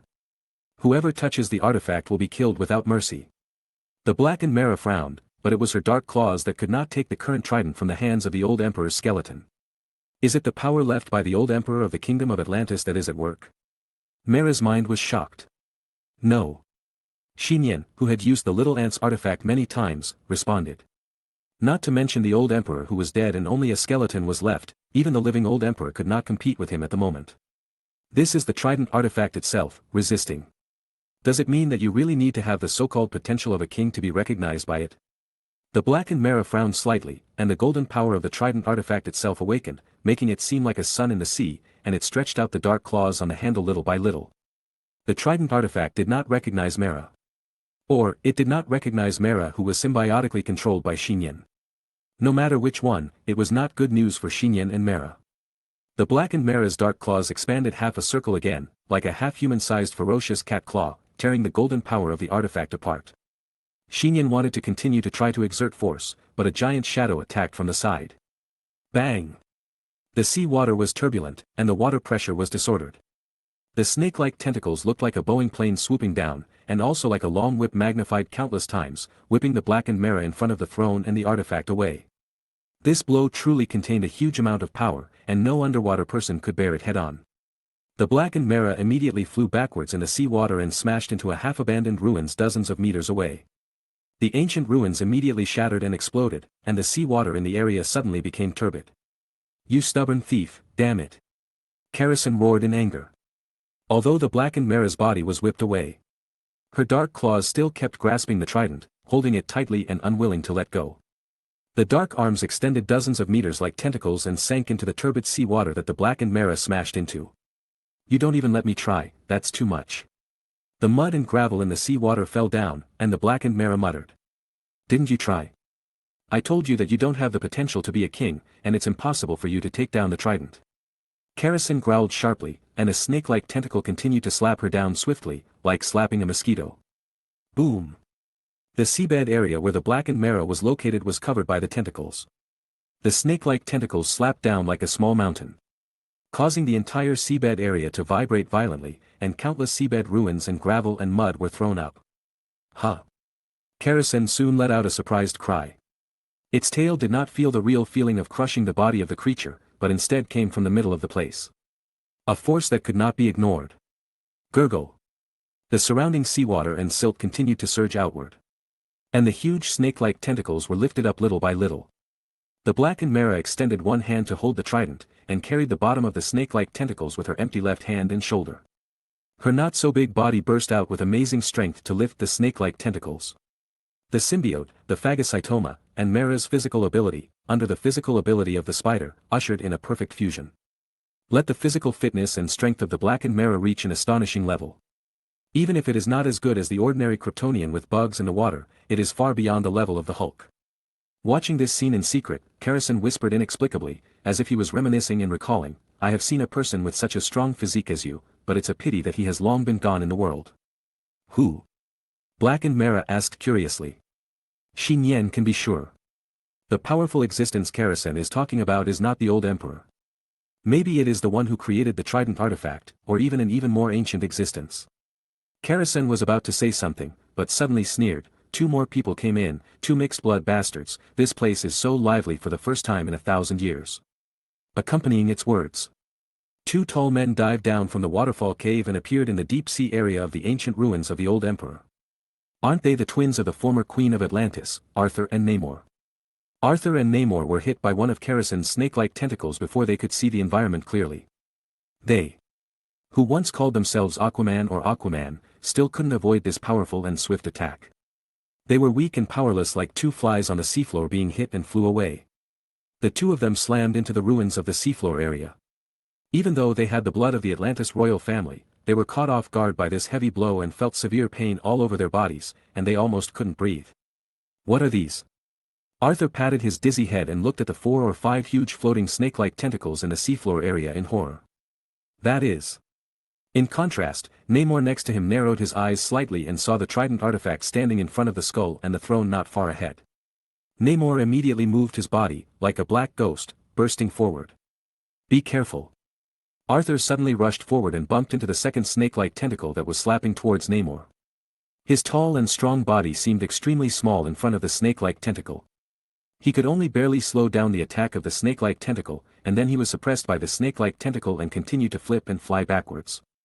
Namor just took the opportunity to dodge the attack of the snake-like tentacle and flew towards the trident at a rapid speed without slowing down, reaching the distance within the reach of the artifact. "I am the king of the sea."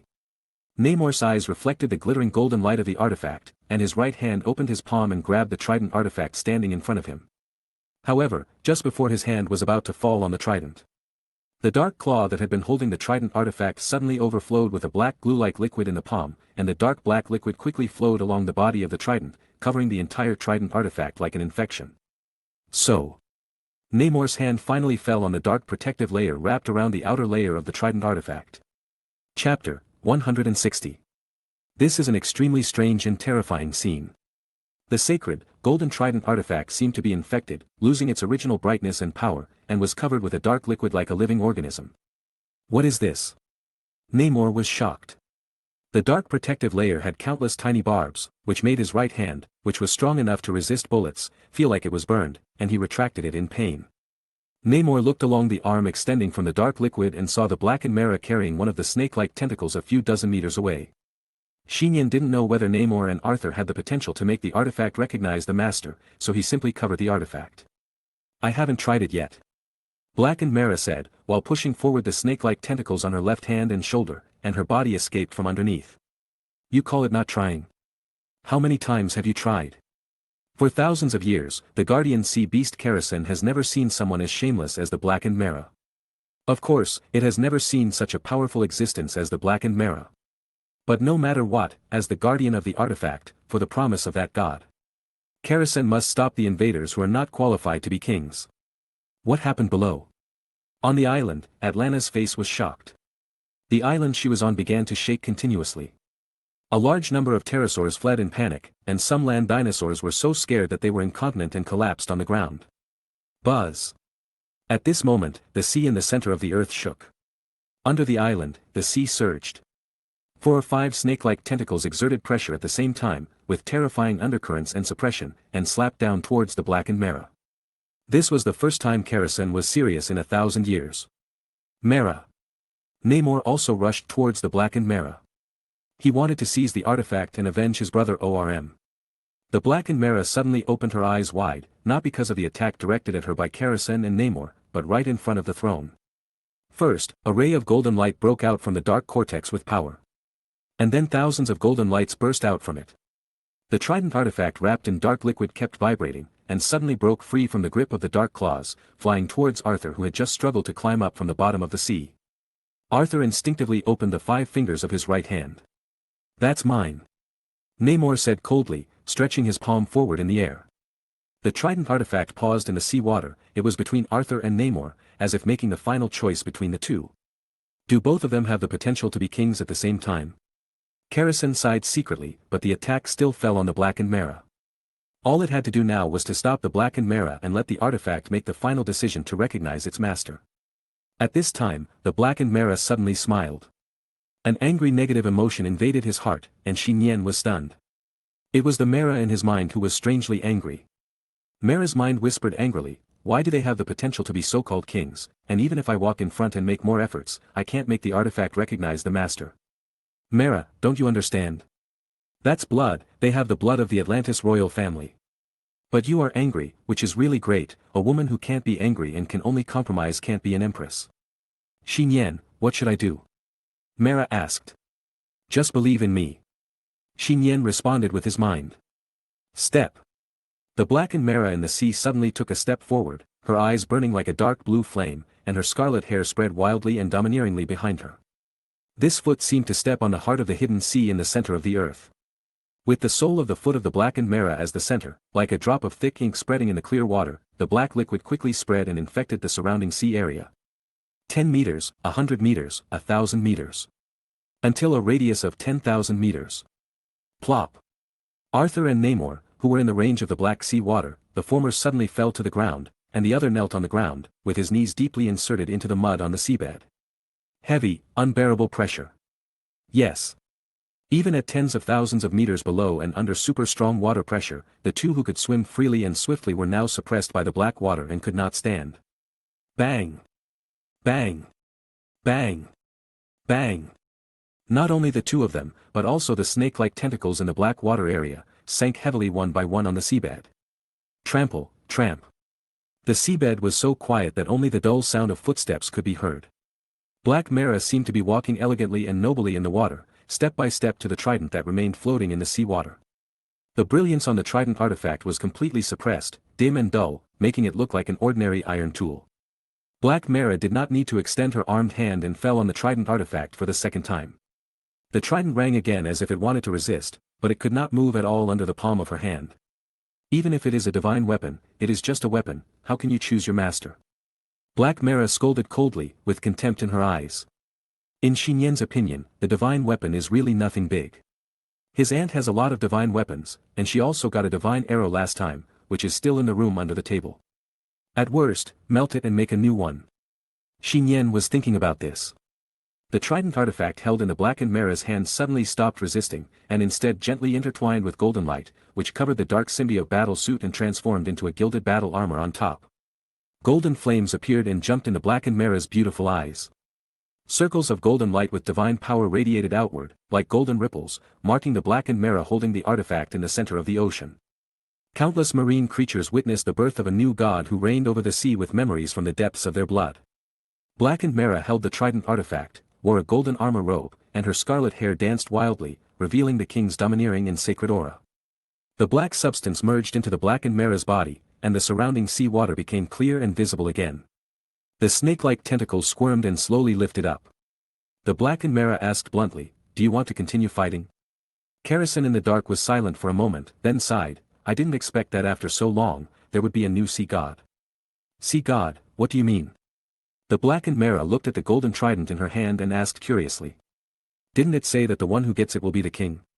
"That's right." Kerrison said hoarsely, "If the trident relies on blood to recognize the master, that person will be the future king of the sea." It paused, with a trace of awe and relief, and said, "And if the other party uses non-bloodline methods to finally gain the recognition of the artifact, that person will be the sea god who controls the ocean." Chapter 161. The sea is hidden in the center of the earth, under the island. The god of the sea. The blackened Mara lowered her eyes and looked at the trident artifact in her hand. She felt that she could manipulate the waves and tides in the area at will. And communicate with the marine life in this sea area, including the sea monsters of the Trench tribe guarding the entrance to the sea. Nian finally understood why the person who got the trident artifact could become the king of Atlantis. It should be said. The trident artifact is worthy of being the most precious imperial relic of Atlantis. It is not just a symbol of power. From the moment this artifact was forged in ancient times, the divine power it possessed was closely related to the sea, so that it could command all the creatures in the ocean. It is almost exactly the same as the legendary Poseidon, the god of the sea in the Greek gods, which should be what Nian felt familiar with before. This artifact, which should be called the Trident of Poseidon, is of the same lineage as the artifact on his Aunt Diana, or even the artifact on Paradise Island. Unfortunately, that's all. Nian is not interested in the title and inheritance of the god of the sea. In a few hours, the special existence of the blackened Mara, who has just been certified as the second-generation god of the sea, will completely disappear from this world.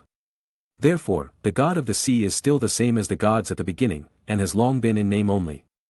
However, with such an official Kerrison certification and identity, the next thing to do will be much simpler. "You too, do you still want to continue to fight?" With beautiful eyes burning with golden and sacred flames, the blackened Mara glanced at Arthur and Namor next to her, and pointed down the tip of the trident of Poseidon with a golden glow, "Submit, or die." The twins floating in this seabed area were silent. In front of the glory and halo of the reappearance of the sea god, their potential as kings seemed dim, even a kind of powerless sadness. Aquaman Arthur instinctively lowered his head and could not look at the blackened Mara. Because he had the royal blood of Atlantis flowing in his body, he had an impulse to surrender and worship at this time. Did Mara become the sea god? It seems not bad. At least, there will be no war between the land world and the underwater world. A few days ago, Mara was still persuading him to go back and take charge of the kingdom of Atlantis, but now the other party has directly become a god. In the end, is this the result? Namor first murmured in disbelief, then sighed and knelt on one knee in the seabed to salute the blackened Mara. In the heart of the Mediterranean Sea, deep sea. Military advisor Vico brought the Atlantis submarine fleet here. A full 100 submarine ships in the shape of jellyfish or fish. With metal shells glowing with lights as bright as daylight, orderly surrounded the thundercloud-like submarine vortex. The death of ORM caused the royal family and nobles of Atlantis to be furious. So Vico was asked to lead the kingdom's most elite submarine fleet to capture the major criminal who committed both regicide and treason, Princess Mara of Zebel, and bring her back to the country. If necessary, it is also possible to kill her on the spot. As a military advisor of a country, Vico really couldn't understand why Princess Mara's temperament changed drastically in less than half a day and did such an extreme behavior. What happened to Mara? Military advisor, look. Vico, who was sitting on a seahorse, was in a trance for a moment, and then he heard the startled words of the soldiers beside him. Vico looked forward, and soon he was also surprised. Ahead. Accompanied by the dazzling and burning lightning, it rushed violently like a water snake, and the seabed vortex in the center began to expand outward and grow. Swish! 3 figures rushed out of the seabed vortex first. They were 2 men and 1 woman. Arthur, Namor, and the former queen. Vico was shocked and recognized the identities of the three people at a glance. He immediately fell off the seahorse and rushed forward. Vico, Atlanta also recognized him, and her pale and tired face finally showed a trace of relief. Meet the Queen. Vico hurriedly performed a standard etiquette, and then he looked at Arthur and Namor. You are here too. Could it be that the Trident artifact was found? Indeed, it was found, Namor responded stiffly. Arthur smiled bitterly and said, Vico, now is not the time to reminisce about the past, let's make way for a while. Make way for whom? Vico was stunned for a moment, then he noticed that the whirlpool in front of him was still expanding. What is that? The soldiers on the underwater spaceship were stunned. They could see a huge beast shadow sticking out from the whirlpool. It was a giant and ferocious sea beast. It was larger than any ultramodern underwater battleship. Its super-large height and length were thousands of meters at a glance. It had 7 or 8 tails similar to snake tentacles behind it, and each tail was the size of a Boeing aircraft. It had a primitive and ferocious triangular head similar to a dinosaur, and a pair of front claws that made it clear that it could cut a large spaceship in two. The mere existence of itself exposed to the sea outside would cause waves and tides. Compared with it, the underwater spaceship was like a school of fish and a giant shark. This was the full appearance of the legendary sea beast Callison. Every underwater person would tremble and be horrified when seeing it. And above the head of the legendary sea monster Carasun, a stunning red-haired woman stood there, holding a golden trident in her hand, sweeping out with real pressure. Since you have seen the sea god, why don't you worship him? Someone regained the trident and was given the title of Poseidon. After thousands of years, the name of Poseidon returns to the sea. It's Mera. Princess Mera, who just killed King Orm. This news quickly spread throughout the entire underwater world. The only 4 remaining civilized countries among the 7 countries were in an uproar. The entire underwater world could be said to have completely exploded. Kingdom of Atlantis, Prison Gate. Are you kidding? The one who obtained the Trident artifact is my daughter. This day. It is destined to be a historical moment when the underwater world is turned upside down and a new era is ushered in. The blackened Mera stands on the legendary sea monster Carasun, holding the Trident artifact and reigning over the 7 countries of the world. Countless marine creatures follow behind her wherever she goes, and the waves and tides consciously separate to the 2 sides. It seems like he is patrolling his own territory, and he seems to be wandering around his own yard. Thank you, Nian, Mera thought to herself. This is the result of our work together. Of course, there is only so much I can help you with. If you want to be a real emperor, you will have to face more in the future. Nian pondered in his mind. However, with the Trident artifact in hand and Carasun's help, I believe that you can solve all these problems with your ability. Are you ready to leave? Mera's heart trembled slightly, but she controlled herself not to think too much. Well, the time is almost up. Nian said with great ease. The end of symbiosis is coming. Chapter 162. Chapter 163. Gotham City. The night falls and the lights come on.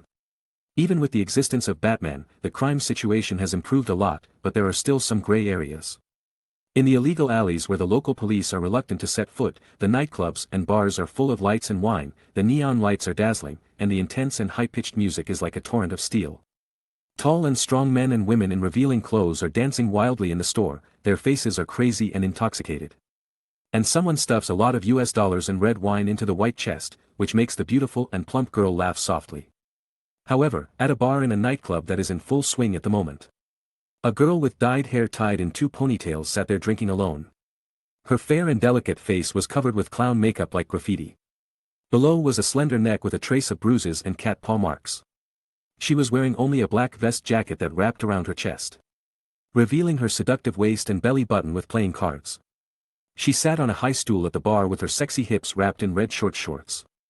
In terms of both appearance and figure, she was first class in this bar, and with the sexy aura overflowing from her appearance, she attracted many people's attention. But it was just a glance from a distance, no one dared to approach her or even get close. 2 slender legs covered with black fishnet stockings kicked back and forth, and the girl with 2 ponytails shook the red wine in a glass in a daze. Buckled the black cloth belt that was a bit like a pet collar back to her neck, and the cloth belt just covered the black cat paw mark on the side of her neck. At this time, a group of men entered the bar through the small door. The burly leader saw the girl with twin ponytails and whistled loudly. Oh, my God! Isn't this the big sister of Gotham, Harley Quinn? When did she run away from the mental hospital or prison? I heard that you broke up with the Joker. Have you considered letting me be your new boyfriend? The burly leader's eyes swept back and forth on the girl's exposed skin, not hiding his aggression and possessiveness. Sure. Harley put down her tall glass. The corners of her mouth rose wildly, and she smiled and raised her towering chest. Her crotch, which was barely covered by hot pants, opened wide, and she generously sent one of her beautiful legs forward. The burly leader's eyes lit up immediately, and he didn't care about the dissuasion of his younger brother behind him. He immediately stepped forward quickly and grabbed the beautiful leg with white and soft flesh squeezed by the fishnet stockings. At the moment his hand touched the leg, the sturdy boss immediately screamed and wailed like a pig being slaughtered. He shrank back because it was too hot. He looked at his right-hand fingers in horror and fear. The fingertips seemed to be pierced by sharp and tiny spikes. Big drops of blood like ink flowed out. And his body convulsed violently. Less than 3 seconds. Such a sturdy man with a height of nearly 2 meters fell backwards to the ground, his life was cut off, and his face maintained a horrifying expression of pain and fear at the moment of his death. Harley ignored the customers who fled out of the door in panic. She continued to pick up the wine glass, shook it, and took a sip, muttering in a low voice, "Black kitten, where is it?" Eastern Africa. This is one of the poorest and most backward places in the world, and it is rarely visited by people. It is difficult to find a decent native village within a radius of dozens of kilometers. There are primitive forests, tropical grasslands, and mountains and canyons that can't be seen at a glance. This is a paradise for primitive animals and poachers. Bang! Bang! Bang! In the primitive and dense forest. Several gunshots suddenly rang out, startling the flocks of birds in the woods, and then quickly fell silent. Next to a bush soaked in blood, several bodies of men dressed as poachers lay on the ground. They still held loaded hunting rifles in their hands, and their chests, necks, or limbs were left with fatal injuries caused by the claws of predators. Their clothes, protective gear, skin and muscles were all cut open at once, revealing the internal organs and pale bones. Not far away, there was a clear stream gurgling. From the figure cast on the ground by the bright sunshine, it can be seen that the tail, hair, ears, and claws have faded one by one. A beautiful young woman came to the stream to clean the blood on her hands. Her permed golden curly hair casually and lazily fell on her shoulders. She walked barefoot on tiptoe with an elegant cat step. The tights she wore revealed her plump and mature figure. The elegant and luxurious atmosphere was incompatible with the local environment. It should be nearby, Wakanda. Cheetah Barbara licked the stream water in her hands, and her beautiful face showed a trace of resentment and persistence. "Diana, you wait for me, I will go back when I become stronger, and I will definitely take your prey again. That child, I'm sure to eat it." Los Angeles. The bustling city center, the top floor of a skyscraper. The former biotechnology development company, now the base of the Fantastic Four. The new superhero team, the Fantastic Four, is becoming more and more famous in this city. On weekdays, they will conduct biotechnology research. When necessary, they will transform into the Fantastic Four to deal with various extraordinary events in the local city. Ring, ring, ring. The bell in the office rang. The little mouth barely bit a piece of freshly baked bread, and quickly stepped into the room in high heels. That was a short-haired woman who looked like a model of an urban female white-collar worker. She was wearing a set of white suits. Her beautiful face and model figure made her look intellectual and beautiful. The woman picked up the phone and said in a gentle voice, "Hello, this is the Fantastic Four studio, I am the manager, Susan." "Really? Are you sure there is no such person? There is no boy named Max Eisenhart or girl named Polaris in Los Angeles." "Okay, I know." The invisible woman Susan hung up the phone, then clenched her fist slightly, opened her mouth and took a big bite of the bread in her hand. "Is everything fake? Don't think that I can't find it just like this." Washington. High school teaching building, teacher's office. "Yes, all students and parents, including our school instructors and drivers, are safe." Yes, who knew that a huge wave disaster would suddenly occur, thanks to the timely rescue of Wonder Woman and Spider-Woman. Deputy Instructor Felicia Hardy sat in an office chair, constantly receiving phone calls from all parties. Yes, the last missing student, Nian Prince, was also found. He was accidentally washed up on the beach next to the town, but he was safe. Finally, he hung up the phone. Felicia let out a long breath and leaned back on the chair. The exaggeratedly bulging white shirt almost pushed open a button on her chest. Her surprisingly smooth white hair fell down at the same time, shining in the sunlight coming in from the window. Since there was no one else in the office, Felicia subconsciously raised her delicate feet in black boat socks, and stepped lightly on the corner of the desk like a cat. causing the office chair she was sitting on to spin suddenly, and her lightly raised snow-white long hair also spun and spread out. "Fortunately, you're okay," Felicia whispered to herself. She closed her eyes slowly, and her thick eyelashes that trembled slightly began to show a strange silver-white color at some point. Chapter 164. New York. A car wash near the suburbs. Men and women dressed in non-mainstream clothes are gathering together in the open air. They eat beer and fried chicken, and sports cars and guns are placed casually on the side. Among them, the youngest one. It is a green-haired girl with a mature face and a lollipop in her mouth. Her chest is too flat, and her small and immature body is wearing a long-sleeved sports top and 9-point leggings, which makes her look cool and domineering. She leaned quietly on a car with her hands in her pockets, squinting her eyes slightly, looking at the people who were having a dinner at the end of the month in the open air, bathing in the bright sunshine. "Boss, do you want some?" Someone shouted and raised the beer in his hand. Lorna shook her head. "You guy, the boss is not yet an adult." "Yes, I don't think I have seen the boss smoking recently." The subordinates at the dinner laughed and talked a lot, and the scene was very harmonious and lively. Suddenly, Lorna said, "From today on, our gang will be disbanded." As soon as the words fell. No matter whether they were eating fried chicken or drinking beer. Everyone at the dinner venue paused and looked at each other. They were stunned, and some people thought they had heard it wrong. There was silence for about 3 seconds. "Isn't it April Fool's Day coming soon?" "The boss is joking with us, however, this joke is a bit cold." "Yes, yes," many people echoed and pretended to laugh. But their voices became smaller and smaller. Because the girl was just looking at them quietly. Lorna whispered, "I'm not joking with you, you should also know that what I said is true. From now on, our gang will be disbanded here and there." Knowing that any decision made by Lorna will not change, everyone on the field fell silent again. "Why is this, boss?" someone asked in a crying voice. "There is no special reason," Lorna crossed her arms and said casually. "If there needs to be a reason, I want to go to school. Does this count?" "What?" The subordinates were completely stunned. The New York gang boss is going to school. However, it was not until then that they realized. At the boss's age, he should indeed be in school. It's just because she is too strong, so everyone unconsciously ignores this point. Comatage. Swish. A portal formed by the rotation of Mars appeared in the main hall. It can be seen that the red-haired girl who is still wearing a school uniform skirt. A pair of small hands pinched the corner of the skirt and lifted it, and the small feet wrapped in white socks lightly stepped into the other end of the portal. "Today is not the weekend, why are you here?" The bald woman in a yellow robe seemed to have predicted it in advance. She walked into the main hall from the corridor and looked at the scarlet girl who entered here skillfully through the portal. "Master Ancient One." Wanda saluted the woman with her skirt in a standard manner. Her doll-like face was full of determination, and she said crisply, "Please, teach me more spells." Why do you suddenly want to learn spells so much?" Master Ancient One looked at her calmly. Wanda took a deep breath, her gem-like eyes flashing with light, and said bluntly. "I am too weak, and I have always been protected by that person. In some things, I can't help it. Also, I want to become stronger and want to become that person's power." Gotham City. Justice League Headquarters. The headquarters was originally an abandoned church building. After joining the investment, it was almost brand new. There were 6 chairs on the large round table in the middle. It was grand, sacred, and quiet, like a pure land outside the world. "What did you say?" "Diana, you want to quit the Justice League?"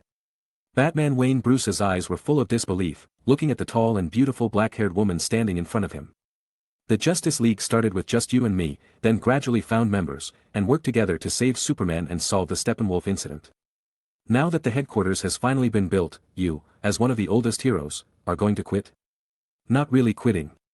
Diana looked up at the totem of the Justice League and said softly, "It's just a temporary long vacation. Recently, I've been busy founding the Justice League, so I don't have much time to accompany my children at home."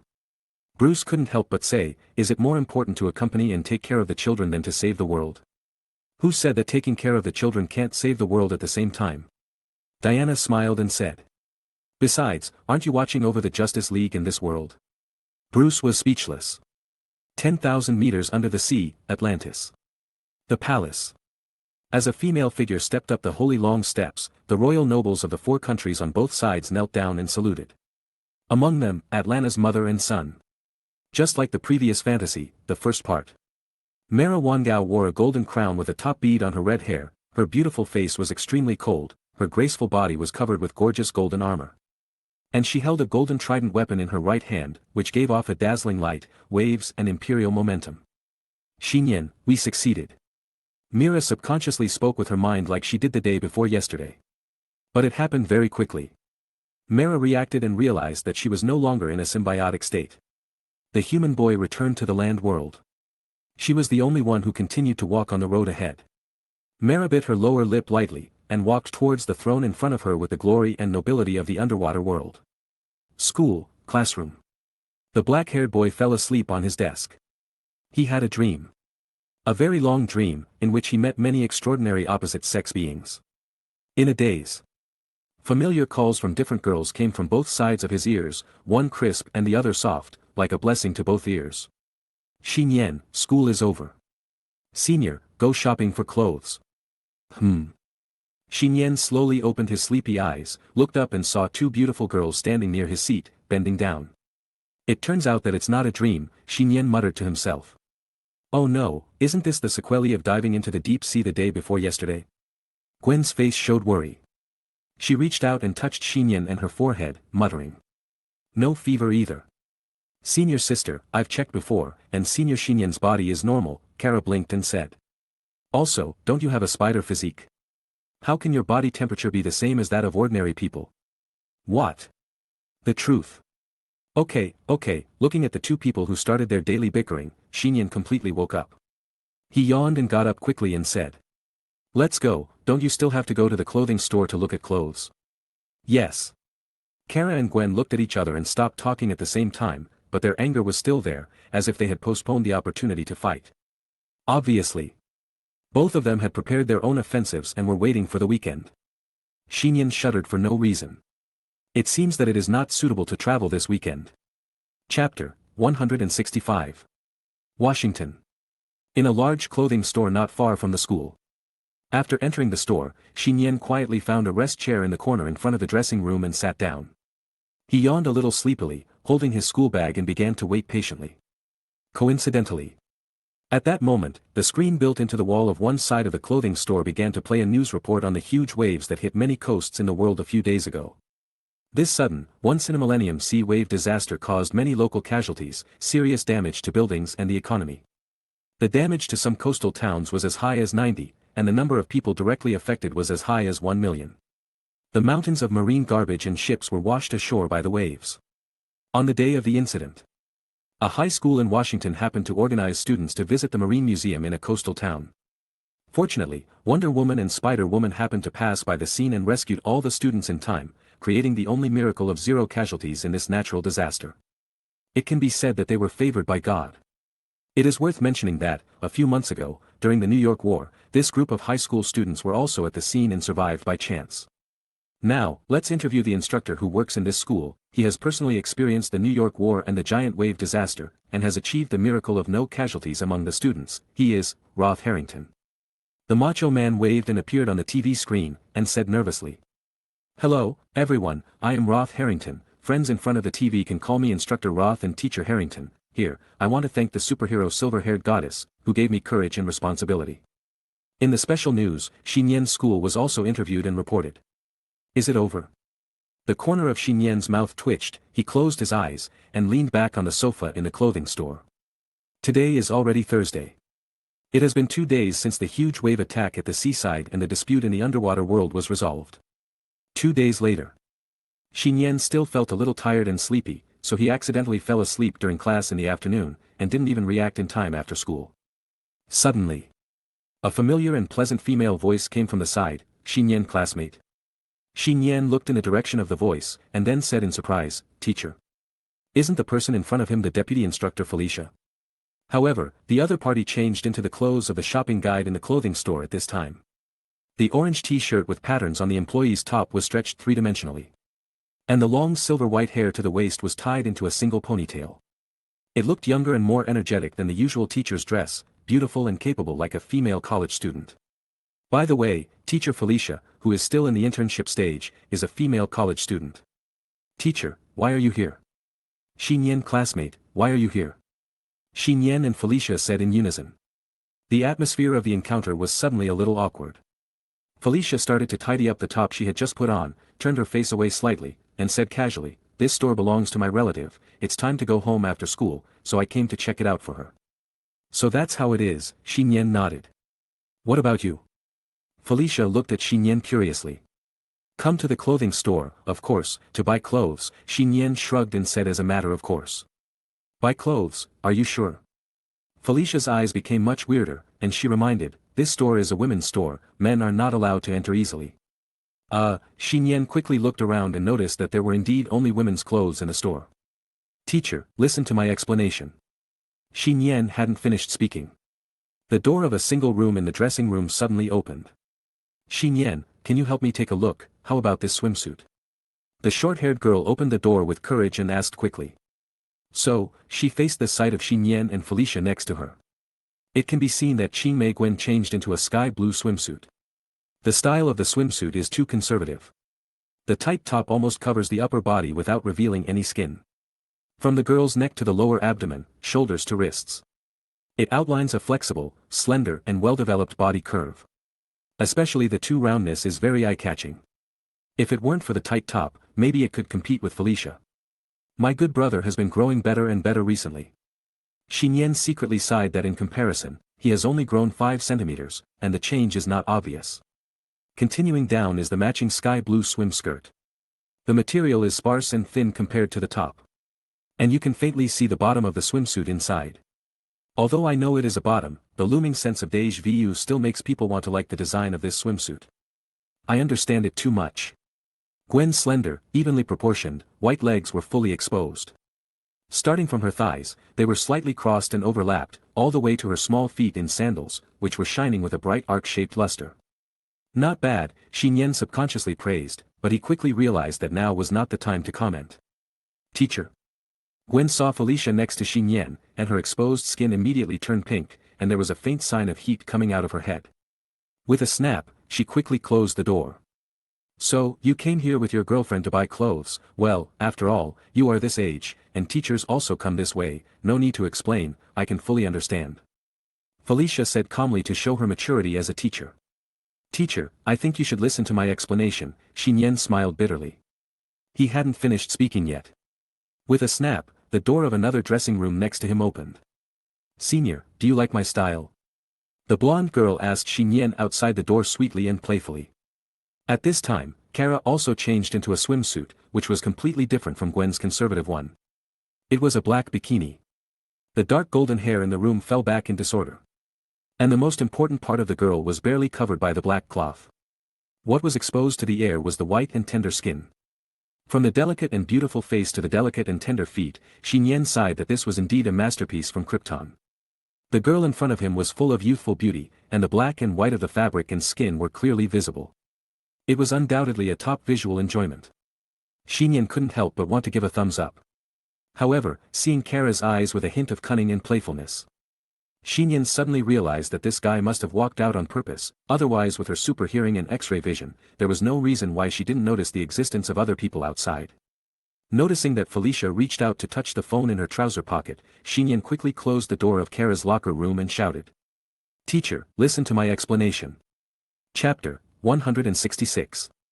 "Teacher, you must listen to my explanation."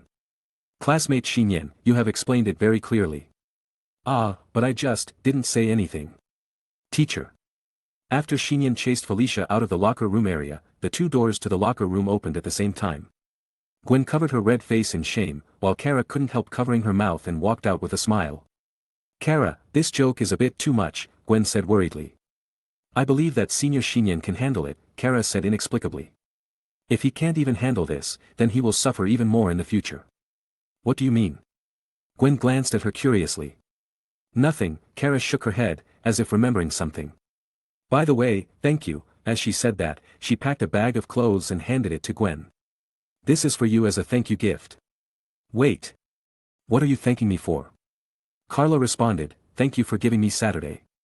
"No, it's probably because I'm embarrassed," Gwen waved her hand quickly and said. "It turns out that I didn't know that Sunday was my birthday, so I made an appointment with Nian on Saturday, and now you have to change the time you originally agreed on. But, you can obviously take up the 2 days off and the whole weekend of the senior." Kara chuckled and gestured to her thank you gift. This is also equivalent to the birthday gift I gave you in advance, accept it. Okay then, Gwen hesitated, took the gift bag from Kara, and said sincerely. Thank you. You're welcome, don't give in because of this, we are competitors. Kara's eyes were bright and her face was full of confidence and fighting spirit. Of course, you can give up everything else, but I have no intention of giving this one up to you. Gwen responded firmly. On the way home, Nian looked dejected, followed by Gwen and Kara, who had already bought their own clothes. Nian, have you explained it clearly? Gwen asked in a low voice. Her cheeks were still a little hot when she recalled the scene just now. Temporarily, reluctantly, I have explained it clearly, Nian could only answer like this. Don't worry, teacher Felicia is also an adult, so she will definitely understand, Kara vowed.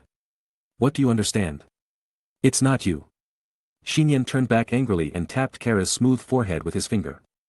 Ugh, Senior is bullying me, Kara covered her forehead in pain and cried out in grievance. Nian said haha, believe me, Kryptonians are made of steel. Well, it's said to be a body of steel, but it should actually be harder than the hardest metal in the world. Let's say goodbye here.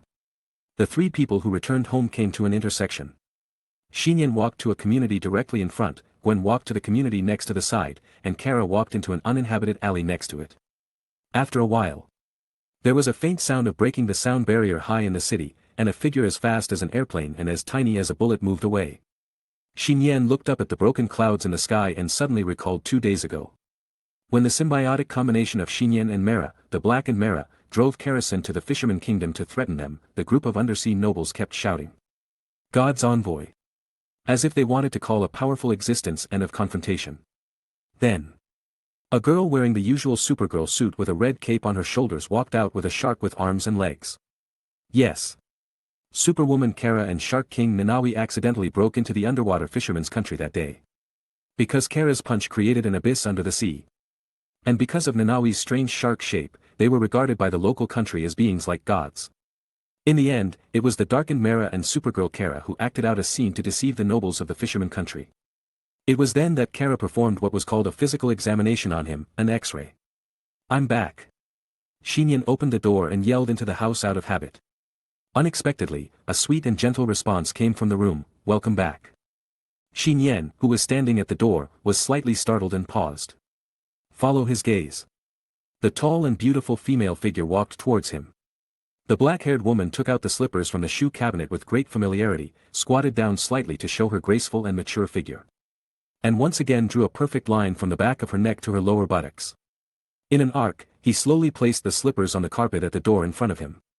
Even though the act of putting the shoes was still elegant and noble. As always. Nothing special. What deeply touched Nian's heart was that since her aunt participated in the Justice League, she basically left early and came home late. A scene like this had not happened for a long time. They say I'm not a child anymore, Nian was in a daze, handed his school bag to his aunt, and put on his shoes himself. Didn't you say that? Diana blinked her eyes, raised the corners of her mouth, and said with a slight smile. I'll do it for you thousands of times. Looking at the woman in front of him, Nian's heart skipped a beat. In other words, who cannot be moved? Diana looked at Nian and said softly, you have done very well recently, your studies and extraordinary events have been handled very well, unlike me, who was busy with the Justice League and neglected to take care of you. The more I talk, the more I feel like a child. Is there a reward? Or compensation is fine, children should also have candy. Of course. Diana opened her lips slightly, whatever you want, I will reward you. Anything is fine, Nian subconsciously looked at the bright and soft lips with a perfect arc. Diana turned around and walked to the main hall. She said with her back to Nian, as long as it's not too much, it's fine. Then, with his fists clenched tightly, Nian looked at his aunt's back. At this moment, he seemed to be tied up by the lasso of truth. He said in accordance with his heart. Be my girlfriend. Diana was shocked, like a statue of a god, frozen in the main hall, without turning back. Sure enough, I was still too anxious. Nian sighed in his heart and quickly said, one day, no, half a day will do. Diana continued to stand there and whispered, why do you want to do this?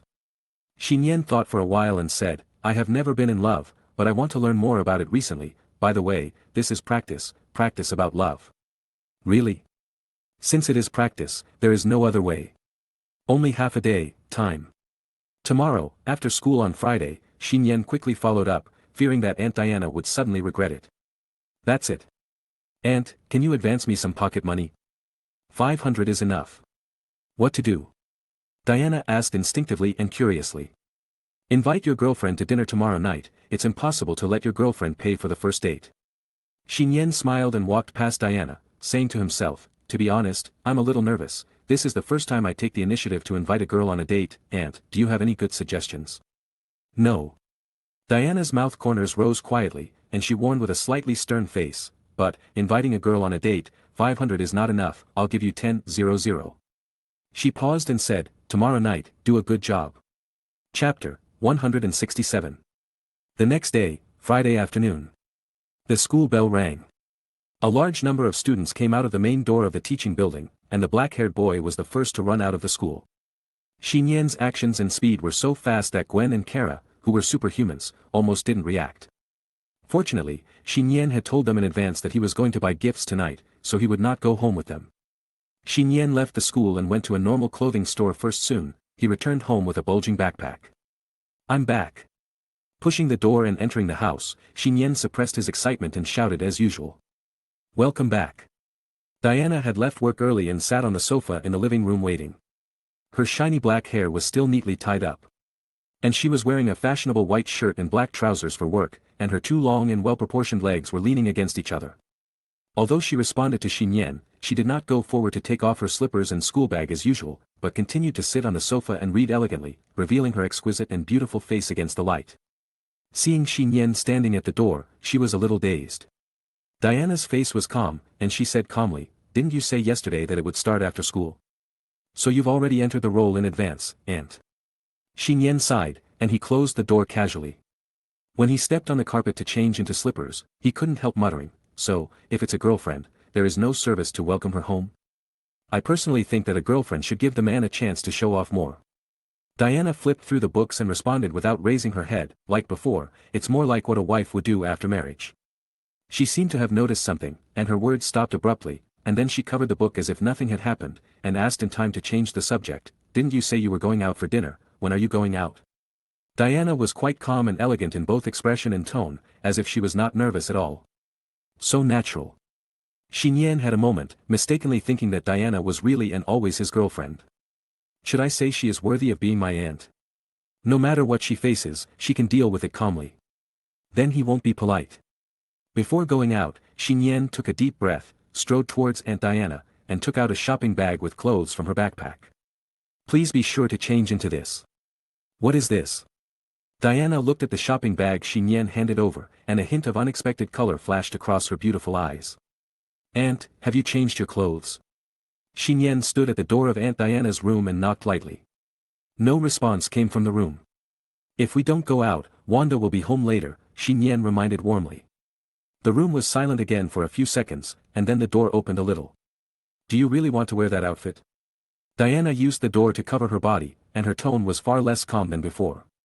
Of course, I'm all changed, Nian gestured to the new clothes on her body. Okay then, Diana bit her lip lightly and continued to close the door. This time it took less than 10 seconds.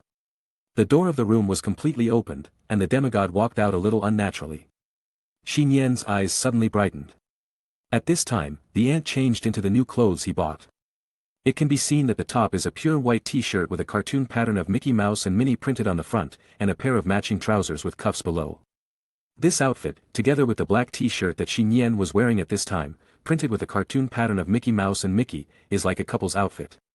Diana's face looked unnatural, one hand covered the cartoon pattern on her chest, and the other hand pulled the corner of the t-shirt a little uneasy. Maybe because it is a couple's outfit, the design is still aimed at young students, so the woman's clothes are a little smaller. And Diana has a standard model figure, so when she puts on the top at this time, the white t-shirt cannot cover the entire waist, revealing a little slenderness without any fat and a delicate clavicle curve like a work of art. As for the cuffs, it seems to have become 9-point pants, stretching out a small section of slender and shiny white legs. Nian's eyes paused for a moment on the small and attractive belly button in the middle. Don't look, Diana said in a rare panic, covering her belly with her hands with a little shame. Aunt, you are used to wearing the armor dress you wear when fighting, so this dress is more normal than that one, right? Nian's eyes lit up, as if he had discovered a new world. He didn't expect that the almost omniscient aunt was not good at wearing this couple's dress. This is different from that one. Diana gritted her teeth, and seeing Xi Nian's smug look, she glared at him unhappily, but finally calmly put down her hands. Wait a minute. Xi Nian noticed something, walked around behind Diana, and untied the hairband on her head. Her black hair suddenly fell without restraint, casually and naturally draped over Diana's shoulders. Xi Nian's eyes flashed with surprise. At this moment, the aunt was different from her usual intellectual and elegant temperament, but a youthful and beautiful girlish feeling, combined with the maturity that had accumulated for many years. Isn't this the rich woman in the most ideal state? I'm satisfied with this. Diana stretched out her hand to straighten the wrinkles of his clothes. It's almost time to set off, Xi Nian nodded. Only. Just when Diana and Xi Nian arrived at the door of the house, they were changing their shoes and getting ready to go out. There was a click sound at the front door, and someone unlocked it from the outside. There are only 3 people at home, so it's obvious who is coming back. Diana and Xi Nian looked at each other silently, with a hint of panic in their eyes, as if they were facing a formidable enemy. The red-haired girl opened the door. Wanda looked at the deserted and empty living room inside, tilted her little head curiously, and whispered to herself, Master and Miss Diana, neither one has come back. This is... Wanda quickly noticed something strange, but it was on the carpet at the door that there were 2 pairs of slippers placed slightly messy, and they were not put into the shoe cabinet. Hoo-hoo. The slightly cold night breeze poured in from the open balcony door of the living room, raising the gauze curtains on both sides that had not yet been drawn up. This family is so much more wonderful than the universe. In the glass jar in the corner of the balcony, the starfish jar opened its eyes and quickly closed them again. Didn't see it. At this time, the community is downstairs.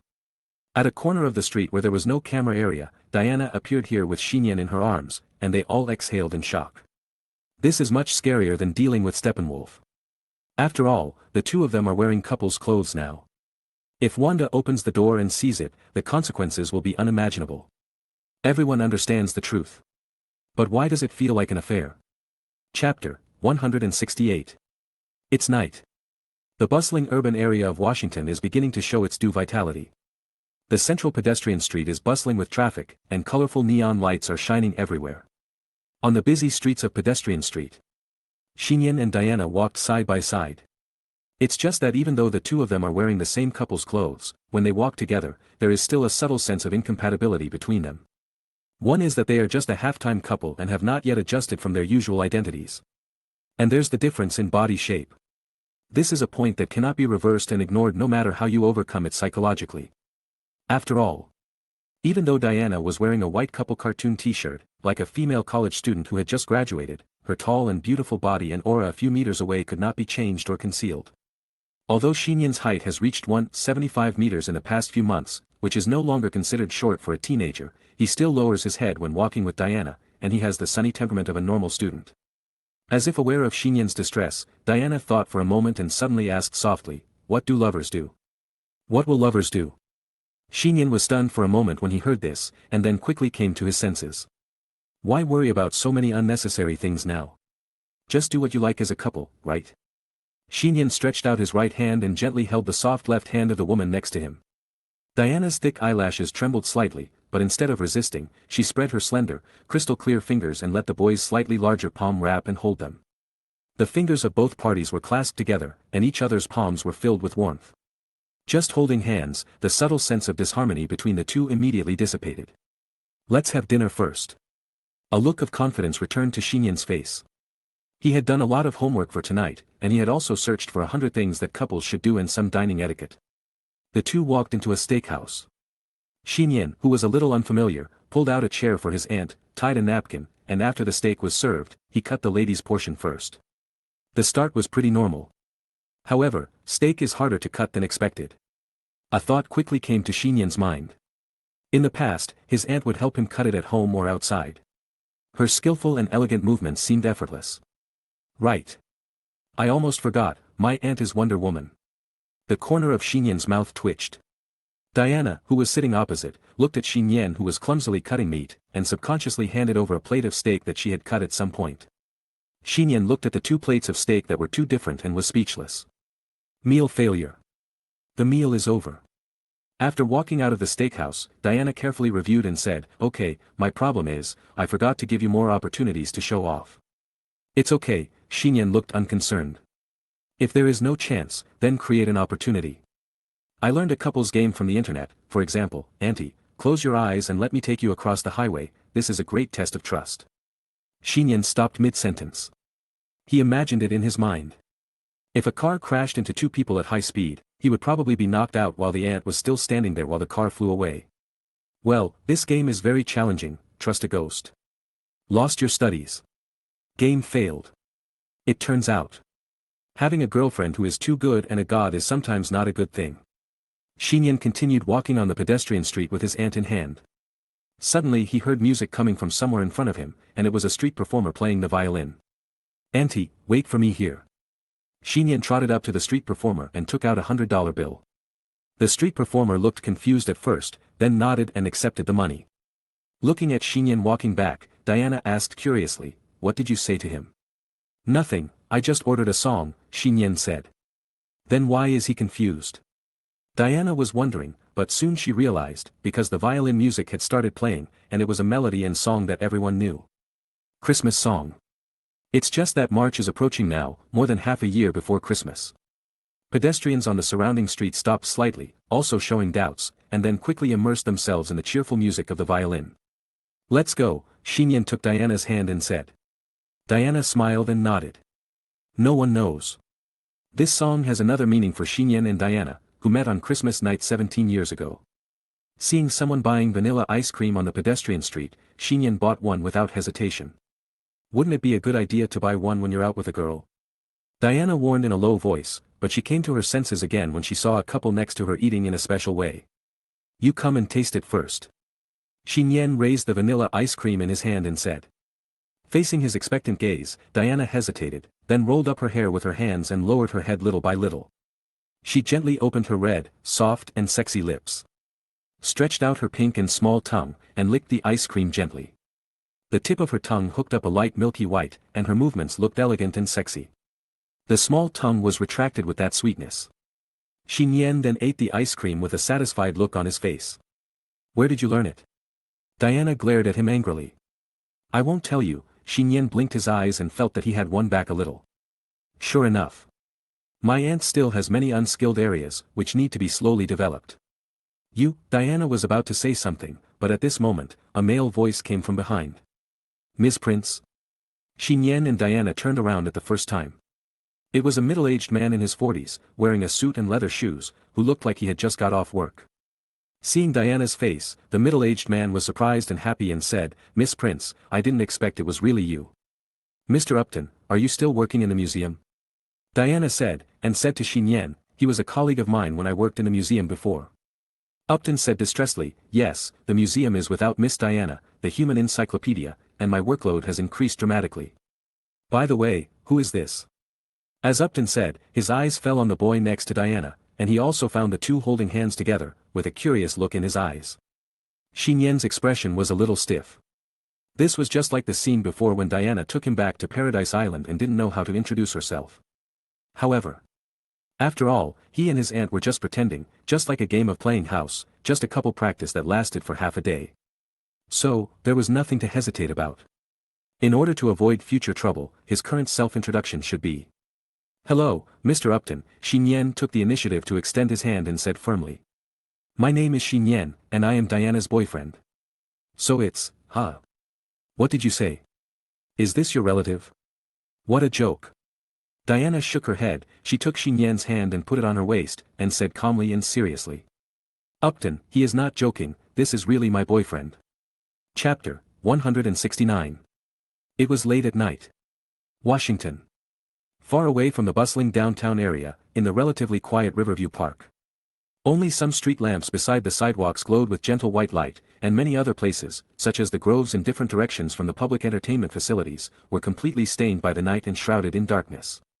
It was so quiet here that the sounds of frogs and insects could be heard faintly, and the moon in the city sky silently sprinkled bright silver light. A man and a woman walked into the grove hand in hand. Nian, why did you bring me here?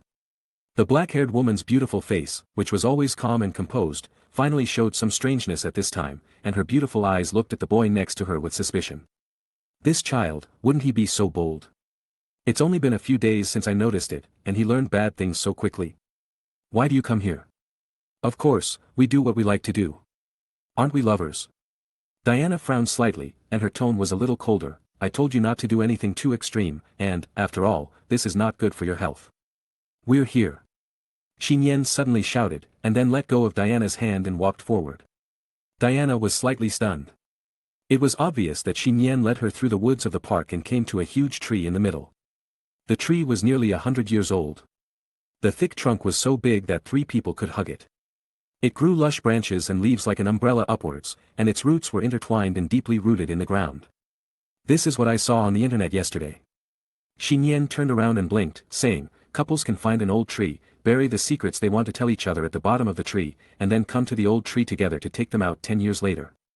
At the same time, Nian took out the small glass bottle, paper, and pen from his trouser pocket. So, you brought me here for this. Diana's cheeks were slightly red, but fortunately it was not clear under the night and the shade of the trees. What did you think I was going to do? Nian asked curiously. Nothing, let's write. Diana changed the subject unnaturally and took the note and pen from Nian's hand. Don't peek at each other's writing, Nian reminded in a low voice, put the note on his palm, and wrote a few lines of English in the silver light of the moon. The cool night breeze blew by the river, and the woods seemed quiet and beautiful. I've finished writing, Diana suddenly said. I've finished writing too. Nian put the pen back, folded the note in his hand, put it in the glass bottle first, and gestured to Diana. Diana folded her note and put it in the glass bottle, stacking it with Nian's note. Next, just bury it. Nian rolled up his sleeves and immediately wanted to find a place to dig a hole. But before he could do anything, there was a swoosh sound. Along with the clear and loud metal vibration of the sword, a sharp and retro sacred long sword was inserted into the bottom of the tree. The sword body was almost completely submerged in the ground, with only the hilt with patterns slightly exposed, just like the sword in the stone in the Western legend. This, Nian paused. I think it should be buried deeper. Diana looked serious as if she was fighting doomsday. She stepped forward and easily pulled up the sword of Vulcan. The silver artifact disappeared behind her in a flash. That's fine. Nian looked at the deep pit left on the ground. His eyes twitched slightly, but he still put the glass bottle in and covered it with soil again. After completing all this, Nian and Diana stood side by side in front of the tree. Is that all? Diana asked softly. Yes, Nian nodded. Then let's come together again 10 years later. Diana looked at Nian with her beautiful eyes. Nian shook his head and said inexplicably, not 10 years later. What? Diana was stunned for a moment. It's 100 years, the boy smiled brightly and said casually. Let's come here together again in 100 years. Diana's body and mind trembled suddenly. Yes. The difference between the two has never been body size. It's age. Don't say 100 years. Even after 1,000 or 10,000 years, Diana, a demigod, will still be as young and beautiful as she is now. Nian is just a human after all. His years, even his life, may be just a very short moment for Diana. Diana, 100 years later, no matter what, I will come here. Nian firmly held Diana's hand and called her aunt by her name for the first time. Okay, I remember it. Diana held the boy's hand in return, looked at him, and responded very seriously. This is a 100-year agreement between an immortal demigod and an ordinary human. Nian has never wanted to become stronger and gain more extraordinary abilities like at this moment. Especially, the extraordinary ability to extend lifespan. Not for himself, but to be able to accompany the woman next to him for a longer time. But extending one's own lifespan is definitely not an easy thing. So Nian left a future note like a time capsule. If he fails in the future, at least Aunt Diana can survive until 100 years later. Of course. If there is still a chance, Nian will crawl out of hell to keep the appointment even if he becomes a ghost. This is his determination and backup plan. Diana looked sideways quietly at the boy who was holding her hand tightly. After living together for 17 years, even without using the truth lasso, Diana could vaguely guess what Nian was thinking. This child is really as strong as her. Diana shook her head gently, but the corners of her mouth raised an arc, and she had already made a decision in her heart. If she lost each other in this world, let alone 100 years later, she would not be able to support it for a day. Without you, this world will be meaningless. Walked out of the woods and came to the gravel road. Nian looked at Aunt Diana on the side, and the moonlight seemed to be a thin layer of silver gauze, draped down from the woman's scattered black hair. Especially the rosy and attractive lips, as if coated with a layer of bright moonlight. Today, the moonlight is really good, Nian praised. Diana didn't hesitate at all when she heard this. She immediately lowered her body gracefully, with the faint fragrance of violets, and her rosy fragrance fell on the corner of the boy's mouth.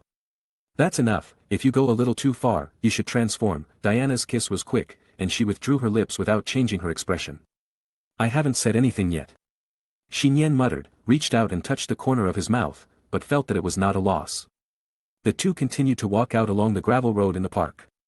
At this time, a woman's cry for help was faintly heard from a forest in the park, mixed with the violent voice of a man cursing. Nian frowned, and he felt that this woman's voice sounded very familiar to him. It was someone he knew. Without waiting for Nian to think more, the figure of Aunt Diana next to him flashed, her black hair fluttering wildly in the wind, and she rushed over there at a speed far beyond that of humans. Chapter 170. Park, deep in the woods. The bright lights of the cars violently shattered the darkness like two sticks. A jeep drove in here crookedly. When the car came to a sudden stop, a woman reluctantly opened the door and supported the car body to get out. She drunkenly covered her forehead with falling silver hair. The heels of her high heels sunk deeply into the soil of the woods. She walked as crookedly as a jeep, trying to leave outside the woods. Before the woman could walk out of the forested area of the park, a tall and handsome white young man quickly chased the woman from the driver's seat of the jeep. He grabbed her wrist with his big hand and forcibly pulled the woman back into the car. Tren, let me go and let me go home. Why go back? Just stay here and don't go anywhere. The white young man roughly pushed the woman into the back seat. His eyes greedily looked at the firmer breasts that appeared under the dim warm light in the car after one of the top buttons of his shirt was unbuttoned. The two were wrapped in black, the long legs of the pantyhose clamped uneasily. Bitch, it's only been a few months and your figure is getting better and better. The young white man gasped, took off his coat and belt, and lowered himself into the car. Let me go, is there anyone? Help, ugh. Only then did the woman truly realize what she was about to face, but her body was tightly pressed by the young man. As soon as she opened her mouth to ask for help, she was tightly covered by a hand, and her neck was also strangled. Woo! The lack of oxygen made the woman's already dizzy head become even more dizzy, and her softening body gradually began to lose the strength to resist. Wow! There was a faint sound of his clothes being torn apart in his ears. Don't want. After tearing open a corner of the black pantyhose, the white young man's eyes were red and his big hands reached for the white clothing. Huh! The white young man's movement suddenly stopped, but a hand fell silently on his back shoulder. Before he could look back, with an unimaginable force, the young white man was violently dragged out of the car, and his back was slammed against a tree 5 meters away. What a strength! The young white man suddenly took a breath of air. He bowed in pain and lay on the ground. He saw a tall figure standing in front of him. He didn't have much appearance in the dark woods, but she was clearly a woman with the figure of a model. How is that possible? The strength just now made him mistakenly think that he was a strong man with the physique of a boxing champion. At this time, a black-haired boy also arrived in a hurry, and the woman was wearing couple's clothes. I advise you not to disturb me. This is a private matter between me and my girlfriend. I'm carrying a gun. If you don't leave here, I will be acting in self-defense. With a calm face, Diana put her body in front of the boy and took the initiative to step forward. Why did you mess with her? Nian murmured in his heart, and Xian handed the bag to his aunt, and took stock of the situation inside the car. At this sight, he couldn't help but be stunned. What an acquaintance. The silver-haired woman was lying in the car at this time. But it's the assistant instructor in his class, Felicia Hardy. It's just that the shirt Felicia was wearing was messy at the moment, and several of the buttons on her top were torn open, revealing the firmness tightly wrapped in a black blouse. A corner of her knee-length skirt was lifted up messily, and her black jumpsuit the socks were torn from the knees up to the small pieces of white clothing on the inner thighs. Her long silver hair was scattered randomly on the car seat and dirty footrests. Felicia's body was trembling slightly with tears in her eyes. There was a red mark of a slap on one side of her fair and delicate face. And her soft and slender neck was also scratched. Bruises from pinching. Nian just glanced at it and quickly looked away, a flame named anger burning in his heart. At the same time, the screams of the white youth rang out behind him. Having a gun in his hand would only make things worse for the other party. Nian first pulled back the hem of Felicia's dress to cover up the spring scenery, then shook her shoulders and asked, "Teacher, are you okay?" The semi-conscious Felicia's eyelashes trembled slightly, and then she opened her beautiful eyes with a bit of water vapor. She was obviously in a trance when she saw the familiar face of the young man nearby, Nian, classmate. It's me, are you okay? Is there anything wrong with your body? Are you dizzy? Are you drunk? Nian was asking seriously. Felicia finally regained some strength. She stood up with all her strength and held her tightly with both hands. Nian's body tilted the corner of his mouth and he cried like a child. Well, who is the teacher and who is the student? Nian was a little stunned and didn't know where to put his hands for a moment. However, I knew Felicia must be terrified. Don't worry, it's okay, Nian comforted in a low voice, patted Felicia's back with one hand, and touched the smooth and silky silver hair. It was really like comforting a big child. After crying in Nian's arms for a long time, Felicia finally stopped crying. As if she finally woke up from drunkenness and realized that there were other people present, she quickly withdrew from Nian's arms and tidied up her messy clothes. The fear on her face turned into shame. Nian knew that Felicia had recovered from the panic state just now and realized that it was not good to hold her student. So she wisely did not talk to teacher Felicia, exited the car and went outside to watch her aunt. The battle situation over there. Well, the so-called battle was naturally over as expected. Diana stood there calmly and elegantly, stepping on a pistol that had not been unsafe yet.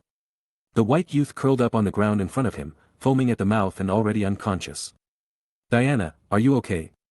Nian said. What do you think? Diana turned around and smiled slightly. How is your teacher? Fortunately, I arrived in time. Nian exhaled, looked at the unconscious white youth on the ground coldly and said, call the police first. He was afraid that if he didn't call the police, he would not be able to help but implement other punishment measures. Diana nodded and took out a mobile phone from her pocket. Suddenly. Felicia suddenly walked out of the car and said, don't call the police. Why? Teacher, he is committing a crime. Felicia looked at the white youth lying on the ground with a complicated expression, and said bitterly, he is a friend I met in college, so, let him go this time. Teacher, are you serious? If you let him go now, he may continue to attack you in the future. Nian raised his eyebrows, and Felicia bit her lower lip hard when she heard it, but she didn't say anything. Nian wanted to ask more questions, but Diana held his hand in time, and she pondered, let's take you home first. Okay, let's leave here quickly. Felicia agreed immediately, turned her head away, and no longer looked at the white youth on the ground. Nian and Diana sent Felicia home, and Felicia was silent all the way. Until Felicia returned to her apartment in Washington, she bowed to the two again to thank them and closed the door. Leaving from the door of Felicia's apartment. Nian looked at Diana on the side, why did you stop me just now? Diana's eyes flashed with wisdom, and she whispered, the male friend of your teacher has a strong family background, it's useless even if you call the police, your teacher should know this, so he doesn't want to implicate us and offend each other. I see, Nian narrowed his eyes, but suddenly smiled. No matter how strong the family background is it as deep as theirs? It's better not to call the police, the other party will be punished more severely. When Nian left just now, he left a tank split body he carried with him, the jellyfish clone, on the white young man. What university does your teacher teach at? Diana suddenly asked. State University, what's wrong? Nian asked puzzledly. Diana responded calmly, nothing, it just made that guy just now unable to go to school again. Nian suddenly realized. He finally knew who he inherited this temper from. Chapter 171. With the connections that Diana has known and mastered over the years, no matter how deep the family background of the other person is, all schools can stop accepting him. The fame and honor of life will be wiped out in an instant. As for Nian, the punishment methods are much simpler and more brutal. Kanluo's jellyfish clone is not only used to monitor the enemy 24 hours a day, but it can also swallow bodies. Although it can only swallow a little bit, its bite force is not comparable to that of ordinary creatures. Back then, even with the physical strength of Shark King Nanawi, he was almost hunted and eaten by a large group of jellyfish fragments. Nian is not in a hurry. Anyway, Kanluo has already monitored the other party. He will wait a few days before letting the jellyfish parasitizing the white young man take action. Regardless of other things, the tools intended to commit crimes must be collected. Return home. Nian and Diana, who were holding hands intimately, did not notice that on the roof of a 20-story building beside the street, a being wearing a black and white tight-fitting spider suit was squatting there. The white lenses on the eyes of the hood reflected the two of them. Figure. At the same time. In Felicia's apartment. In the apartment room with the doors and windows locked, Felicia stood naked in front of the mirror in the shower room, the hot steam blurring her graceful and sexy body. She held her hands forward against the wall, letting the hot water from the shower pour down from her head. Her long, wet silver hair fell down to her hips. Her eyes that didn't even blink when the water washed over her showed resentment and indifference, and she also there is a wild madness. A huge mental blow, like pushing a woman into wild animal nature. The eyebrows and eyelashes at the edges of the eyes, which were mostly black, suddenly and strangely turned silver. Click. Shocking cracks appeared inexplicably on the wall. Reflected in the mirror in the shower room, a pair of black cat ears. A pair of sharp cat claws covered with black hair, and a black cat tail swinging left and right were faintly revealed in the water vapor. Doorstep. Nian and Diana loosened their hands and looked at the closed main door in front of them. Once they return home, their relationship will undoubtedly return to the past as a couple from tonight's practice. As if they both thought of this, the two people who returned to the door stopped at the same time. Not a trace of hesitation. Nian and Diana turned to each other, their bodies hugged each other tightly, one slowly lowered his head, and the other stood on tiptoes slightly. Nian held the uncovered slender waist with both hands. It was flexible and smooth, as if he had touched a sacred and priceless artifact. He entangled himself with the fish-like fragrance and tasted the warm drink with the scent of violet. The rapidly growing silver hair fell down, and the two divine powers continued to be intertwined. Inside a room. The crimson-haired girl is sitting cross-legged on the bed. She has her eyes closed and is not breathing. Her cute face and childish lowly figure are like an extremely realistic real-life doll. Just then, a shadow seemed to be escaping, and like a flickering light, it passed through the wall and sank into the girl's body.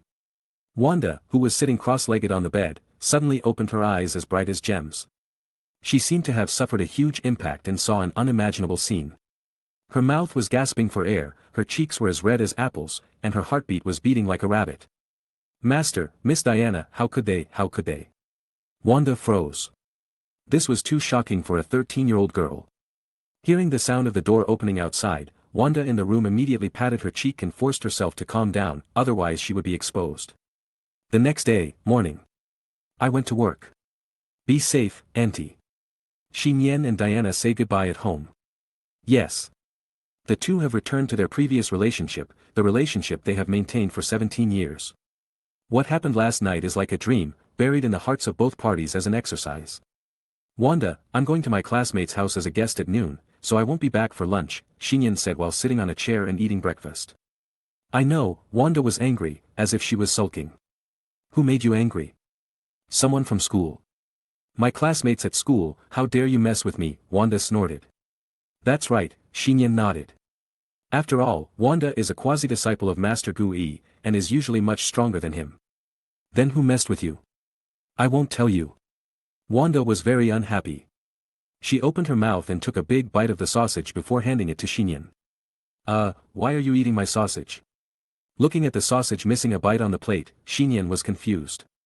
It's your sausage that I bite, bad master. Wanda turned around and ran away angrily.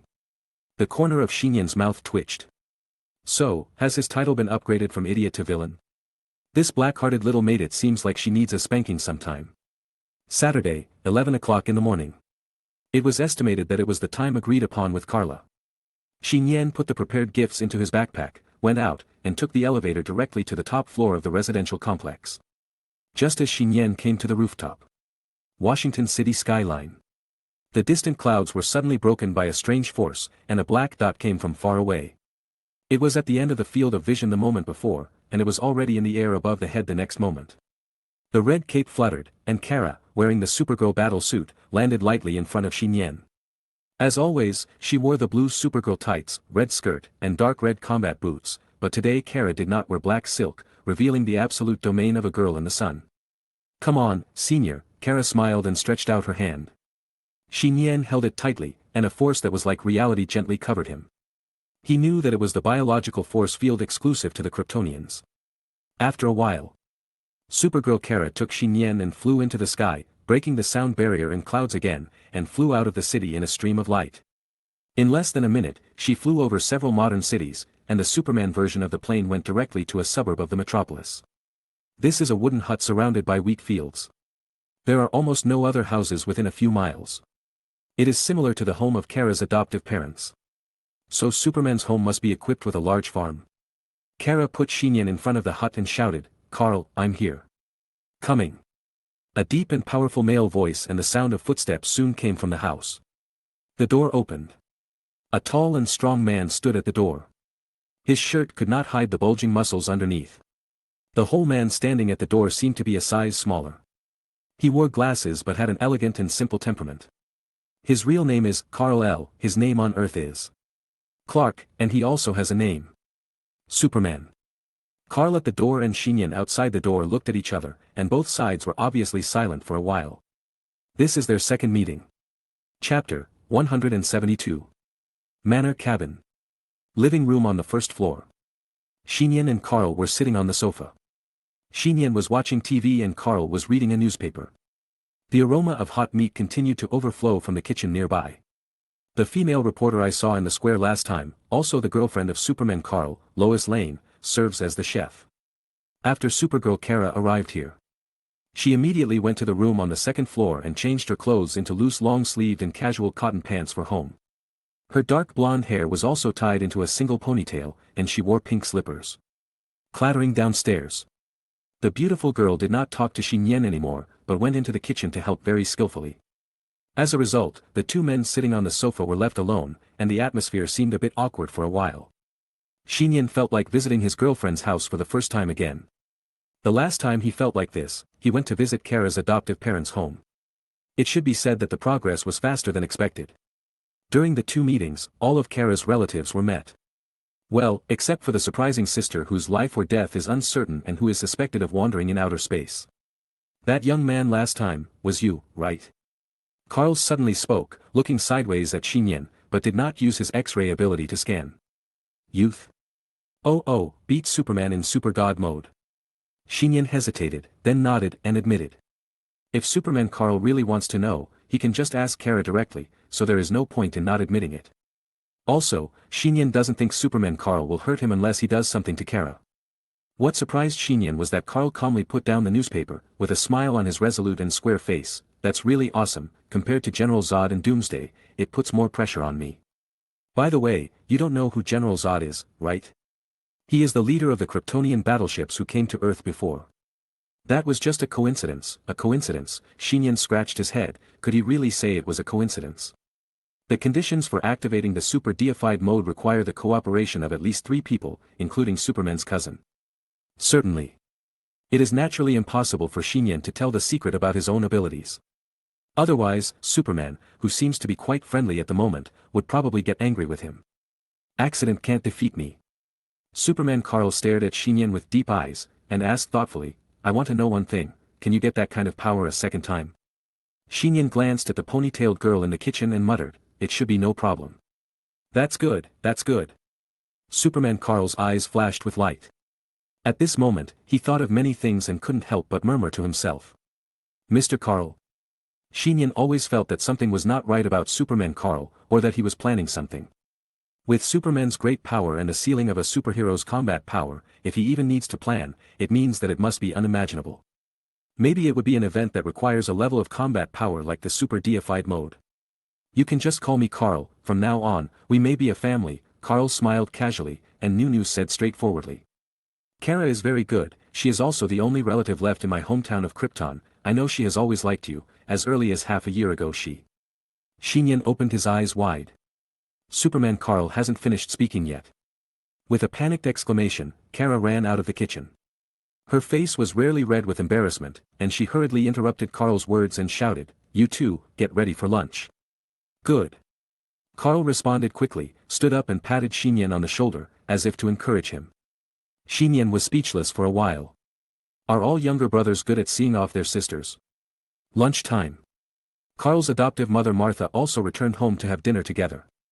Facing the eager Mrs. Martha and Miss Louise, Nian could only sit upright with a numb scalp and answered their various questions seriously one by one. Kara, who was sitting, laughed secretly. Knowing that Nian was also an abandoned child when he was a child, Mrs. Martha, as Superman's adoptive mother, felt deep sympathy for him and kept letting him come here to play when he had time. Nian didn't know how to explain it. Being picked up and raised by Aunt Diana was the luckiest thing he felt. But Martha and Louise still made him feel more at home. Down for lunch. Nian quickly integrated into the atmosphere of this family. Nian looked specifically at the ring on Miss Louise's hand and the same ring on the middle finger of Carl's left hand, and winked and joked, "It seems that I will be able to attend a wedding soon." Carl and Louise smiled at each other. Carl shrugged and said, "It's either this year or next year. By then, I hope the best man and bridesmaid will be you too." Even though I didn't name any of them, everyone at the table understood. Nian has a deeper understanding of Superman. Good guy, can this all be transferred back to him? He is worthy of being a god on Earth. Cousin, hurry up and eat your food, Kara glared at Carl angrily. Okay, cousin. Superman Carl smiled slightly. He was already in his early 30s, while Kara looked like she had just grown up. It was extremely strange for the two of them to treat each other as brother and sister at this time. Nian suddenly remembered that Kara's real age was around 30 years old, a legitimate Kryptonian girl. After lunch, Martha specifically asked Kara to take Nian to the nearby fields for fun, and Kara gladly accepted. That afternoon, passing through large cornfields and bushes, the view suddenly opened up in front of us. It was an endless field, with green grass extending from the feet to the mountains at the end of the site, and the grass was as soft as a carpet. There was a lake between the fields and the mountains. When the sun set, the sunlight and reflections were reflected on the lake. A pair of boys and girls sat on the slope of the grassland. Nian was wearing the casual clothes he wore this morning, and Kara also changed into the Supergirl suit when he came here. After all, the so-called Superman suit is a very common and normal clothes in Krypton. But it is divided into home, diplomacy, combat and other categories according to different styles. However, choosing to wear this outfit in front of Nian in a daily manner also means that Kara affirms herself as a Kryptonian and a current human identity. Look, Supergirl Kara suddenly exhaled forward, and a very cold wind blew forward. It just brushed over the lake and formed a crystallized surface. The cold air and the warm wind in the valley collided, and soon a misty white wind echoed upward. Nian's eyes flashed with surprise. I saw the red cape and skirt fluttering, and Kara, who was heroic but not without playfulness, slightly raised her chest like an inverted bowl, and her flowing hair was between platinum and dark gold. The rainbow was like a halo hanging in the fields behind her.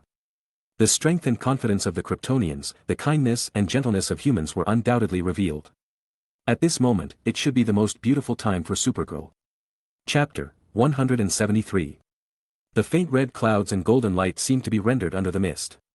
On the green and vibrant grass blanket, Supergirl Kara's hair was scattered on her shoulders, her pure and lovely white face, her white and smooth slender neck, and the girl's seductive and pure absolute domain. All the priceless beauties of youth were coated with a faint light arc, and the soft and sweet pink light was blurred in the whiteness. Nian's heart was pounding, and he couldn't look away for a while until he met Kara's sparkling eyes at close range. By the way, Nian turned his head away, opened the school bag placed aside, and took out the black Superman suit folded inside.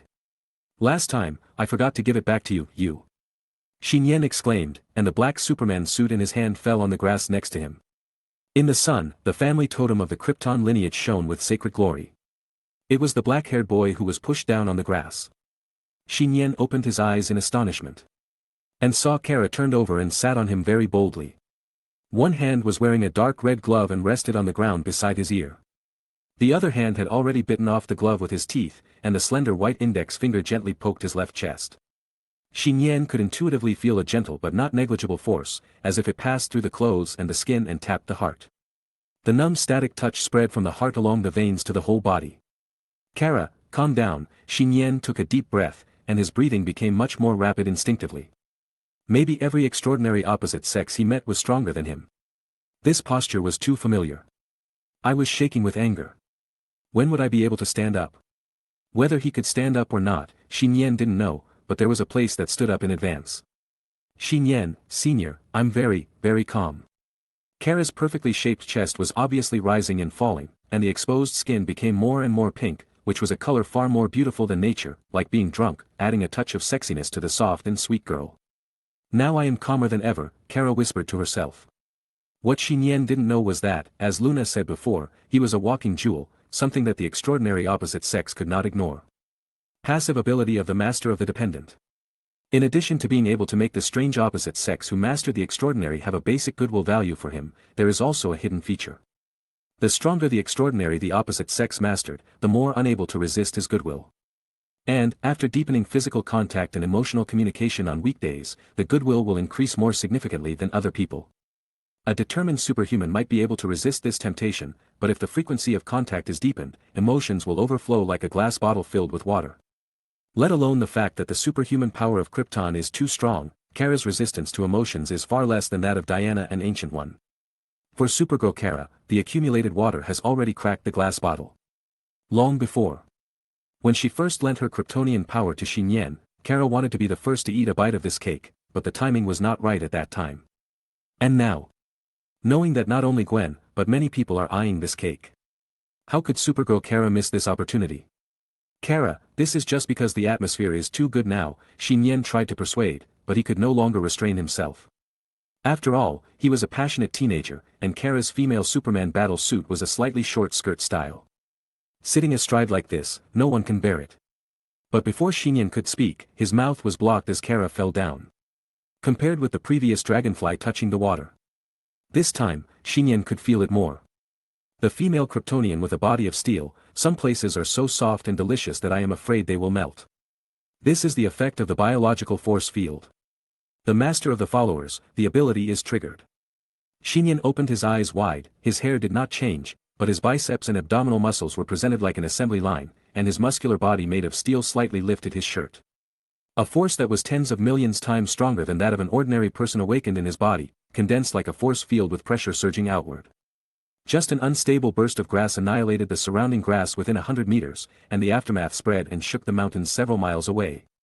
This is the second time Nian has obtained Kryptonian power and transformed into Superman mode. But this time, without Gwen's ability as a prelude.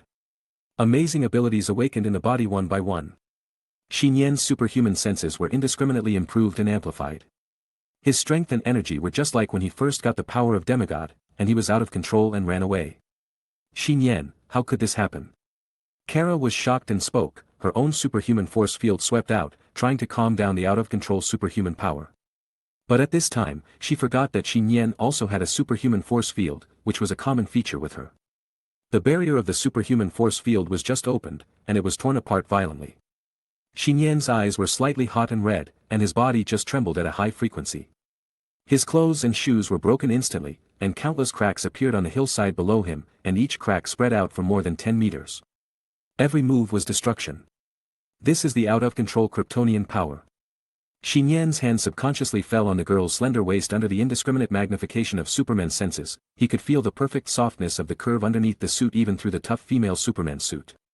For him who has become a Superman now, without the control and coordination of the Superman force field, it seems that only the Superman body in front of him can withstand it. Kara. Nian realized that he needed to vent the Superman power that was out of control in his body. It's okay, Senior. Kara met Nian's eyes, and seemed to realize something, and nodded with red cheeks. Superman Nian no longer hesitated. He grabbed the black Superman battle suit next to him with one hand. And hugged the female Superman Kara around the waist with the other hand. With just a slight movement of his body, the entire hillside lying on the grass completely collapsed. He was out of control and his speed was very fast. He took Kara and the entangled two people like flowing light and crashed into the huge lake in front. Boom!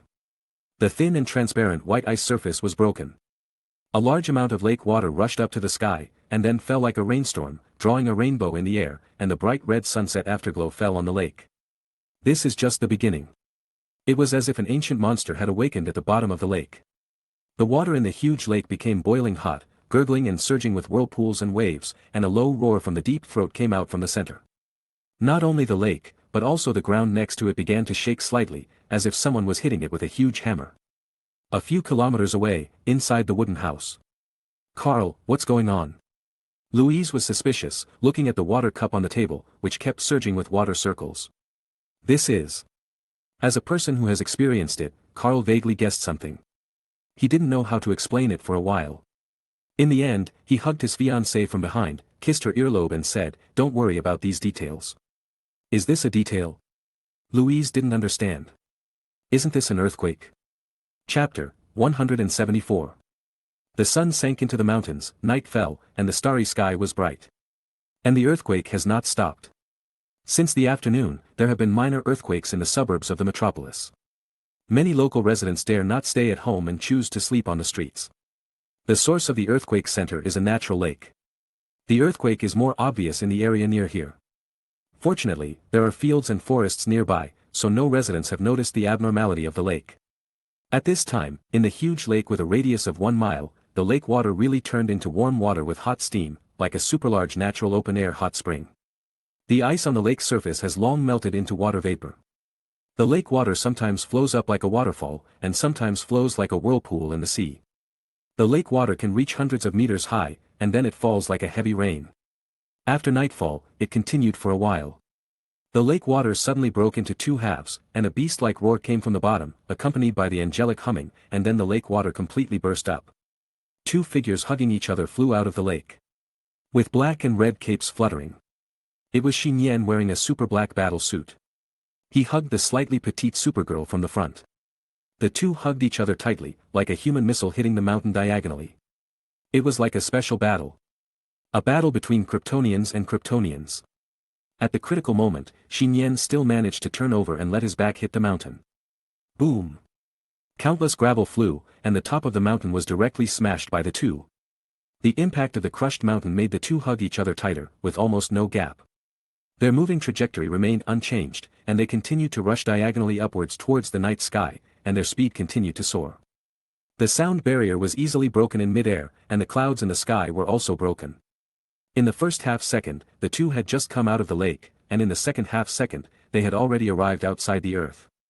The black and red capes, one in front and one behind, just covered their bodies. The endless radiance of the sun gave the two people who seemed to be one a beautiful arc of light. Next to them was the blue earth and the silver moon, which showed an arc. The vast and dark universe maintained the eternal mysterious and quiet beauty. There was no sound. Superwoman couldn't help but bite Nian's shoulder fiercely, and soon she opened her mouth involuntarily, and her body leaned back to reveal her smooth and delicate chin. Seeing Nian's slightly red eyes revealing a slightly proud and appreciative look, Superwoman Kara suddenly turned her offensive a little embarrassed and annoyed. She aimed at a territory below, hugged Nian and fell down quickly. The two turned into a small black and red meteorite and rushed to the earth.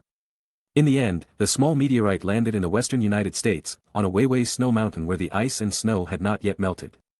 The sharp mountain top was flattened down 10 meters, and the earth shook.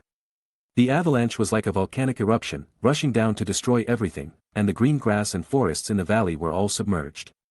One night passed. Beams of golden sunlight broke through the night and shone down at the snowtop collapse that looked like a crater. A boy and a girl wearing a black and a blue Superman suit were lying here, and a lot of white frost and snow fell on their hair, capes, and suits. Nian used one arm as a pillow for Kara to lean on, and the other arm used the girl's soft body as a pillow. Maybe it was too late yesterday to stop the energy field converter in Superman's body and sleep. And it was too comfortable to hug the warm body, so he slept until noon and didn't wake up. Until Nian's right hand fell on Kara, and the soft cotton texture suddenly became as hard as steel. No, it's not that Kara has become hard. It's that the Kryptonian power in his body has disappeared. When Kara doesn't release the Superman force field, ordinary people feel like metal when they touch Superman. The duration of the Lord of the Familiar has ended, that is, 12 hours have passed. As soon as the brain realized this, Nian suddenly woke up. He opened his eyes and looked around. Seeing that the sun was almost overhead, he quickly patted Kara's shoulder and woke her up from her sleep. Ah. It's over. I'm not dead yet. Don't worry, Kara, you are intact for now.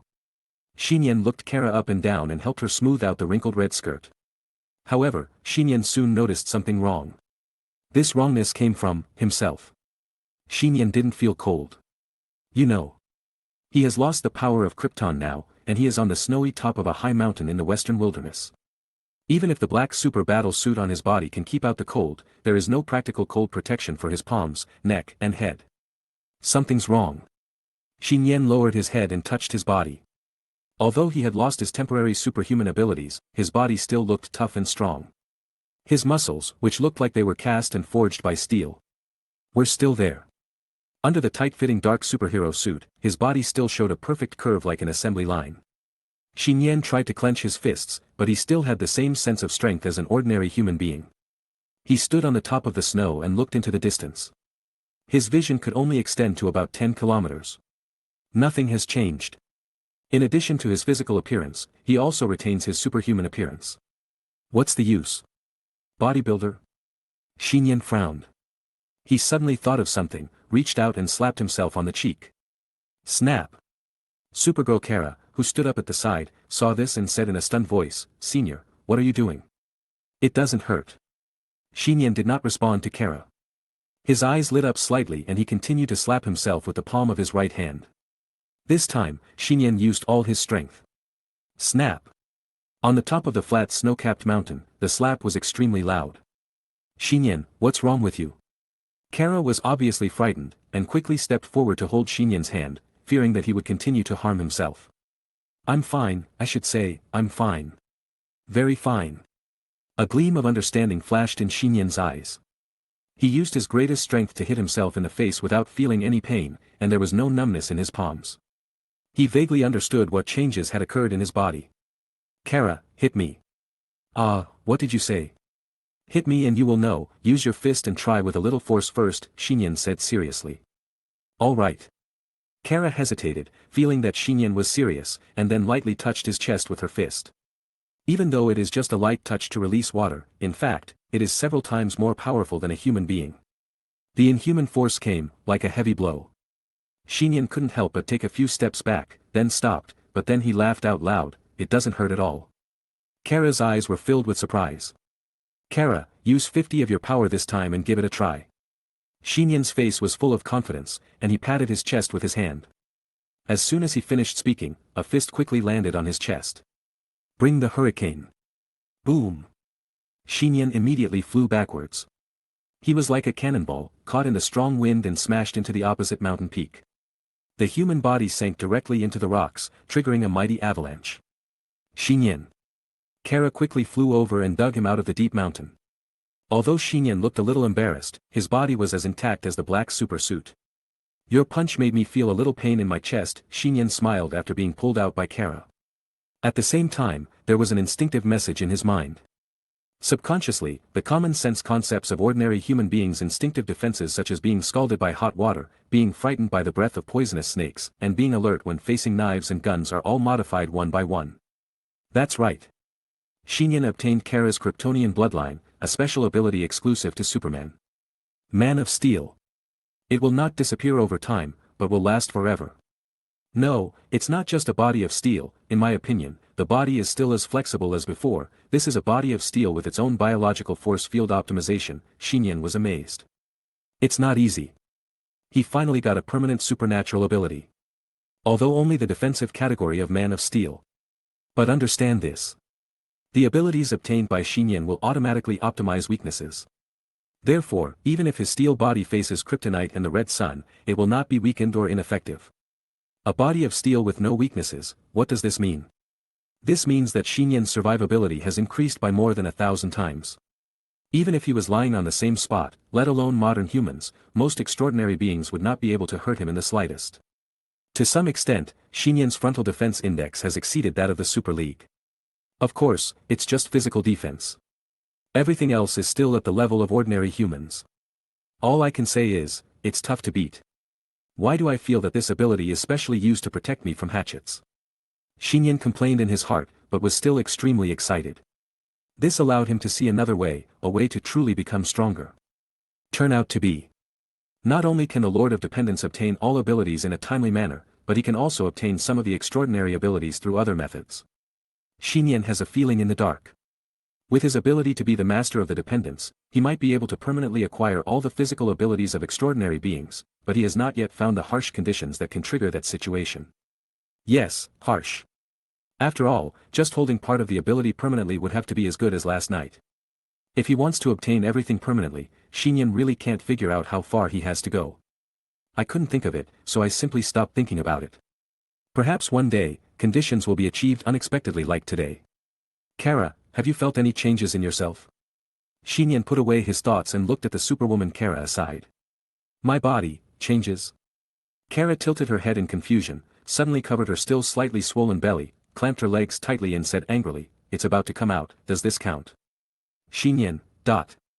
That's not what I'm talking about. Nian felt that not only her own body had changed, but Kara's body should also have undergone some changes, but she hadn't noticed it yet. Chapter 175. Snowy Mountainside. The melted clear ice water condensed into a stream and flowed down the mountain. The beautiful girl sat on a large rock that was flattened by the stream and took off her dark red long boots directly, without feeling the cold water washing her feet. Until then.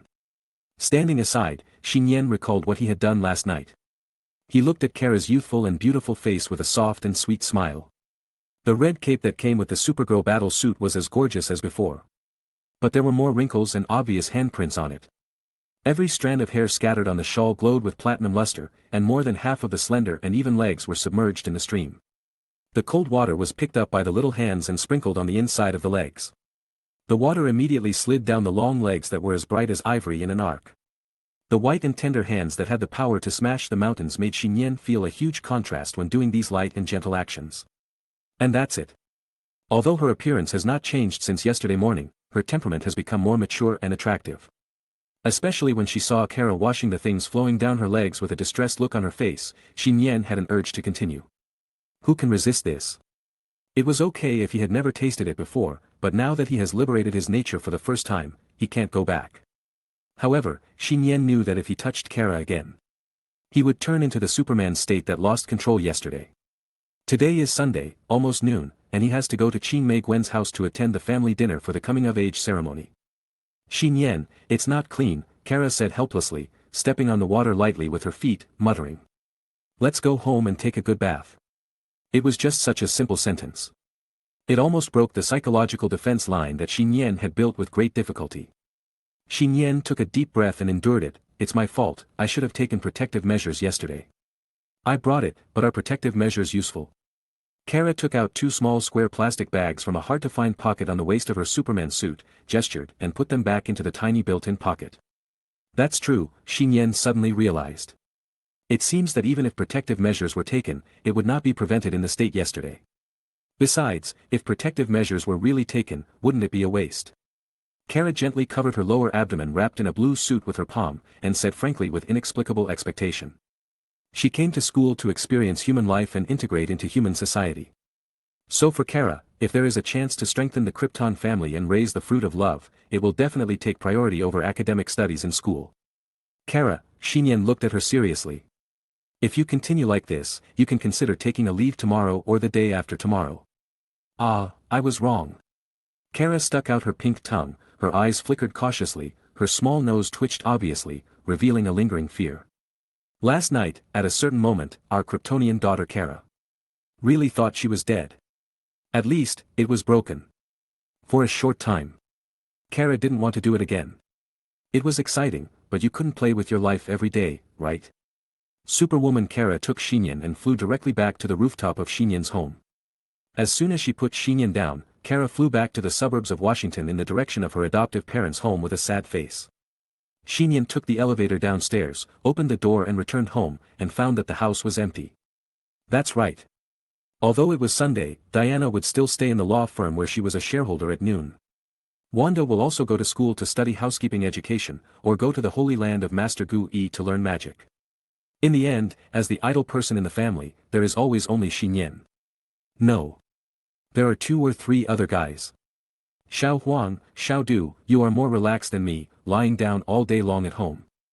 Nian came to the living room, stretched out his big hand to Xiao Huang who was lying in a corner of his sofa, and stroked it fiercely. This guy used to call twice when he came home, but now he is too lazy to open his eyes to look at him. The Yuan Devourer cub did not resist, but squinted his eyes comfortably. Its appearance has hardly changed in a few months. The 4 cat paws are bent docilely, and it rolls on the spot to reveal a flat belly with white fluff. Nian was not polite and stroked the cat's belly, which felt even softer. At this time, Xiao Huang's cat tail suddenly twisted and raised on its own, and the hair oozed dark liquid like ink, condensing into tentacles with silky bones, and the end of the cat tail turned into a black alien head. Don't call me Xiao Du, I said, my name is Venom. The dark head had pale eyes, staring at the boy, revealing its hideous fangs, and whispered evilly and hoarsely, your body gives me a different feeling than before. There are some changes, it's become harder. Nian nodded in acknowledgement, pinched his steel body abdominal muscles that were not very obvious after he put on his clothes, and was not surprised by the emergence of the symbiote Venom. After the last showdown with the symbiote Venom with his aunt, the Venom, who had been parasitic on Xiao Huang for a long time, would occasionally brush his presence like this. What a pity. The symbiote Venom sighed regretfully, quickly turned into liquid and flowed back into the cat's body, and disappeared completely in an instant. It was a pity. This human boy is the most suitable host for it to parasitize, no doubt about it. But once it parasitizes on Nian, under the trigger of the Lord of the Dependents, Nian will also have the characteristics of a symbiote. And once Nian transforms into a symbiote, he will become extremely unsuitable for parasitism, but suitable for parasitizing on others, which will not be able to perfectly exert the ability provided by venom. This is what the symbiote Venom has always felt sorry for. By the way, the symbiote Venom, who was symbiotic on Xiao Huang, suddenly formed a mouth from the back of the cat body and said hoarsely, "Recently, I have felt the breath of the same kind again." The same kind? Xinyan's hand that was stroking Xiao Huang's soft belly suddenly stopped. Venom's kind is naturally the strange alien creatures such as symbiotes. He frowned, "Are you sure?" "I'm sure, it's indeed the same kind," Venom responded with certainty. "Where?" Xinyan asked. "I don't know," Venom responded. "I just vaguely felt the vibration of my kind, and I can't lock its specific location, but the general location should still be New York City." This was said as if nothing had been said. New York? Xinyan pondered for a moment, and thought. "Didn't you say that there were only 3 symbiotes who came to Earth with you?"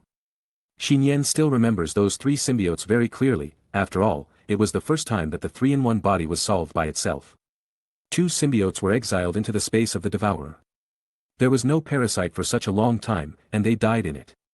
The 3rd symbiote was burned to death in the cabin of the spacecraft. Wait a minute, Xinyan's mind moved. How do you symbiotes reproduce? Directly reproduce by themselves, but once an offspring is reproduced, it will die, so our symbiotes can only choose to reproduce before the end of life. Venom said here, surprised, "You mean, when Riot the symbiote boss was burned to death before, he reproduced a symbiote offspring?" "It is very likely." Xinyan's face was solemn. If that is really the case, then its offspring must be stronger than the previous generation, or not afraid of fire. Although he knew that there were symbiotes hidden in New York City, Xinyan did not intend to take action. After all, if the other party had been hiding and not showing up, the difficulty of finding it would undoubtedly be like finding a needle in a haystack. So, he could only put it aside for now. "Guan Luo, you should have something to say to me." Xinyan looked outside the balcony of his home. As he spoke, the sun was basking on the balcony, and the colorful starfish in the glass jar opened its single eye. Guan Luo sent a message with his spiritual thoughts: 2 things. The first thing, the SHIELD headquarters you are looking for has been found. The address is in Manhattan, New York, on a central island of urban transformation. Well done, Xinyan nodded and issued an order.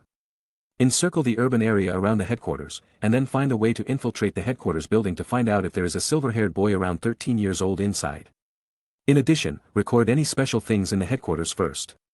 The security check there is quite good, but it is still much worse than some civilizations in the universe. I will try my best, Guan Luo responded confidently. As its mind moved. Suddenly. Distributed in various places in New York hundreds of kilometers away, hidden in humans, cats and dogs. Car bodies, buildings, etc. Tiny transparent creatures like jellyfish began to gather at the location of the SHIELD headquarters with the help of the crowds and traffic on the streets. Encirclement, SHIELD headquarters. What about the second thing? Xinyan asked curiously. He could guess the first thing, but he had no clue about the second thing. Guan Luo, didn't you attach a jellyfish clone to a white young man the night before last and let me monitor him? I remember, it's true. He returned to his home. Then we can confiscate the tools he wanted to use to commit the crime. He's dead, Guan Luo's spiritual thoughts came suddenly. What did you say? Xinyan was stunned for a moment, and asked in a deep voice. When and how did he die? Last night, he died in his home in New York. While Guan Luo was talking, he conveyed a lot of information to Xinyan with his spiritual thoughts. Xinyan's brain immediately presented a series of real pictures, which were extremely clear and detailed, as if watching a VR movie from God's perspective.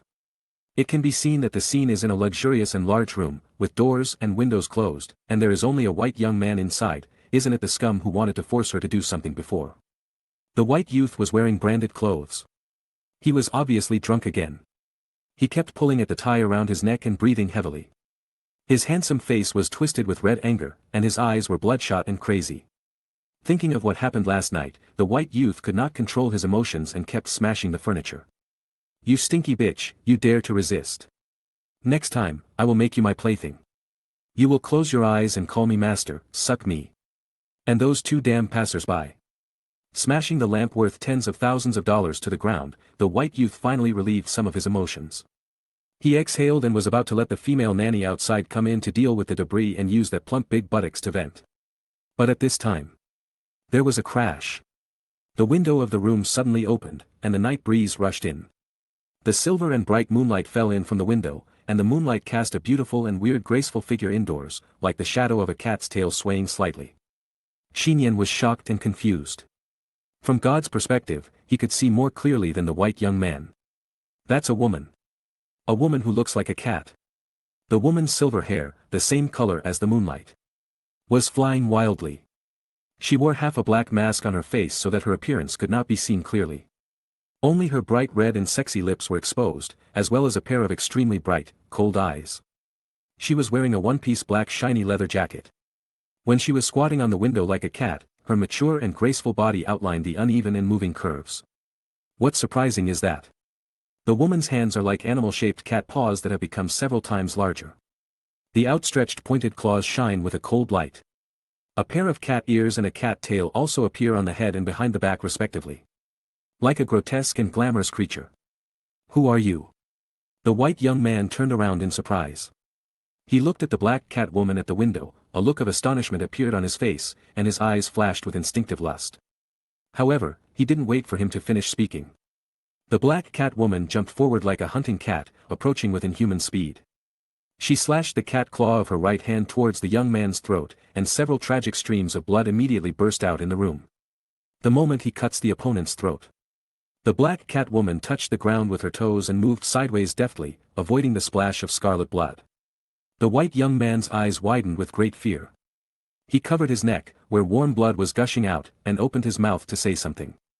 In the end, he was unable to utter a word and fell straight back to the floor. The black cat woman did not look at the white young man again, but quickly used a pair of cat claws to scratch open the drawers and safes in the room, and stuffed the large amount of banknotes and gold inside into a casual bag. Complete it all. The black cat woman was about to leave, but her body suddenly paused, and her cat-like beautiful eyes looked at the legs of the table in the room. She stepped forward and stretched out her metal cat claws, crushing the tiny translucent jellyfish attached to the table. This ends the archived scene that Kanluo conveyed to Nian in spirit. Nian was still in a daze. Although the other party covered her face, the figure of the black cat woman looked very much like the person in her memory. Chapter 176. The descendants of the symbiote that are highly suspected to be hiding in human cities, the secret behind Y Shield. Abducted Pietro, and the black catwoman who suddenly turned into a murderous black cat thief. Although Nian could guess the specific reason for the third one, all the events happened in New York, which gave him an indescribable feeling. For the extraordinary. He's always been sharp. New York City, which has just experienced an alien battle, is afraid something big will happen soon. Fortunately, Nian has become more accustomed to the extraordinary than before. After obtaining the power of the Iron Man from Kara, it can be said that he has completely entered the realm of the extraordinary world.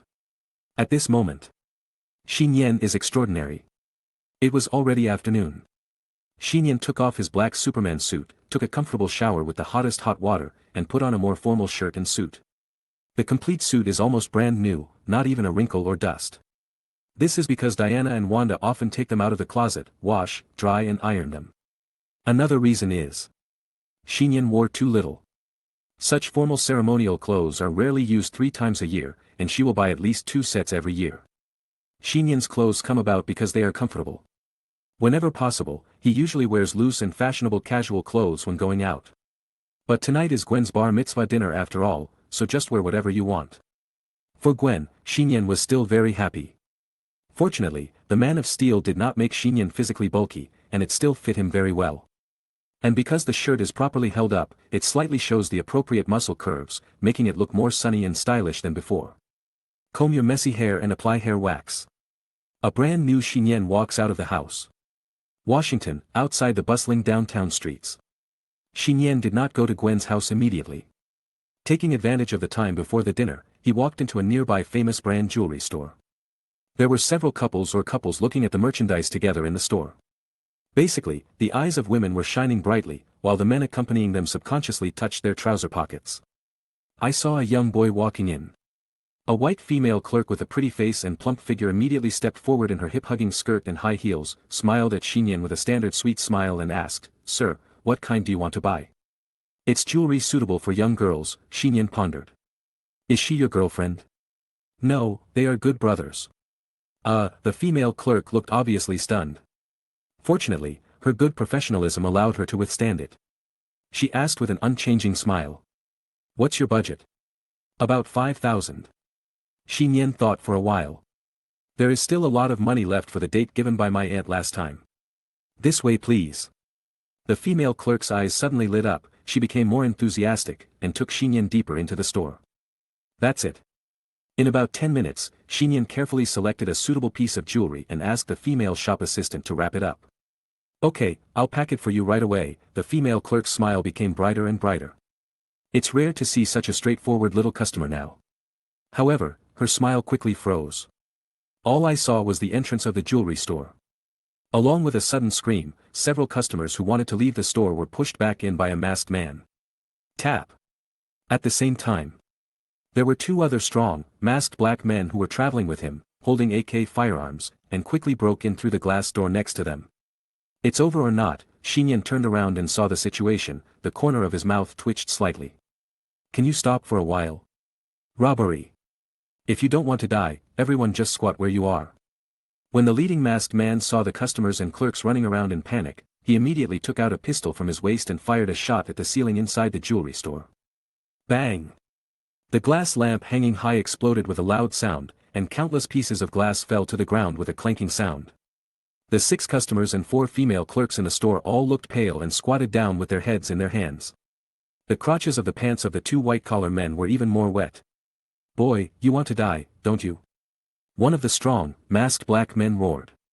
He stared coldly at the only black-haired boy still standing in the store, and raised the AK gun in his hand. Only then did Nian realize that as a human being, he should indeed be afraid of guns. Ordinary humans are indeed easily killed by guns. However, when Nian looked at the dark gun pointed at him, it was difficult for him to feel even a hint of fear. Forget it if it was the day before yesterday, but now he has a body of steel. Nian wanted to say a kind word to the robber, please kill me. However, considering that there were other hostages present, he reluctantly squatted down.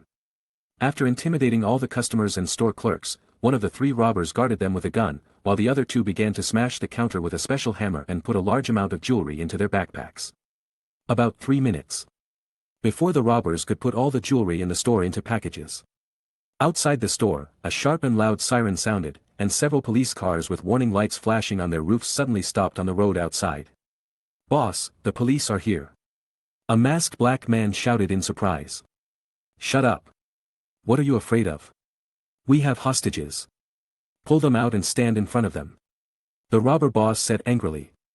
At the same time, he immediately took a firearm from one of his subordinates, turned on the safety of the firearm, fired continuously, and fired randomly towards the door.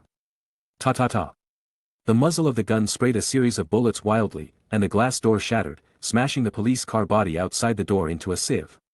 The police who got out of the car on the other side were about to fight back, but found that 2 other strong robbers were already holding firearms inside the jewelry store, intimidating and ordering customers and clerks to move to the front of the door. How is the situation on site? More police cars, sirens blaring, rushed to the scene to provide support, and soon the jewelry store was surrounded by water. Among them, a middle-aged police officer with a stern face stepped out of a police car. Officer George. A police officer immediately came forward to report. Officer George asked vigorously. The policeman swallowed, moistened his dry throat, and quickly replied. There are 3 robbers in total, they have AK and other powerful firearms, as well as pistols. There are store employees and customers as hostages, 4 men and 7 women, there is also a student who seems to be of Chinese descent. Are the snipers in place? We're here, but the robbers are very alert and are hiding behind the counter and the hostages. What conditions do they want? Officer George continued to ask. A van, leaving here with jewelry. What a beautiful thought. Officer George smiled coldly. He was not afraid of danger and took advantage of the temporary bunker built by several police cars to get closer. This distance. You can clearly see the hostages standing in rows in the area near the store door. The 3 robbers are standing behind them, with only the guns and the corner of their clothes faintly exposed. Etc. Officer George suddenly opened his eyes wide and looked at the young man who was one of the hostages. A thought came to his mind. Why is he there? At the same time that Officer George saw the black-haired boy, the boy seemed to also see him and secretly made a gesture to him. Officer George was shocked, and his mind was filled with questions. However, the young man's gesture indicated, "I'm going to break out." Store. A robber's gun was pointed at the back of his head. Nian stood in the area in front of the door. He was not panicked at all, even a little bored. It was my first time to be robbed and taken hostage. I have to say it was a novel experience. But this experience becomes boring after a long time. So Nian planned to take action. If it is usual, he would choose to let Guan Luo inform his aunt, and then someone would fall from the sky and throw the 3 robbers into the sky in less than a minute. But now that he has the Man of Steel as a defensive guarantee, Nian is completely confident that he can handle it on his own. If he didn't take action just now, he was just concerned about the safety of other hostages. Good thing. Now the 3 robbers finally got together, and happened to be standing directly behind him. Although Nian had his back to the other party, Guan Luo conveyed his thoughts to him and he could clearly understand the positions and movements of the 3 of them. In one moment, there was no hesitation. Nian suddenly launched an attack, and his elbows suddenly pushed back with all his strength, hitting a precise part of the soft body. Wow! The unsuspecting lower abdomen was hit, and the strong black masked man screamed. His eyes turned white, like a convulsing and arched shrimp. Nian took the opportunity to seize the gun from the other person's hand, and like a hot-blooded young man who was not afraid of being shot, he knocked the other robber's henchman next to him to the ground. The sudden scene shocked everyone on the field and outside. Damn! When the robber boss who was negotiating with the police saw this, he roared angrily and pointed his gun at the young man who knocked the robber to the ground. But at this moment, the armpit of his right arm hurt, as if he had been stabbed by some creature, and he was unable to lift the gun for a moment. Nian kicked the robber in the face who was knocked to the ground, knocking him unconscious. Then he turned around and pounced on the robber boss without fear of death. Snap! The robber boss's already weak right hand was struck like this, and the AK gun in his hand flew away. Nian pinned the robber boss to the ground with both hands. The robber boss's eyes were red. And he strangled the young man's throat with his big left hand. His 5 fingers were like iron pliers, and his arms were bulging with hideous veins. Woo! Nian pretended to be out of breath, and seemed to be holding the other party down with great reluctance. The scene was chaotic. Without the threat of the robbers' guns, the hostages fled out of the door in panic, and the police outside were stunned for a moment, but Officer George rushed in first. Bang! Officer George first shot the robber who got up from the ground and wanted to pick up the gun and knocked him to the ground. Then, with red eyes, he rushed to the 2 people fighting on the ground. Let him go. Officer George rushed to the nearby area and shot the left arm of the robber boss with a pistol. Blood splattered. And the robber boss immediately released the 5 fingers that pinched the boy's throat, and curled up with a gunshot wound that was bleeding and wailing in pain. Nian, are you okay? After confirming that all the robbers had lost their combat capability, Officer George hurriedly looked at the boy sitting on the ground. What can happen to me? Nian blinked and asked back. Officer George, worried in vain. Yes, I just felt a little sick from being pinched. Nian touched his neck, his face looked uncomfortable. I'll call an ambulance right away. Officer George said in surprise. No, Uncle George. Nian waved his hand and said bluntly, I just felt that his hands were full of cigarettes and gunpowder, which made me feel sick. You kid. Do you know what you just did? They have guns, how dare you do it? Nian didn't know what to say. He was actually very restrained.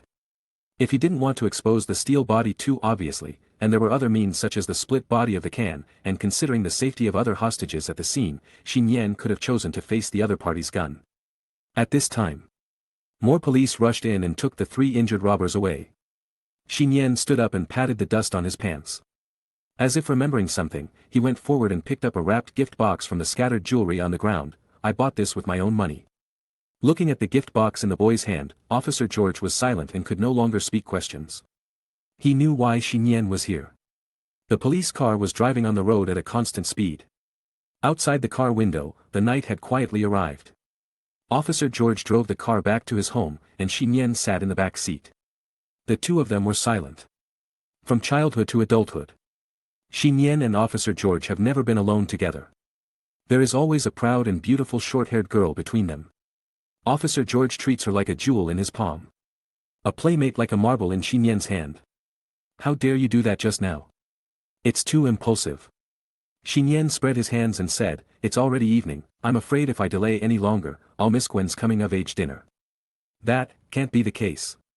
When he heard about Gwen, the sternness on Officer George's face softened immediately, and he pondered, in the future, you must be steady when doing things. If you can't even protect yourself, how can you protect Gwen? I know, Uncle George. Nian nodded in agreement. He suddenly found that Officer George's hands holding the steering wheel were trembling slightly. Officer George's hands were shaking. I'm not doing this for you. I'm just afraid that if something happens to you, how can I explain it to Gwen? I understand.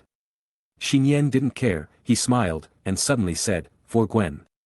Officer George paused. He looked ahead, and the corners of his mouth couldn't help but slightly raised, and suddenly felt that this kid looked more pleasing than ever before. He also said in his heart. For Gwen. Chapter 177. Officer George is here. Nian arrived at the community where Gwen's residence was located before the family dinner very smoothly. It can be said that it was Officer George who drove him in personally. After that episode, just now, Officer George's opinion of Nian changed greatly. Originally, he was not happy that Nian looked too weak and could not protect his beloved daughter in the future. So, Nian just knocked down the 3 robbers directly, which was completely beyond his expectation. If Nian knew what Officer George was thinking, he would be speechless. Gwen, who can carry a 4-wheel drive car and crush skulls with her hands, does Spider-Girl still need someone to protect her? It's good enough that she doesn't bully others. As for being often caught in extraordinary crises, that's because Gwen's justice value is too high, and she will rush in as long as there is an extraordinary event. Taking the elevator to a door on the 10th floor, Officer George took out the key to open the door. You can see it when you open the door. At this time, 2 guests came to the living room early. They were both beautiful young women in their 30s, still charming, who were sitting on the sofa and shaking hands with Gwen's mother Mary Jane. There was also a white boy of 11 or 12 sitting on the sofa nearby. The boy was thin and malnourished, and was being rubbed on the head and lectured by a short-haired girl in a long black and white dress. Nian was slightly stunned. These 2 guests, one big and one small, looked familiar. Dear, you're back. Mary stood up in surprise when she saw Officer George opening the door and walking in. When she saw Nian following behind her, she showed an even more surprised look. Oh my God, little Nian is here too. Come in quickly, dinner will be ready soon.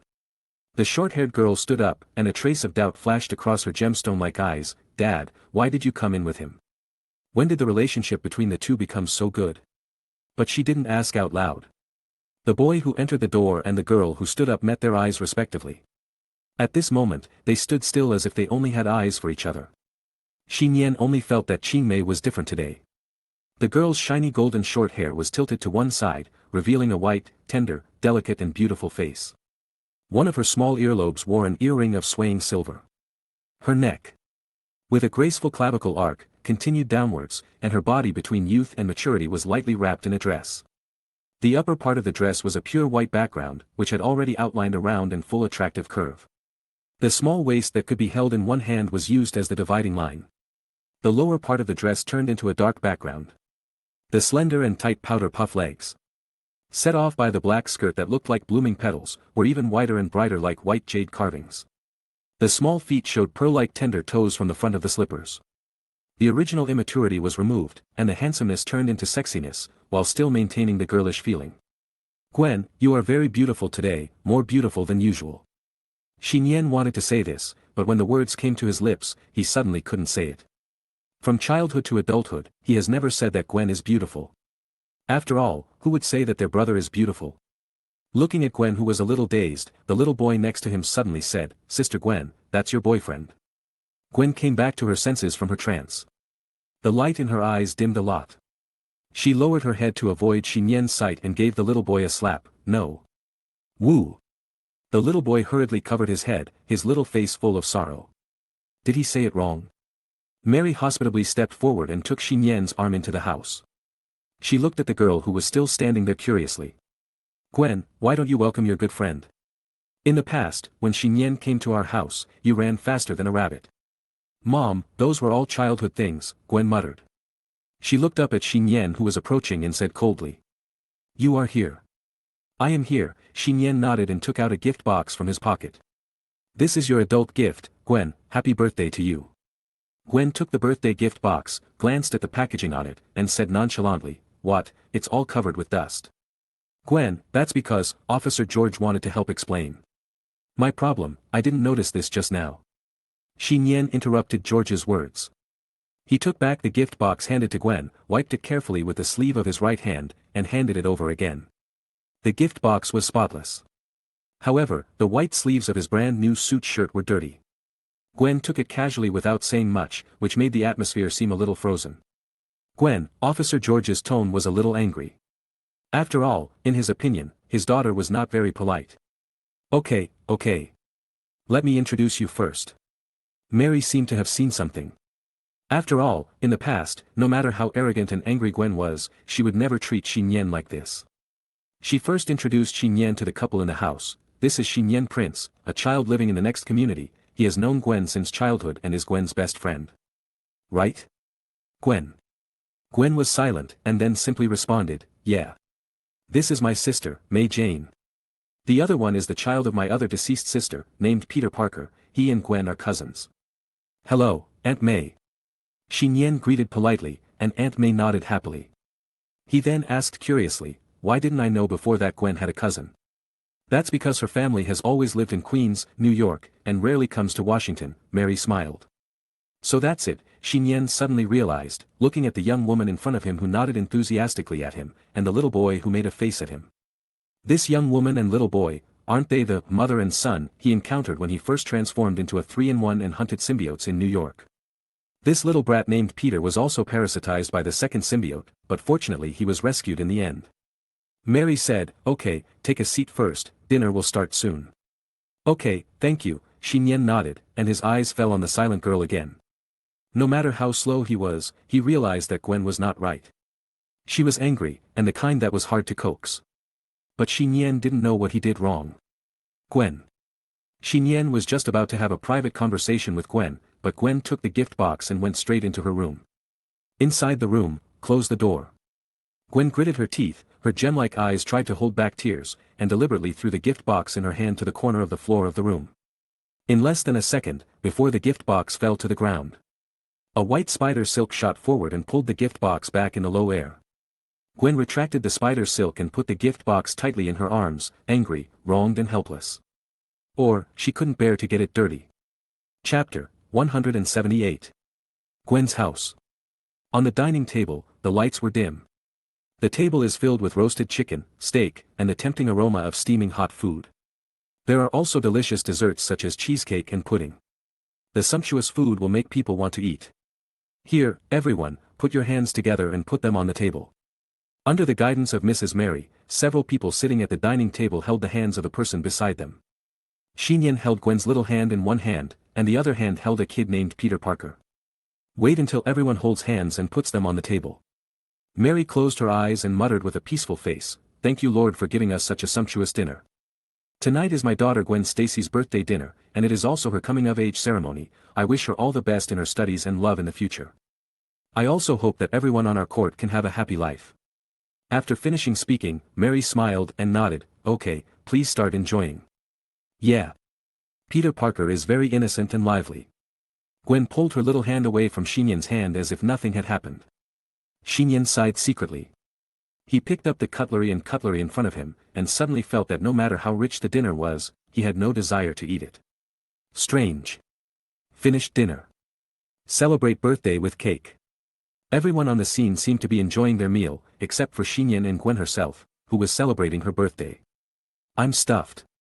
After eating a small piece of cake, Gwen returned to her room and closed the door.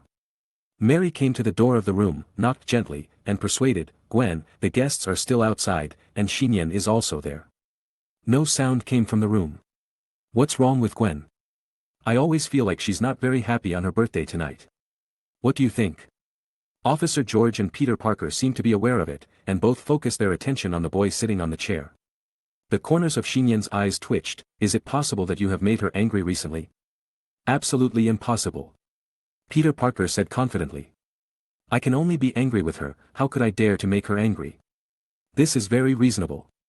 To be honest," Officer George analyzed rationally, "even if I make Gwen angry, she won't be so angry. although I don't want to admit it, there is probably no one else who can make her so angry except you.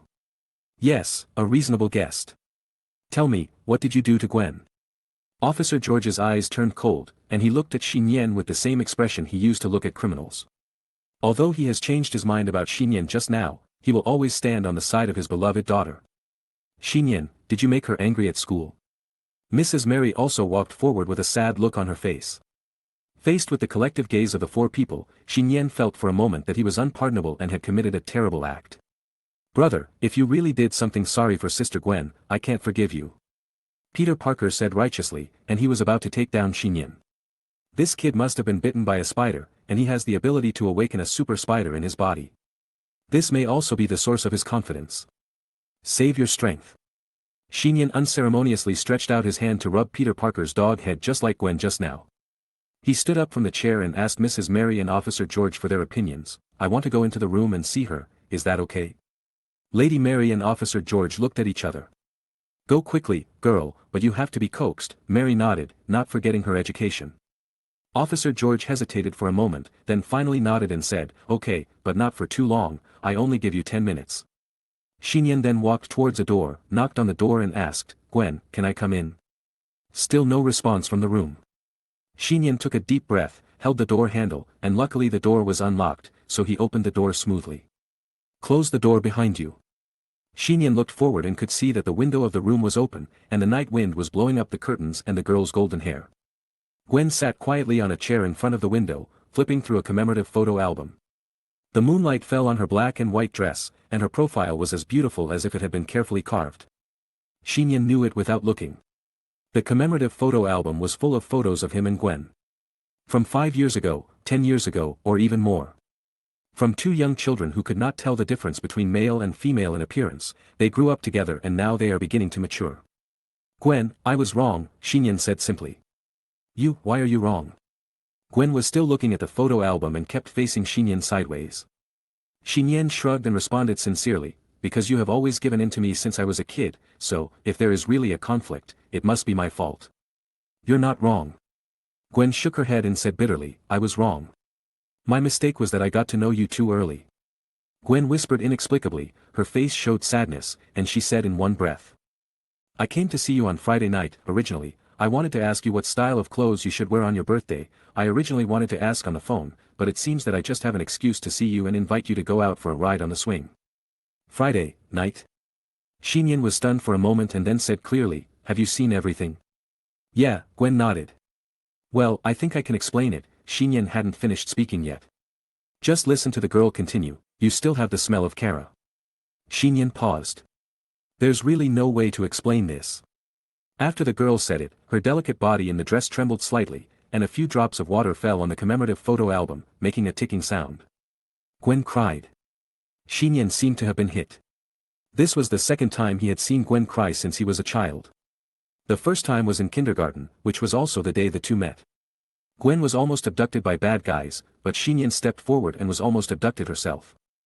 Fortunately, Officer George arrived in time and saved the two of them, which was also Nian's dark history. That time, the girl he had not yet met hugged his body and cried loudly. She said, my name is Gwen. She also said, don't be afraid, I will protect you from now on. Obviously I was scared to death. The boy at that time hugged the girl in his arms and said shamelessly, my name is Nian, and we will be brothers from now on. Woo, what are brothers? Little Gwen asked aggrievedly and seriously. Sleeping together, bathing together, playing games together, helping me pick up girls, these are brothers. Hey, Uncle Policeman, why did you hit me? Childhood memories fade away.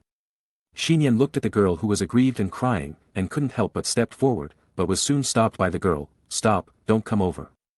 Collapse back to commemorative photo album. Gwen raised her head, tears falling down her face like pearls, and looked at Nian in front of the door. She held up a round and plump breast with her right hand, and with the force of her slender white fingers, the tip of her finger sank into the brand new white dress, and the beautiful thing was visibly deformed under the pressure and rubbing. Am I very unfeminine? Am I without any charm? Am I not attractive to you at all? Even if you are dating your aunt, even if you are with Kara, whom you have just known for a few months, you still don't have any desire for me. Even if you are a scumbag, I'll be fine with you. Gwen's delicate body kept trembling, she was crying so hard, her eyes were full of grievance and helplessness. Nian felt severe pain in her heart. It goes without saying. Gwen turned around, with her back to Nian, holding back her cry, I'm very sorry, I'm in a bad mood tonight and lost my temper, so, can you please go home first? Don't worry, I'm fine, you can see that intellectual and lively Mei again when you go to school tomorrow. She paused and said, we will always be best friends. Nian was about to say something. As a result, there was a knock on the door. Officer George coughed outside the door and shouted, it's time. Nian glanced at Gwen's back and had no choice but to turn around and walk out of the room. The moment he left the room, the girl's words came faintly from behind. Nian, if I had to do it again, I would never be your childhood sweetheart again. Nian left soon. Mary knocked on the door of Gwen's room again, and said through the door, Gwen, he has gone home. I see. Gwen held back her tears and responded with a trembling voice. Gwen's eyes dimmed a bit again, like gems losing their luster. She put the souvenir album back in the drawer, closed the window to block out the moon, turned around and got into bed. The girl hugged a gift box into her arms. Only in this way can she relieve the emptiness in her heart.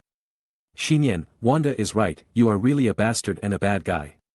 Walking out of Gwen's house, Chang let out a long breath. But feeling guilty doesn't help.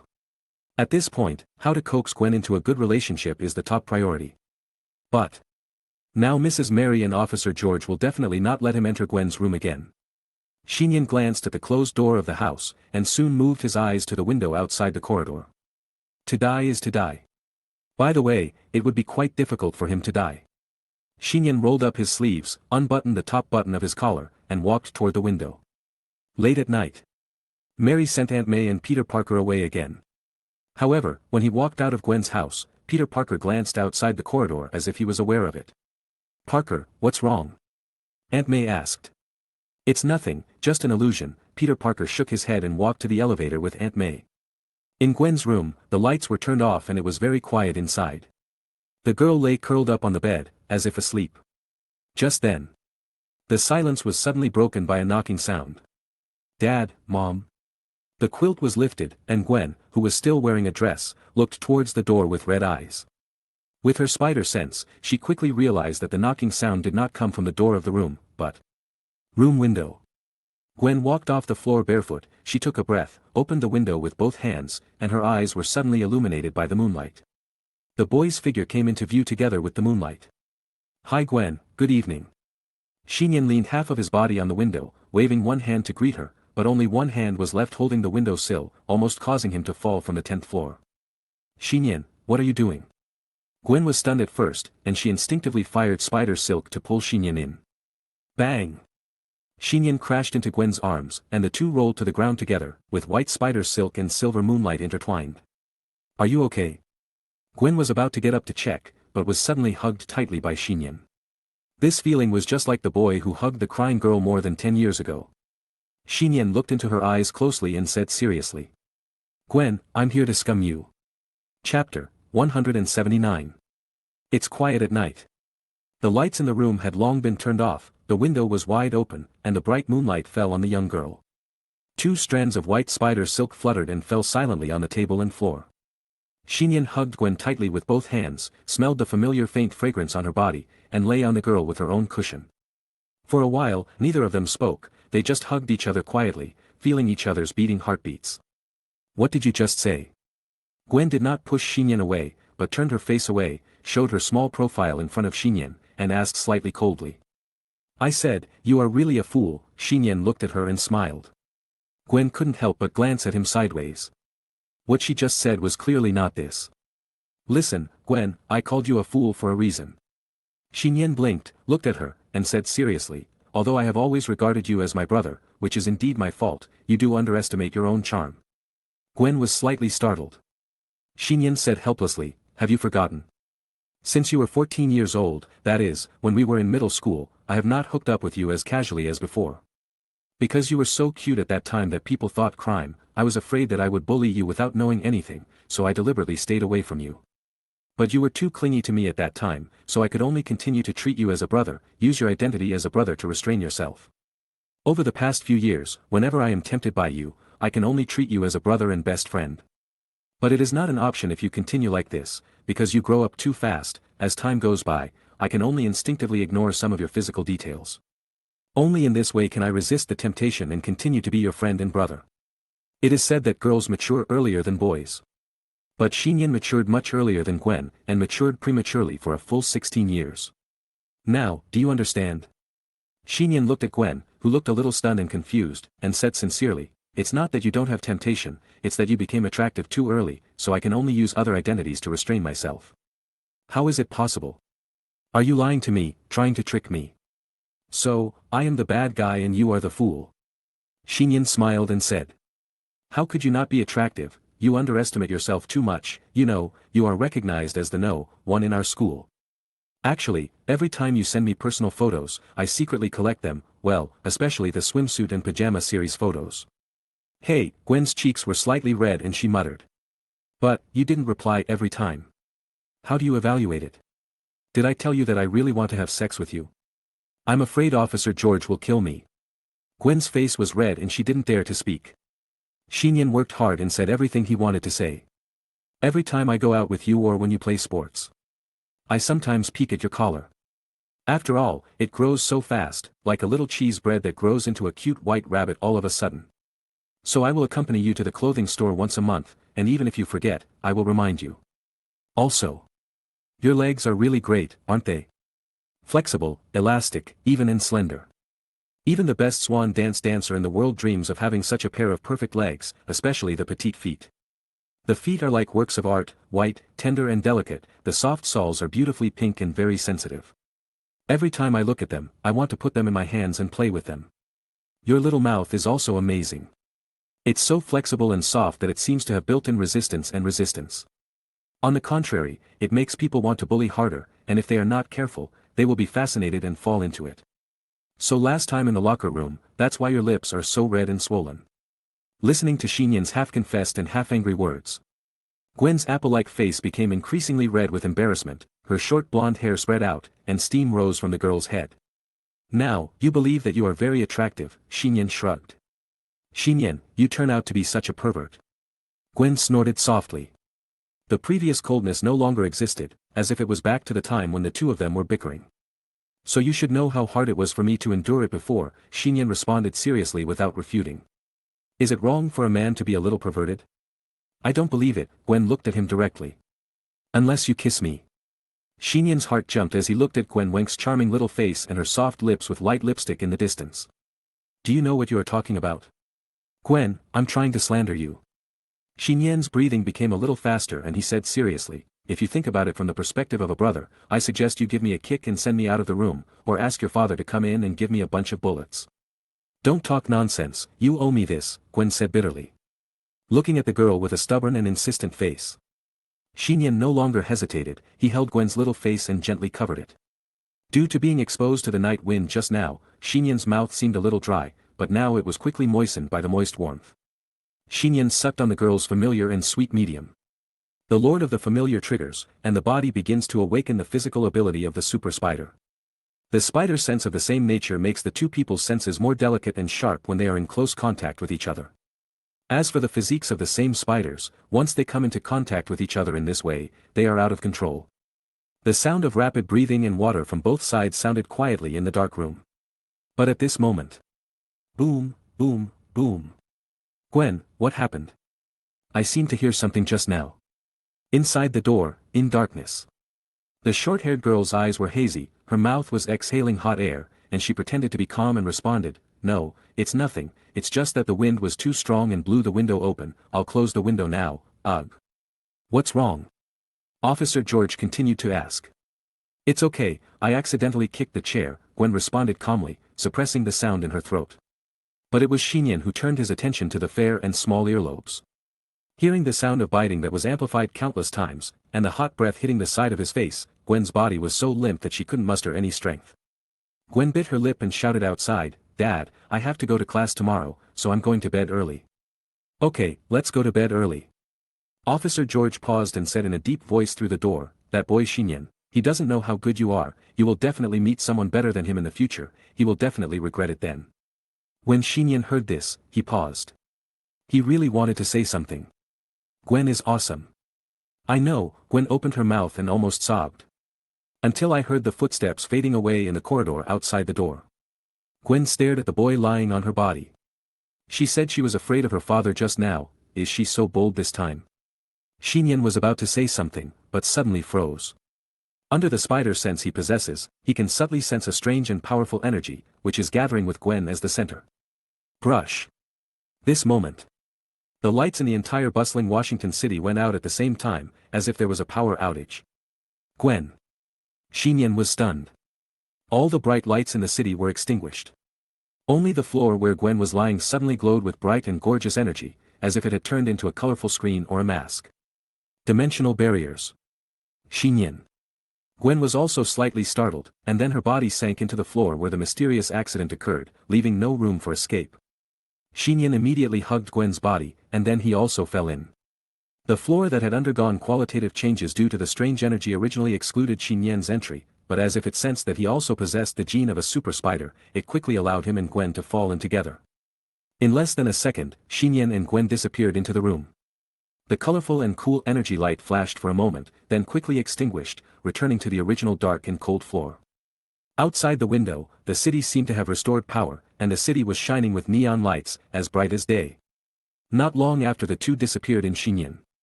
Tread. A bald woman wearing a yellow robe appeared out of thin air in the room. Is it too late? The ancient mage looked at the empty room and muttered to himself. Nian's home. Hey, the colorful starfish opened his one eye from the glass bottle and whispered in surprise. It's strange, Nian disappeared. Meow. An orange kitten jumped onto the balcony fence, its vertical pupils looked down at the city below, and its tail turned into dark black and swayed gently. The floor of the room seemed to turn into an interface of one-dimensional space.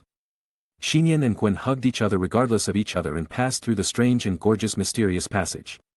After about 10 seconds, their eyes suddenly opened up. Nian opened his eyes wide and realized that he and Gwen were high in the sky. To be more precise, it is thousands of meters in the air. And the fiery red sun was hanging high above our heads. It was a completely different day than before. Whoops. Gwen's short hair and long dress were moving wildly.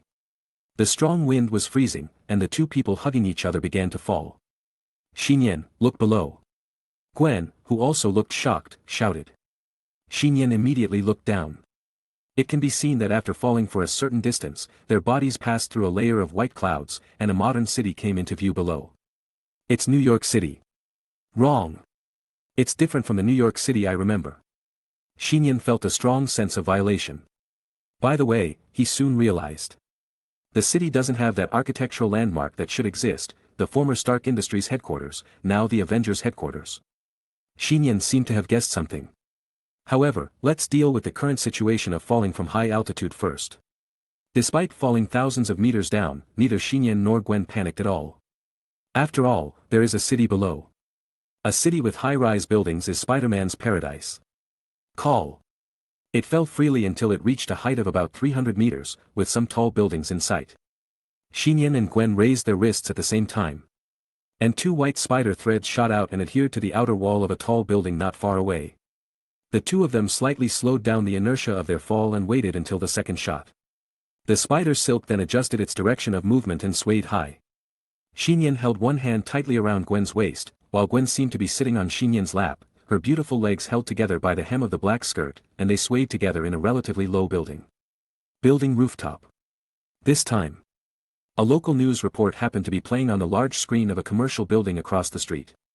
Yesterday at 4 o'clock in the afternoon, our Spider-Man fought against a group of criminals on Mia Street in Queens. In only about 5 minutes, he solved a large criminal gang with heavy weapons. When it comes to Spider-Man, it has been 10 years since he was a superhero fighting for justice. Although we still don't know his true identity, it is obvious that it is true, he is the best and only superhero in the world. In news reports, the criminal who was flying in front of the camera while fighting the scene was wearing a red and blue spider web-like tight-fitting suit. Judging from his body shape, he should be a young man. Nian and Gwen looked at each other. Spider-Man who has been around for 10 years. The world's only superhero. Nian, could we be? Gwen opened her mouth and thought of something. Nian did not answer, but tried to call out the jellyfish fragment he carried. Guanlua, can you hear me? The jellyfish fragment seemed to have lost consciousness, like a real ornament, unresponsive no matter how called. Yes, if I'm not wrong, Nian and Gwen looked at each other and said bitterly. We traveled through time. New York, Brooklyn. From morning to afternoon. Both Nian and Gwen were in the local library, searching for some information through the internet and books. A few hours down. Nian and the two came to a definite conclusion. As judged before, they traveled through time. This world is similar to Nian's original world, but different. The specific difference lies in the extraordinary pattern here. In the Earth world here, there are many unknown villains, but there is only one superhero. Yes. There is no Avengers or Justice League in this parallel world. No Iron Man, no Batman, no Superman, no Wonder Woman.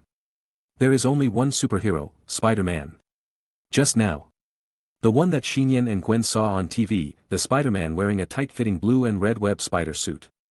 Inexplicably transported to such a parallel world. Nian was lying when he said he wasn't panicking, but he wasn't too panicked either. In his opinion, since they can come here, there must be a way to return to the original world. Nian, what should we do now? In the library, the short-haired girl was drinking hot milk tea calmly, her lips were stained with milky white, and she asked more curiously than him. Find him. Nian poked at the Spider-Man cover of New York fashion magazine in this world, and said with piercing eyes, you and I now have the same abilities as him. In this case, the reason why we are here must also be the same as him, he is concerned. Chapter 180. It was dusk, the critical point between afternoon and night. Parallel world. Central Street, Queens, New York. On the top of the large church building hundreds of meters high, on the top of the 4 church clocks, there was no space for people to stand, and pigeons flew by with their wings flapping from time to time. The tall being wearing a red and blue tight spider suit stood here, his feet and back seemed to be firmly glued to the wall behind him. And he was leaning against the outer wall hanging high on the highest part of the church tower. The spider pattern on his chest shone brightly in the afterglow of the sunset, and the 2 black lenses at the eyes of the spider hood reflected the huge city below. His name is Peter Parker, Spider-Man. He is also the only superhero in the world. Since his adoptive father was shot and killed by the robber he let escape, Spider-Man has been adhering to the life philosophy of the greater the ability, the greater the responsibility. And has been fighting against criminals and evil in the city as a superhero. Until today, 10 years have passed. As Spider-Man's special and extraordinary existence, he has gone through the initial social doubts and abuses, but now he is loved and affirmed by the general public. Now fashion magazines and streets are full of his cover posters. He is the most popular person in this world, and it is no exaggeration to say that he is the king of the world. Today, it looks like a peaceful day.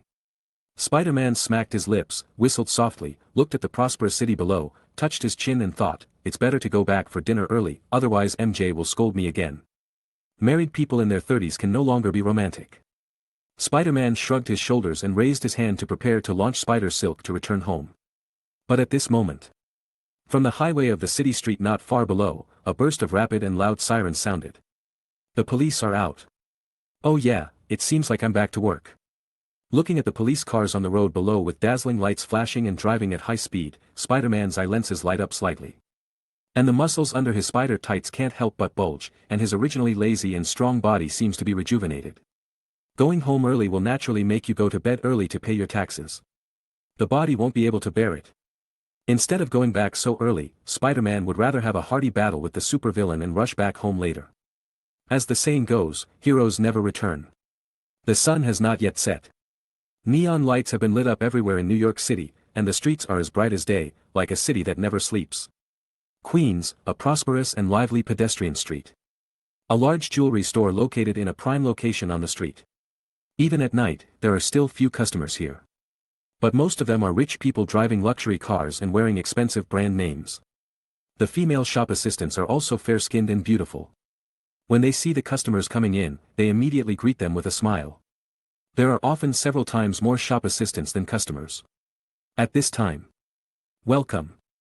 When several female shop assistants saw a figure walking into the main door, they instinctively raised their eyes and smiled and shouted, but soon stopped together. I saw.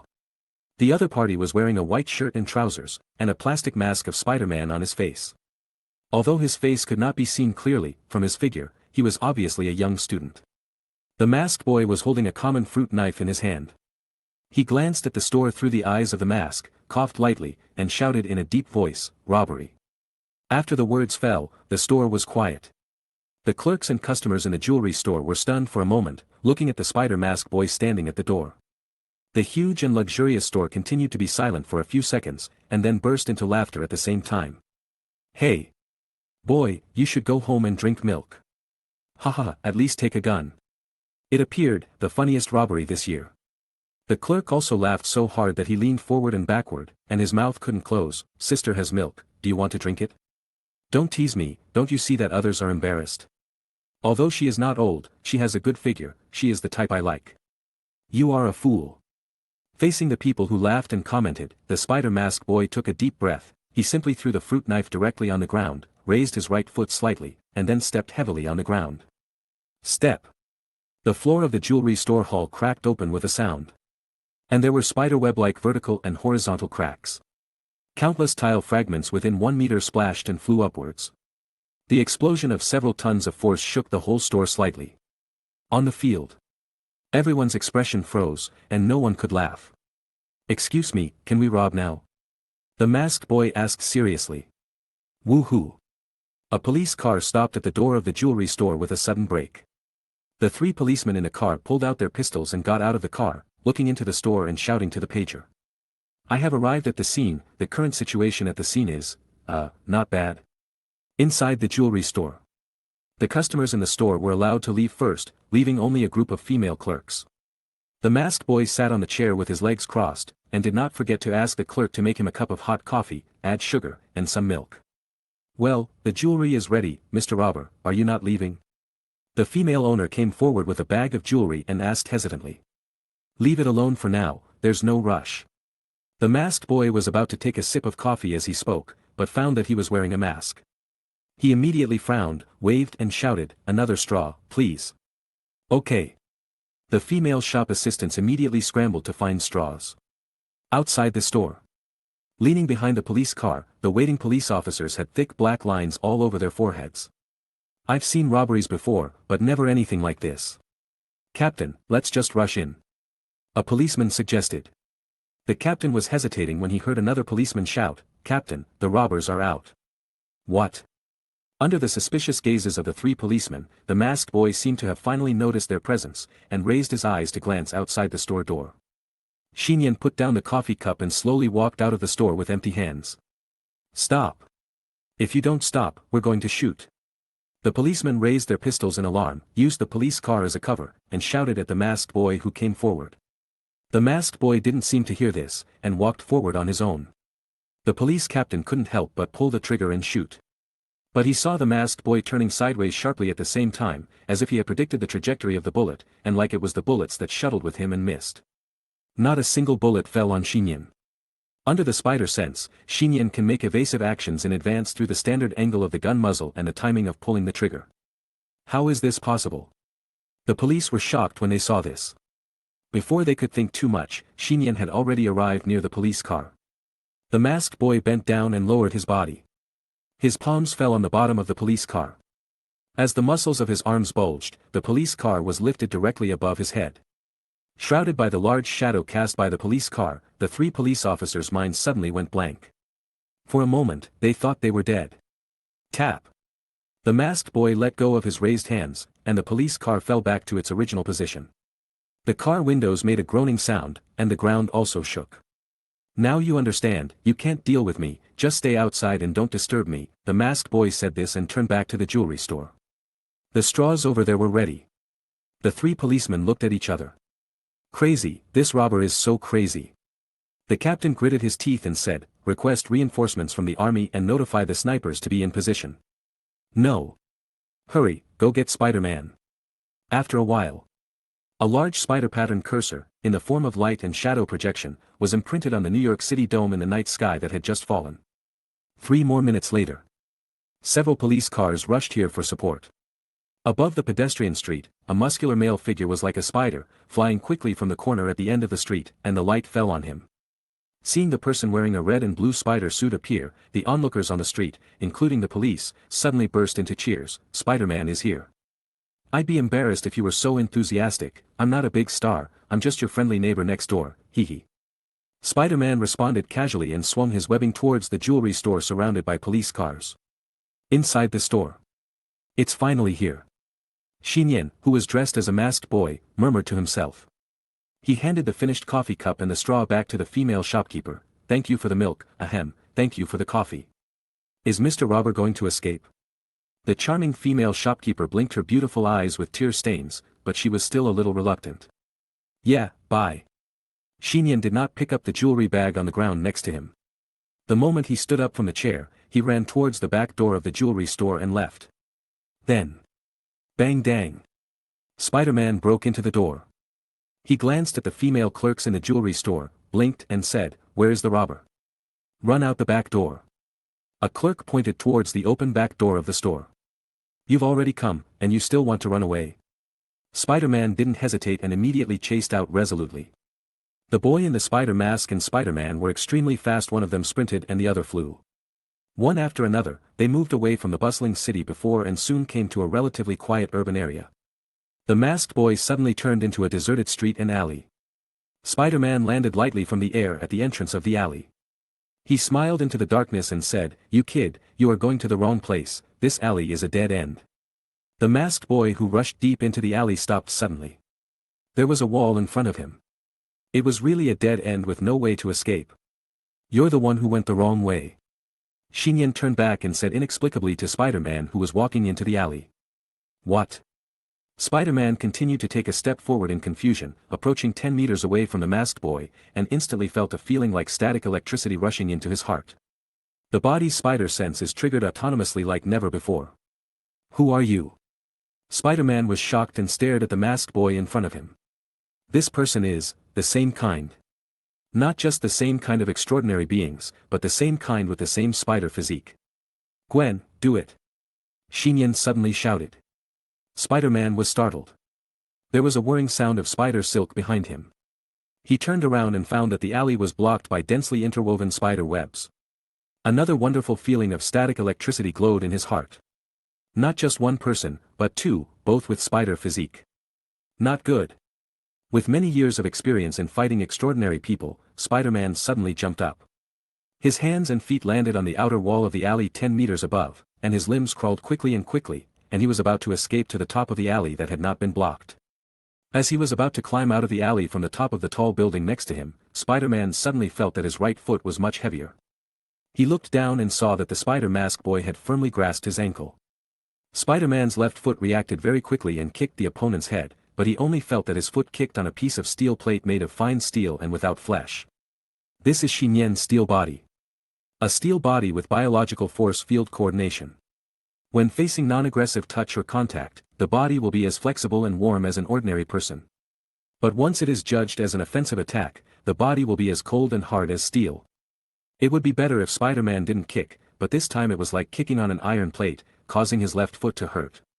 The spider webs intertwined and fell, sealing the only top of the alley that was the same as the outside world. The short-haired girl wearing the same spider mask and dress jumped into the alley. She fired a spider silk that stuck to Spider-Man's back. And cooperated with the masked boy who grabbed Spider-Man's right ankle to pull him down to the floor below the alley. Spider-Man suddenly regretted that he was wearing an ordinary spider suit. The alley was blocked by spider webs, and there was no way back. The falling spider silk gritted its teeth, turned its head and fought fiercely with the masked boy and girl, and fell from the air to the ground. Boom boom boom. Horrible sounds of hitting continued to be heard from the sealed alley, and the walls and spider webs occasionally dented out a human-shaped convex mark. Until 5 minutes later, everything returned to calm. Inside the alley. The shirt of Nian, who mainly engaged in hand-to-hand combat, was torn, revealing his perfect upper body with no damage. And sweat slid down his neck along the muscle curve. Next to him, Gwen, who was acting as an assistant, was relatively better, but he was also panting and consumed a lot of physical strength and spider silk. In front of them, the only superhero in this world, Spider-Man, was sitting on the broken ground in a more tragic way. His arms and body were bound by spider silk, as if they were entangled and tied into a big white cocoon. It should be said that he is worthy of being the only superhero in this world. Nian, who looked like a villain, sighed. The strength of this Spider-Man was a little beyond his expectations. After all, their super spider abilities were the same, and he and Gwen could not take down the other party in a short time when they joined forces. The opponent's fighting skills and control over their abilities are far beyond the reach of the two. At this time, Spider-Man's heart is even more difficult to calm down. The two mysterious beings in front of him are very strong. Not only do they have super spider abilities, but they have already mastered them skillfully, just like himself 10 years ago. The girl's use of spider silk is even more sophisticated than his. The most important thing is the masked boy. The opponent's physique is too strange. That unimaginable physical strength that surpasses steel is definitely not something that the super spider gene can possess. Otherwise, he would not have been able to develop a metal spider suit before. Who are you two? The defeated and tied Spider-Man, his fist still aching, stared at the two and asked again. Chapter 181. An alley sealed by densely intertwined spider webs.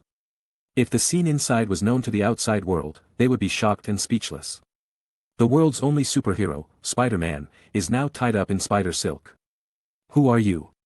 The black lenses reflected the boy and girl wearing masks. Spider-Man, who was sitting on the ground, only now recalled that the boy in the spider mask didn't even take the jewelry just now. It was obviously to lure him out from the beginning. He also underestimated the enemy. Who could have expected it? Suddenly two mysterious beings with the same super spider abilities will appear, and one of them also has a body of steel that is generally immune to attacks. The Man of Steel is really too weak. If you fight in close combat, you will definitely suffer the loss. If you want to know who we are, please answer our questions first. Nian reached out and tugged on his body, and simply tore off the tattered shirt hanging like strips of cloth, revealing a perfect upper body made of steel, and looked down at Spider-Man. Okay, just ask, if I can answer it. Spider-Man simply nodded, vaguely aware that the two of them meant no harm. Otherwise, like some other supervillains, they already want to kill themselves. Nian stepped forward and pulled off the spider hood worn on Spider-Man's head, revealing the face of a handsome and resolute white man about 30 years old with some stubble. At this time, the white man's face was full of helplessness and paleness, and he blinked slightly innocently after losing the spider hood. First question, what did you do today? Especially in the morning, you must answer truthfully. Can I not answer this question? No. Well, I have been staying at home this morning, Spider-Man sighed and said helplessly. To be specific, I was doing what I like to do with my wife, so I never left the house. Pervert in broad daylight. The masked girl spat and looked away. Ahem, I think this is normal, Nian coughed and continued to ask. Just do it normally. Nothing special happened, in the middle. No, at most it just adds a gesture that wasn't there before. Spider-Man became more and more helpless. Gwen could no longer listen to the conversation between the two and silently retreated to the back. What about noon? Nian asked. Spider-Man shrugged and said casually, I took a stroll around the city at noon and caught a car thief, nothing strange happened. Nian frowned slightly and looked at Gwen behind him. Perhaps because they have spider senses or are of the same kind, they can sense the sincerity, helplessness and other emotions in the other person's answers. The current Spider-Man is not lying. He really did nothing today except some family entertainment shows. Nian fell into deep thought. That is to say, the existence that forced them to travel to this parallel world this morning was not Spider-Man. Wrong. Nian thought, the previous dimensional wall seemed to be unilaterally targeting Gwen, and Spider-Man from the parallel universe here was the only superhero here. Everything shows that this matter has something to do with Spider-Man. Master Ancient One once said that the dimension itself is chaotic. Nian had a flash of inspiration and murmured to himself. The time may not be right, the extraordinary events that caused our dimension to travel, maybe in this world the present moment has not yet happened, and we have arrived at the time before the extraordinary event happened. Nian thought for a moment, nodded to Gwen, and the two of them took off the spider masks they were wearing at the same time. Looking at the young girl with a young face, Spider-Man was a little frightened. What are you? Showing your face now? I'm afraid I'm going to kill people and silence them. Mr. Spider-Man, let's introduce ourselves first. My name is Nian Prince, and the person next to me is Gwen Stacy. Nian showed an extremely sunny and friendly smile. Just now, it was just a misunderstanding. Misunderstanding? Spider-Man's mouth twitched, but he was tied up. But Nian's next words completely shocked him. The two of us come from another parallel universe that is similar to yours but completely different. All the cobwebs in the alley have been cleared away. Nian and Gwen untied the spider's silk and released the restrained Spider-Man. The three of them switched the conversation venue to the rooftop nearby. After confirming that the mastermind behind the dimension incident was not Spider-Man, Nian simply stated his and Gwen's identities and origins. I see. Are they from another parallel universe? This is really incredible. I also find it a bit unbelievable, but this is the fact of what is happening now. Nian shrugged. I believe what you said is true. Spider-Man nodded. He also had a spider sense, making their communication easier and more direct. Of course, they still communicate verbally. However, with the help of the spider sense, one can intuitively feel the emotions contained in the other party's words. This is like using the exclusive talent of another creature to exchange information and data between members of the same race. Spider-Man spread his hands towards the two of them. Okay, I can understand what you did before. If I suddenly came to a strange parallel world and I was the biggest suspect, I would also take the initiative if it were me. Thank you for your understanding, you are worthy of being the only superhero in this world. Nian praised. I always feel that you are mocking me. Spider-Man smiled bitterly. After all, he had just been knocked to the ground not long ago. That's not the case, we are not acquainted with each other. Nian patted the other's shoulder in a familiar way. He looked at Spider-Man and said seriously, we do need your help to return to the original world. Of course, the instability of the dimensional barrier will also bring many potential crises to this world. Spider-Man nodded and asked. What do you need me to do? It's very simple, just do it as usual, Nian responded. Just do it as usual. Spider-Man was stunned for a moment, and then quickly understood what Nian meant. It is very likely that the extraordinary event has not yet happened. Even if the entire city of New York is uncovered and searched, it is difficult to find a way to crack the extraordinary event. Since the extraordinary event that caused the dimensional shuttle happened in the future and was related to him, just wait until that future comes as usual. There is another question. Gwen on the side suddenly raised her hand to speak. What question? Nian and Spider-Man looked at the girl at the same time. I'm hungry, Gwen frowned slightly and said while holding her flat belly. Nian. Spider-Man. New York, Queens. A single-family house with 3 floors. The window of the room suddenly opened from the outside to the inside, and 3 black shadows of different sizes entered the second floor one after another. Inside the room, the lights turned on. Spider-Man rummaged through the closet familiarly, and finally found an ordinary school uniform. This is the clothes I wore to school before, I haven't used it since graduation, you can use this to deal with it first. Okay. Nian took it without hesitation and put the school uniform top directly on his naked and strong body. Spider-Man picked up another set of men's home clothes. He wanted to open the door and change outside. As a result, as soon as the door opened, a beautiful young woman with long brown hair was standing outside. The young woman looked to be in her early 30s. Her sexy brown hair was neatly tied up and her face was pretty. Although she was wearing a slightly thick windbreaker, she still showed a mature and graceful figure. Parker, you are back. The young woman's greeting stopped abruptly. Her beautiful eyes widened and she looked at the boys and girls in the room curiously, and her eyes couldn't help showing surprise. This was the first time Parker brought a friend home since breaking up with his best friend. Hello, madam. Hello, sister. Gwen and Nian greeted each other separately, and the difference in address was obvious. Why call me sister? I'm in my 30s. Really? I really can't tell. Gwen took a step forward without leaving a trace, standing in front of Nian, waiting for him to put on his shirt completely. Spider-Man smiled and said proudly, this is my wife, MJ, Mary Jane. Hello, Mary Jane smiled and greeted. Haven't you had dinner yet? It's ready, come down and eat together. Okay, Gwen responded politely. After Mary Jane came downstairs with her sexy hips twisted. Nian and Gwen stared at Spider-Man with strange expressions. Why, you don't think I'm not married yet? Spider-Man scratched his head. Does he look so bad? No, just now, she called you Parker. Gwen asked. Yes, Spider-Man pouted. You don't know my name yet, my real name is Parker, Peter Parker. Peter Parker. Nian and Gwen looked at the tall and strong Spider-Man in his 30s in front of them. At this time, the figure of a thin boy about 12 years old appeared in their minds at the same time. Well, the two figures don't overlap at all. Dinner time. Nian and Gwen sat on 2 temporary chairs and had dinner with Peter Parker's family in this world. Looking at Aunt May, who was wrinkled and obviously old, but more capable. Nian and Gwen couldn't overlap with Aunt May, a sexy and charming young woman with a big buttocks in their own world. Aunt May in this world was just as kind and warmly entertained Nian and the others. Peter Parker looked at the black-haired boy who sat next to Gwen and quickly became familiar with MJ and Aunt May, and suddenly felt very uncomfortable. It was as if the halo of the protagonist that had always been hanging on his head suddenly changed hands. Damn, this is the protagonist module. Peter Parker couldn't help but complain. After dinner, Gwen went out to buy clothes and daily necessities, and the money was naturally paid by Peter Parker. Seeing Nian being taken good care of by MJ in his living room, Peter Parker couldn't help but stepped forward and took the boy's arm and walked out the door. "I'll take you somewhere." Outside the house, Peter Parker took Nian to the corner of the yard. There was a small room similar to a storage room. He took out the key to unlock the door of the storage room. The small room suddenly opened a metal door. And a white light with a sense of technology overflowed from inside. It was like a hidden underground elevator. Parker and Nian took the elevator down, passing by various cars and high-tech equipment. They were on display shelves, like a large technology exhibition hall. "Go straight to the bottom." Nian was more and more surprised. The bottom floor was an open and flat metal main hall.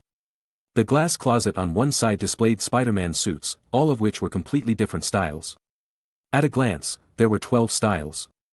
Seeing Nian showing a surprised look, Peter Parker felt satisfied immediately. He raised his hand and explained with great interest, "These are the combat suits I have developed in the past 10 years to deal with different supervillains. There are uniforms for warriors from the negative space. The negative space netherworld suits. There are anti-electric suits with strong insulation used to fight against the electric man. There are advanced spider suits that are excellent in all aspects. There are high-tech products made of metal materials, and the iron spider armor is extremely powerful. There are lightweight stealth suits that can weaken sonic strikes. Which one do you like? I can give it to you." "Thank you. In addition, can you modify it? Gwen should also want a set. When the extraordinary events in the future happen, clothes made of ordinary materials will not be able to support his battle at all." Peter Parker choked and suddenly felt that he had put himself in it. "By the way, come here." Peter Parker seemed to remember something, and took Nian to the side of the main hall on the ground floor, and soon came to a basement where intelligence was stored. On one wall of the basement here, there were pictures hung with spider webs, all of which were pictures of people with ferocious or weird looks. Among them, the picture hanging in the middle was a bald man wearing a black suit, tall and burly like a human tank. The other person's face was majestic without anger, and his eyebrows and eyes were cruel. His name is Kingpin. He is the biggest gangster boss in New York and even in the United States in this world. Peter Parker's face was solemn. "I have dealt with him several times. He is a difficult villain enemy. Recently, he seems to be recruiting some illegal subordinates. I suspect he has some terrible plan. The appearance of you two actually confirms my guess." Peter Parker paused and said in a deep voice, "If there is a chaotic situation in the dimension space in the future of this world, it is very likely caused by him. It's easy to deal with if there is a suspected target." Nian narrowed his eyes slightly and said, "Since you have made a plan, when are you going to act?" One day later, Peter Parker raised a finger. "I need to lock their hiding place, which takes some time." "Okay," Nian nodded and said simply. "One day later, we will gather here again and set off together. Who cares if he is a gangster boss or a supervillain? At present, there are countless supervillains who have died at the hands of Nian, and one or two in the parallel universe are not bad." Chapter 182. Late at night. The moon in the parallel universe is not significantly different from Nian's original world. If there is any difference, it is probably just that there are fewer man-made giant craters on the moon's surface. The moon hung high in the dark blue night sky, casting a cold silver glow on the city below. Spider-Man arranged a nearby residence for Nian and Gwen, and gave Nian a micro-communicator to keep in touch at all times, and then hurried back to prepare for the extraordinary battle one day later. At the door of the 5-star hotel room, she slightly kicked the ground with the toe of her shoe. A beautiful white girl with short blonde hair raised her feet back, took off her boots, and reached out to take off the thin white hair from her slender and soft ankles. Sock. It's like gently peeling off the outermost petals of a flower, letting the tender toes, which are pink and white like lotus seeds, stretch out. Gwen came to the arranged residence with the large and small bags she purchased. She looked at the open night view outside the floor-to-ceiling windows on the top floor, the large, stylish and luxurious living room with luxurious interiors, and the luxurious bathroom that was the same size as a standard room. She immediately endured it. He could not help but bow his head in praise. That Uncle Spider, although he is not very strong, he is still very good at taking care of people. Don't say that, he is still your cousin after all. Lying down on the comfortable sofa, Nian took a sip of iced Coke and complained for Peter Parker, the Spider-Man of this world. Besides, he not only perfectly and skillfully controls the spider ability, but also has good cutting-edge technology. The special combat suit developed for one's own spider physique is the key. Nian recalled the 12 suits he saw in the basement and pondered. If he came out today and put on the iron spider suit, even if he couldn't defeat us, he could at least escape easily and not behave badly. You have to be as embarrassed as before. Just like the super spider genetic ability, it can be easily integrated and superimposed with other extraordinary abilities. The super spider physique is comprehensive and balanced in all aspects, and is also suitable for all kinds of combat suits. If you choose the right suit to fight, you can often display your extraordinary strength several times or even 10 times. I know, he is very powerful, and it is not easy for one person to protect this world. Gwen pouted and said, I just thought that if my cousin will become like him in the future, then I won't be able to bully him. You just need to grow faster than him and become stronger. Nian smiled casually, I helped you choose a spider suit, it should suit you very well, Parker will make it in a day. I also bought you a set of casual daily clothes, you can change into them when you take a shower later. Gwen said while placing a shopping bag on the sofa as if nothing had happened, while holding the other 2 bags in her arms. 3 shopping bags went into the room. Not long after entering the room, Gwen quickly walked out and said hesitantly, Nian, the hotel suite arranged here seems to have only 1 room. Really? Nian seemed to have just noticed it, with a surprised expression. Then he patted the sofa where he was lying and said casually, it doesn't matter, I can sleep here.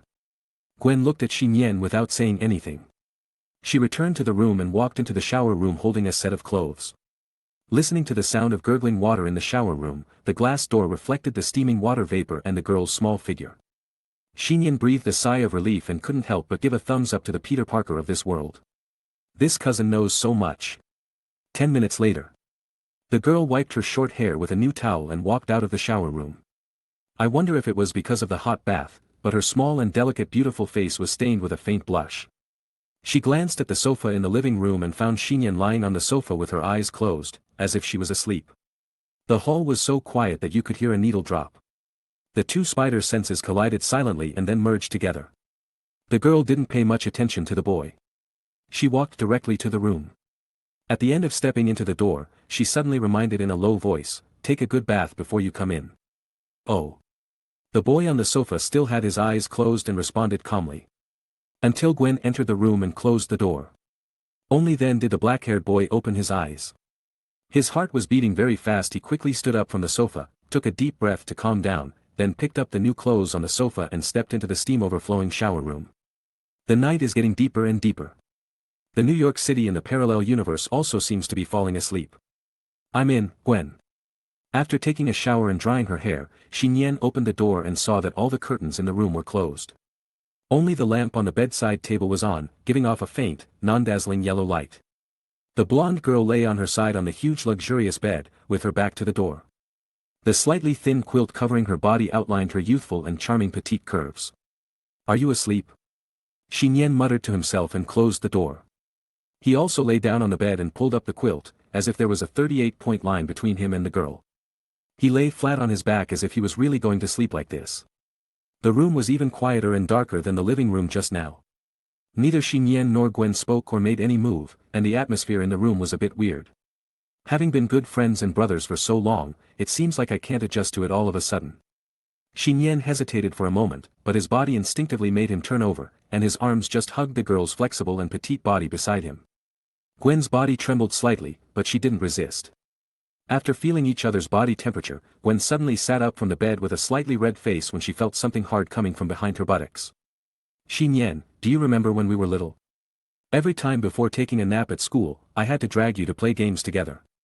Of course I remember. Nian also sat up, looking at the girl wrapped in a quilt, and said with reminiscence. At that time, you liked to play games very much, but your skills were poor. Every time you had to win a game before letting me go, so I could only secretly let you go every time. That's not the case. Gwen snorted and denied it, but her face became more and more rosy. Looking at Nian, she asked in a low voice, now, do you want to play another game? Okay, any game, I'll accompany you to the end. Nian patted his chest confidently. Gwen bit her lip, took a breath, and pulled the blanket off her body with both hands. Nian was stunned for a moment, and then couldn't take his eyes off her. Gwen was wearing a brand new white shirt and a black miniskirt. This kind of dress between formal and casual seemed to be created for girls who were entering maturity from youth. It had an extreme beauty that was both intellectual and sexy. This was Gwen's most common dress, but it was the most suitable. This style accompanied Nian for 10 years. The white shirt was stretched round and firm, and continued to go down. The short-haired girl's 2 beautiful legs were bent and coiled under the black skirt, and were tightly wrapped in 2 long stockings, one black and one white. Chapter 183. U003C. Go, U003E. Nian was a little dry-mouthed, staring at the girl in front of him. Spider-Woman, Gwen. The left leg in black stockings outlined two flawless leg arcs under the dim light. And the seductive whiteness under the semi-transparent stockings could be faintly seen, and the black color of the stockings glowed with a mysterious and bright luster. The right leg in white stockings was another kind of beauty. The stockings seemed to wrap a layer of gauze around the evenly slender feet, which looked sacred and pure and could not be stained. The moment the light was on, it seemed to illuminate the white stockings and beautiful legs. Regardless of black or white stockings, the soles of the feet were very small and tender. Gwen, you are so beautiful. This time, Nian followed his heart and praised without reservation. The mysterious and stunning black, the sacred and pure white. The perfect combination of black and white is really suitable for Gwen, just like the perfect balance of spider gene ability. Gwen's face was extremely red, and she stepped lightly on the air with her feet, looking at the girl who was mustering courage and shame. Nian was gone. Who could stand this? It's just a game. Nian stretched out his palms at the same time, and the girl's feet were so small and delicate that his slightly wide hands could cover them at once. It felt like his hands were holding the most delicate and precious things, even the divine tools or the king's scepter were far inferior. With the super spider gene, the feet are the sensors of spiders, and the senses here are unprecedentedly sharp. So, usually Gwen often wears soft-soled shoes, and ordinary soft soles are not enough. It must be light and soft boots that are more suitable for professional dance use, which can detect the movement of even a spider silk on the soles of the feet. Now that she is completely controlled by Nian's palm, she can clearly feel the exploratory touch of 10 fingers, which is infinitely magnified in her brain. Gwen's body trembled violently, and her legs became weaker and weaker. Her soft feet and toes instinctively curled up, and then quickly stretched out softly. Although there were stockings between them, the existence of stockings increased friction, making them silky and soft. Nian had never played such a fun game before. Even if he was not a weirdo, he was probably one now. No one could resist Spider-Woman's perfect and exquisite legs. Even if it was like this for a year or 10 years, it would not seem to be boring. Under the resistance of the flexible muscles, the ivory-like arc was very smooth. The game should be over. Gwen's light blue eyes had already been filled with misty water vapor, and she bit her lips tightly, suppressing the sound in her throat. Then let's change the way to play. Ah! Gwen exclaimed. But the feet controlled by the boy suddenly rose high up and touched his shoulders. This is not playing games. Gwen looked at Nian's face close at hand, and finally couldn't help it with a flushed face. Hot steam came out from her short golden hair. Is it okay? Nian asked seriously. The girl swayed her short golden hair, turned her small face away, and said with a little tremor, "Do you remember a joke you told before? If you suddenly become a woman, what should you do?" Let the brothers, Nian naturally knew the content behind it. His eyes were slightly red, and he continued with a hot breath. "Gwen, you have to know that I am scumming you, this is a game called life, there is no redo." Nian had long regarded Gwen as a relative, so he seemed hesitant and cautious. If it was someone else, it would be fine if he was scumming. "Please do it. This is what you owe me. I want compensation." Nian no longer hesitated. His right hand released a soft white foot and gently peeled off a band-aid underneath. One night passed. The next day, morning. Inside the top-floor suite of the 5-star hotel, the doors and windows were closed, and the golden sunlight outside penetrated through the curtains, seeping in a little bit of daylight. Indoors. Strands of white spider silk adhered to the door panels, walls, and ceiling of the room. In the center of the suite, that is, above the bed, a huge spider web was hung. Because the spider silk and spider web were too dense, it was more like a giant web nest than a spider web. Through some gaps in the spider silk on the side of the white web nest, you can vaguely see a pair of smooth and slender, evenly proportioned beautiful legs in the spacious web nest. A big hand suddenly grabbed the straight and soft white ankle, and the thumb and index finger easily locked it. Nian woke up. Not long after.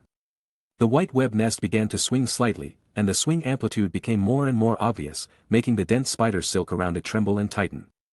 The tonnage aftermath and impact, which far exceeded human strength, were mitigated by spider silk. Otherwise, if they were directly applied to the mattress below, no matter how good the quality was, it would have been scrapped long ago. Gwen whimpered and woke up. The battle between the Spider-Man and his fellow tribesmen continued. Afternoon.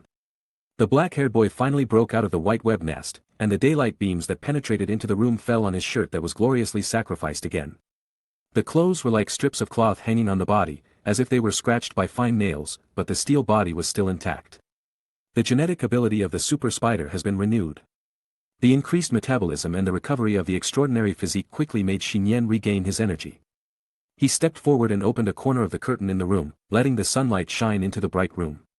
His upper body, which was like forged steel, was bathed in golden sunlight, and Nian looked down at the modern city in the daytime. He was in a trance for a moment. He could sense every dust particle in the room floating in the light and even see the slight shaking of one of the spider's silks that formed a white web 10 meters away from the blind spot behind him, and the slight breathing and heartbeat of the girl lying in the web. This is spider sense. Now he has the ability of a super spider, so it is natural for him to have spider sense. No. Nian woke up from his trance. This is not an ordinary spider sense, the extraordinary perception of the surrounding things is more acute and meticulous than before. In the past, spider sense was at most used as a sensory enhancement aid and an early warning for sudden dangers. It was more like a passive feeling, not very stable. The current spider sense seems to be more perfect, bringing the spider's keen sense to the extreme. Nian can intuitively feel everything that happens around him within 10 meters. Things as tiny as dust and slight movements like wind can hardly escape his perception.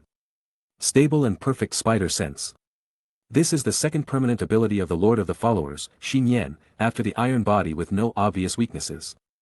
Chapter 184. The second permanent ability is spider sense. With a thought in Nian's mind, the highly sensitive extraordinary spider sense swept outwards. The surrounding space seemed to be intertwined and distributed with invisible spider webs. He could detect everything that existed or happened within 10 meters with extremely fine detail. As for the awareness of danger, even from 1,000 meters away, you can still feel it with subtle alarm. For example, if someone kills Nian with a high-precision sniper rifle, the spider sense will give Nian a psychological warning the moment the gun is aimed at him. Although modern sniper rifles are no threat to Nian now. Man of Steel, spider sense. One adds physical defense to the top level, and the other provides perception and early warning. Nian felt that his ability to survive had reached a new level. It would be really difficult to die if he didn't waste his life. Certainly. The close-up perception of spider sense is too subtle, which is not a good thing. A lot of unnecessary information will be stuffed into the brain. Nian can clearly detect it. At this time, from inside the white net nest behind her, the girl's beautiful face frowned slightly, and she turned her petite body slightly, and her short golden hair fell from her delicate face.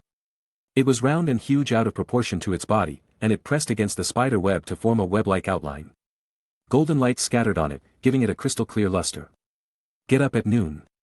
Anyway, Spider-Man hasn't contacted him yet, so Nian had another lunch. After eating, there was still a piece of double-layered bread left, with white cheese juice overflowing from it, filling it with sweetness. Nian, I feel my body is weird. The short-haired girl seemed to have anticipated what would happen last night, so she bought 2 sets of identical clothes. After getting off the net, she started to put on a white shirt and a black skirt. In addition to her former intellectuality, maturity, pride and youth, she also has a touch of beauty that is hard to describe in words. Her snow-white skin is radiant, and she looks even more energetic than yesterday. At this time, Gwen, who had put on new clothes, was holding her belly and said with a strange expression, "There seems to be something wrong with your body." Gwen's spider sense is more used to enhance the control of her own body. This is also a big reason why her body reacts extremely quickly, and she can shuttle back and forth with an elegant posture like a dancer, and is more dexterous and faster than similar spider ability users. Therefore, Gwen, who was completely awake, quickly noticed something strange about her body. "Is something wrong with you?" Nian glanced at her belly subconsciously, and couldn't help but slide his eyes down along the arc of her legs. Not that. Gwen really didn't want to be a clever girl. She glared at Nian angrily, then raised her white wrist and said, "It seems that my silk has undergone strange changes. Try it." Nian stretched out his left arm as a gesture. Gwen took a deep breath to think about it. As her wrist turned slightly, a white spider thread immediately wrapped around the boy's left arm. "Isn't this the same as before?" Nian curiously looked at the spider silk hanging on his hand, and grasped the white spider silk with his other hand. He soon showed a look of surprise and uncertainty. His eyes finally turned serious. Nian, who still possesses the spider gene ability, used both hands to pull hard on the white spider silk held in the palm of his hand. The white spider silk was only tightened to the maximum extent, indicating that with the vibration, it was difficult to bear the physical strength of several tons. Break it off. To know. Even if the spider silks usually emitted by Gwen and Nian are so flexible that it is difficult for ordinary people to break them, 1 or 2 spider silks can still be broken by the extraordinary strength of the tonnage level. At the moment, Gwen's spider thread is like a tightrope. It's just that unlike the steel wire in the magnetic Spider King mode, this spider silk is not made of metal, but is as tough as steel and is difficult to destroy. How did you do it?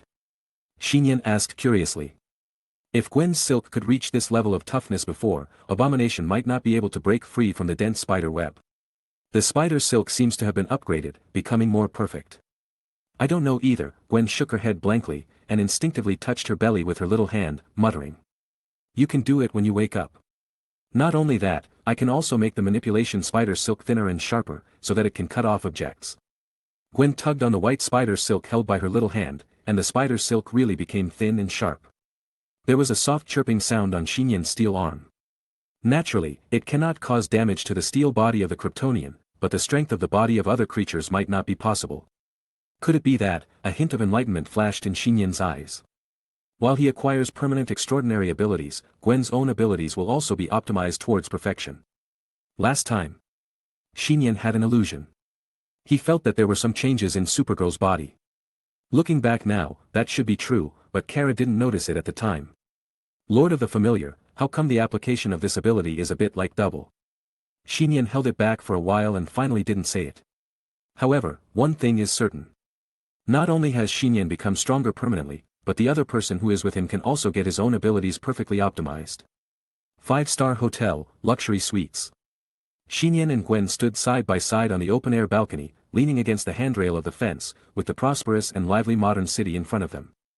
Gwen suddenly tilted her head, with her short hair shining with golden light, and gently leaned on Nian's shoulder. Actually, when I first came to this parallel universe yesterday, a very scary idea suddenly popped up in my mind. It would be great if I could stay in this world with you forever. Gwen closed her eyes and said softly. So that's how it is. Nian smiled, tilted his head and looked down at Gwen's little face. No wonder you haven't shown any anxiety, but leisurely, I thought you were scared by traveling to this world. But if you don't go back, your family will also be worried and concerned. Officer George is afraid that he will turn the whole Washington upside down. Who is to blame for this? Gwen pouted her pink and soft little mouth. Nian couldn't help but lower his head and tasted the jelly dessert. He looked at the fair and delicate clavicle of the girl's neck, where a shining silver pendant designed like a swan dancing ballet was hanging, and smiled. Congratulations again, Gwen, happy birthday. Yeah. Gwen opened her mouth slightly to breathe out hot air, hummed with a nasal sound, and then opened her eyes as bright as gems. Now, I know what to do. Nian was about to say something, but at this moment, the communicator in the living room behind him rang. The communicator was given by Spider-Man Peter Parker, and he was the only one in this world who could contact the two of them.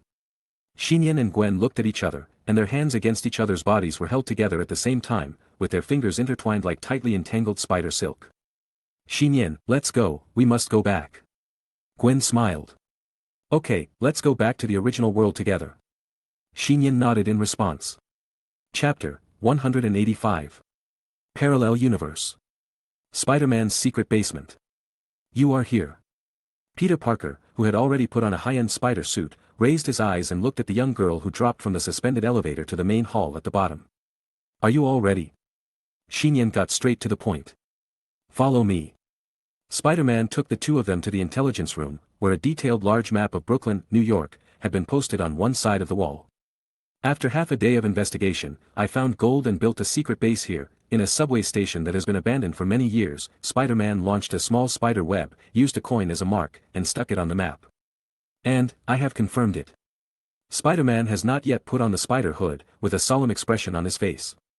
The plan Kingpin has been preparing is to build a super-large energy hedging instrument and borrow the energy of the entire Brooklyn to form two huge hedging energies, flow, in order to open up other parallel universes in a short time, so that his long-dead wife can be resurrected in disguise.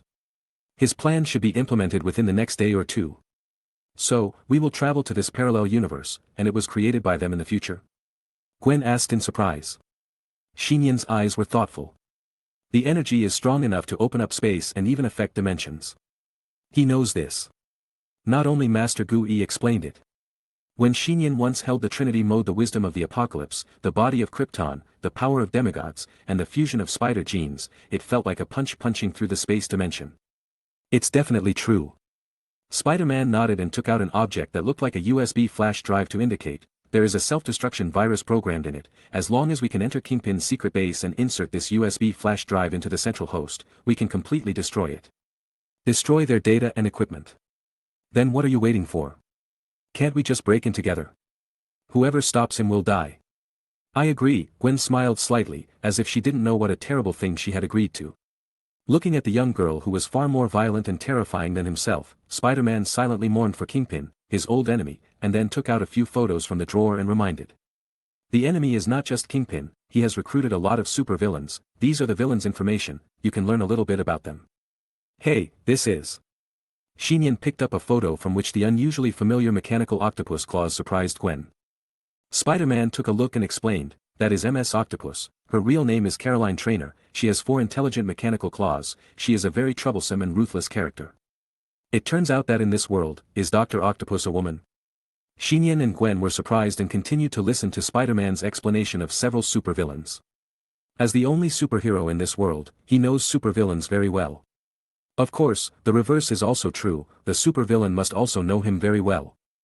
After introducing the villains he might encounter, Spider-Man took out 2 modified spider suits and handed them to Nian and Gwen respectively. However, he heard the black-haired boy mutter, I suddenly thought of a good battle plan. Spider-Man looked at him curiously, what's the battle plan?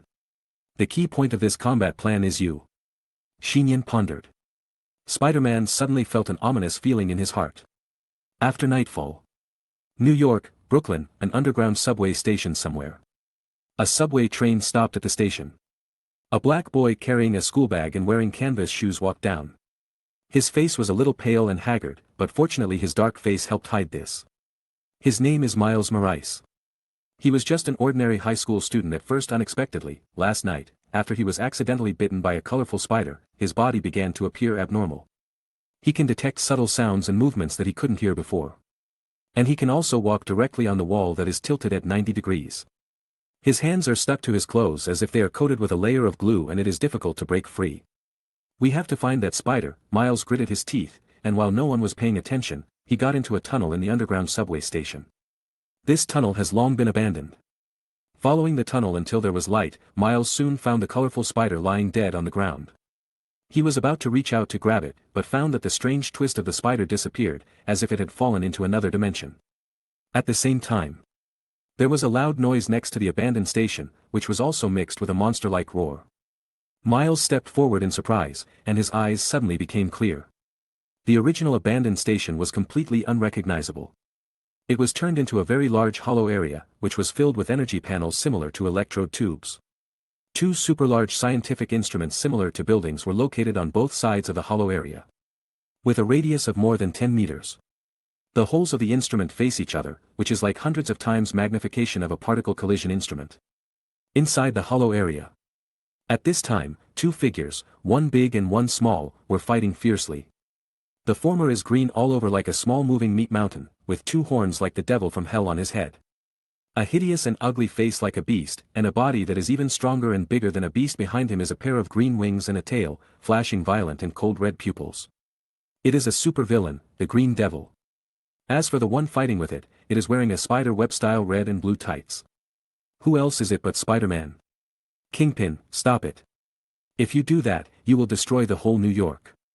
Spider-Man shouted urgently, fighting with the Green Devil, and was quickly blasted back. After all, the Green Devil has a huge physical advantage. With one punch, even Spider-Man wearing a high-level battle suit can hardly catch it. You should worry about yourself, Spider-Man. You dare to break in like this alone, today is your death. There is a glass window in the empty area on one side, and inside is the central control room. The boss in a suit and leather shoes, Kingpin, is inside. Avoiding the Green Devil's fierce attack, Spider-Man quickly crawled along the energy board to the central host at this time. Another black figure flew over. The other party was wearing an iron mask and a black cloak. The moment he was close, he burst out a burst of energy shock with both hands, and knocked Spider-Man down directly. Another supervillain, the Prowler. The Prowler's eyes flashed with purple light, the engine erupted, and he dived down to chase Spider-Man. Spider-Man was attacked by the Green Devil and the Prowler at the same time. For a while, he couldn't get away and fell into a certain disadvantage. Spider-Man, you don't have a chance. Kingpin's eyes were cold, and he issued an order to the staff in the control room, turn on the energy collision instrument and open up the parallel universe. Not good. Watching the extraordinary battle in front of him, Miles, who had just awakened his ability, didn't know what happened, but in addition to being horrified, he also had a creepy sense of destruction. Opportunities are often reserved for those who are prepared. Spider-Man, who was struggling against the Green Devil and the Prowler and smashed his body against the wall, said inexplicably. It's all over. In the main control room, Jean Bing smiled coldly, raised his big hand, and pressed the final start button. Snap. The hollow area was silent for a moment. Well, nothing happened. The two super-large energy collision instruments did not make any movement. Jean Bing was stunned.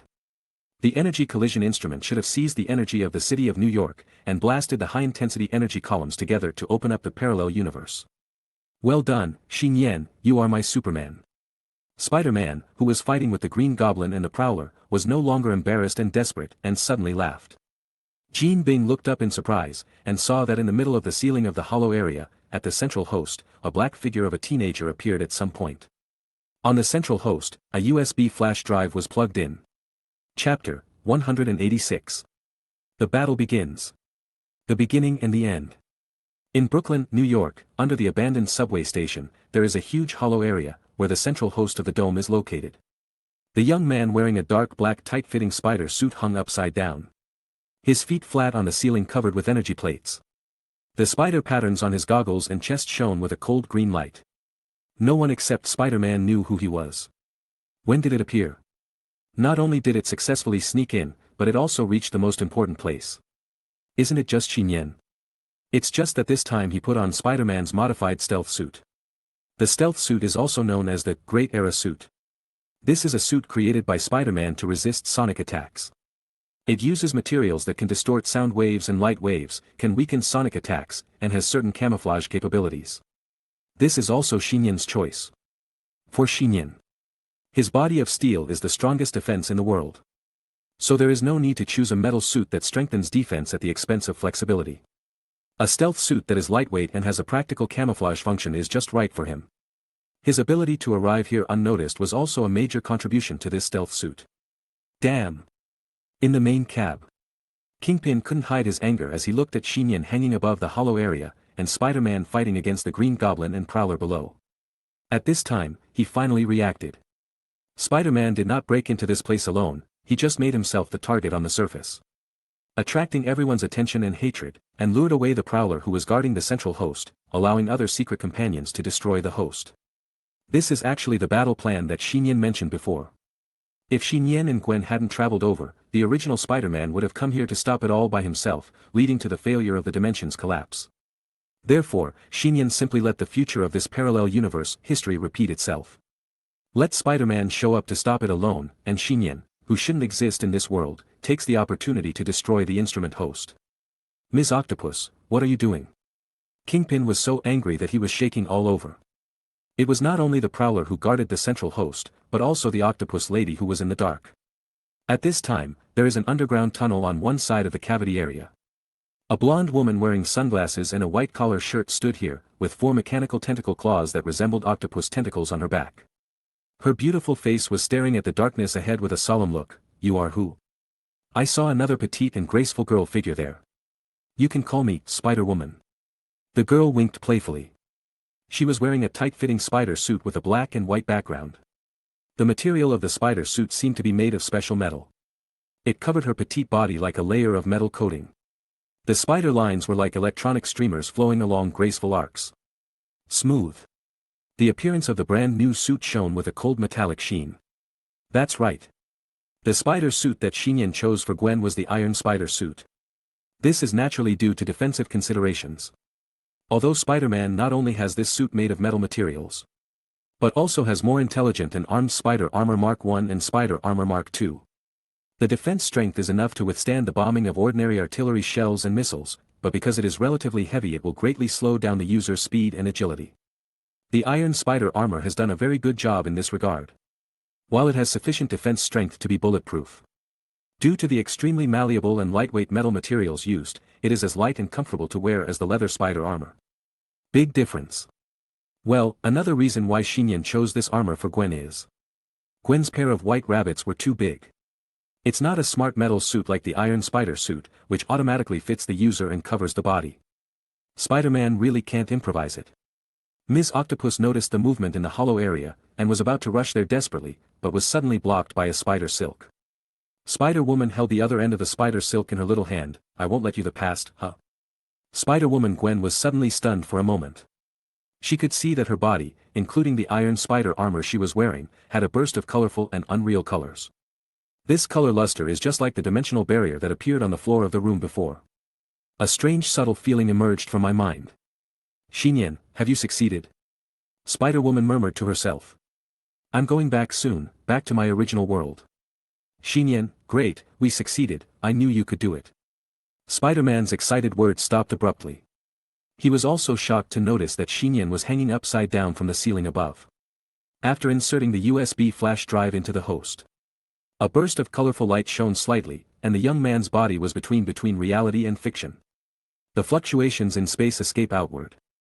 Now that the USB flash drive that destroyed the energy hedging instrument system has been plugged in, it means that the originally established future has changed. No extraordinary event has occurred that caused dimensional disorder, and the existence of Nian and Gwen will also be subverted. It really worked. Nian looked at the palms of his hands that were glowing with color. You go back, I can save my worries and continue to exist as the only superhero in this world.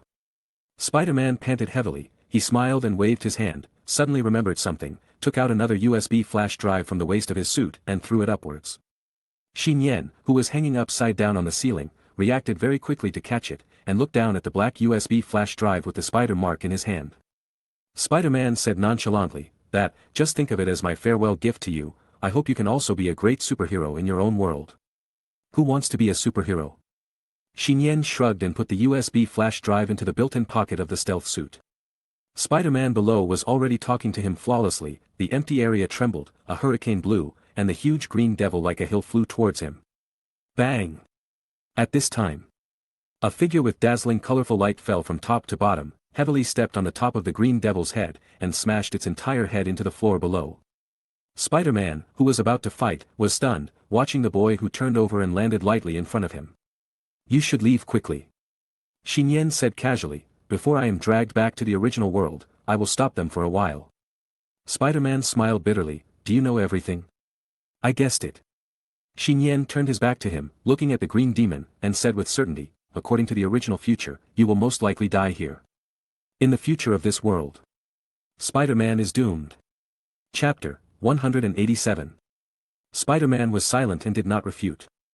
Now his physical strength had been exhausted a lot. The future of this world has indeed been overturned and changed. What can be changed is that there will be no dimensional disorder in the future. The future where Spider-Man dies has not changed. After all, the huge threat that caused Spider-Man's death is still there. This is actually predictable. At present, Spider-Man is already at a disadvantage when dealing with the Green Goblin and the Prowler.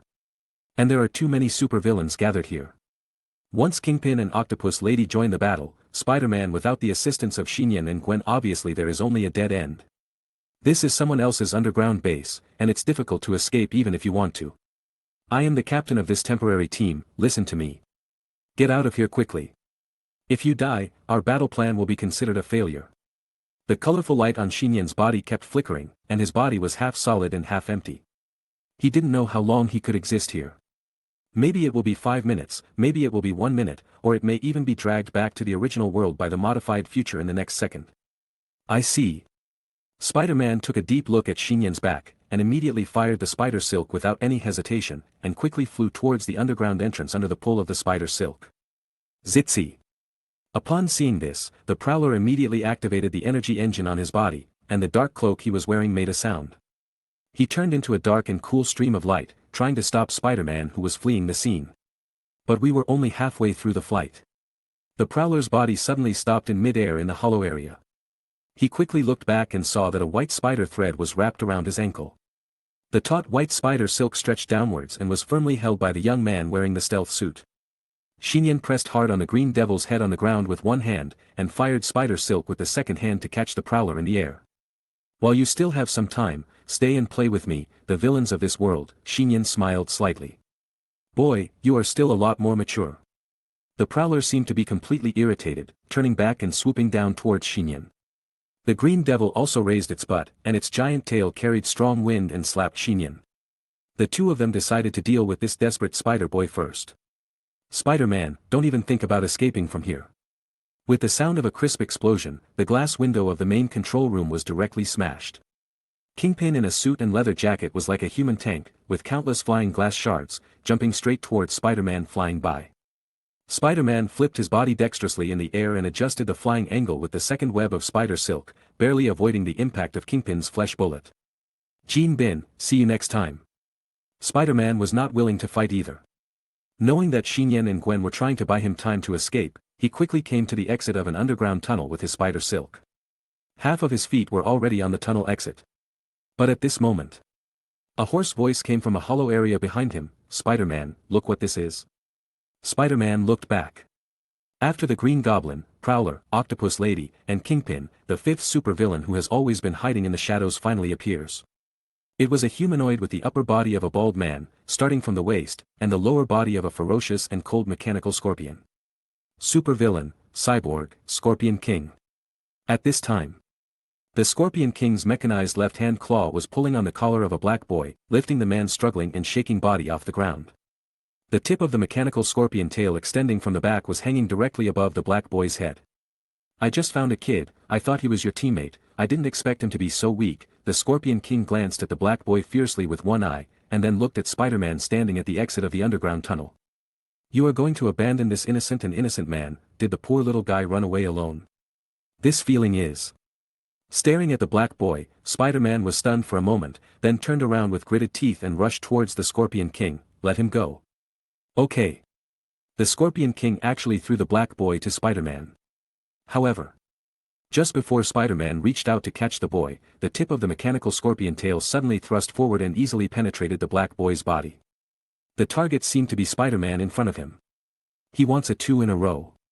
Spider-Man used his spider sense and super-fast reaction in time to avoid the blood-stained mechanical scorpion tail, and held the black boy with his lower abdomen penetrated in his arms. Spider-Man took a quick look at the boy's injuries and saw they were not fatal. He soon understood. This is not because the Scorpion King made a mistake, but because the other party deliberately severely injured the boy without killing him, making him a burden. Spider-Man, you must die here today. Kingpin smiled coldly, and the Scorpion King, who was licking the blood from the scorpion's tail, surrounded Spider-Man holding the boy one after another. On the other side, in the center of the hollow area, the Green Devil roared, slamming its barbed tail to the front again and again. It was like an enlarged green whip or a huge heavy hammer. The entire hollow area was shaking violently when it was slapped hard. Not only that. The Prowler, suspended in the low air, raised his arms and fired out beams of purple energy light cannons. In conjunction with the Green Devil's attack, the Prowler hit the same place. The light cannons carpet-bombed everything, creating waves of aftermath. Okay, he's dead. The Green Devil spoke hoarsely. It can feel that its tail hits the entity every time, but it is a bit hard. This kid is too trusting, do you think he can survive if he stays? The Prowler stopped the energy bombardment and looked at the deep pit with a radius of about 5 meters in front of him, as well as the diffuse smoke and dust. However, the words just fell.